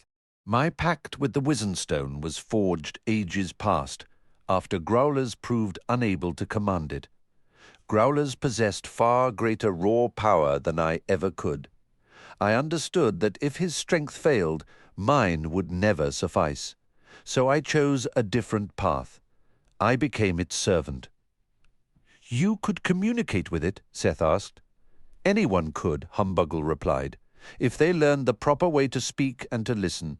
So it controlled you? Not in every single detail, Humbuggle conceded, but in all the ways that truly counted. At first it was glorious. Serving the stone came with immense privileges. Part of our arrangement required me to host contests where others could attempt to win it. Grawlers may have been stronger, but I have never met anyone more cunning. I designed games that were impossible to win. And if, by some miracle, someone did prevail, the only real choice would be to take my place as the stone's servant, because no one possesses the fortitude to wield it for long. If I had killed you, I would have had to replace you, Seth realized.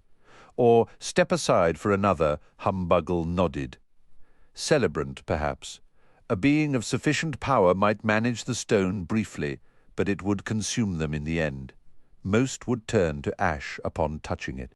My survival depended on letting the stone wield me.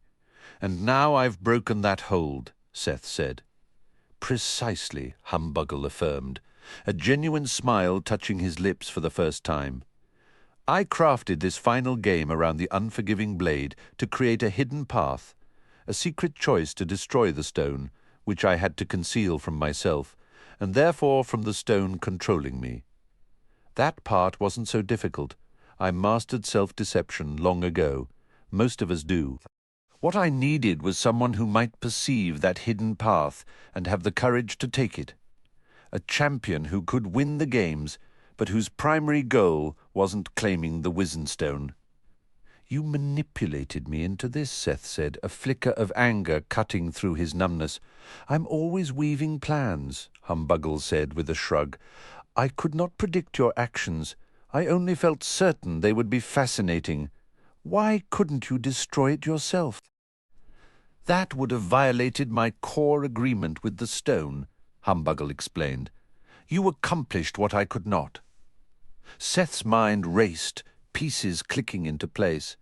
How many times have we met before? Some encounters you don't recall, Humbuggle said. At Stormguard Castle I came to you as myself, and also as a boy named Augie, and as an old man called Pietro, modelled after one of the sleeping giants here in Titan Valley. You impersonated a giant. A scaled-down, human-sized version, Humbuggle clarified. I have also appeared to you in 3 forms here in the valley. Can you guess? Seth thought back. The hag, Esmira. Correct, Humbuggle said. I aimed to steer you toward the diviner. Who else?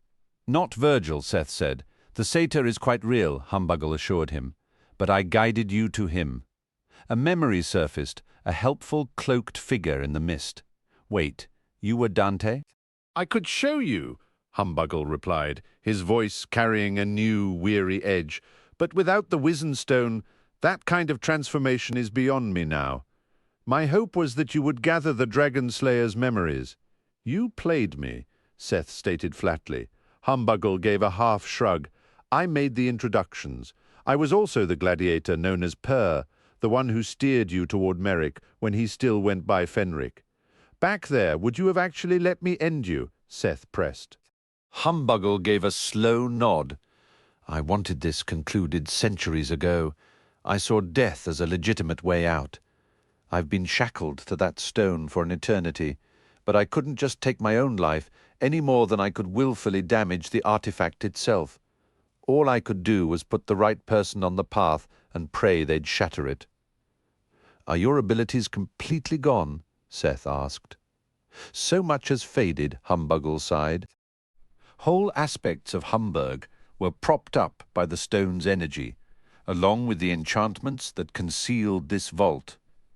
The pocket dimensions, Seth realized aloud. They're built to deteriorate gradually if the Wizenstone's power fails. Those spaces are crumbling now, the arena island included, but everyone inside will be ejected safely. What becomes of the fighters? Seth inquired. Every combatant will be released, Humbuggle confirmed. Some have been trapped for ages. Most will have no recollection of their past. Those memories will be loose in the world as well. And this place? Seth gestured around the treasury. My vault doesn't need the stone for its walls or lights, Humbuggle said. But the spells that hid it are gone, and the magical safeguards have fallen. This treasure trove is exposed now. Don't you have any power left of your own? Seth asked. Humbuggle looked at his hands, turning them over. Seth noticed the liver spots, more pronounced than before. The stone's absence is aging me.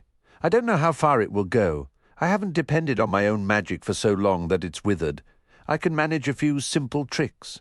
Vanishing, for instance. It will take time to rebuild what I once had. The small treasure box on the table trembled, then gave 2 distinct hops. Your memories are getting impatient, Humbuggle observed. I can still take them? Seth verified. They're yours, Humbuggle said. Consider it a bonus for a job well done. Every instinct I have is screaming not to trust you, Seth admitted. Humbuggle shrugged again. You've been tricked by demons before. Even without your full past, your gut is wisely tuned, whether you trust me or not. For the moment, I'm choosing to speak truthfully. You had countless people to choose from, Seth said. Why pick me? Humbuggle offered a thin smile. I have existed for an extraordinarily long time, and I've encountered every sort of person. They come in endless varieties, yet patterns emerge. Nearly everyone willing to gamble their life to win the Wizenstone is precisely the type who would unleash chaos with it once they had it. The very nature of the games attracts contestants who should never hold such immense power. You can see the same principle at work in your world, with candidates clamoring for high political office. I understand, Seth said. Let me tell you a secret. Humbuggle leaned in slightly. Demons dislike it being mentioned, but being a demon isn't a natural birthright. No one is born a demon. Were you aware of that? Don't demons have children? Seth asked. Less often than you'd think, but yes, some do, Humbuggle replied. And the infants are not demons. They must be taught. They can choose to become demons, but not a single demon started out as one. They grow monstrous over time. Any creature capable of thought can qualify. It's why there's such wild variety among demonkind. You were once a regular dwarf, Seth ventured. Humbuggle nodded, fingers absently tugging his beard. A lifetime ago, in what feels like a different story, I was just a dwarf.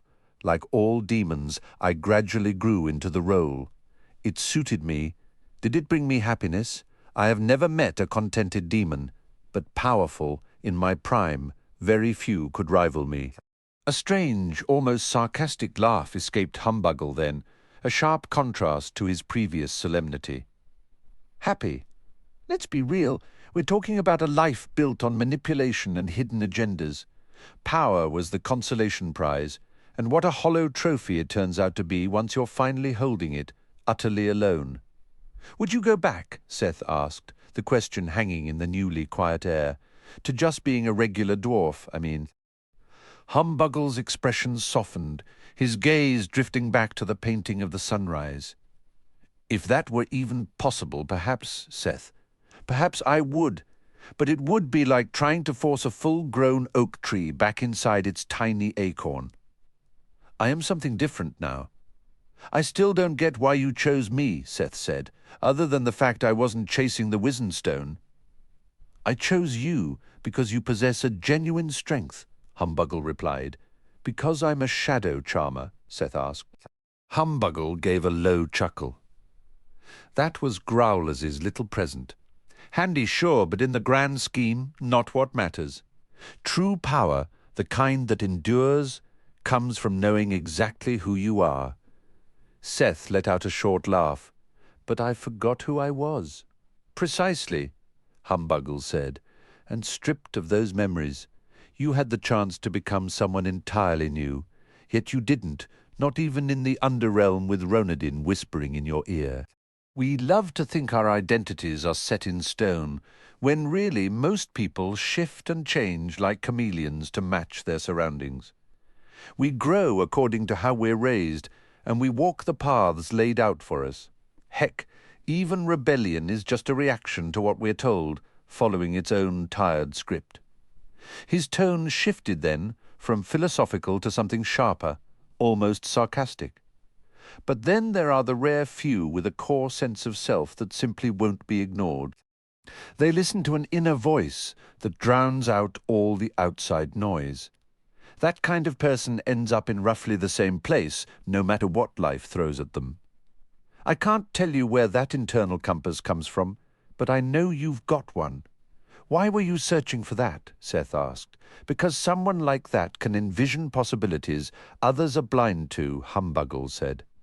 This job needed a specific caliber of person, someone with the fortitude to do what most would find unimaginable. You saw that in me? Seth asked, his voice barely above a whisper. I took a calculated risk, Humbuggle admitted.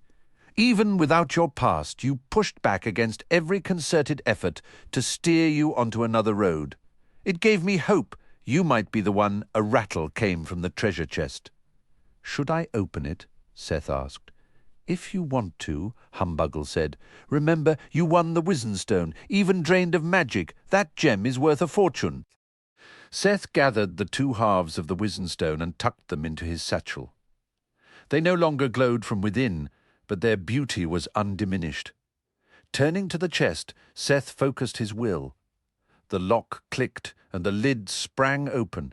Immediately he sensed a presence flowing out, familiar and faint, like the presence he'd once named Reggie in the cottage. Who locked me away? The presence demanded. What am I? Where is this? It's okay, Seth said, his voice gentle. I'm here. I can hear you. Did you do this to me? The presence shot back, anger simmering in the silent words. No, Seth said. I've been trying to find you. What took you so long?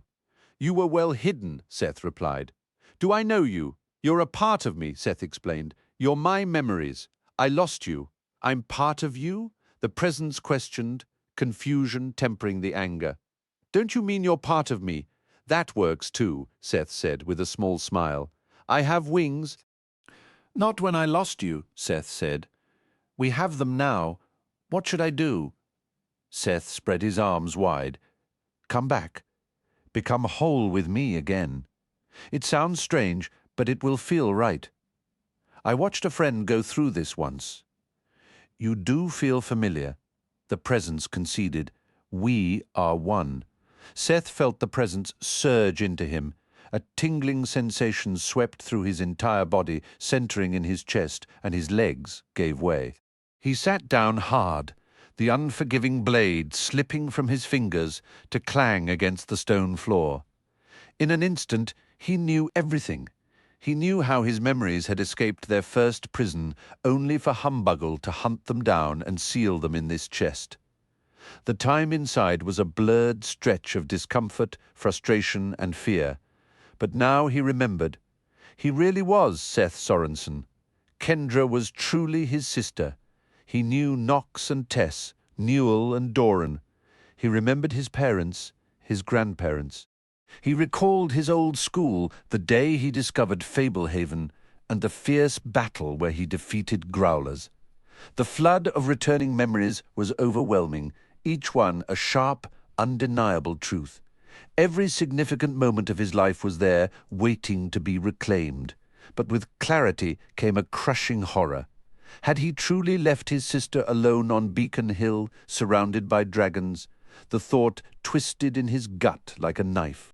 To compound his failure, he had shattered the one artifact that could have saved them all. He'd known cutting the harp was a gamble, but he hadn't truly grasped who was on the line. Kendra was probably battling for her life right now, and it was his fault. A desperate, hollow hope flickered that Merrick and Raxtus might reach her in time. He thought of Vanessa, blinded because of his actions, and felt the full, terrible weight of that loss. His duty as co-caretaker of Wyrmroost meant nothing now. He had orchestrated the sanctuary's downfall himself. Seth bowed his head, biting his lip until he tasted blood. He'd freed the undead from the Blackwell. What incredible, monumental stupidity! He was responsible for Agad's death. He'd handed Celebrant his freedom and played right into the hands of the Sphinx and Runadin. The memories felt like a relentless enemy, shredding any positive notion he'd ever held about himself. He just wanted to hide from them. A lot to sort through? Humbuggle's voice cut in. Seth didn't answer. He just slumped forward and vomited onto the polished floor, his body racked by uncontrollable sobs. He was a traitor, a destroyer. You may want to hurry, Humbuggle said, getting to his feet. They're coming for you. With a snap of his fingers, the demon dwarf vanished. Seth stared dumbly at the empty space. You heard him. Calvin's voice piped up. We have to get out of here. Calvin, is that really you? Seth mumbled. I'm still here, Calvin replied. Help me, Seth whispered, the words barely audible. Always, Calvin assured him. Though, to be fair, you've managed the worst of it solo. I ruined everything I ever cared about, Seth said, a bitter laugh escaping him. My greatest talent seems to be being my own worst enemy. Quite the resume builder, isn't it? You were deceived, Calvin insisted. Ronodin manipulated you. I freed Growlers before I lost my memories, Seth countered. The guilt, fresh and raw, Coulter died because of that. And now? Now I've outdone myself. I've sabotaged every last one of us. But you turned on Ronodin, Calvin pointed out. You figured out his game on your own? Seth pressed his palms against his temples. I need to get out of this room. I left Kendra on a dragon-infested hill to smash a rock and get my past back. Careful what you wish for, Calvin. I earned these memories. Other people paid for them with their lives. They're my burden to carry now. The war isn't over, Calvin reminded him, and we still have a curse to break. Kendra is better off without me, Seth said, his voice cracking. How can anyone ever trust me again? I don't even trust myself.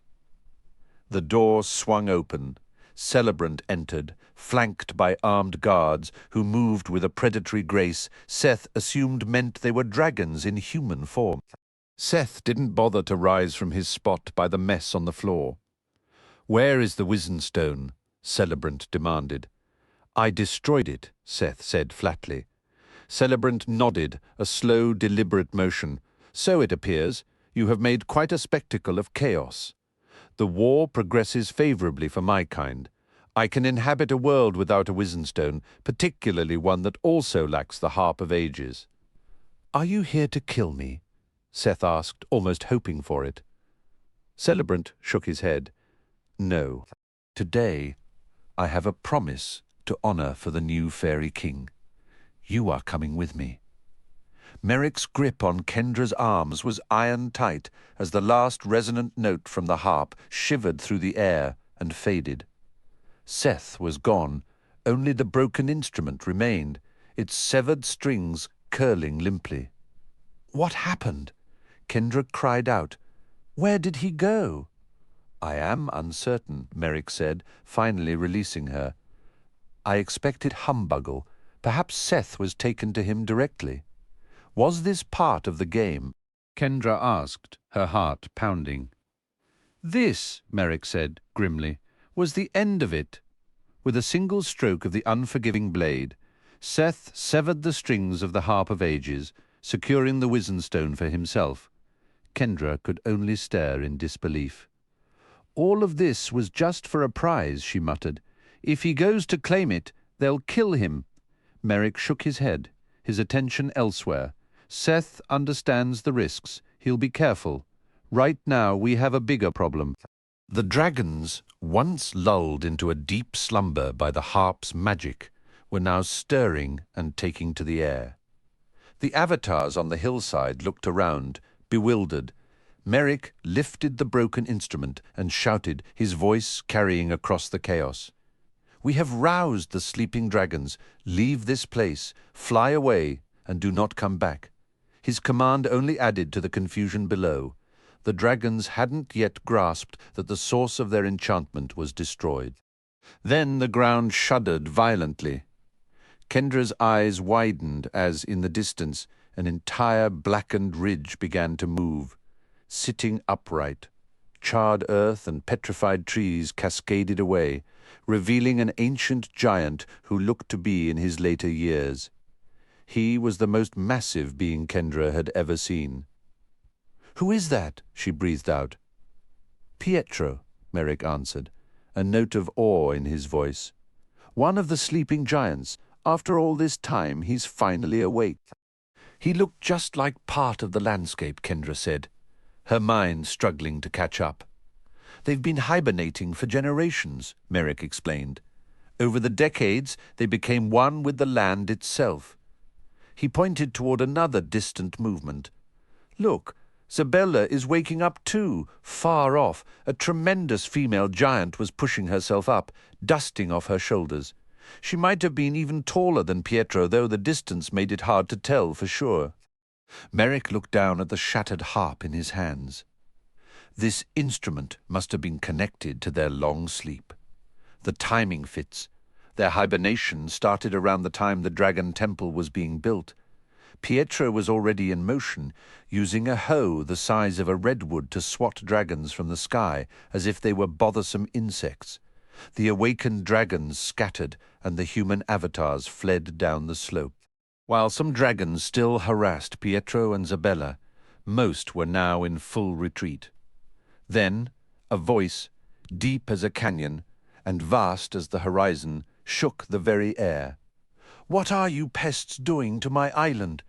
Kendra turned and felt her breath catch. Striding from the north was the largest being imaginable, growing larger with each earth-shaking step. Dressed in a simple white toga, he carried a sword and a round shield. A circlet of gold rested on his brow, and his limbs were corded with immense power. "We've awakened Garacles," Merrick said, his tone hushed with reverence. "Who?" Kendra asked, utterly transfixed by the Titan's scale. "The father of Imani," Merrick replied. "Garacles the Titan? He is the legendary dragon slayer of Titan Valley, but he has slept for centuries. More sleeping giants emerged in Garocles' wake, trudging into view from all directions. The handful of dragons foolish enough to attack him were cut down with effortless, almost bored, swings of his sword. "You have defiled this land, reptiles," Garacles' voice boomed. "Leave or be erased." Nearby, Pietro endured a barrage of fire and lightning from the remaining dragons, which seemed to annoy him no more than a cloud of gnats. With each sweep of his hoe, another dragon fell. "The sleeping giants are enormous," Kendra said, "but Garocles is beyond belief. They say his size increases not only with his rage, but also with the scale of the threat he faces," Merrick noted. Celebrant could never have planned for this. As Garocles drew nearer, each step a localized earthquake, the last of the dragon attacks ceased entirely. The creatures took to the higher air, fleeing southeast, well out of the Titan's reach. Garocles halted, allowing the other giants to give chase. "They're running," Kendra observed. "Celebrant has called for a full retreat," Merrick said. "Or whoever he left in command has. I almost wish they'd stayed." "Why would you want that?" Kendra asked, incredulous. "With Garocles awake, we could have ended the dragon war right here today," Merrick replied, a flicker of frustration in his eyes. "Will he follow them? Garocles is the dragon slayer of this sanctuary," Merrick said simply, as if that answered everything. The Titan stood like a newly risen mountain, watching the distant specks disappear, a silent promise hanging in the air. His authority is rooted in this place. A Titan is a living embodiment of natural force, as much as a person. With him now roused, Titan Valley will be the last destination any sensible dragon would choose. Yet, what aid he might lend beyond these borders is uncertain. We survived the day. Many did not, and the preserve lies in ruins, but the outcome could have been far more dire. The dragons achieved much, yet they also paid a price. Did Seth understand that severing the harp strings would stir the giants? Kendra asked. Merrick shook his head. He never spoke of it to me. Kendra's voice tightened. They took Terrastios. I pray my cousins stayed safe in Hamburg. Hamburg should hold, Merrick assured her. Its safeguards come from Humburgel and the Wizenstone, not the giant queen. We need to locate my cousins and the satyrs, Kendra insisted, a new urgency in her tone. And we must find Seth. I will aid you, Merrick said. Count me in too, Raxtus added, still holding his fairy form. Is the Titan growing smaller? Kendra's eyes went back to Garocle's.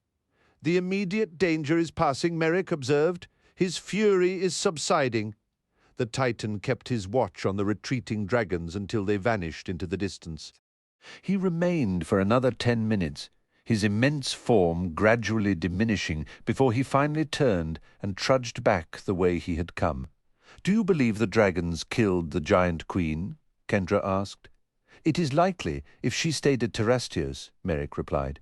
She might have escaped to Stratos, or even tried for Hamburg. We will learn her fate soon enough. The skies should be safe for us to fly to Hamburg now. Raxtus shifted back to his dragon shape. Kendra hugged her arms close. I'm so worried about my brother. We will find him, Merrick said firmly. The future of everything may hinge on how he navigated the end of the Titan Games. In a dungeon cell, Seth sat with his back against the cold stone, hands resting on his knees, head bowed. The air held a biting chill. The only light was a faint dancing glow from a torch somewhere down the corridor. Somewhere in the silence, water dripped with a slow, maddening rhythm. The unforgiving blade was gone, his satchel of gear confiscated. He still had his wings. Calvin remained a quiet weight in his pocket, but the little Nipsey had stopped offering cheerful reassurances. He seemed to sense Seth needed to sit with this. After departing Titan Valley, Celebrant himself had carried Seth to the conquered sanctuary of the soaring cliffs. The long flight had crossed oceans and mountain ranges, with fleeting glimpses of cargo ships and jetliners far below. The ancient castle at Soaring Cliffs was now under dragon control, and Seth had been tossed into this cell to await delivery to Ronodin. He'd discovered he could ward off the cold by wrapping his wings around himself like a cloak. Right now, though, he kept them folded tightly behind his back, even as he shivered. He wanted to feel the discomfort. He deserved to be locked away. The memories he had fought so hard to reclaim now tormented him without mercy. The more he remembered, the deeper the ache settled. Without those memories, he had felt like he was doing his best, but he had crossed lines that could never be redrawn. He had set catastrophes in motion that could never be reversed. This cell was too kind a fate. He flexed the fingers of the hand that had split the Wizenstone. He could move the arm again, though not all feeling had returned. Part of him hoped the damage was lasting, a permanent outward mark of the wreckage he felt within. He had meant to be brave, to do the right thing when he stepped through that door at Stormguard Castle. He had surrendered his memories hoping to save the day, to let Kendra secure the Wizenstone before Celebrant could. His intentions had been selfless, and they had led straight to ruin. He still didn't know if Kendra, Raxtus, or Merrick had made it. It was possible Warren, Tanu, Vanessa, Knox, Tess, and the satyrs had all perished too. Calvin had tried to lift his spirits. The Nipsey was correct that Seth had been manipulated, but Calvin didn't grasp that. To Seth, having good intentions almost made it all worse. It meant he couldn't trust his own judgment. Without seeing the full consequences, Seth had unleashed the undead from the Blackwell and brought about the fall of Wormroost-Seth, huddled in the damp, dim cell, a bitter taste of regret coating his thoughts. How could he have been so foolish, even for a moment, to think Ronodin was an ally? And Kendra, she had only been trying to help him, a fact he'd been too stubborn to see. The memory of Humbuggle's praise echoed mockingly. The dwarf's compliment about his strong sense of identity now felt like the cruelest joke. The demon, just glad to be rid of the Wizenstone, had tossed out reckless flattery. Seth wiped his nose with a grimy hand, the chill of the dungeon seeping into his bones. Perhaps this was where he belonged, locked away forever. Maybe Ronadine would come to gloat. Finally, a punishment that fit the sheer scale of his mistakes. If he could just rewind time, undo every single choice. If he had never bargained with Growlers, never embraced becoming a shadow charmer, then Wormroost might still be a sanctuary. Agad could be alive. Coulter, too. The list of those lost because of him was already too long, and as the war raged on, it would become impossible to tally all the lives he'd ended or shattered. The weight of it was crushing, a permanent stain with no magical eraser. He could still feel the dark power coiled within him, a constant, tempting whisper. He was certain that if he truly wanted to, he could unlock this cell himself.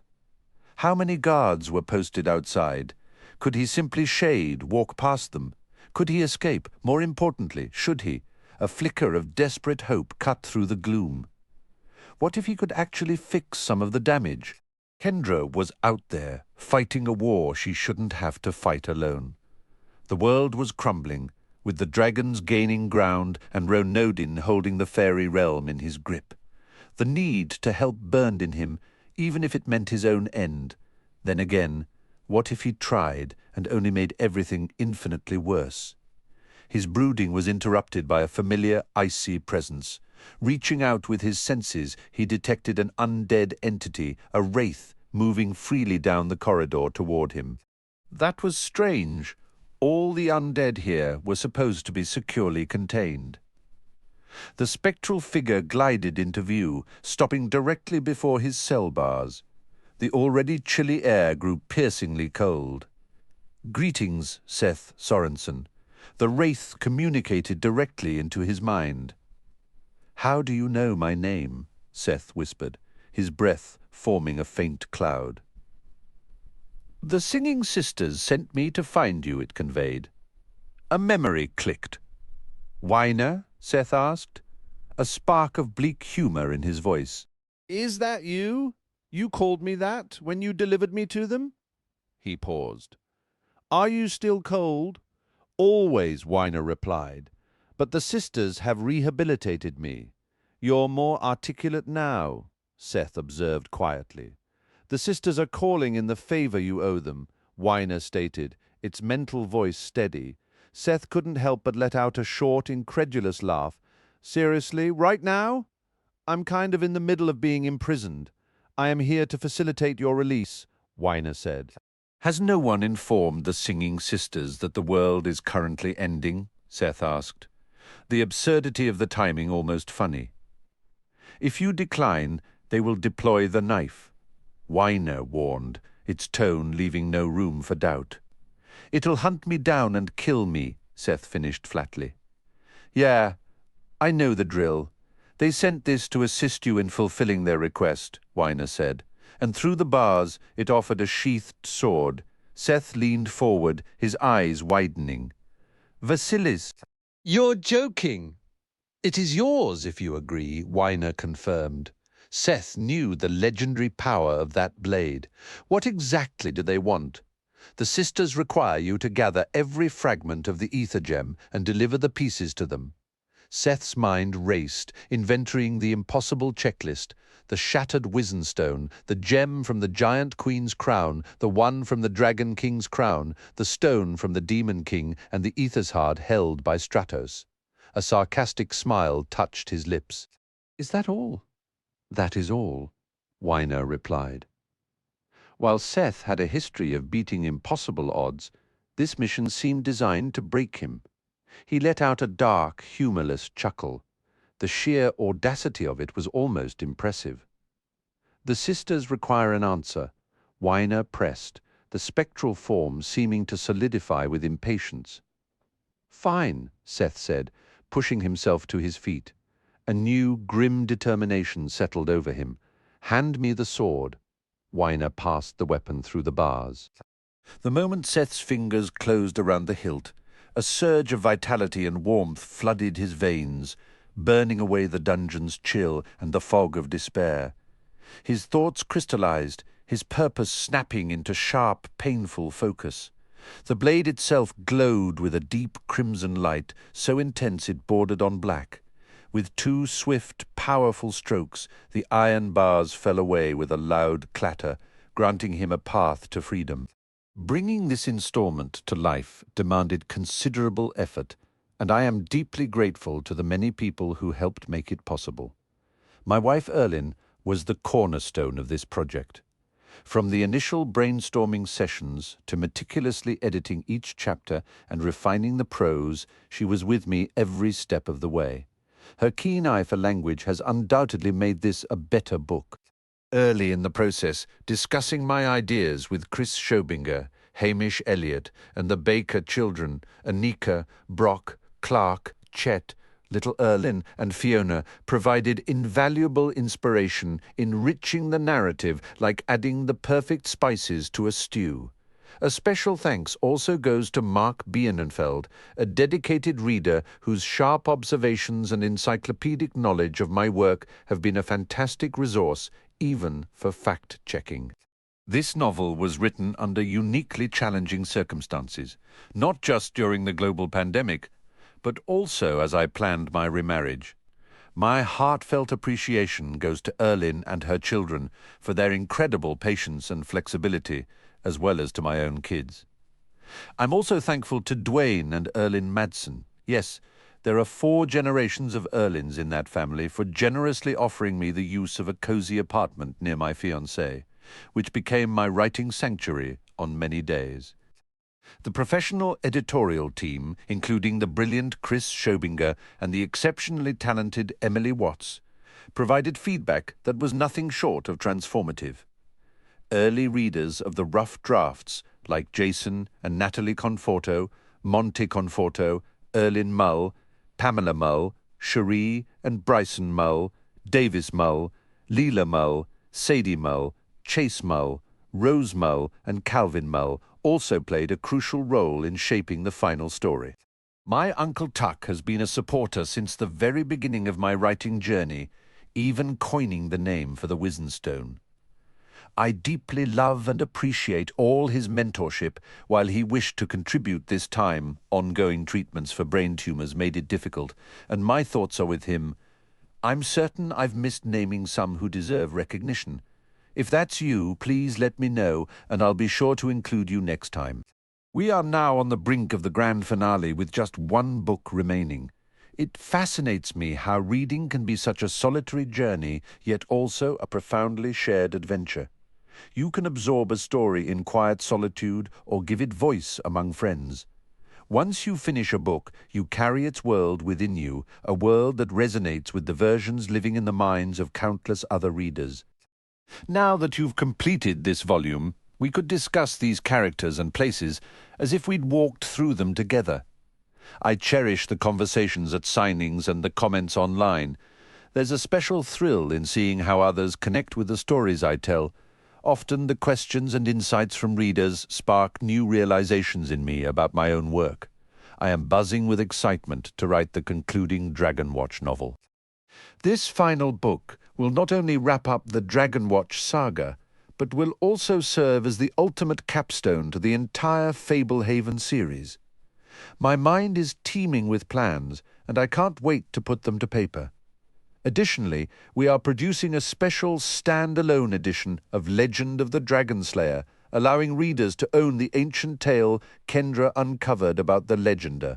I'm delighted that Brandon Dorman will bring his spectacular artwork to this project. Holding a copy will feel like possessing a genuine artifact from the Fablehaven world. Thank you for reading.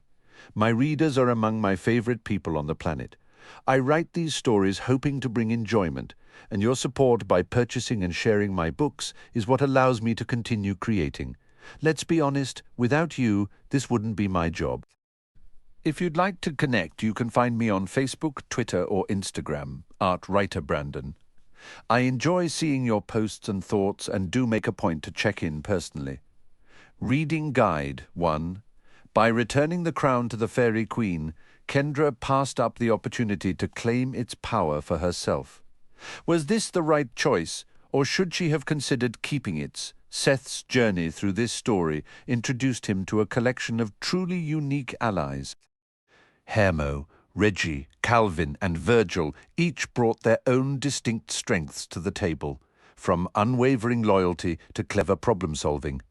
But they also carried significant flaws, whether it was impulsiveness or a stubborn pride. If I had to choose one as a companion, Virgil's blend of ancient wisdom and surprising vulnerability makes him a compelling choice, offering both guidance and depth to any adventure. The Giant Queen's disdain for Kendra stemmed from a deep-seated belief in her own invincibility and the perceived fragility of others. She was utterly convinced her sanctuary was impervious to any threat.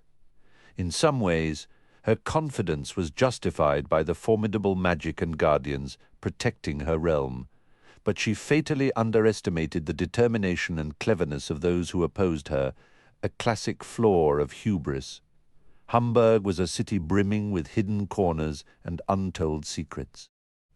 One place I wish Seth had explored was the rumored Hall of Whispers, a library said to contain forgotten histories of the giants. The idea of lost knowledge, especially about the origins of their truth magic, is endlessly fascinating. Kendra's lie to escape Ronodin seemed like a quick solution, but it spiraled into a larger problem, ensnaring her in a web of unintended consequences. This begs the question, is there ever a justifiable reason for a falsehood?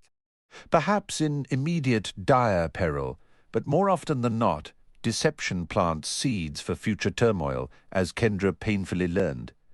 The gladiator arena pulsed at the heart of the narrative, yet our heroes never stepped onto its sands for combat.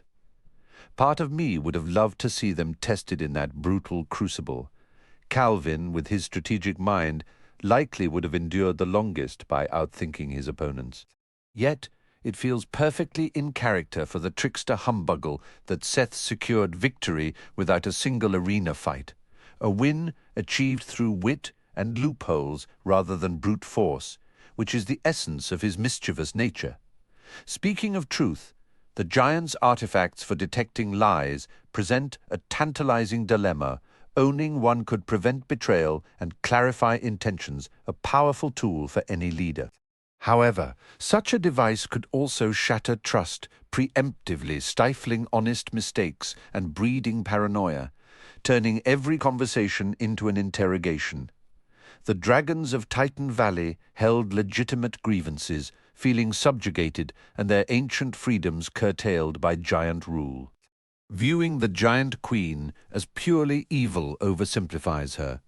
She is a ruler blinded by tradition and a fervent belief in her people's superiority, making her a tragic antagonist rather than a mustache-twirling villain. If I could meet the diviner, I'd seek his help in finding a true path to redemption for past errors. Whether my question would resonate as most important when the tuning fork rang is uncertain. The fork measures profound need, not personal desire. Merrick and Seth's alliance with Isidore and Beziris was a pragmatic, if uneasy, choice. It granted them crucial resources and insider knowledge, but it also entangled them in dangerous loyalties and moral compromises, a constant tightrope walk. Humebuggle's apparent delight at the destruction of the Wizenstone was a masterstroke of ambiguity. Was he sincere?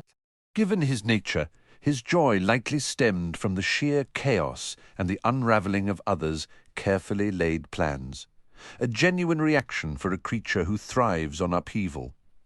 The mystery of Runadin's admission to the fairy realm by the Fairy King remains a tantalizing loose end.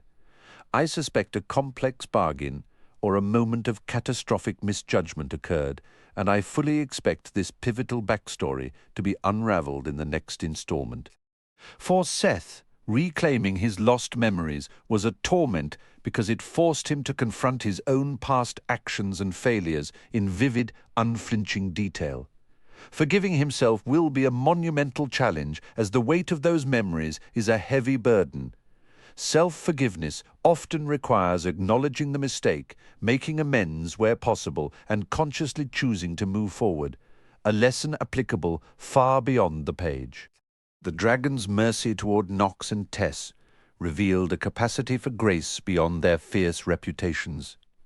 It suggests that alternatives to conflict, such as dialogue, understanding, or offering a chance for redemption, can be far more powerful tools for resolving enmity. This story deliberately left many threads dangling, setting the stage for the final book. I am eager to see the ultimate fate of the fairy realm and the true scope of Humbuggle's grand design. If I could ask the author one thing, it would be about the origin of the Wizenstone's curse. However, some secrets are better discovered in the reading. The anticipation and surprise are part of the magic.